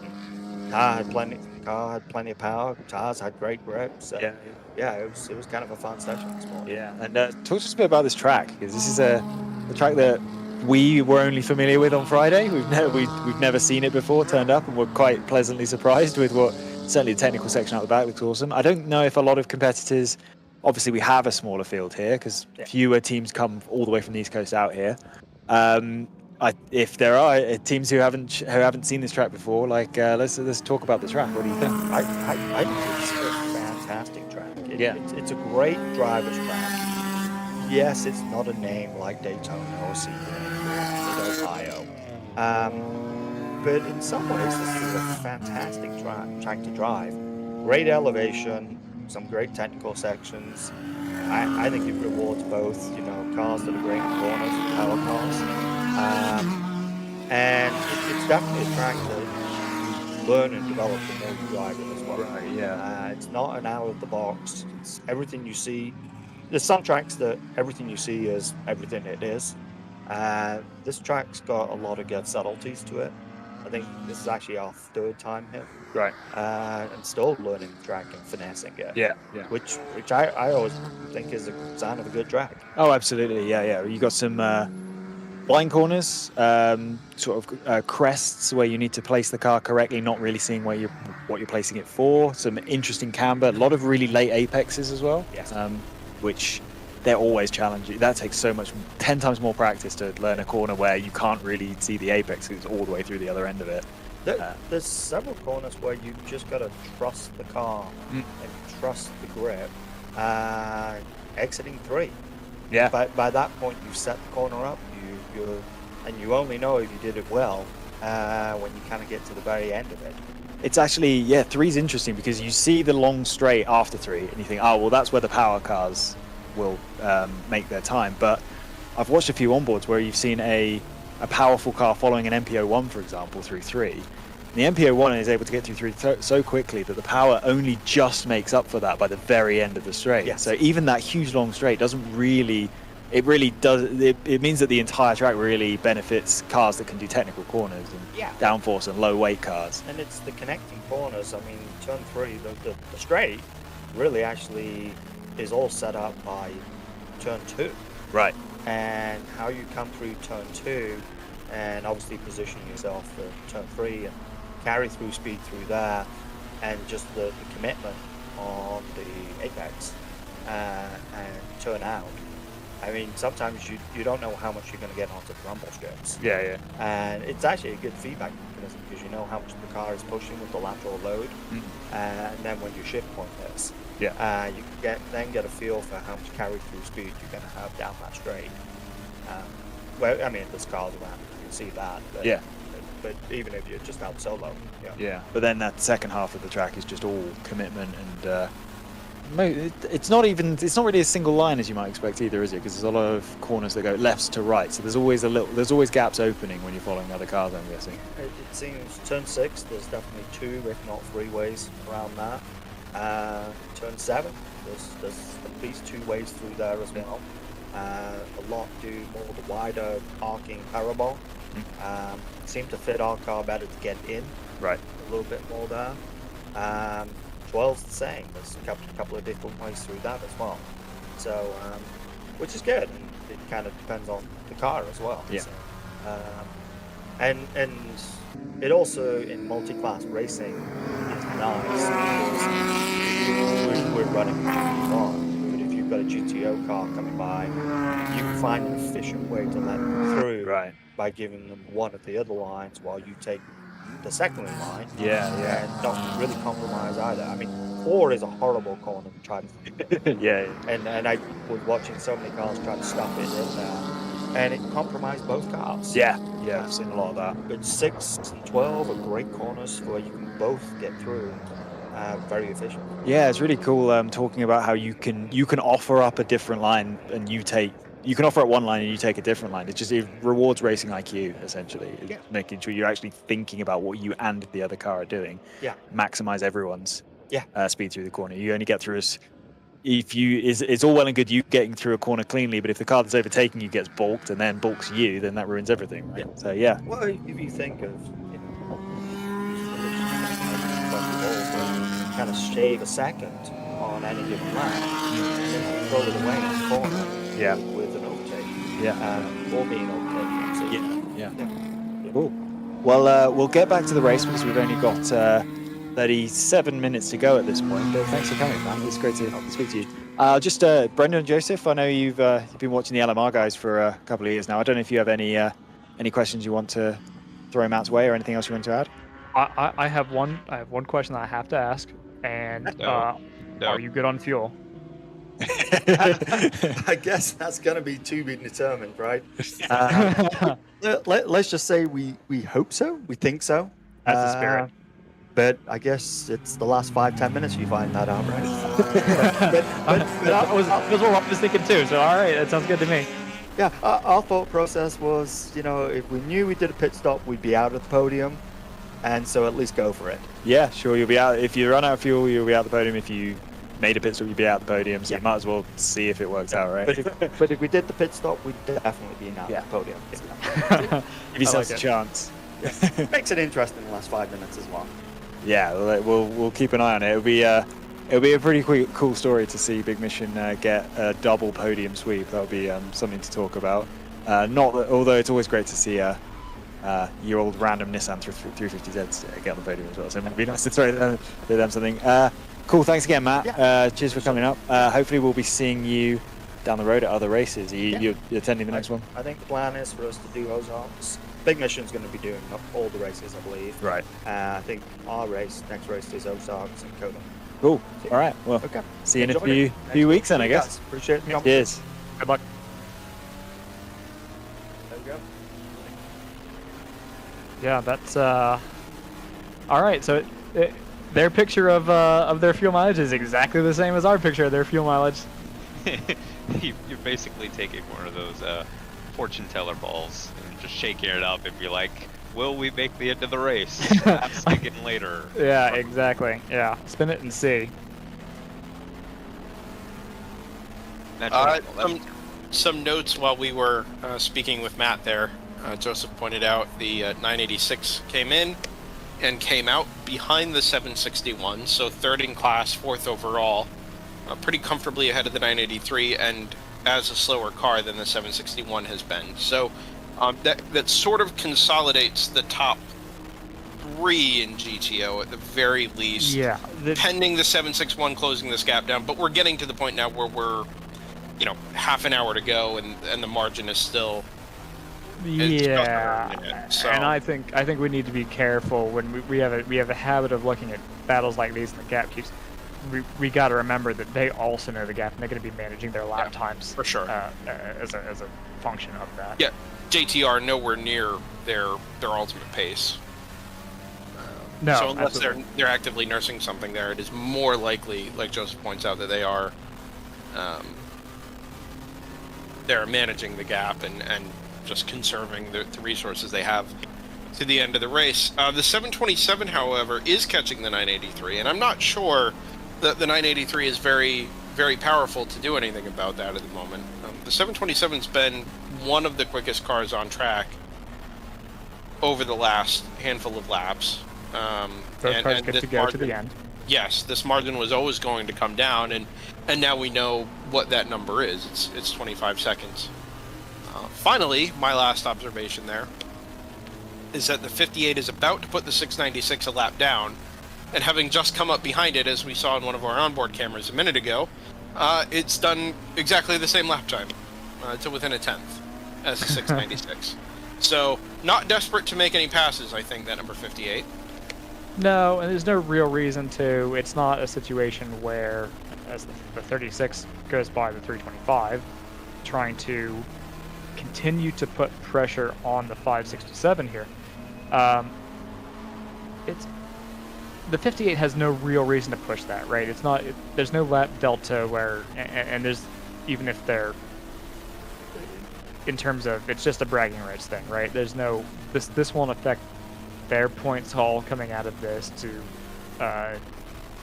overtake the 696 for some reason. Say we've had situations where the finish was determined by just around a lap, and then post race investigations penalize one of those cars by a lap, and oops, that's changed the order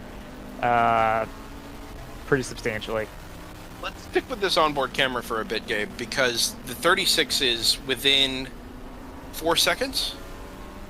Is that right? Of the 567? It's been bouncing around a little bit. I don't know if it may have actually gone out this lap. 6.7. So that might not be necessary, actually. I thought it was closer than it was. No, I think we still should. I think we should keep an eye on that car because I don't think that they're necessarily intentionally on a fuel save mission. I think it's just a function of their car that they're able to go further on fuel. So I think they're going to be pushing it. The 567 is going to be managing that is the name of the game for them. They're trying to avoid stopping again, so they're going to just run as slow as they can and stay in front of this 36, I think.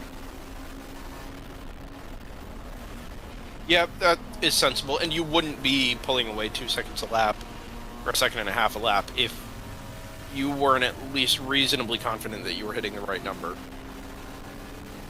Yes.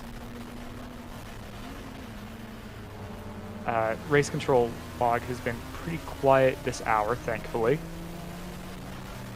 I think a lot of guys are just in bring it home mode now. Oh yeah. Yeah. Why are we looking for weather here? Has it really? It feels like a lot more of the track has some patchy cloud cover to it. Is that North Loop that's gone through on us? It is.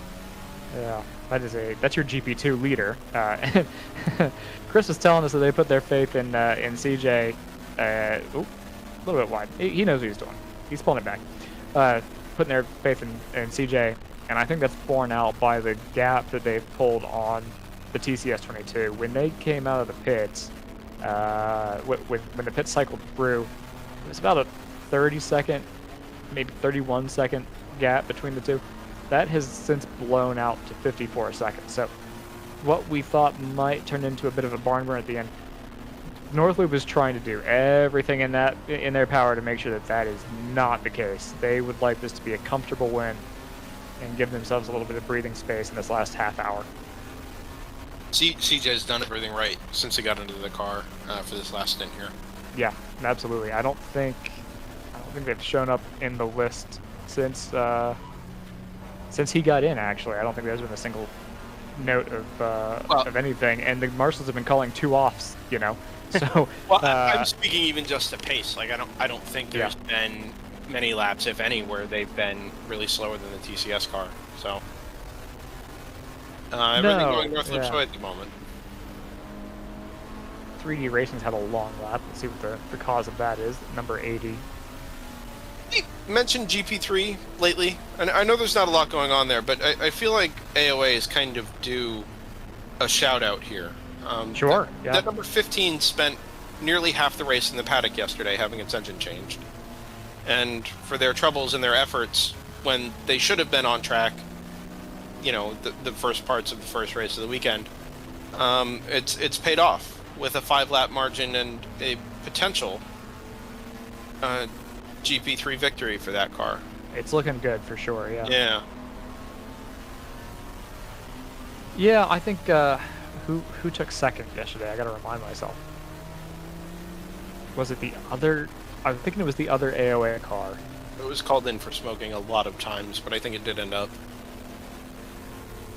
I think it ended up P2 yesterday. Check that actually.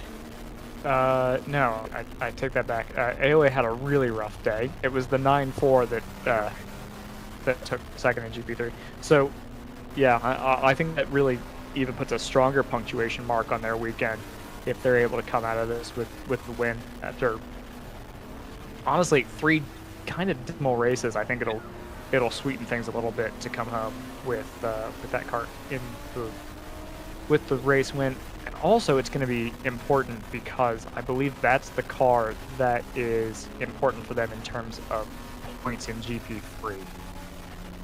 So that'll be a big deal for them on a couple of dimensions. Yeah, R5 with another good day as well. 3rd yesterday and 2nd at the moment, pretty comfortably so. Yeah, and I haven't decided, is that a car that I don't think that's an entry that we've seen before here. That's another one similar to Evoke, where I don't think that at least an entry name that we've seen before.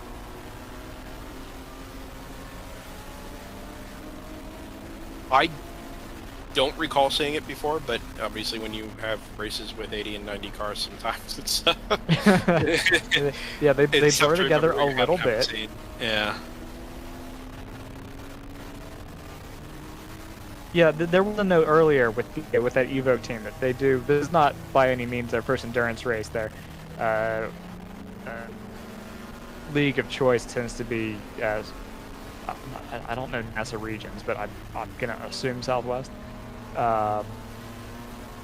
R5 Racing has done a couple races with WRL, mostly High Plains events. Oh, the Evoke car stopped at the cut-through, Joseph. I think we're going to catch it here, actually. Slow car and smoking. At 6/the cut-through. Yeah, there it is. Pulled off to driver's right, coming out of turn 6. Definitely out of a position of danger, which is nice. But that'll be a sad end to their weekend, frankly. Yeah, it was today especially was actually really promising for them, I think, wasn't it? It was. I think if you're gonna take anything away, I think you have to be at least happy for the pace that you've shown. You know, this is not the Supra that DJ has run here in the past. It's it's an old M3. It's not a simple task to make. It's a formula that is well known at this point, but it's certainly a different animal than taking something off the showroom floor and putting a cage in it and souping it up. No, with people who work with those types of cars day in and day out, he had run with TAPG, which is the proving grounds, right? So they've got a lot more experience, I presume, with the Supras than they do with this car, and to ask a car that's 20, look at the calendar, 27 years old to do a pair of 8-hour endurance races, like you say, is not a small task. R5 Racing, assuming it's the same entity, they do about one or so WRL race a year. Is it usually here? What's that? Is it usually here by chance? It is sometimes here. Sometimes it's Hallett. In 2019, they ran out at Hastings. So all tracks we've never streamed from before. Yes. Yeah. So that's the reason that we don't recognize them. We'll only go if it begins with H. The calculation. Heartland Park and Hallett are calling for us on the heels of that statement, Scott. Man, I wish we were still going to Hallett this year. And you know what? I think High Plains here this weekend is obviously shown itself well, but I think is representative of the potential you have at places that maybe don't have the facilities and don't have the reputation as, bucket list tracks for a lot of people. Sure. But I think this represents the potential that places like this, more club-focused circuits have. And I think Hallett would do well in light of this, and we could do well at Hallett as DriversEye Live to sort of showcase what racing there has the potential to be. I've been there before. That is one place I have physically been.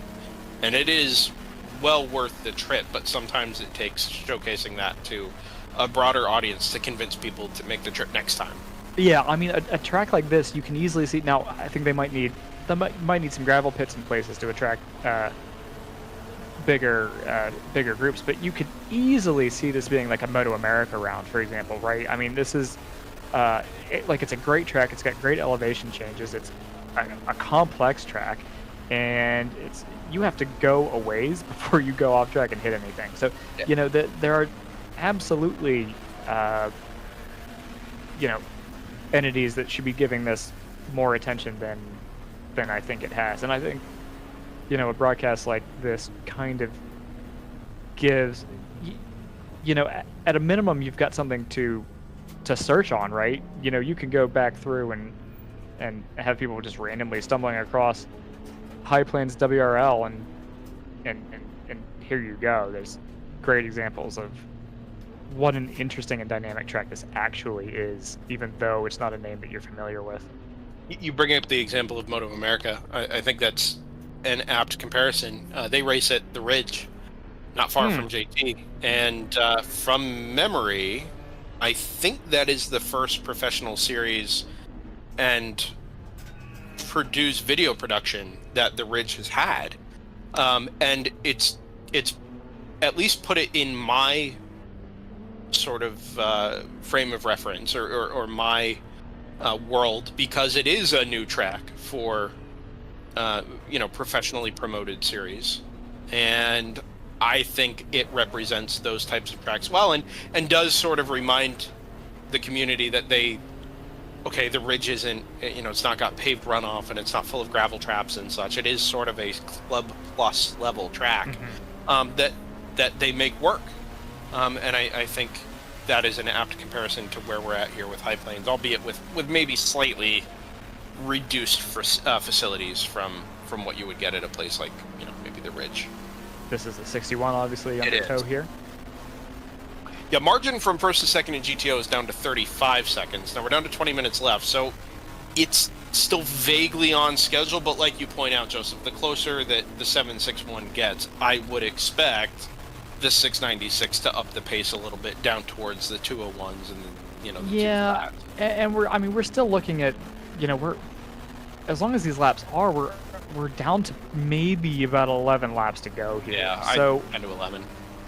Yeah, I don't think there's the time to really make this interesting. No, but the battle for fourth is very much on. Potentially this lap. Pinnacle under a second behind the 983. Yeah, that'll be the 983 with the black and gold Porsche Cayman, and Pinnacle running. Is it the white and dark blue Cayman right behind it? White and marbled black with some red trim. Got it. Okay. So that gap is within a second. I don't know what the chances are that we'll be able to pick that up on screen, but definitely watch it on your timing monitors as we, yeah, may have yet another position change here in the top 5.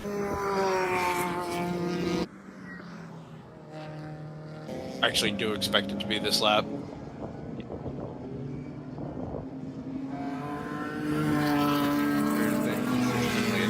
Difference in pace.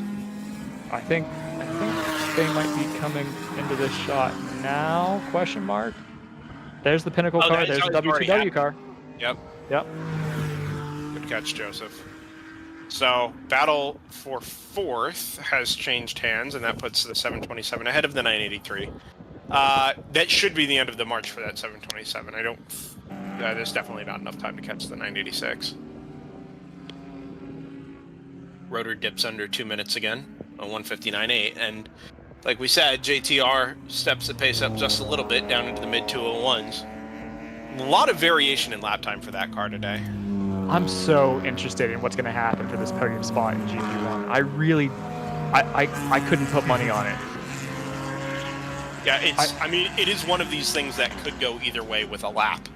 You know, based on how many laps the leader has to do and where they are, those two cars are relative to the overall race leader. Yeah, I also think that the 567 big mission car is pacing itself to Ignite, because we know Ignite can make it, definitely. So I don't think they're saving. But correct me if I'm wrong on any of this. But the big mission car, the 567, I think, caught them, passed them, and has now pulled out just over 5 seconds and has kind of sat there. Matt, after we'd muted his headset, he was making that point as well, that the 567 caught Ignite quite quickly and has then just sat there 5 seconds later. Yeah, why would they feel like they've dropped a second a lap or so. Why not maximize your chance of making it by doing some lift and coast now? They're not getting any further up the field, and having a big gap on Ignite isn't going to help you, particularly if you then run out of fuel. So yeah, I think that might be what the driver's doing there. Yeah, largest gap I've seen from them got up to about 9 seconds, which is where it's about now, but it fluctuates constantly. Yeah, no need to do any more. They are actually, as I watched Race Hero update, they are right behind the 134. They came across the line at basically the same time, so maybe the 124's giving them a cheeky toe, but save a little bit of fuel mileage. But that actually would be really clever, yeah. It would be. I mean, that's the Alex Rossi, AJ Allmendinger strategy, isn't it? And the 134 doesn't really have anything to fight for. The only chance they have is if the 777 needs a splash, and that is actually kind of, it's a little bit of a question mark for me. No, not anymore. I've got them in 12 laps. Yeah. Yeah. So let's see. If you guys continue to wind this down a little bit, I want to try to hunt down some points. That looks like menacing rain in the distance, but I don't think we're actually going to get hit by anything. No, the rain, any of the weather that's out there is off to the east and northeast, which is exactly the way that we're looking here. Yes, right. It has already gone past us, basically. Yeah. So GP1, what are our, actually, do we have results yet for, yes we do. They've already put up results. Thanks to admin for getting that taken care of. So 134 is the highest placed big mission car now in the standings. They are 6 points behind PC Racing and Round 3 Racing. So if they pull this off, that'll give them a 7-point advantage over those two. They'll still be, I think, what is that, about 9 points behind Moorhead. So still a race behind, but it'll help them in a big way.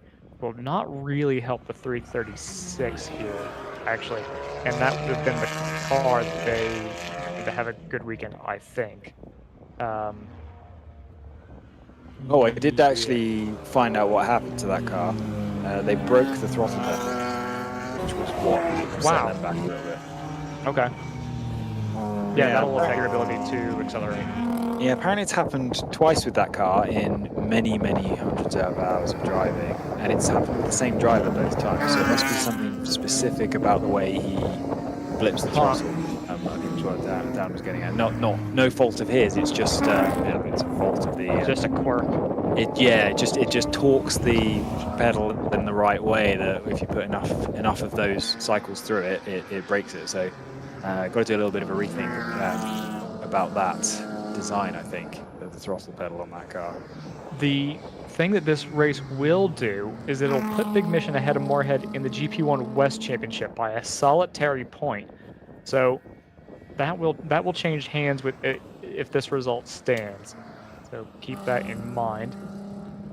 In GP2, obviously this will be good news for North Loop. They won't get the bonus point because it's not a full field, but they will score, I think it'll be 12 points here, which will put them 2 points clear of Harrison and Chattanooga with a double win to this weekend. That'll be in the National Championship, and it'll put them well clear of Chattanooga in the GP2 West Championship. They've already got a 25-point gap. That will expand out to a 37-point gap. I'm assuming no drops, so your mileage may vary, much like the 567. Overnight, they only brought the 197, right, of their GP3 contenders, but they're walking away with GP3 in that. This result will help AOA pull back some of the gap, but they'll still be, I think it's, it'll be 30 or 31 points behind the 197. Actually, probably more than that if Overnight was able to stay classified, and it looks like they will be. So it looks like they'll only pull back about 3 or 4 laps on the 197. Similar story in GP3 West. NRG did not bring their number 66 here, so no points on offer for that car. Number 15 is 26 points behind the 197. They will, I think they will pull clear. Yeah, they will pull clear of the number 66 for NRG, but they will not make too much of a dent in the 197's lead in GP3 West. Again, that's not only as things run, but assuming that everybody clears tech. Should happen, doesn't always. People make mistakes. Oh well. In the GTO field, is there anything of interest here? Well, in the National Championship, it'll help JTR continue to draw out their lead in GTO National. They've already got an 11-point lead over Thunder Bunny in the 421. I think we got a note from Mark that they are going to be bringing that 421 over to Ozarks. I assume JTR will be as well, but I haven't looked at the entry list, if I'm honest. So TBD on that. In the GTO West, they don't have a ton in the way of competition at the moment. I mean, their nearest full-time competition might be, well, either Choice or Thunder Bunny. Neither of them are here, so they're going to continue to expand on a 42-point lead in GTO West. The next championship, or I think maybe the last championship rather, is going to be... Joseph, can I interrupt you for a second? Let me get this last one, which is Stratus 58 is level with their team car at the moment. This will obviously draw them 2 points, at least 2 points clear. I just saw from the 325's onboard that the 22 TCS Motorsports car has pulled into the garage with their Mazda. Yeah, so that'll do that fight. Race. That wasn't much of a fight towards the end there. That was up towards a minute. Right. By the time that car made it into the pit lane. Yeah, so CJ has fully broken the back of the 22 Mazda. It's a great race for 7 hours and 45 minutes, so I can't feel like I was really robbed of anything there. There's the 197 in the pits as well, I think. Yes, that's another one that's in no real danger. question, yeah. I will note that car is leading the overall championship, which is basically just a concatenation of all of the overall championships, or all of the national championships. They lead that over Moorhead and Harrison and Chat, as well as their team car in the 195. So none of them are here. Same goes for Thunder Bunny. The only car that's actually going to make up points on that points table is going to be the 696 for JTR. They're going to pull in, I want to say, 5 points. That'll bring that gap from 28 points to about 23, 24. So that is your summary of how things are going to play out, assuming no major issues here in these last 10 minutes. Obviously, the further we go into the race, the fewer opportunities there are for things to change hands. So there you are. Inside of the final 10 minutes of our race weekend at High Plains Raceway, World Racing League, powered by Hagerty Motorsports. On DriversEye Live, we've had two, I would say, pretty solid to actually quite good races.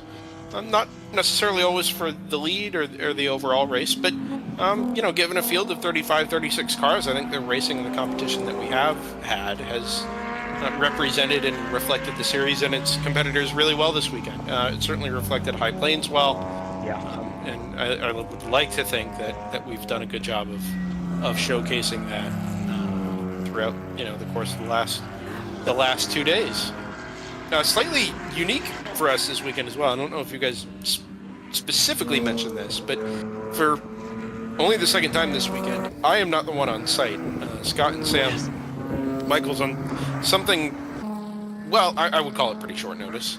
We're thrust into action to manage our cameras and all of the other on-site technical requirements, as well as the reporting requirements that come with the work we do here at DriversEye Live. And they've done really, really well this weekend. So my thanks to Scott and Sam for all of that over the course of the last 3 days or so.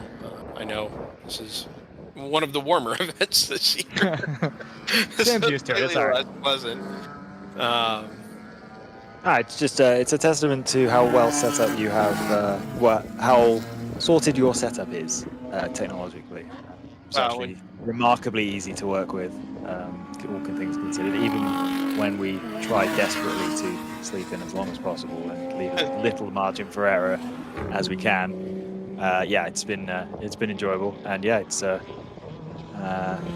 I respect you a lot less for what you do actually on every other race, because it's actually shockingly easy. You've made it very easy on yourself. When the facilities are better, it actually gets a lot harder. You just don't understand. No, I get it. I think the real MVP of the weekend is Glenn. I was just going to say, Glenn's our boy. The track staff here have made this incredibly easy on us, like to the point where we feel like we're just setting up cameras in our own backyard, honestly. So that's really helped.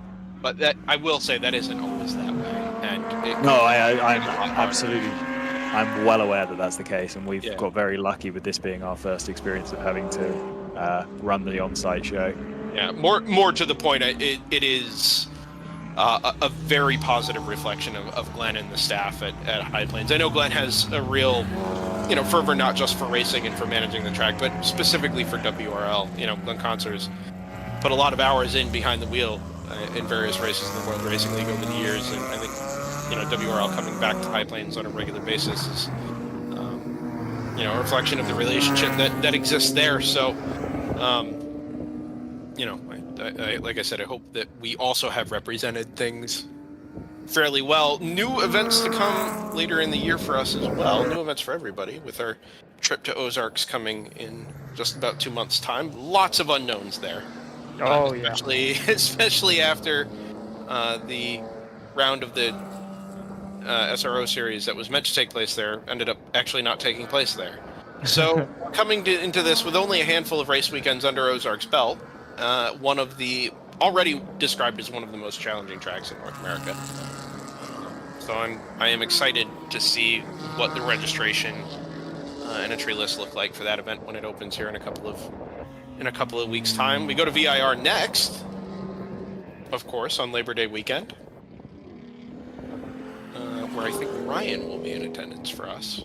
That sounds right to me. Yeah, I will not be a part of that weekend in any way. Nope, JT will be at Portland trying to get Twitter famous again for his trackside photos. He's going to throw an old lens onto the track so he gets some shots of people trying to avoid it. Yeah, if somebody were going to dump the leader under yellow in IndyCar, who would it be? I haven't seen today's race, so... Not about today, it's just a general question. No, I know, but I want to head that off at the pass. Santino didn't end up replacing Jost, so that one's out of the... Devlin, I would say. Yeah, I was going to go Devlin as well, yeah. Grosjean. It might be Grosjean. Yeah. Anyway. Devlin and Grosjean might just kind of collide. You know how, like, sometimes two black holes just kind of serve each other, and eventually they just annihilate each other? I think that might be... The Andretti Event Horizon. Yeah, right. The spaghettification of a quarter of the IndyCar field. I've not heard the word spaghettification before. Interestingly, the nation today as well, which is a couple of big words being thrown out in the last 20 minutes or so. The 567 has actually overtaken the 134, and it's now leading that little duo around. So, any thoughts of the 134 towing the 567 around for fuel mileage is out the window? No, and I would say the fact that the 567 is actually now pushing, quick enough to get past its teammate is probably a positive reflection of its fuel situation. I hope. I do want to... Yeah, you'd hope, otherwise it's a negative reflection of the very true driver. Hey, the 85 is back out on track. Or very negative. Oh, yeah. All right, did you see the smoke from there, or? No, it hasn't been noted yet, so I'm assuming they fixed it. Assuming. It's weird, actually, because I was walking through the paddock about 45 minutes ago, and that car was sat on its own with zero attention being paid to it. I wonder if it was just an all hands on deck for the 15 to make sure that it was good. Got this win, yeah. So I want to... I don't feel like we're out of the woods in terms of drama here. Not in terms of anything in the overall or in the touring classes, but both the 777 and the 567 are fuel mileage question marks for me still. The 567 is extending its longest stint of the day, I believe. It's on lap since pit 45 for me. That was its longest stint of the day. So they are running it absolutely dry, and I think they've got 2 laps to run here. So keep an eye out for that. I think the 777 is okay, but that would be the other one that I would maybe have question marks about. Its first stint was 52 laps long, and it's been 51 laps since they came in. So it feels like with a bit of active fuel saving you could do that, and it hasn't been setting the world on fire for pace over the last little while, so... Yeah, Dan assured us that they are not saving fuel, but they did prove to themselves earlier in the race that they can do 2 hours. Right. Without saving fuel. Last lap, according to the race control log. So I think wherever the 58... Has it just come through the shot there? It did just go... It just went past off. So let's pick up the leader down at turn 4. Be the, of course, the black with blue accenting Sebaco and P01. Or we can do it at turn 8. Turn 4's gone down. It's fine. I know it's the 696 just cruising around to the finish, but the gap between first and second GTO is still coming down. It's below 20 seconds. I know, yeah. I keep looking at it and trying to remind myself that it's not an issue. Not an issue. No, they can lose 18 seconds on this lap and they'll still be fine. But yeah, right. it is remarkably close, especially considering that Golf got a 2-lap penalty at the start of the race. Well, and had lost over a minute on a long pit stop. There are a variety of reasons that 761 is behind the 696, and it almost overcame all of them. Right. I think it's a really impressive fight back in March from the 761, and if they can find a way to put it all together, they'd be really competitive, and the 696 conveniently. So your GTU and your GTO leaders, in order on track, in order overall.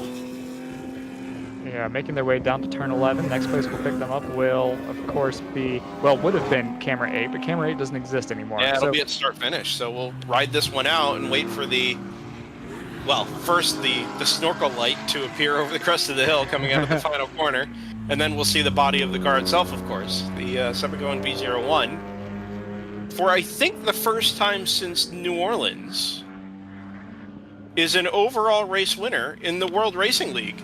I think it's the first time ever for the 58. I think you're right. Yeah, I think Sunday was all, or NOLA was all 59. So the 58 picks up the second overall race win for Stratus, and a GTU class victory, of course, to go along with that. The 696 comes through just off the lead lap. Second win for the 58. They won Daytona, so this is actually... Oh, you're right. This is back-to-back wins for that squad, so they're doing really well now. Yeah, good call. In GTU, of course, not overall. Yes. But in GTU. Yeah, sorry, I was referring to overall. Yeah. The 761, the final margin up to the class leader, 15.499 seconds. Is as close as they were able to get, which, like I just mentioned, is still a really impressive fight back. Down in GP1, 777 have they crossed the line yet? There's a minute between the two big mission cars, so they might be okay. You know, even if they haven't crossed the line, I think they might be separated by the leader anyway. Well, and you wouldn't come in on the last lap, right? Either you're going to stop out on track or you're going to make it. No, Glenn's going to have to pick up two big mission cars the way things are going. So we expect a second podium sweep this weekend then for Big Mission Motorsports. We'll have that confirmed when everybody comes across the line. But yeah, the second and third place just came across the line, so Okay. 567 did make it. Yeah, Very well good. done to them for stretching that tank as long as they did. I think that was maybe the 134 just their shot. I missed it as it came through. And that was GP2. Ignite. Ignite just came across the line for fourth. That's how close it was.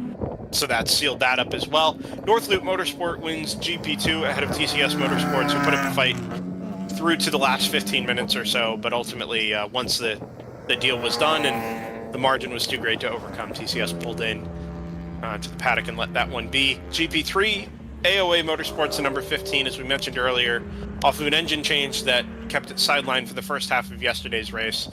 Makes it pay off for the crew that put the work in and the drivers who had to sit by and watch for a couple of hours, and they bring home a GP3 class victory ahead of R5 Racing and Overnight Motorsports number 197, who finishes third, is classified third, but I don't think ended the race on track, unfortunately. No, that is correct. They had a couple stop, basically pit laps back to back, tried to do an installation lap effectively. Still a nagging issue. I'm sure they'll be working on that for the next round. Yeah, shouts in GTU, by the way, to Factor Fab Racing, who comes home with a second place finish and a finish. They ended on track, took the checkered flag with that white number 56, and 30 laps down. But, you know, in GTU, where literally just finishing is its own challenge sometimes, to come through and take the checkered flag is a really nice result for Factor Fab. So congratulations to them as well. Stratus 59 in third, and then 94 Motorsports ends up in fourth in class. Yeah, Factor Fab's previous best result, at least this season, I don't know if we'd seen them last year, was a fourth place in GTU. So a definite improvement for them for their class result today. Yeah, quite. Scott and Sam, I guess, you know, you guys having been on site, if you would like to wrap things up for us, by all means, take it away. Yeah, not much more to add. We've spent a lot of the weekend discussing how we've kind of made a point of all that's different about this round, but in a positive way. It's a bit more of a sort of small group feel, maybe a bit more clubby than the very packed with the 30-odd very professional teams that we often get at WRL, and that's been refreshing in a way. It's also just made you think, why aren't more teams coming out here for this race? It's felt like this event is ready to host more, and all the only the vibe you get from all the drivers around here is that everyone's having a great time. It's a really fun track to race at. We got so many hours of green flag running, literally as many as you could possibly expect around a really great track.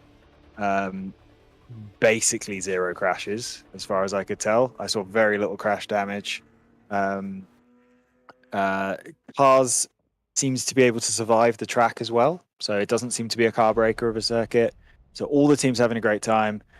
Yeah, really fun event. Some deserving winners. Certainly the quality of the field at the very top is just as high in all classes, is just as high as we get anywhere. It's the teams that we see win all around the country.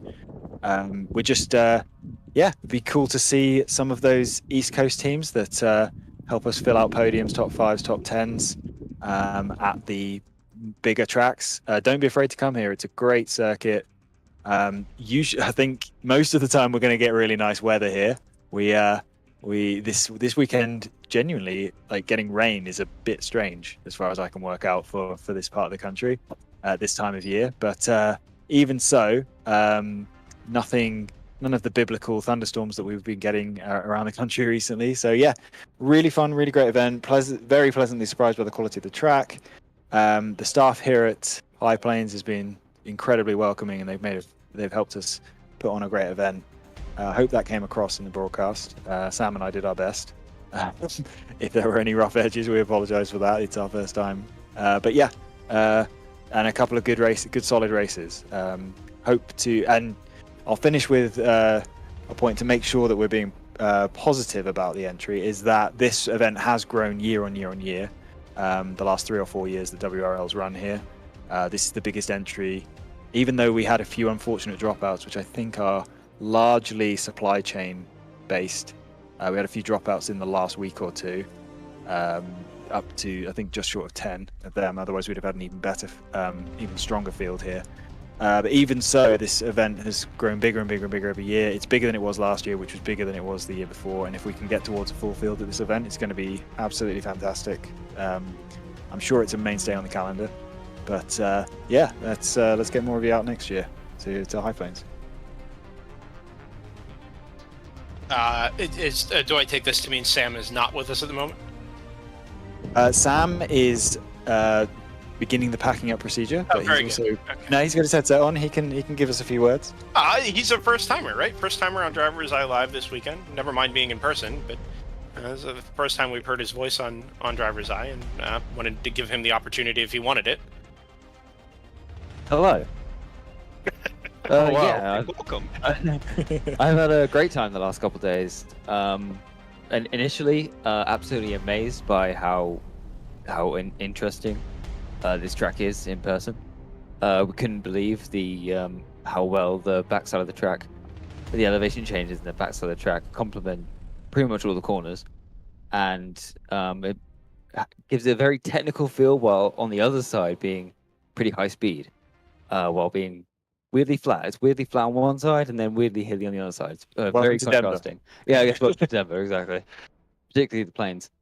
And yeah, can't thank the staff here enough for being as accommodating as possible to help us go out and fix all the things that we didn't set up probably as well as we should have initially in the morning. But yeah, and the racing has been two very different races, I feel like. The first, yesterday, was a little bit more attritional. We were waiting for cars to have major issues, and some of them did. And then this one, it felt like the whole way through there were cars fighting pretty much nose to tail, trading lap times.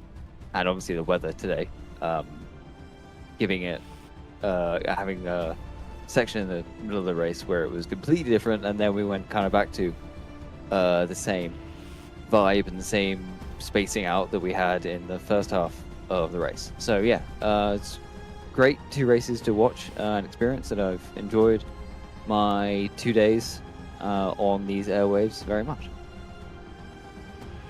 Well, thanks for joining us. JT, Joseph?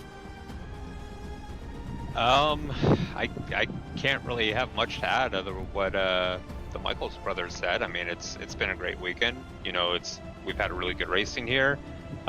It's a great facility that we weren't super well aware of, and this event has certainly changed that. And I hope we've been able to bring that to other people, other teams as well. So hopefully we can continue to see this event grow. Yeah, I think to add to that, I mean, I think High Plains and oh no, I blanked on his name. Help! Glenn? Yeah, Glenn. Yeah, I mean, it's been a long weekend. You know, Glenn's proven himself to be a just truly superior track manager. So, you know, it'd be impossible to say a bad word about him, I feel like. Also, but shout out Rotor, who's, I think this is only their second weekend of the year. Double no points at Road America. A good double podium for them, and obviously for Big Mission, obviously it's now a big tent, but 2 podium lockouts in 2 days is just incredible. So good efforts from so many of the teams around here. So many of them are Colorado based, and I hope to see a lot more crossover between both sides of the plains in the future here. Yeah, I don't have much to add to any of that. I think I am hopeful that for all of the effort that goes into producing these weekends, for all of the man hours that are put in on the WRL side by the staff who would be here regardless, but also by our team here at DriversEye Live, Gabe's hours on production and planning and everything that Joseph, JT, Sam, and Scott and Ryan would ordinarily put in if not for his situation this weekend. I hope it's been worth it for the series and certainly for the competitors and for Glenn and everybody at High Plains. I think it has. I think it's been a really good weekend of racing. I think it's reflected on everybody that's participated very, very well. And I look forward to this event growing and others like it growing in the future. When we have the opportunity to maybe not go to the bucket list tracks, but add some weekends that can still add value for teams and drivers that just like being a part of motor racing and like getting behind the wheel and doing the thing that we all love, that given that opportunity at a place like this, that people should jump at it. So with all that being said, I appreciate all of you for joining us over the course of this weekend. It's been a real thrill for me when I've been available outside of the day job, and certainly my thanks go to Sam, Scott, Joseph, JT, and Gabe in my stead for all of the work that they've had to do on site and behind the scenes to get everything squared away all weekend long.